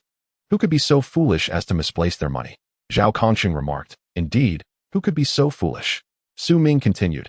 However, 2,000 is hardly sufficient. Not nearly enough. Zhao Conqing shuddered. Are you still coveting my money? Su Ming retorted. That's a misunderstanding. Who are we to each other? Yours is mine. How could I possibly covet my own money? Zhao Conqing asked. What do you mean by that? Su Ming explained. Before coming here, I borrowed a bank card from Chen Mai. There were originally 2 in the safe, but when I went to borrow it this morning, only 1 remained. Zhao Conqing was puzzled. Is this it? As he produced a bank card from his pocket, Su Ming was taken aback, pulling out his own card as well. Yes. These 2. They were in the safe. I thought they were of no use to him, so I borrowed them, but it turns out old Zhao. You borrowed the other one. Zhao Conqing clarified. I didn't borrow it. It was given to me by Chen Mai. Su Ming nodded knowingly. I understand. We have an unspoken agreement. Zhao Conqing exclaimed. Who the hell has an unspoken agreement with you? Inside the Peace Affairs office, Chen Mai sneezed repeatedly. Why do I have this ominous premonition? 10 hours later, at the Sanjiu Flavor Restaurant on Changxiang Road in Shijin City, Zhou Ping, dressed in a waiter's uniform and wearing rubber gloves, diligently scrubbed plates in the back. A tall stack of clean plates had already accumulated beside him, while the sink remained filled to the brim. Zhou Ping showed no sign of impatience, embodying a diligent worker as he continued his task. The plates in the sink visibly diminished. Meanwhile, 2 figures lurked in the shadows at the entrance, observing everything intently. Su Ming whispered, Did you see that? Zhao Conqing replied. See what? Su Ming pointed. That plate washer is Zhou Ping. Zhao Conqing retorted. Am I supposed to learn swordsmanship from him? Su Ming nodded. Exactly. Zhao Conqing questioned. Is that for real? Su Ming pressed on. What do you mean real? He is the foremost master of swordsmanship in Daxia. Zhao Conqing scoffed. Washing plates can't possibly lead to swordsmanship mastery. Don't deceive me. My education was lacking. Su Ming insisted. Just listen to me. When he finishes work, I'll grab a sack, and you take this wooden stick. We'll knock him out and take him away. Zhao Conqing fell into silence, contemplating the thick wooden stick in his hand. You claim he is the best in swordsmanship, yet we think we can handle him with just a stick and a sack? Su Ming argued. No matter how skilled he is, he fears a kitchen knife. Even the mightiest swordsman can be wary of a sack, you understand? Zhao Conqing countered. That doesn't add up. Even if we catch him off guard with the sack, how does that guarantee he will teach me swordsmanship? Su Ming shot him a peculiar glance. Do you think I had you grab such a thick stick for nothing? A couple of hits, and forget about swordsmanship. Even if you wanted him to teach you how to forge, he'd comply. Not far behind them, Yi tilted her head, straining to catch the details of their clandestine plot. What on earth are they mumbling about? They wouldn't be plotting against me, would they? Chapter 68. Why are you swinging that stick so round? Are you playing golf? As night deepened, the lights on the streets began to extinguish one by one. The Sanjiu flavor restaurant finally closed its doors. They're coming out. Zhao Kongqing nudged Su Ming, who had slumped in the corner with a sack over his head. Fast asleep. Su Ming instantly awakened, removed the sack, and with eyes gleaming, focused on the figure emerging from the restaurant. Get ready to move. Su Ming beckoned, crouching as he approached Zhou Ping. Zhao Kongqing followed closely behind, while Yi stealthily trailed them. The three moved cautiously through the dark path, drawing nearer to the figure. Now is the moment. Attack. Su Ming lifted the sack. Zhao Kongqing swung the wooden stick, and Yi brandished her claws. Clang. Zhao Kongqing swung too widely, inadvertently striking Yi on the head. Hearing the noise, Zhou Ping halted abruptly and spun around. In a swift motion, Su Ming shoved the sack into Zhao Kongqing's hands, who fumbled, hurriedly passing the sack and stick to the person behind him. Dazed and bewildered, Yi clutched the sack and stick, caught in a moment of sheer awkwardness as the atmosphere grew tense, the air seemingly frozen. Su Ming scratched his head and whistled, while Zhao Kongqing stared up at the streetlight. Only Yi, with a sizable bump on her head, held the sack and stick, locking eyes with Zhou Ping in an awkward silence. With a rush of wind, Yi fled, leaving the sack and stick clattering to the ground. I knew it. I just knew there would be a trap. She cursed inwardly as she sprinted away. Su Ming, if I survive today, you'll pay dearly. Watching Yi vanish into the earth, Su Ming and Zhao Kongqing were momentarily at a loss. Su Ming queried, "Who was that?" Zhao Kongqing replied, "I have no idea." Su Ming pondered, "Then why did she run?" Zhao Kongqing reasoned, "She must have realized we were about to ambush her." Su Ming's expression shifted to one of realization. "Ah, but Zhou Ping, you needn't worry. Su Ming, can handle everything." Zhou Ping. In the darkness, 300 meters away, a figure in a black shirt vanished around a corner. Su Ming exclaimed, "Why did she run?"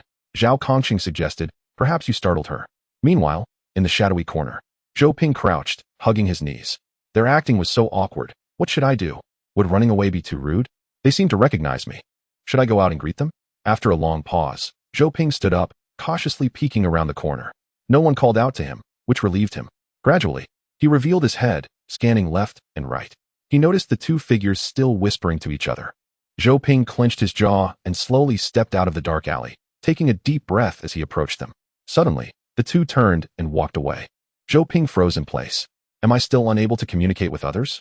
On the other side, Su Ming and Zhao Kongqing slowly distanced themselves. Su Ming remarked, "Old Zhao, you were careless." Zhao Kongqing defended, "Wasn't I following your lead?" Su Ming asserted, "Didn't you realize that you startled the snake in the grass?" Zhao Kongqing retorted, "How was I to know someone was tailing us?" Su Ming scoffed, "Why are you swinging that stick so wide? Are you playing golf?" Zhao Kongqing countered, "Didn't you say a couple of hits would suffice for anything?"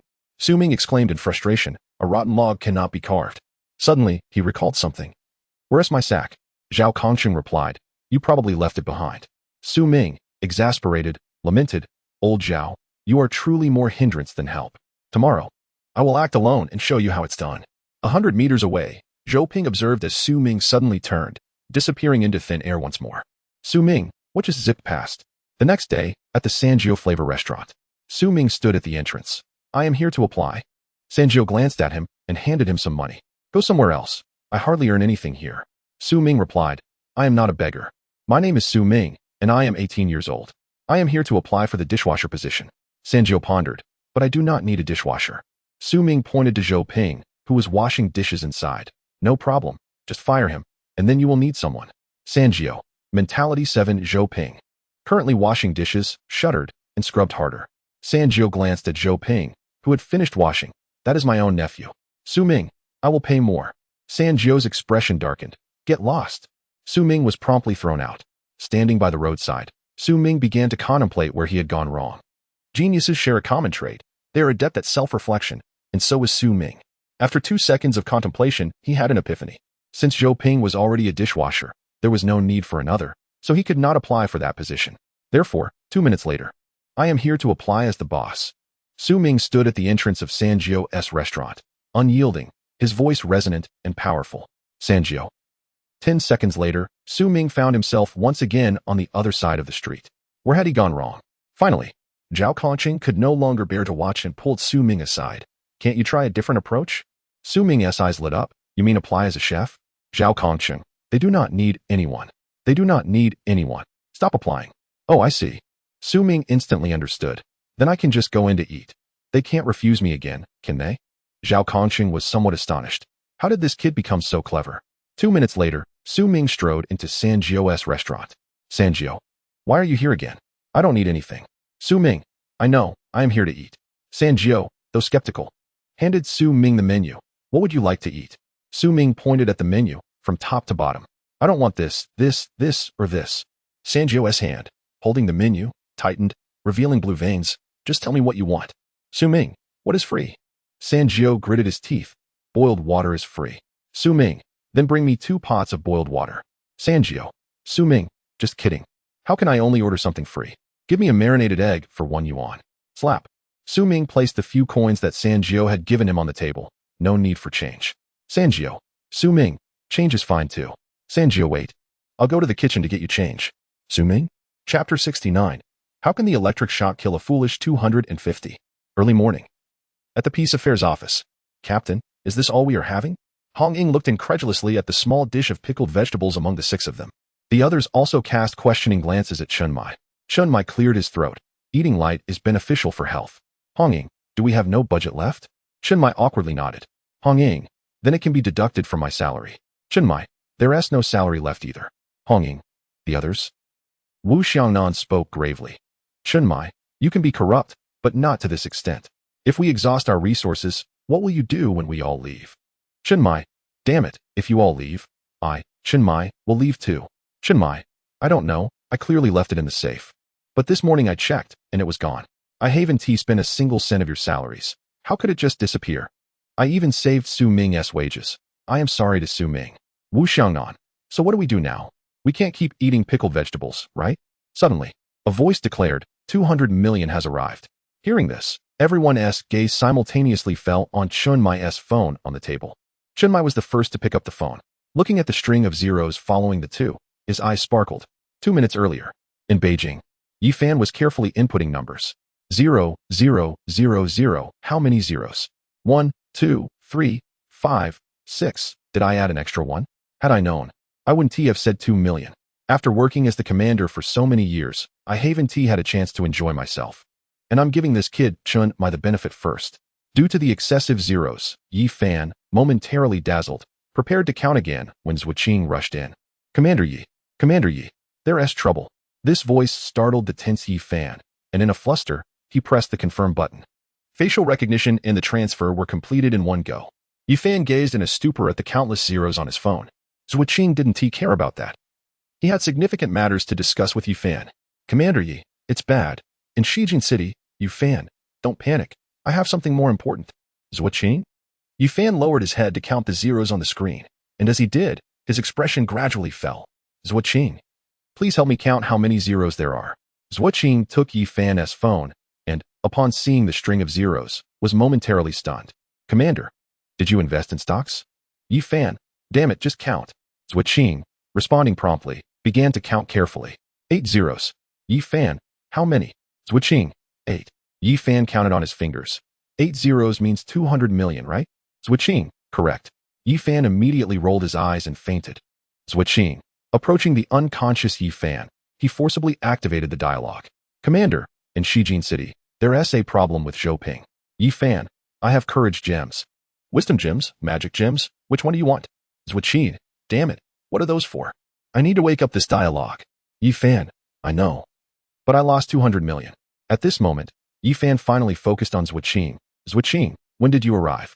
Zhuqing, is it some kind of mysterious mental attack? Shaking his head to dismiss this absurd thought, Zhuqing said seriously, in Shijin City, there's a situation with Zhouping. Yifan was startled. What? Zhouping? Zhuqing nodded. Yes. Our people left in Shijin City discovered that 3 inexplicable individuals suddenly appeared there yesterday, and that night they launched a meticulous and planned attack on Zhouping. Yifan, are they gods? Zhuqing shook his head. One of them is very powerful, but the other 2 are weak. One is in the pool realm, and the other's mental power is undetectable. Yifan furrowed his brow. Undetectable mental power? How bizarre. Zhuqing, is Zhouping in danger? If so, the people we have in Shijin City might not be sufficient. Yifan, I'll go take a look. You handle things here. With a sense of righteousness. Yifan strode out of the office. Zhuqing gazed at the pending documents piling up to the ceiling, his eyelids twitching. In Shijin City, Su Ming and Zhao Kongqing hid in a corner, observing the Sanjiu flavor restaurant in the distance. Sanjiu was furiously pasting a piece of paper on the glass door. No entry for Su Ming and dogs crossed out. Su Ming, what does this mean? Zhao Kongcheng, it probably means you're not allowed in. Su Ming, then why cross out the dog? Zhao Kongcheng, that implies dogs can enter. Su Ming, Zhao Kongcheng, what do we do now? Su Ming, it seems we have no choice but to activate it. Zhao Kongcheng, what else do we have? Su Ming, of course. When evening falls, I will take the sack, and you will wield the wooden stick. Zhao Kongcheng, haven't we used this trick before? Su Ming, have we? Zhao Kongcheng, mental power 1, Su Ming, that's different.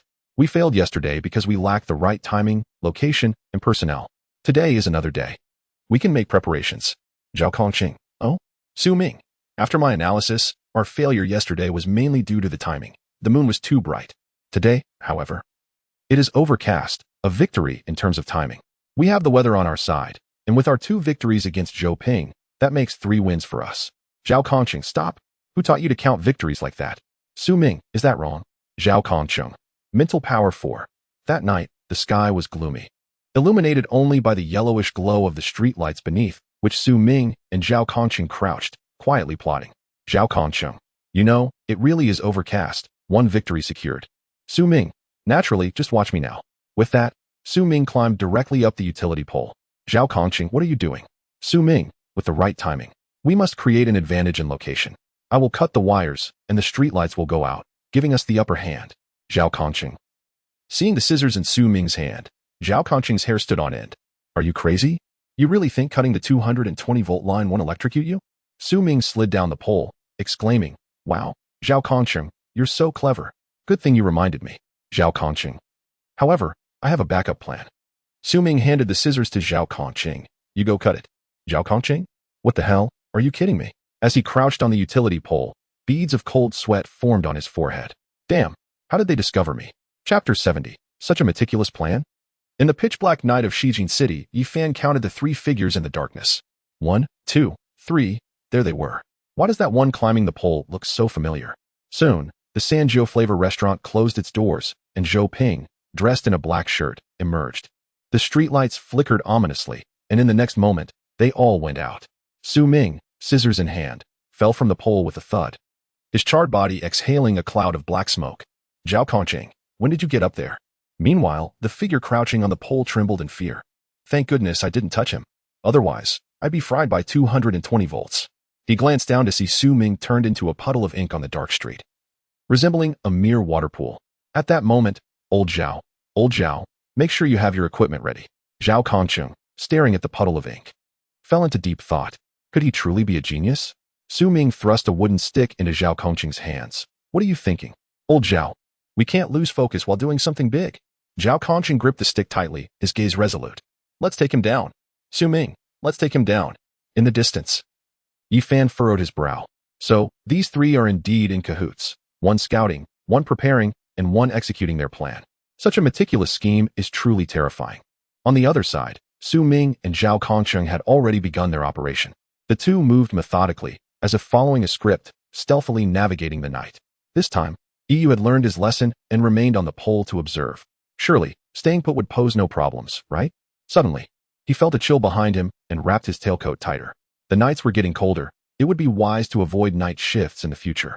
Yi Fan, it is indeed cold. Yu stiffly turned his head like a puppet. Good evening. Yi Fan's lips curled into a wild smile. Good evening.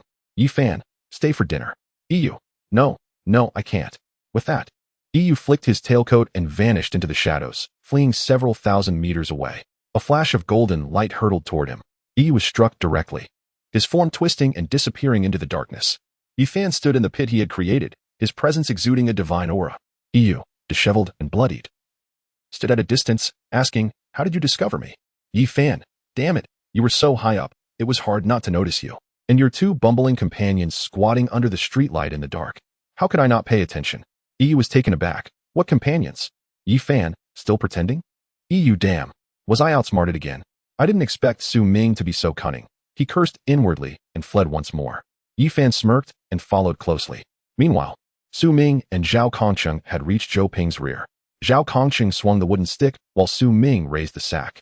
Suddenly, Su Ming turned. What the hell are you doing pointing that at my head?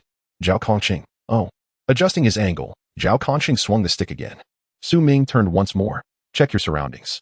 Zhao Kongqing surveyed the area. All clear. Zhao Kongqing swung the stick again. Su Ming turned again. Damn it. If you keep turning, the guy will get away. Su Ming. Oh right. Su Ming took small, hurried steps to follow Zhou Ping, with Zhao Kongqing close behind. Su Ming lifted the sack. Zhao Kongqing swung the stick. With a swift motion, Su Ming placed the sack over Zhou Ping's head. Zhao Kongqing threw the stick. Clang. Su Ming immediately felt dizzy, stars dancing before his eyes. He turned, dazed. What the hell? Thud. Su Ming collapsed to the ground. And there stood a middle-aged man wielding a thick wooden stick, with Su Ming sprawled on the ground. Zhou Ping, Zhao Kongqing. In a moment of awkwardness, Zhou Ping sorted through his thoughts. This man was no good. He intended to ambush him, and the young lad had bravely intervened to take the blow. Zhou Ping's anger flared. He might not draw his sword for himself, but he would certainly do so for those he cared about. Die. Zhou Ping spat the word through clenched teeth. Zhao Kongqing. In an instant, a wave of sword energy enveloped the area. Zhao Kongqing. Bro, you really know how to handle yourself? Zhou Ping's eyes burned with fury as he brought his fingers together and, with a single wave, Zhao Kongqing was cleaved in half by the sword energy. Zhao Kongqing. Thud. Zhao Kongqing fell to the ground. Zhou Ping rose, carrying the fallen Su Ming on his back. An expression of regret in his eyes. Zhao Kongqing, secretly watching as they departed, finally got up from the ground. Damn, how is this kid so formidable? At least I'm not dead. Zhao Kongqing hurriedly brushed himself off and made his escape. Just then, a figure blocked his path. Where do you think you're going?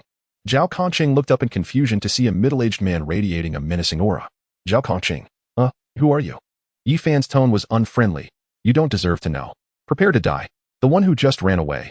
I wonder if you can escape too? He didn't run. He was carried away by Zhou Ping. Zhao Kongqing floundered in his explanation.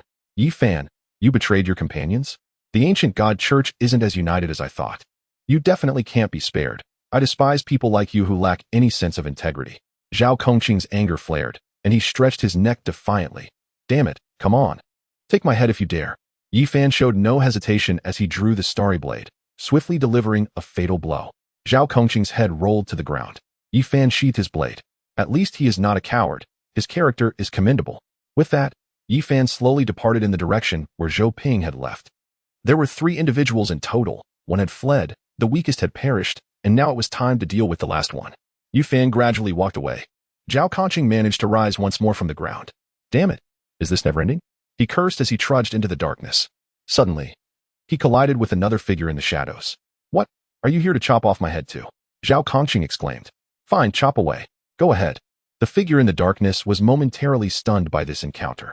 However, upon surveying the surroundings, the figure could not help but swallow hard. Is there a backup? Chapter 71. Do you still not know me? Keeping a clear mind. Seeing the dazed figure before him, Zhao Kongqing's anger flared. Go on. Chop if you dare. Are you going to do it or not? The figure responded, damn. It turns out there's a trick. Something felt decidedly off. At that moment, turmoil surged within the figure's mind, as if 1,000 wild horses were trampling through.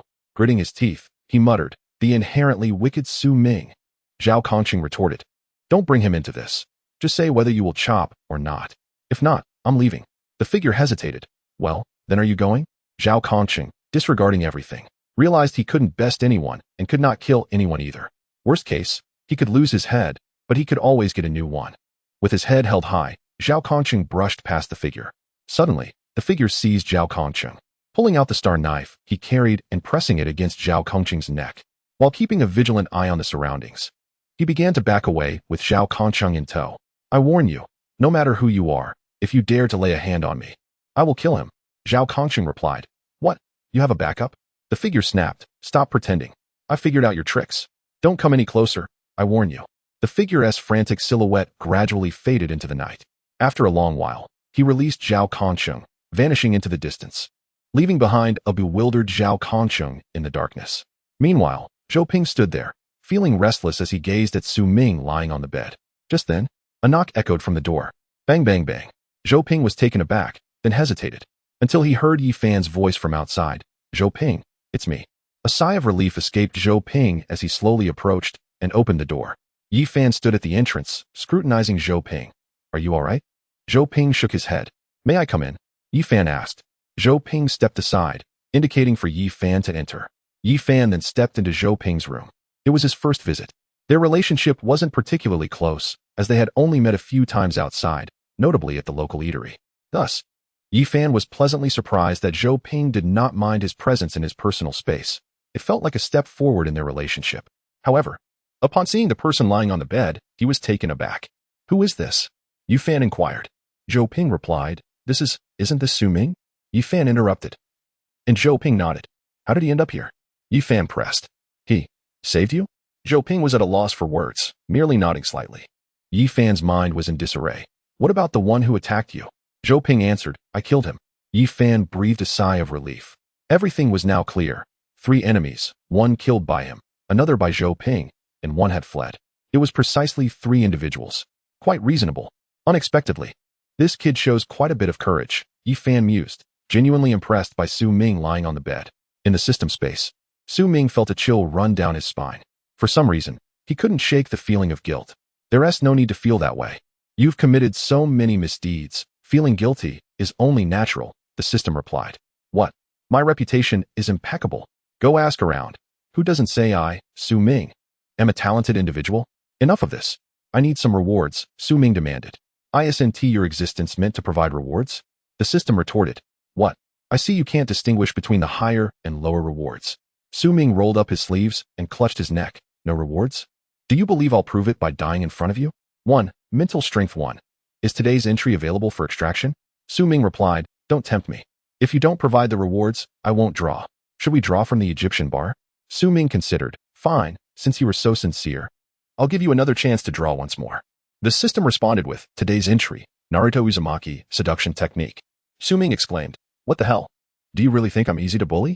Why give me a seduction technique? Am I supposed to perform a striptease for Zhou Ping? Why not give it a try? The system suggested. Are you serious?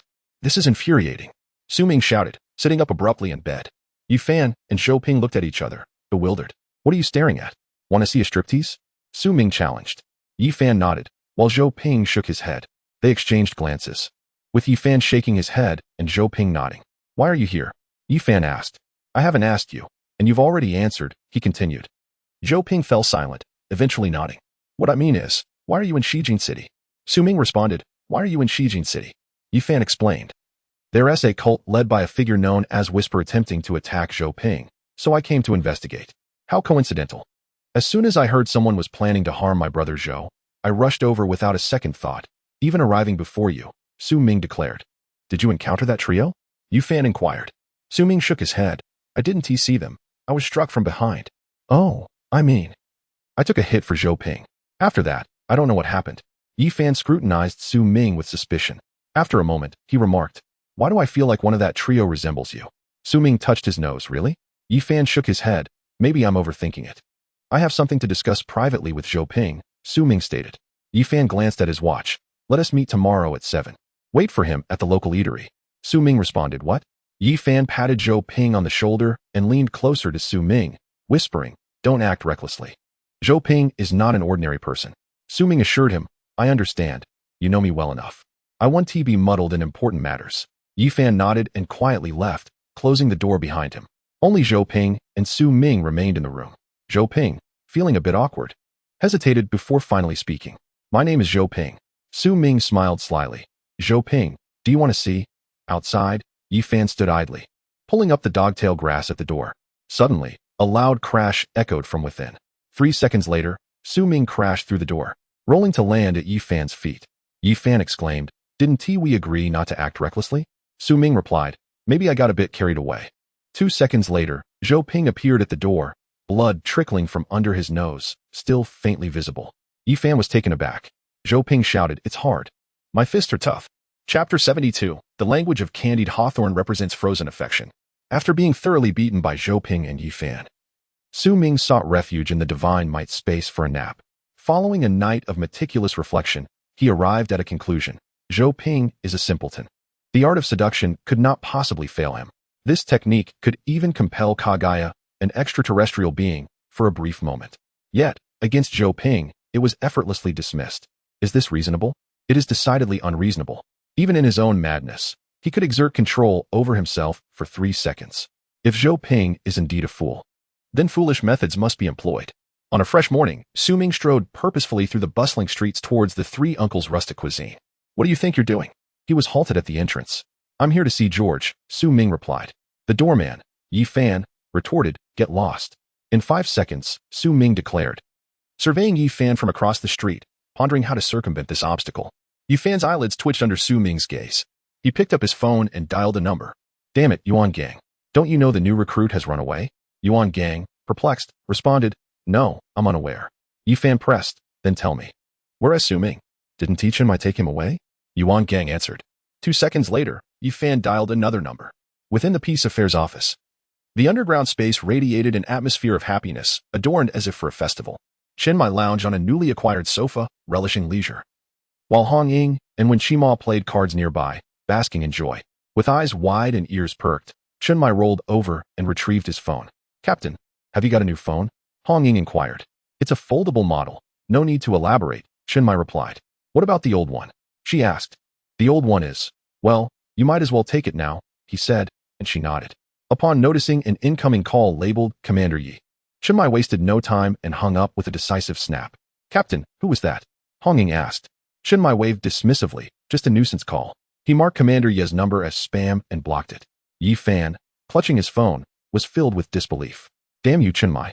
As Yi Fan seethed, he suddenly realized Su Ming had vanished.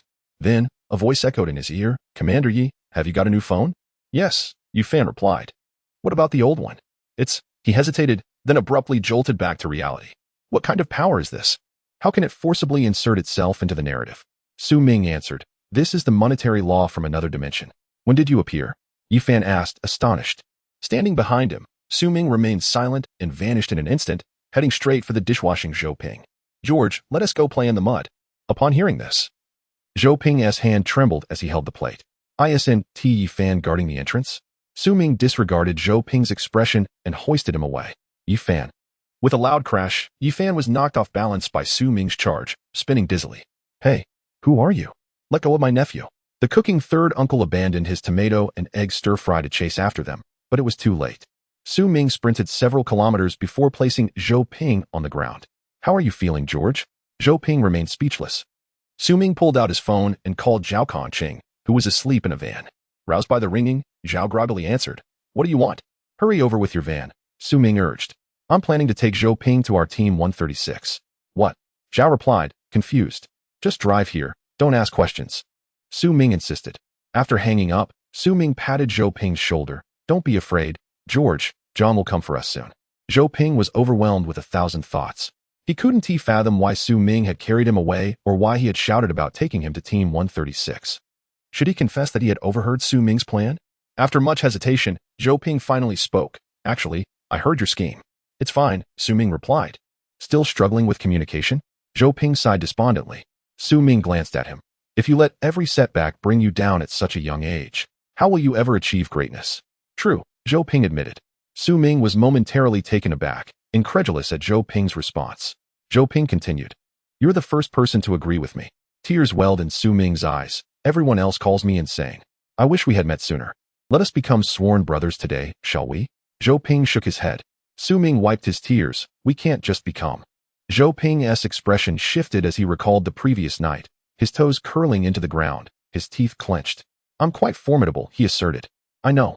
Or else why would I seek you out? Zhou Ping felt a sense of injustice. Why does the world always throw inexplicable people in his path? Why had it been this way since childhood, even after becoming a sword master? Lost in thought, he found Su Ming had disappeared. 10 meters away. A vendor selling candied hawthorn berries caught Su Ming's attention. He rummaged through his pockets, pulling out a stack of 100 yuan notes. Zhou Ping's eyelids twitched at this sight. Even he understood the wisdom of not displaying money openly. This guy. Unfazed by the curious glances from passers-by, Su Ming brandished 500 yuan notes. Pointing at the stand. I'll take them all. The vendor was taken aback. You can't possibly want that many.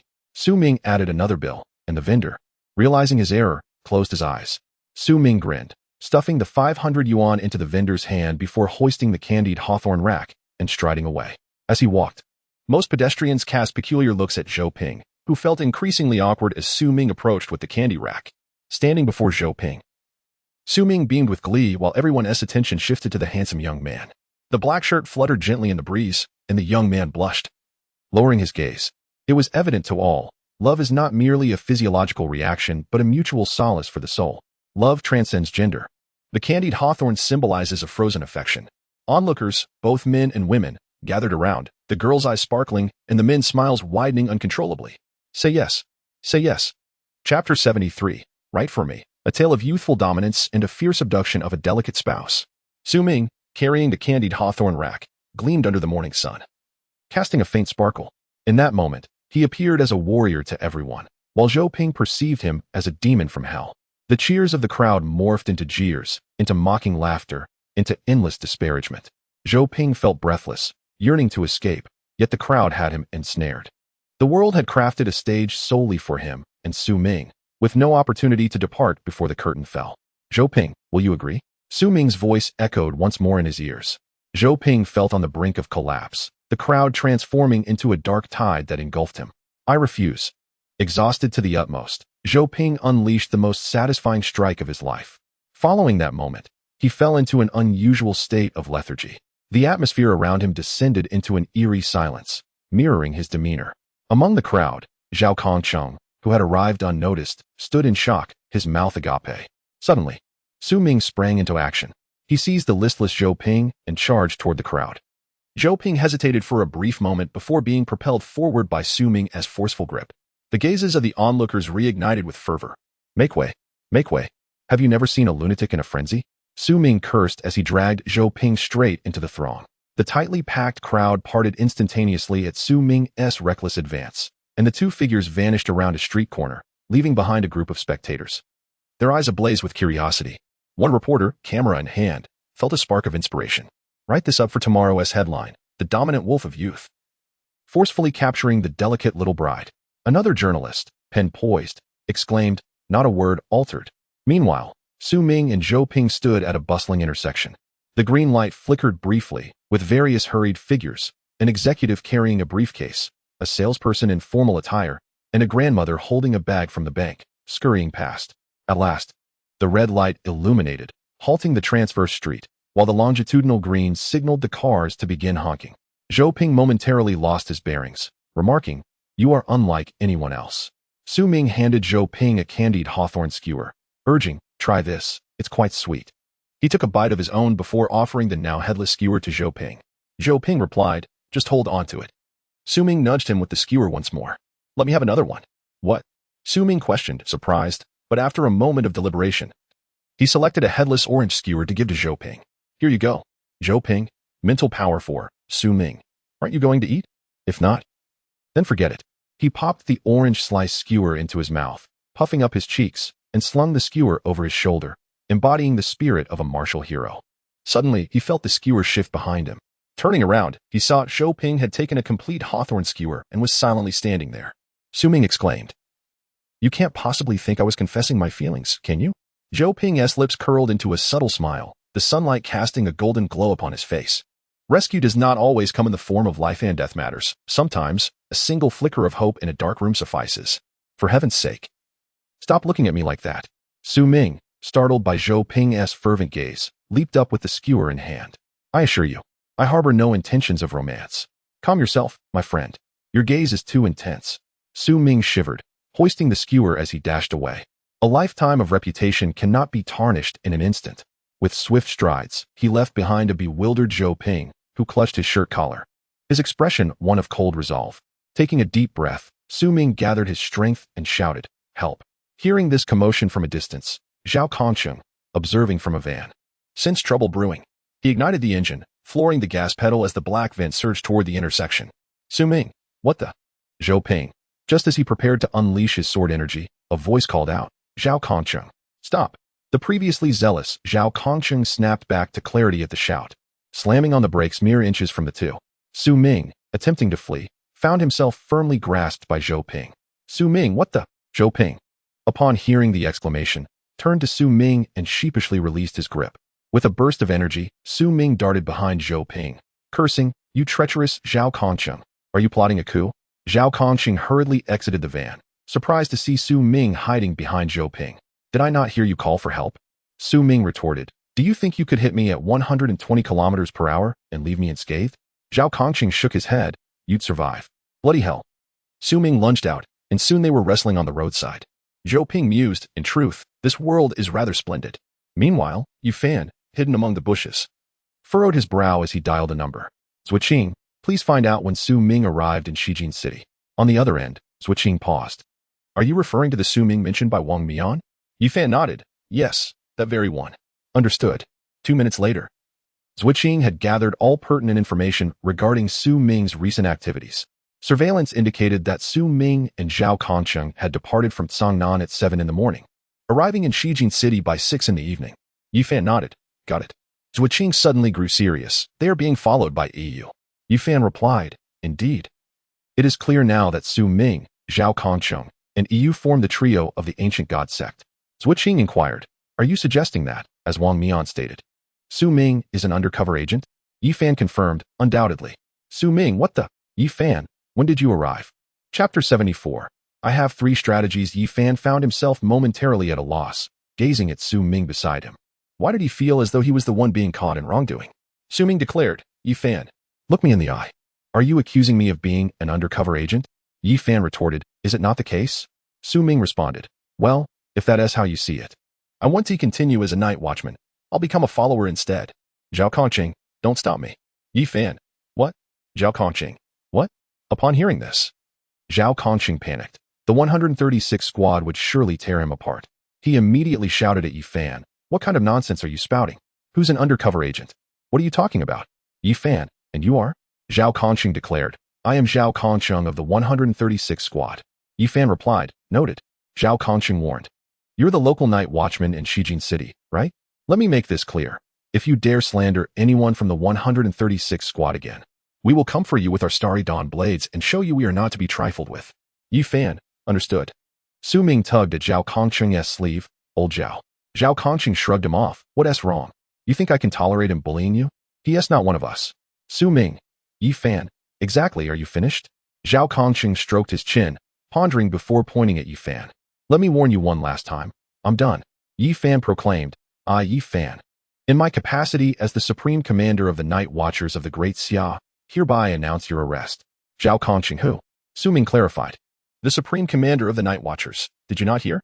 Zhao Kongqing's eyes rolled back, and he nearly collapsed. Su Ming stepped forward to catch him before he fell. Old Zhao, wake up. Old Zhao.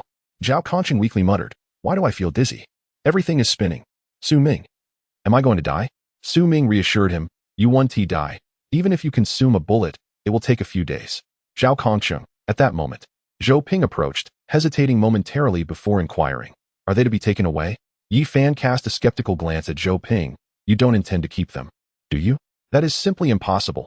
This is a matter of great significance concerning our night watchman. Zhou Ping shook his head. I was merely asking.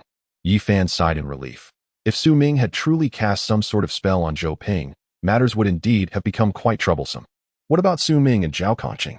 In a distant corner, Su Ming and Zhao Kongqing crouched, observing Yu Fan, who appeared bewildered by the scene unfolding before him.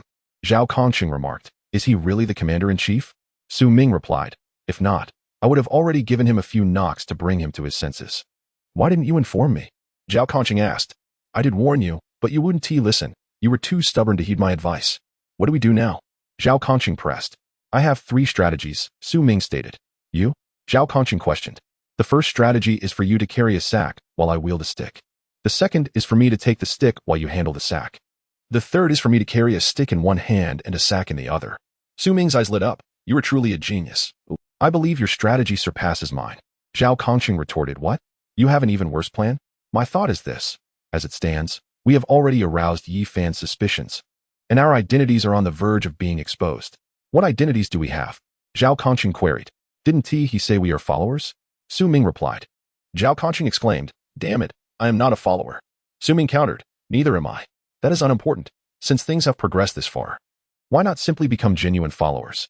Zhao Kongqing rolled his eyes, fainting once more. Is that strategy not good? Su Ming asked. Zhao Kongqing, pinching his brow, wobbled and said, let us go with your first strategy. I am indeed proposing the first strategy, Su Ming assured him. Do not panic. If you find the first strategy unsatisfactory, I have a second. Zhao Kongqing stared blankly at Su Ming. In a moment, I will carry the stick with one hand and the... Stop. Zhao Kongqing interjected. Is that also not acceptable? Do not panic. I have a third strategy. Su Ming was taken aback. You guessed the third strategy too? Zhao Kongqing. I never realized you were so bright. Zhao Kongqing, my silence is deafening. With that, he stepped out of their hiding place and slowly approached Yi Fan. Old Zhao, Su Ming called out twice, but it was futile. Zhao Kongqing resembled a valiant warrior marching towards his demise. Yi Fan, spotting Zhao Kongqing from afar, paused. Could it be that he had wronged the two of them? No, wait, what about Su Ming? He was the one who resembled an undercover agent the most. This is bad, Yi Fan thought, realizing the urgency, and rushed towards the corner where the two were concealed. Just as Zhao Kongqing stepped out, he saw Yi Fan sprinting toward him, causing his courage to falter and his heart to race. Why did it feel as though he might be executed on the spot? However, the next moment, Yi Fan brushed past him and turned to dart into an alleyway. Where is he? Yi Fan shouted. Zhao Kongqing replied, I don't know. He was just here. Yi Fan's expression turned grave. We cannot let him escape. He must be the undercover agent. Zhao Kongqing swallowed hard. Given the commander's intellect, it was unlikely he could prove his innocence. Should I run as well? Meanwhile, Yi Fan anxiously dialed a number, entirely unconcerned with Zhao Kongqing's fate. Zhao Kongqing felt a sense of relief from such trust and decided to stay put for the time being. Yi Fan shouted toward Zhao Kongqing, then turned to connect the call. Get the nearby surveillance footage. Find out where Su Ming has gone. 2 minutes. I need it in 2 minutes. Yi Fan's voice was filled with urgency. Su Ming had infiltrated the night watchman for far too long, and if he managed to escape, the consequences would be dire. On the outskirts of Shijin City, in a remote safe, a figure sat by the glass window, a steaming cup of coffee before him. Sunlight streamed through the glass, illuminating his enchanting visage. His elongated eyes narrowed, and a crescent smile gracing his lips. The thought of enticing Zhou Ping into the ancient deity cult thrilled him. No, it must be voluntary. It seemed his visit here was not in vain, nor were the beatings he endured. With this thought, his smile grew even brighter. At that moment, a colossal shadow blocked the sunlight from his side. He frowned in displeasure, turning to gaze at the source of the obfuscation. His expression froze. Su Ming? Chapter 75. Has he always been this brave? The moment he saw the figure, Su Ming felt a surge of excitement. I knew it. I knew you wouldn't leave. Master Yu. Yu's expression stiffened. What do you mean by that? Su Ming eagerly slid down from the back of the great bird, which vanished with a thud. He charged directly toward the glass, colliding with it. You could have used the door, Yu pointed out, gesturing to a nearby entrance. Su Ming turned to look. Hey, it really is a door, truly worthy of Master Yu. With purposeful steps, Su Ming circled around to stand before Yu. Follower Su Ming has come to report for duty. He stood at attention, his voice resonating with vigor. All eyes turned toward him in astonishment. Yu quickly covered Su Ming's mouth, pulling him aside. What are you shouting about? Just as Yu released his grip, he quickly covered Su Ming's mouth again. His eyes filled with disbelief. Did you do that on purpose? Su Ming looked bewildered. Yu said, if I let you go, speak softly. Su Ming nodded repeatedly. Yu gradually lowered his hand from Su Ming's mouth. Taking a deep breath, Su Ming remarked, it's really dark here. Yu replied, you should know this is merely a manifestation. Su Ming countered, Master Yu, please illuminate the space. It's too dark, and I cannot hear anything. With a snap of his fingers, Yu transformed the surroundings, and a bright chandelier illuminated the area above them. Su Ming gasped, Master Yu. This ability is truly remarkable. Yu's expression darkened.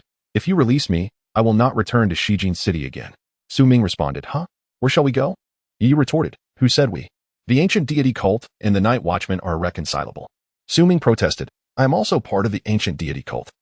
I am a follower of Lady Snake. Yu scrutinized Su Ming carefully, suddenly recalling something. The Snake Lady claims you are a follower, but Han Xiaoyan asserts you are not. Su Ming insisted, Han Xiaoyan knows nothing. Although he has a soul contract, his heart does not align with ours. I am different. Though I lack a soul contract, my heart stands with you and the Snake Lady. Am I foolish? Yu questioned. Su Ming raised 4 fingers, I swear, if... Suddenly, a rumbling interrupted him. Yu exclaimed, this is bad. Have they already arrived? The next moment, Yu's nightmare trembled violently, as if an earthquake had struck. 2 seconds later, a golden light pierced the darkness. The bright chandelier abruptly shattered, and everything around them was instantly fragmented into countless pieces. The crowd erupted into a panic. Chaos ensued, and amid the tumult, Yi Fan fought against the tide towards the 2 figures. Yu remained seated, his expression grim and motionless. Su Ming exclaimed, Lord Yu. He has arrived. He has arrived. Yu responded with confusion. The pent-up fury that had been held back for too long finally erupted at that moment. Yu glared at the shouting Su Ming, exclaiming in frustration, damn it, Granny. Su Ming grasped the meaning. realizing that Lord Yu was conveying that while one might lose a fight, one must never lose in the art of cursing. Thus, Su Ming took a deep breath and turned to Yi Fan, launching into a tirade. Yi Fan, you big fool. I have an early class. How are your parents doing? And there are no bean sprouts in my meal. Yi Fan was taken aback. Just as he was about to unleash a barrage of insults at Su Ming, he felt a pang of guilt. In this critical moment, while he was hurling insults, the other party was actually assisting him in attacking Yi Fan. Reflecting on his own inaction, he felt quite ashamed. Yu clenched his teeth, gazing resolutely at Yi Fan, as if he had made a firm decision. Yi Fan, damn you. Yi Fan was bewildered. Had Yu always been this courageous? Suddenly, Yi Fan launched himself into the air, stomping Yu into the ground, causing him to plunge into despair. Yi Fan's starry blade was drawn in an instant. As Yu attempted to flee, the blade pierced through him from behind, pinning him to the wall. Blood trickled from the corner of Yu's mouth, yet his gaze remained steadfast. Our ancient god society has talents like Su Ming. How could we not thrive? Today, one Yu falls, but tomorrow, another Su Ming will rise. Su Ming was perplexed. Yi Fan responded, I knew it. A mocking smile crept onto Yu's lips. The rise of our ancient god society is inevitable. Yi Fan, with a cold smirk, retorted, we do not regard those Western gods. Why should we concern ourselves with your trivial ancient god society? Yu fell silent. Yi Fan delivered another strike, and Yu instantly lost his last breath. The ancient god society made Yu's heart tremble. Was there trouble brewing? After dealing with Yu, Yi Fan immediately handcuffed Su Ming. The evidence is irrefutable. Come with me. Su Ming was bewildered. Half an hour later, the two sat quietly awaiting their fate. Zhou Ping was uncertain whether to leave, while Zhao Kongxing felt compelled to stay. Knowing that Yi Fan was the commander of the night watch, where could he run? Observing Su Ming in handcuffs, Zhou Ping was astonished. Are they really taking him away? Yi Fan nodded. He is definitely suspicious. Su Ming was baffled. In the next moment, Su Ming phased through the handcuffs and placed a hand on Yi Fan's shoulder. Yi Fan was shocked. How the hell did you get out? Su Ming replied, I just feel uncomfortable. That's all. Just stand there obediently. Yi Fan turned to Zhou Ping. Your Forbidden Ruins can't be an upgraded version of his, can it? Zhou Ping responded, huh? Yi Fan realized he might as well be asking a wall. Zhou Ping replied, oh. Su Ming queried, why not handcuff Zhao Kongxing? Zhao Kongxing was equally perplexed. Chapter 76. Major affairs in the Great Xia under the ceiling, among the high ranks. Among every night watchman 10 minutes later, a helicopter hovered above the location of the three. Su Ming was dumbfounded. Are you serious? Yi Fan replied, what else would it be? Su Ming protested, do you really think my head is made of dough that anyone can mold? Yi Fan asked, isn't it? Su Ming insisted. I need to make a call. Yi Fan raised an eyebrow. Do you have someone up there? But just so you know, I have no one. Su Ming cursed. Damn it, the commander is formidable. Wait for me. Su Ming's wrist phased through the handcuff, and under the watchful eyes of the three, he retrieved his phone. In the Peace Affairs office, Chun Mai, who was preparing lunch in the kitchen, paused to check an incoming call. Su Ming? He thought, surprised. This kid actually remembers to call and report his safety. He has indeed grown. With a smile, he answered the call, only to hear Su Ming's tearful voice on the other end. Captain, they are framing me as an undercover agent, and they want to take me away. You must think of a way. Hearing this, Chun Mai's anger flared instantly. Which dog raised this nonsense? Does he think I, Chun Mai, am a soft persimmon that anyone can squeeze? My team members dare to slander me? Su Ming replied, it's Yi Fan. He wants to capture me. Chun Mai was taken aback. Su Ming exclaimed desperately, I said Yi Fan wants to capture me. The call abruptly ended, leaving Su Ming in disbelief. Yi Fan smirked. Do you want to make another call? I can give you time. Fine, wait for me. Su Ming dialed another number. Hello, baby, pick up. The ringtone echoed in the ears of the four. Yi Fan remarked, Zhao Kongxing, it's your call. Zhao Kongxing's mouth twitched as he silently reached into his pocket and discreetly hung up. The music abruptly stopped. Su Ming pondered, why is no one answering? I'll call again. Hello, baby, pick up. Zhao Kongxing once again quietly hung up. Su Ming was frustrated. I won't believe it today. Hello, baby, pick up. Zhao Kongxing pulled out his phone from his pocket. His eyes filled with madness. Don't you dare call again. I told you not to call. Su Ming was taken aback. Oh, I forgot you're here, Zhao. Then I'll call Hong Ying instead. You keep busy. With that, Su Ming scrolled through his contacts, his gaze landing on a particular note. Little rich girl has a big villa. He dialed the number, preparing his emotions. As tears began to well in his eyes and his voice lowered, slightly hoarse, he called. Su Ming? The call connected. Su Ming immediately got into character. Hong Ying's expression shifted slightly. What happened? Take your time. Su Ming urged. Don't interrupt me. Listen to me. I don't have much time left. You must take care of yourself in the future. Tell Captain Chen not to worry about every little thing. He's getting older, and his health isn't good. You must not anger him. Lastly, please convey this to the captain. Captain, your braised ribs are delicious. Upon hearing this, Hong Ying was thoroughly alarmed. Chen Mai, who was holding a plate, stood frozen in shock. Suddenly, Chen Mai snatched the phone. Captain, you must not come to West Jin City. It's past the 76th on Changshan Road, at the next traffic light. I don't want to bring you trouble. Yi Fan was confused. Zhao Kongqing was equally bewildered. Zhou Ping was astonished. Then, the call ended. Su Ming grinned. Just wait, my captain will be here soon. Yi Fan was flabbergasted. Is he planning a rebellion? I am the commander. Su Ming retorted. Major affairs lie under the ceilings of the Great Xia, among the high ranks, and within every night watchman. While you are merely a fool, what can you do? Yi Fan was taken aback. Zhou Ping and Zhao Kongqing were equally astonished. How can a person become so bold? Su Ming reassured. Don't panic. Just wait for my captain to arrive. Yi Fan ordered, let Chen Mai come to Beijing to see me. I have matters to discuss with him. Su Ming lamented. This is bad. The captain is walking into a tiger's den. 2 minutes later, the two were escorted onto a helicopter by Yi Fan. The rotors whipped up a storm, whisking the trio away from West Jin City. 2 hours later, in Beijing City. In a cramped room, Su Ming sat in a chair, tilting his head, sound asleep. His wrist was handcuffed to the armrest, and directly above him was a bright overhead light embedded in the ceiling, casting harsh rays that pierced the darkness. Observing through the surveillance, Yi Fan frowned slightly. Commander, is he really asleep? Left Qing inquired, puzzled. Yi Fan narrowed his eyes. Such terrifying psychological resilience? Zhuo Qing's expression grew solemn. This was not the psychological resilience one would expect from a mere recruit, and even some seasoned night watchmen would not exhibit such calmness. Yi Fan nodded. Acknowledging the gravity of the situation, it was evident that this individual had undergone some form of specialized training, and the likelihood of him being an undercover agent was substantial. Please elaborate, Yi Fan urged. Zhuo Qing continued. He exhibits no detectable vital signs. Yi Fan's pupils dilated in shock. What did you say? Zhuo Qing reiterated. There are no vital signs present. Yi Fan swiftly switched the surveillance feed on the large screen, soon revealing Zhao Kongqing bound to a chair, scanning his surroundings intently. Various monitoring devices were affixed to his body, while another small screen displayed several horizontal lines. This situation is becoming increasingly intriguing, Yi Fan remarked. Zhuo Qing quipped. Isn't that a line you'd expect from a villain? Just then, a knock echoed at the door. Commander Yi, Chen Mai has arrived. Chapter 77. Splendid. It's the philosopher. My decaying existence has found salvation. Inside the interrogation room, Su Ming awoke from a hazy slumber, his eyes devoid of focus as he absently wiped away drool. Why is no one here to interrogate me? He wondered aloud. Rising from his chair, Su Ming faded through the door. Is anyone there? He called. Only to be met with silence. He began to wander aimlessly from room to room. Most were empty until he stumbled upon a room containing the bound Zhao Kongqing. Old Zhao, is that you? Zhao Kongqing exhibited no surprise at Su Ming's abrupt entrance. For him, it would be entirely normal if Su Ming were to soar into the sky alongside the sun. What are all these chaotic devices attached to you? Su Ming asked, plucking a clip from Zhao Kongqing and pinching it between his fingers. I feel nothing. What is this for? Meanwhile, in the monitoring room, the instruments began to register unusual readings.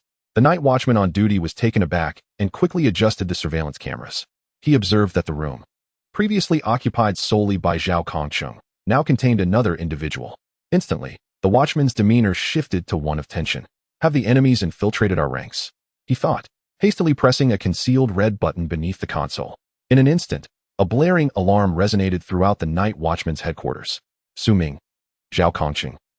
Elsewhere, Yi Fan entered the office, where Chen Mai stood with Wu Xiangnan, both standing stiffly at the entrance. I haven't settled the score with you yet. And here you are, Yi Fan remarked. Su Ming is not an undercover agent, Chen Mai asserted. Indeed, Wu Xiangnan added. Just because you say so doesn't make it true. Yi Fan retorted. And just because you deny it doesn't mean it isn't, Chen Mai countered. Is that so? Yi Fan exclaimed, exasperated. I am the supreme commander of the Daxia Night Watchmen. Chen Mai responded, the great matters of the world lie within the Daxia ceiling. Indeed, Wu Xiangnan concurred. Yi Fan's eyelids twitched with irritation. Are you two here to perform for me? Chen Mai and Wu Xiangnan replied in unison, yes. No. Yi Fan was almost amused. One plays the villain, the other the hero, and you think I will be swayed by your antics? I have investigated Su Ming's 18-year history. He could not possibly be an undercover agent, Chen Mai insisted. The atmosphere thickened with intensity, the air laden with anxiety. Just as Chen Mai was about to speak, a piercing siren suddenly blared from the sky, causing everyone's pupils to constrict. This is bad. Yi Fan disregarded the two and rushed toward the interrogation room. Chun Mai and Wu Xiangnan exchanged glances and hurriedly followed suit. The heavy steel door of the interrogation room creaked open as Yi Fan charged toward the chamber containing Su Ming. He kicked the door open, only to find the room empty. Yi Fan's heart sank as he turned to Chun Mai and Wu Xiangnan, whose expressions mirrored his shock. He escaped? Yi Fan pivoted and rushed to another room. Navigating through the dimly lit corridor, he arrived at another interrogation chamber and let out a sigh of relief. Old Zhao, what is that noise? Is it a drill? Su Ming inquired. If you escaped, of course, they would sound the alarm, Zhao Concheng replied. But I'm still here. I haven't fled, Su Ming protested. Ah, yes, Zhao Concheng conceded. Listening to the trivial exchange between the two, Yi Fan, Chun Mai, and Wu Xiangnan felt their tensions ease considerably. Yi Fan gently pushed open the interrogation room door. Clack! Su Ming and Zhao Concheng simultaneously turned to the entrance. Upon seeing Yi Fan, Su Ming squinted and raised a middle finger in his direction. Yi Fan. Yet. As he noticed Chun Mai and Wu Xiangnan behind him, Su Ming's expression shifted dramatically. Wow, Captain, Vice Captain, you finally arrived. You have no idea how much hardship I've endured here. I'm starving, cold, and can't even sleep properly. I think my nerves might be fraying. What if I end up with a mental illness? Look at these dark circles under my eyes. Captain, please say something. As Su Ming clutched Chun Mai while lamenting, he inadvertently wiped his tears on Wu Xiangnan. Chun Mai. Wu Xiangnan. Yi Fan, exasperated, demanded, how did you get out? Su Ming replied, am I not allowed to? Yi Fan insisted, you can't just wander out. Su Ming explained, the lights were too bright in there. You could have adjusted them to a warmer tone for comfort, so I thought I could switch rooms. Yi Fan, are you being serious? Su Ming, is changing rooms not an option? After some back and forth, the room's lighting was adjusted to a softer hue as per Su Ming's request. Su Ming, I don't want to sleep now. Yi Fan, then what do you wish to do? Su Ming, how about some fries? Yi Fan took a deep breath and turned to leave. I'll have some brought to you shortly. With a thud, the door closed behind them. The trio exited the interrogation room. Chun Mai remarked, I told you Su Ming isn't an undercover agent. If he were, he would have fled by now instead of staying here. Yi Fan countered, he may have grander schemes in mind. Chun Mai queried, who? Yi Fan replied, Su Ming. Chun Mai responded incredulously, he has grand schemes? If you told me he had punctured the heavens, I might believe that. But to suggest he has a plan? That I cannot accept. Yi Fan challenged, do you think he is foolish? That he is riddled with flaws? I once thought so too. But I have come to realize a truth. When a person appears to be full of flaws, they possess none. Chun Mai exclaimed, what kind of logic is that? Yi Fan. Chun Mai's tone shifted, Commander, you are truly wise. Yi Fan nodded in satisfaction. And this is something you all failed to recognize. It is evident that the conspiracy behind this is both vast and intricate. Chun Mai remarked, no wonder you hold the position of Supreme Commander. Yi Fan replied, Chun Mai, you have a long journey ahead of you. Wu Xiangnan was busily taking notes, affirming, well said. Chun Mai asked, what is wrong with him? Yi Fan pondered. Why is it that all our instruments cannot detect his vital signs? Chun Mai quipped, because he is dead.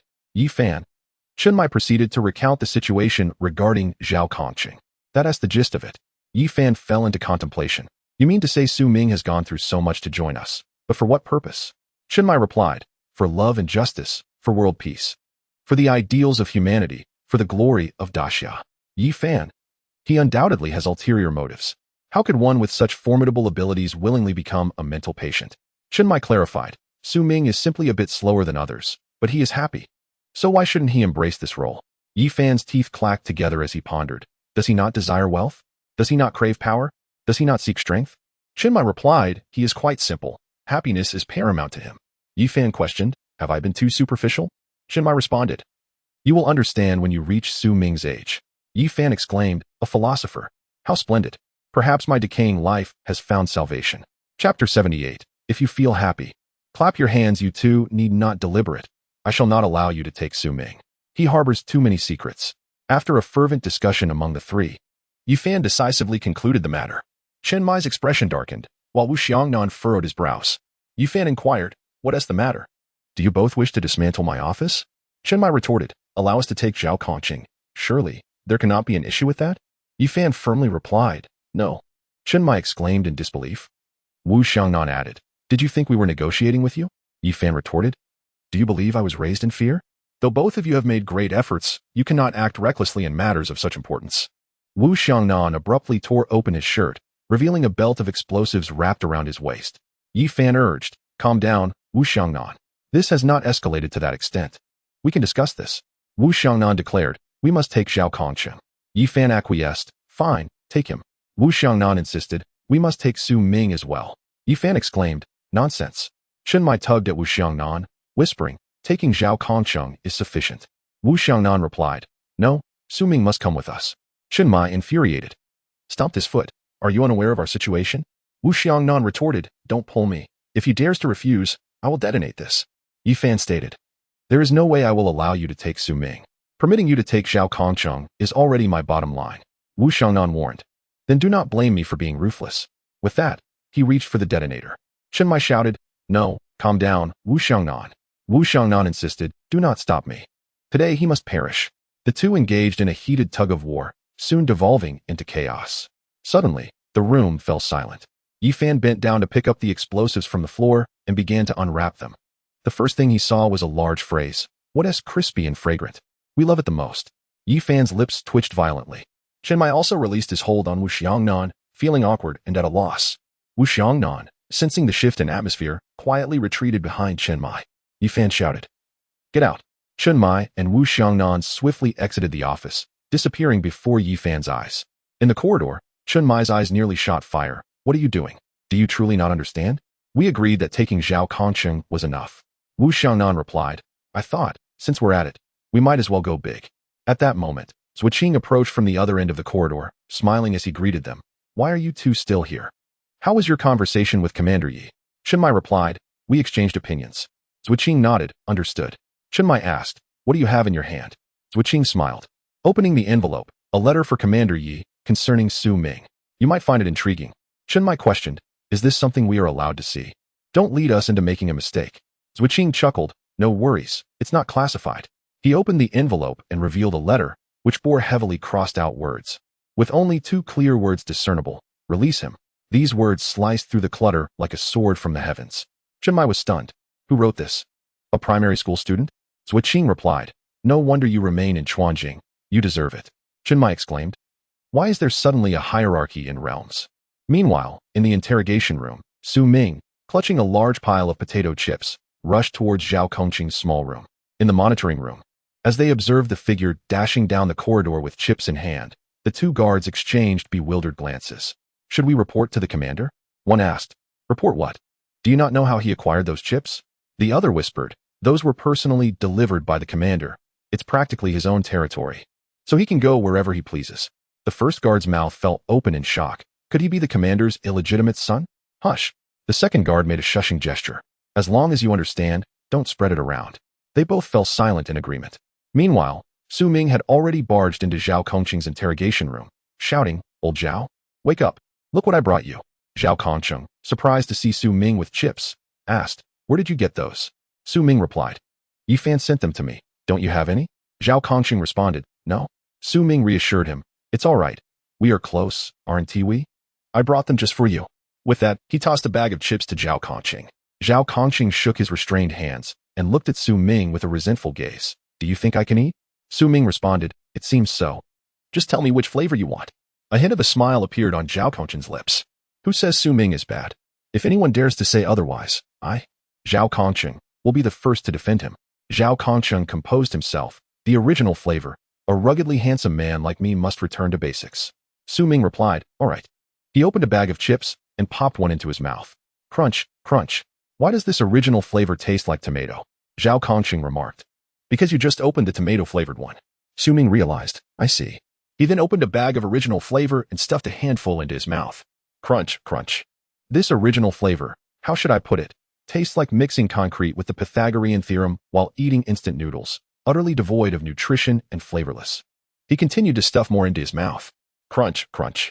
Su Ming nodded to himself, affirming his earlier assessment. Indeed, that is the case. Zhao Kongqing inquired, "What about me?" Su Ming mused for a moment. "You are like a wind chime in a night pot. Though useless, it still makes a sound." Zhao Kongqing retorted, I want to eat, not for you to evaluate me." Su Ming responded, "Oh, why didn't you say so earlier?" Zhao Kongqing exclaimed, "I spiritual strength 9. Crunch, crunch. Zhao Kongqing shouted, "Get the hell out and eat." Su Ming replied, "Don't be angry, old Zhao. It's just that you can't eat, right? If you could, would I not share? Zhao Kongqing said. Having you here is a blessing. Su Ming cheerfully sang. If you feel happy, clap your hands. Zhao Kongqing shook his restrained hands, making the metal chains clank. You bastard.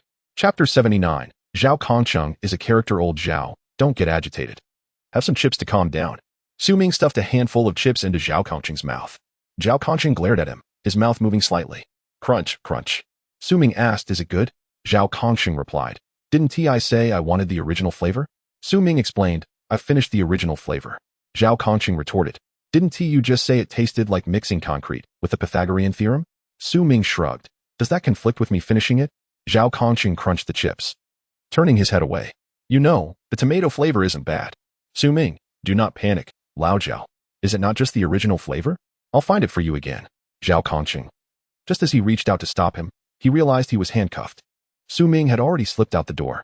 In Yi Fan's office, he sat with the letter from Zhou Ping in his hand, his expression grave.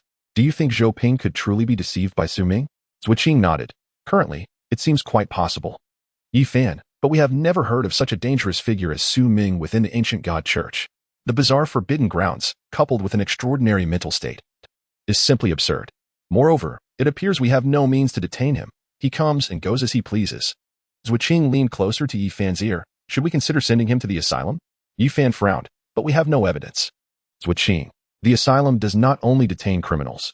We have evidence of his mental instability. Yi Fan waved his hand. I will think it over.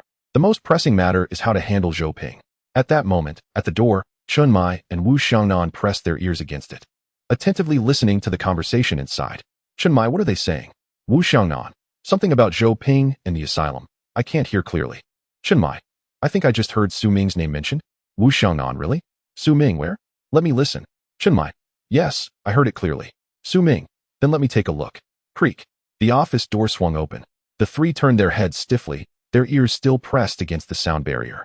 A moment of silence enveloped the atmosphere. Chun Mai awkwardly touched the open door.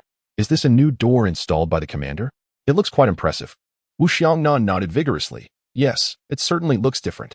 Su Ming, what are you all chattering about? It's already peeling, and you call that impressive? Chen Mai? Wu Xiangnan. When did you arrive? Su Ming, I've been here for a while. Aren't we eavesdropping on their conversation? Chen Mai, don't talk nonsense. I wasn't eavesdropping. I just happened to walk by, and the door just opened. Wu Xiangnan, all right. Su Ming, I was eavesdropping, all right. Chen Mai, yes, it was you eavesdropping. Su Ming. Wu Xiangnan leaned closer to Chun Mai and whispered, isn't this a bit inappropriate? Chun Mai, it's fine. He has committed far worse things. This little matter won't faze him.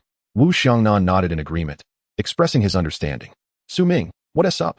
Guys, are you two just here to gossip about me? Wu Xiangnan. Chun Mai. Yi Fan, what on earth are you all making noise about? If you have something to say, just say it. Chun Mai and Wu Xiangnan shook their heads repeatedly. It's nothing, nothing. Su Ming, I have something. Wu Xiangnan.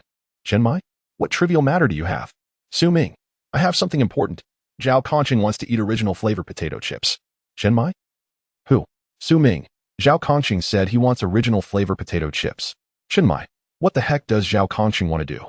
Su Ming, he wants to eat original flavor potato chips.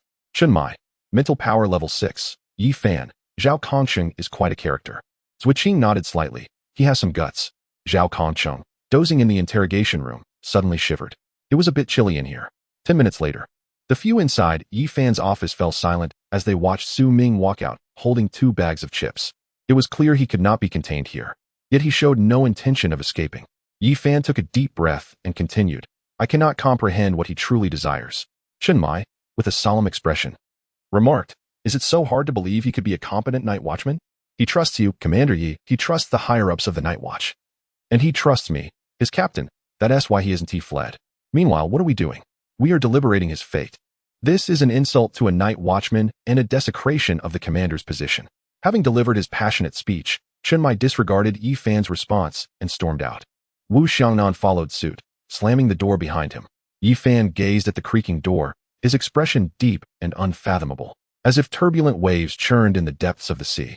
After a long silence, Yi Fan finally spoke. I cannot allow a night watchman to feel disheartened. Why can't Su Ming be an exemplary night watchman? Zhuo Qing, but he is with the ancient God Church. Yi Fan, do you have evidence? Does Wang Mian have evidence? No, None of us do. Based solely on our conjectures, we are prepared to act against such an outstanding night watchman. Are we still human? Are you still human? Zhuo? I should be. Yi Fan, you show no sense of guilt. Write an 80,000-word reflection. Reflect on yourself. Zhuo, what the hell? You're the one with the issues, you're the one arresting people, and you're the one not releasing them. You want me to write a reflection? Yi Fan, do you have a problem with that? Zhuo, Commander is wise. In the corridor outside, Wu Xiangnan and Chen Mai whispered to each other. Can this work? Chen Mai, you don't understand our commander's temperament. When it comes to the honor of the night watch, he is very serious. It's certainly effective. Wu Xiangnan, it's fine. If it doesn't work, I'll just threaten him. This time, I've prepared real explosives. Chen Mai, are you out of your mind? Wu Xiangnan, if we can't even protect our own team members, what does that make us? Chen Mai hung his head in shame. Yes, I am a fool. Wu Xiangnan, yes, you are a fool. Chen Mai, is that right? Wu Xiangnan, what is wrong with that? Chapter 80. I have acquaintances in the ancient god church. We can take a backdoor route. In the interrogation room, Su Ming said, Old Zhao, we can't continue like this. He shoved another handful of chips into Zhao Kongqing's mouth. Zhao Kongqing. Crunch, crunch, isn't this fine? Su Ming. Foolish, have you forgotten why I brought you out? Zhao Kongqing. Crunch, crunch for what? Su Ming. I brought you out to learn skills. Zhao Kongqing. Oh? Then now. Su Ming. I have a plan. Since Yi Fan has accused us of being part of the ancient god church, let us take it a step further and directly align ourselves with them. Zhao Kongqing. Didn't I already dismiss that idea? Su Ming. Things are different now. We are trapped. If we stay here any longer, they'll put us through hell. Zhao Kongqing. First of all, it's trapped in a cage, and secondly, we are legitimate night watchmen. Su Ming, growing anxious, forget the details. Are you saying you want to stay here? Zhao Kongqing nodded. Commander, you will clear my name. Su Ming, don't forget what you said about Yi Fan yesterday. He is quite petty. Zhao Kongqing furrowed his brow. Really? Su Ming leaned close to Zhao Kongqing's ear when I was sneaking the chips. I overheard them saying they would send you to the asylum, to be skinned and flayed. In short, it's unbearably brutal. I didn't dare listen to the rest. Zhao Kongqing stared at Su Ming's earnest expression, momentarily dazed. But I want to die. Zhao Kongqing, so what is your plan? Seeing the opportunity, Su Ming said, in a while, I'll take you out directly. We'll find Master Yu, bow to him twice, and he won't dare refuse us. Besides, I have acquaintances in the ancient god church. We can even use the back door. Zhao Kongqing's lips twitched slightly. Is the ancient god church that strict? Su Ming opened his mouth to say something else when the door to the interrogation room was pushed open by Yi Fan. Yi Fan, Chen Mai, and Wu Xiangnan stood outside the door, their faces darker than the next. Yi Fan, you have acquaintances in the ancient god church. Chen Mai, and you want to take Zhao Kongqing to join them. Wu Xiangnan, you bastard, I can't recall at the moment, but for the sake of parallelism, I must say it. Su Ming. Zhao Kongqing grew excited. Commander Yi, this rascal has been trying to deceive me, yet I remain steadfast, resolute in spirit, with an upright character, having endured the test. Yi Fan, are you referring to Zhao Kongqing? Zhao Kongqing. Ah yes. Yi Fan. So, you only want to eat potato chips? And you won't eat anything other than the original flavor? Zhao Kongqing glanced at the packaging of the original flavored chips on the ground, then turned to Su Ming. You son of a... Su Ming. Zhao Kongqing, that's rather unfair of you. I snuck chips for you to eat, and you scold me? Zhao Kongqing. Well, thank you then. Su Ming, you're welcome. Zhao Kongqing. Mental power 1. Enough with the noise. Yi Fan said solemnly. You two may leave now. Su Ming, perhaps our exemplary behavior has earned us an early release. Zhao Kongqing. Yi Fan's lips twitched slightly. Hurry up and get out. Su Ming, without hesitation, grabbed Zhao Kongqing and left. Clank, clank. The chains emitted 2 loud sounds. Su Ming, Zhao Kongqing, can I get out? I'm still handcuffed. Su Ming gazed at Zhao Kongqing's shackled hands, lost in thought. 2 seconds later, thud thud thud. Su Ming dashed to Yi Fan's side, and in Yi Fan's incredulous gaze, he removed Yi Fan's personal sword. Thud thud thud. Su Ming stood before Zhao Kongqing again, holding the sword high with both hands. Hang in there, old Zhao. It will be over quickly. Zhao Kongqing? Wait, hold on. No, no, no. Su Ming remained silent, the sword raised and then brought down. Clang. The long blade clashed with the handcuffs, emitting a piercing metallic sound. Zhao Kongqing, witnessing Su Ming poised to strike again, abruptly shook his body. Bang. The interrogation chair was yanked down by Zhao Kongqing, who fell to the ground along with it. Ignoring everything else, Zhao Kongqing scrambled to his feet and bolted towards the door, yelling, Captain, Captain, save me. Su Ming, old Zhao. One more strike. I have a feeling he's about to crack. Mental power 4. Congratulations. Host has reached the threshold for a permanent entry. Su Ming halted his pursuit of Zhao Kongqing. Zhao Kongqing, hiding behind Chunmai, exclaimed, Captain, this is getting a bit manic. Chunmai, Wu Xiangnan, should we give him a couple of sedatives? Su Ming, should I give you a couple of sedatives instead? Wu Xiangnan, Chunmai, it seems somewhat necessary. Yi Fan pulled out his phone and dialed a number. Zhuqing, send 2 bottles of sedatives. Zhuqing, how many? Yi Fan, 2 bottles.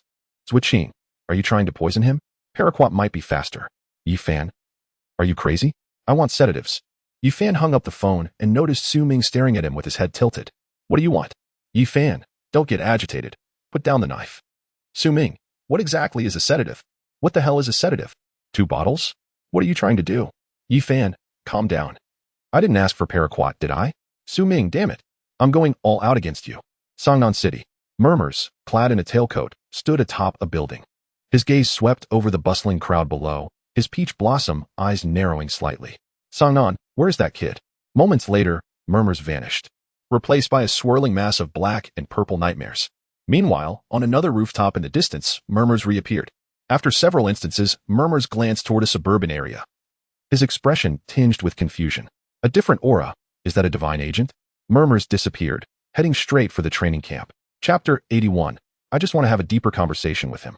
Captain, where are we going? Zhao Kongqing asked in surprise as he sat in a taxi. Shijin City. Zhao Kongqing, you can't be serious about making me practice swordsmanship with him, right? Su Ming, are you feeling wronged? Zhao Kongqing, didn't you say to sit in the back car with Wu Xiangnan? Su Ming, when we got in the car, you pointed to the back. Didn't that mean I should sit in the trunk? Zhao Kongqing. Chinmai. What about Wu Xiangnan? Su Ming, I don't know. On the roadside, Wu Xiangnan leaned against the taxi door, puzzled. How did the one who was tailing me just disappear? The taxi driver grew impatient. Urging, are we leaving or not? We've been waiting forever. Wu Xiangnan, just a moment. He dialed Chinmai's number. Beep beep beep, the call connected. Not good. Su Ming is missing. Chinmai glanced at Su Ming's head poking out from the trunk, his lips twitching. He's in our car. Wu Xiangnan? The 2 taxis drove out of Shangjing City, heading straight for Shijin City. Su Ming lay in the trunk, his consciousness sinking into the system space. Sister, I'm here for another lottery. System, how do you know I'm a female system? Su Ming, then, little brother, I'm here for a lottery. System, is it a permanent entry? Su Ming, draw? Su Ming's eyes were fixed on the spinning wheel, meticulously selecting his desired ability. System, stop staring, even if you set your sights on it. You might not win. Su Ming's lips curled up. Not necessarily. System, does he have a plan? Soon. Su Ming's gaze landed on one of the entries. Naruto Uzumaki, 9 tails. Su Ming seized the moment and shouted, stop. The wheel gradually slowed, the pointer sweeping past one area after another. Guy, 8 gates. Jiraiya, Sage Mode. Naruto Uzumaki, 9 tails, ultimately. The pointer swept past Su Ming's desired area and slid to the next. Gara, Sand Manipulation. Su Ming, quick as lightning, reached out to grab the pointer on the wheel. However, the pointer vanished in an instant, leaving behind a line of text. Permanent entry, Gara, Sand Manipulation. Su Ming, why did you disappear so quickly? That's not fair. System, fixed. Su Ming. Damn. Today's entry for drawing, Su Ming. Draw, of course, why not? Let's see if you can keep producing junk cards. The wheel reappeared. Without a moment's thought, Su Ming shouted stop. The wheel hadn't even begun to spin when it halted at the next area. Today's entry, Guy, 8 gates. Burn your life, youth. Su Ming, this is getting a bit dull. Su Ming, get out of the car. A voice jolted Su Ming awake from the system space. Zhao Kongqing dragged him out of the car, and the 3 stood by the roadside, across the street from Uncle San's flavorful local cuisine. Su Ming, aren't we going in? Chenmai, Commander Yi instructed me to act cautiously. He mentioned that this Zhou Ping might have some social difficulties. Zhao Kongqing, I see him getting along quite well with Su Ming. They even need to confess to each other. Chenmai, what are you 2 standing there for? Get in. Wu Xiangnan also exited the car and walked past the 2. Chenmai, come on, Su Ming. Don't be loud later. With that, Chenmai tried to pull Su Ming aside to control him.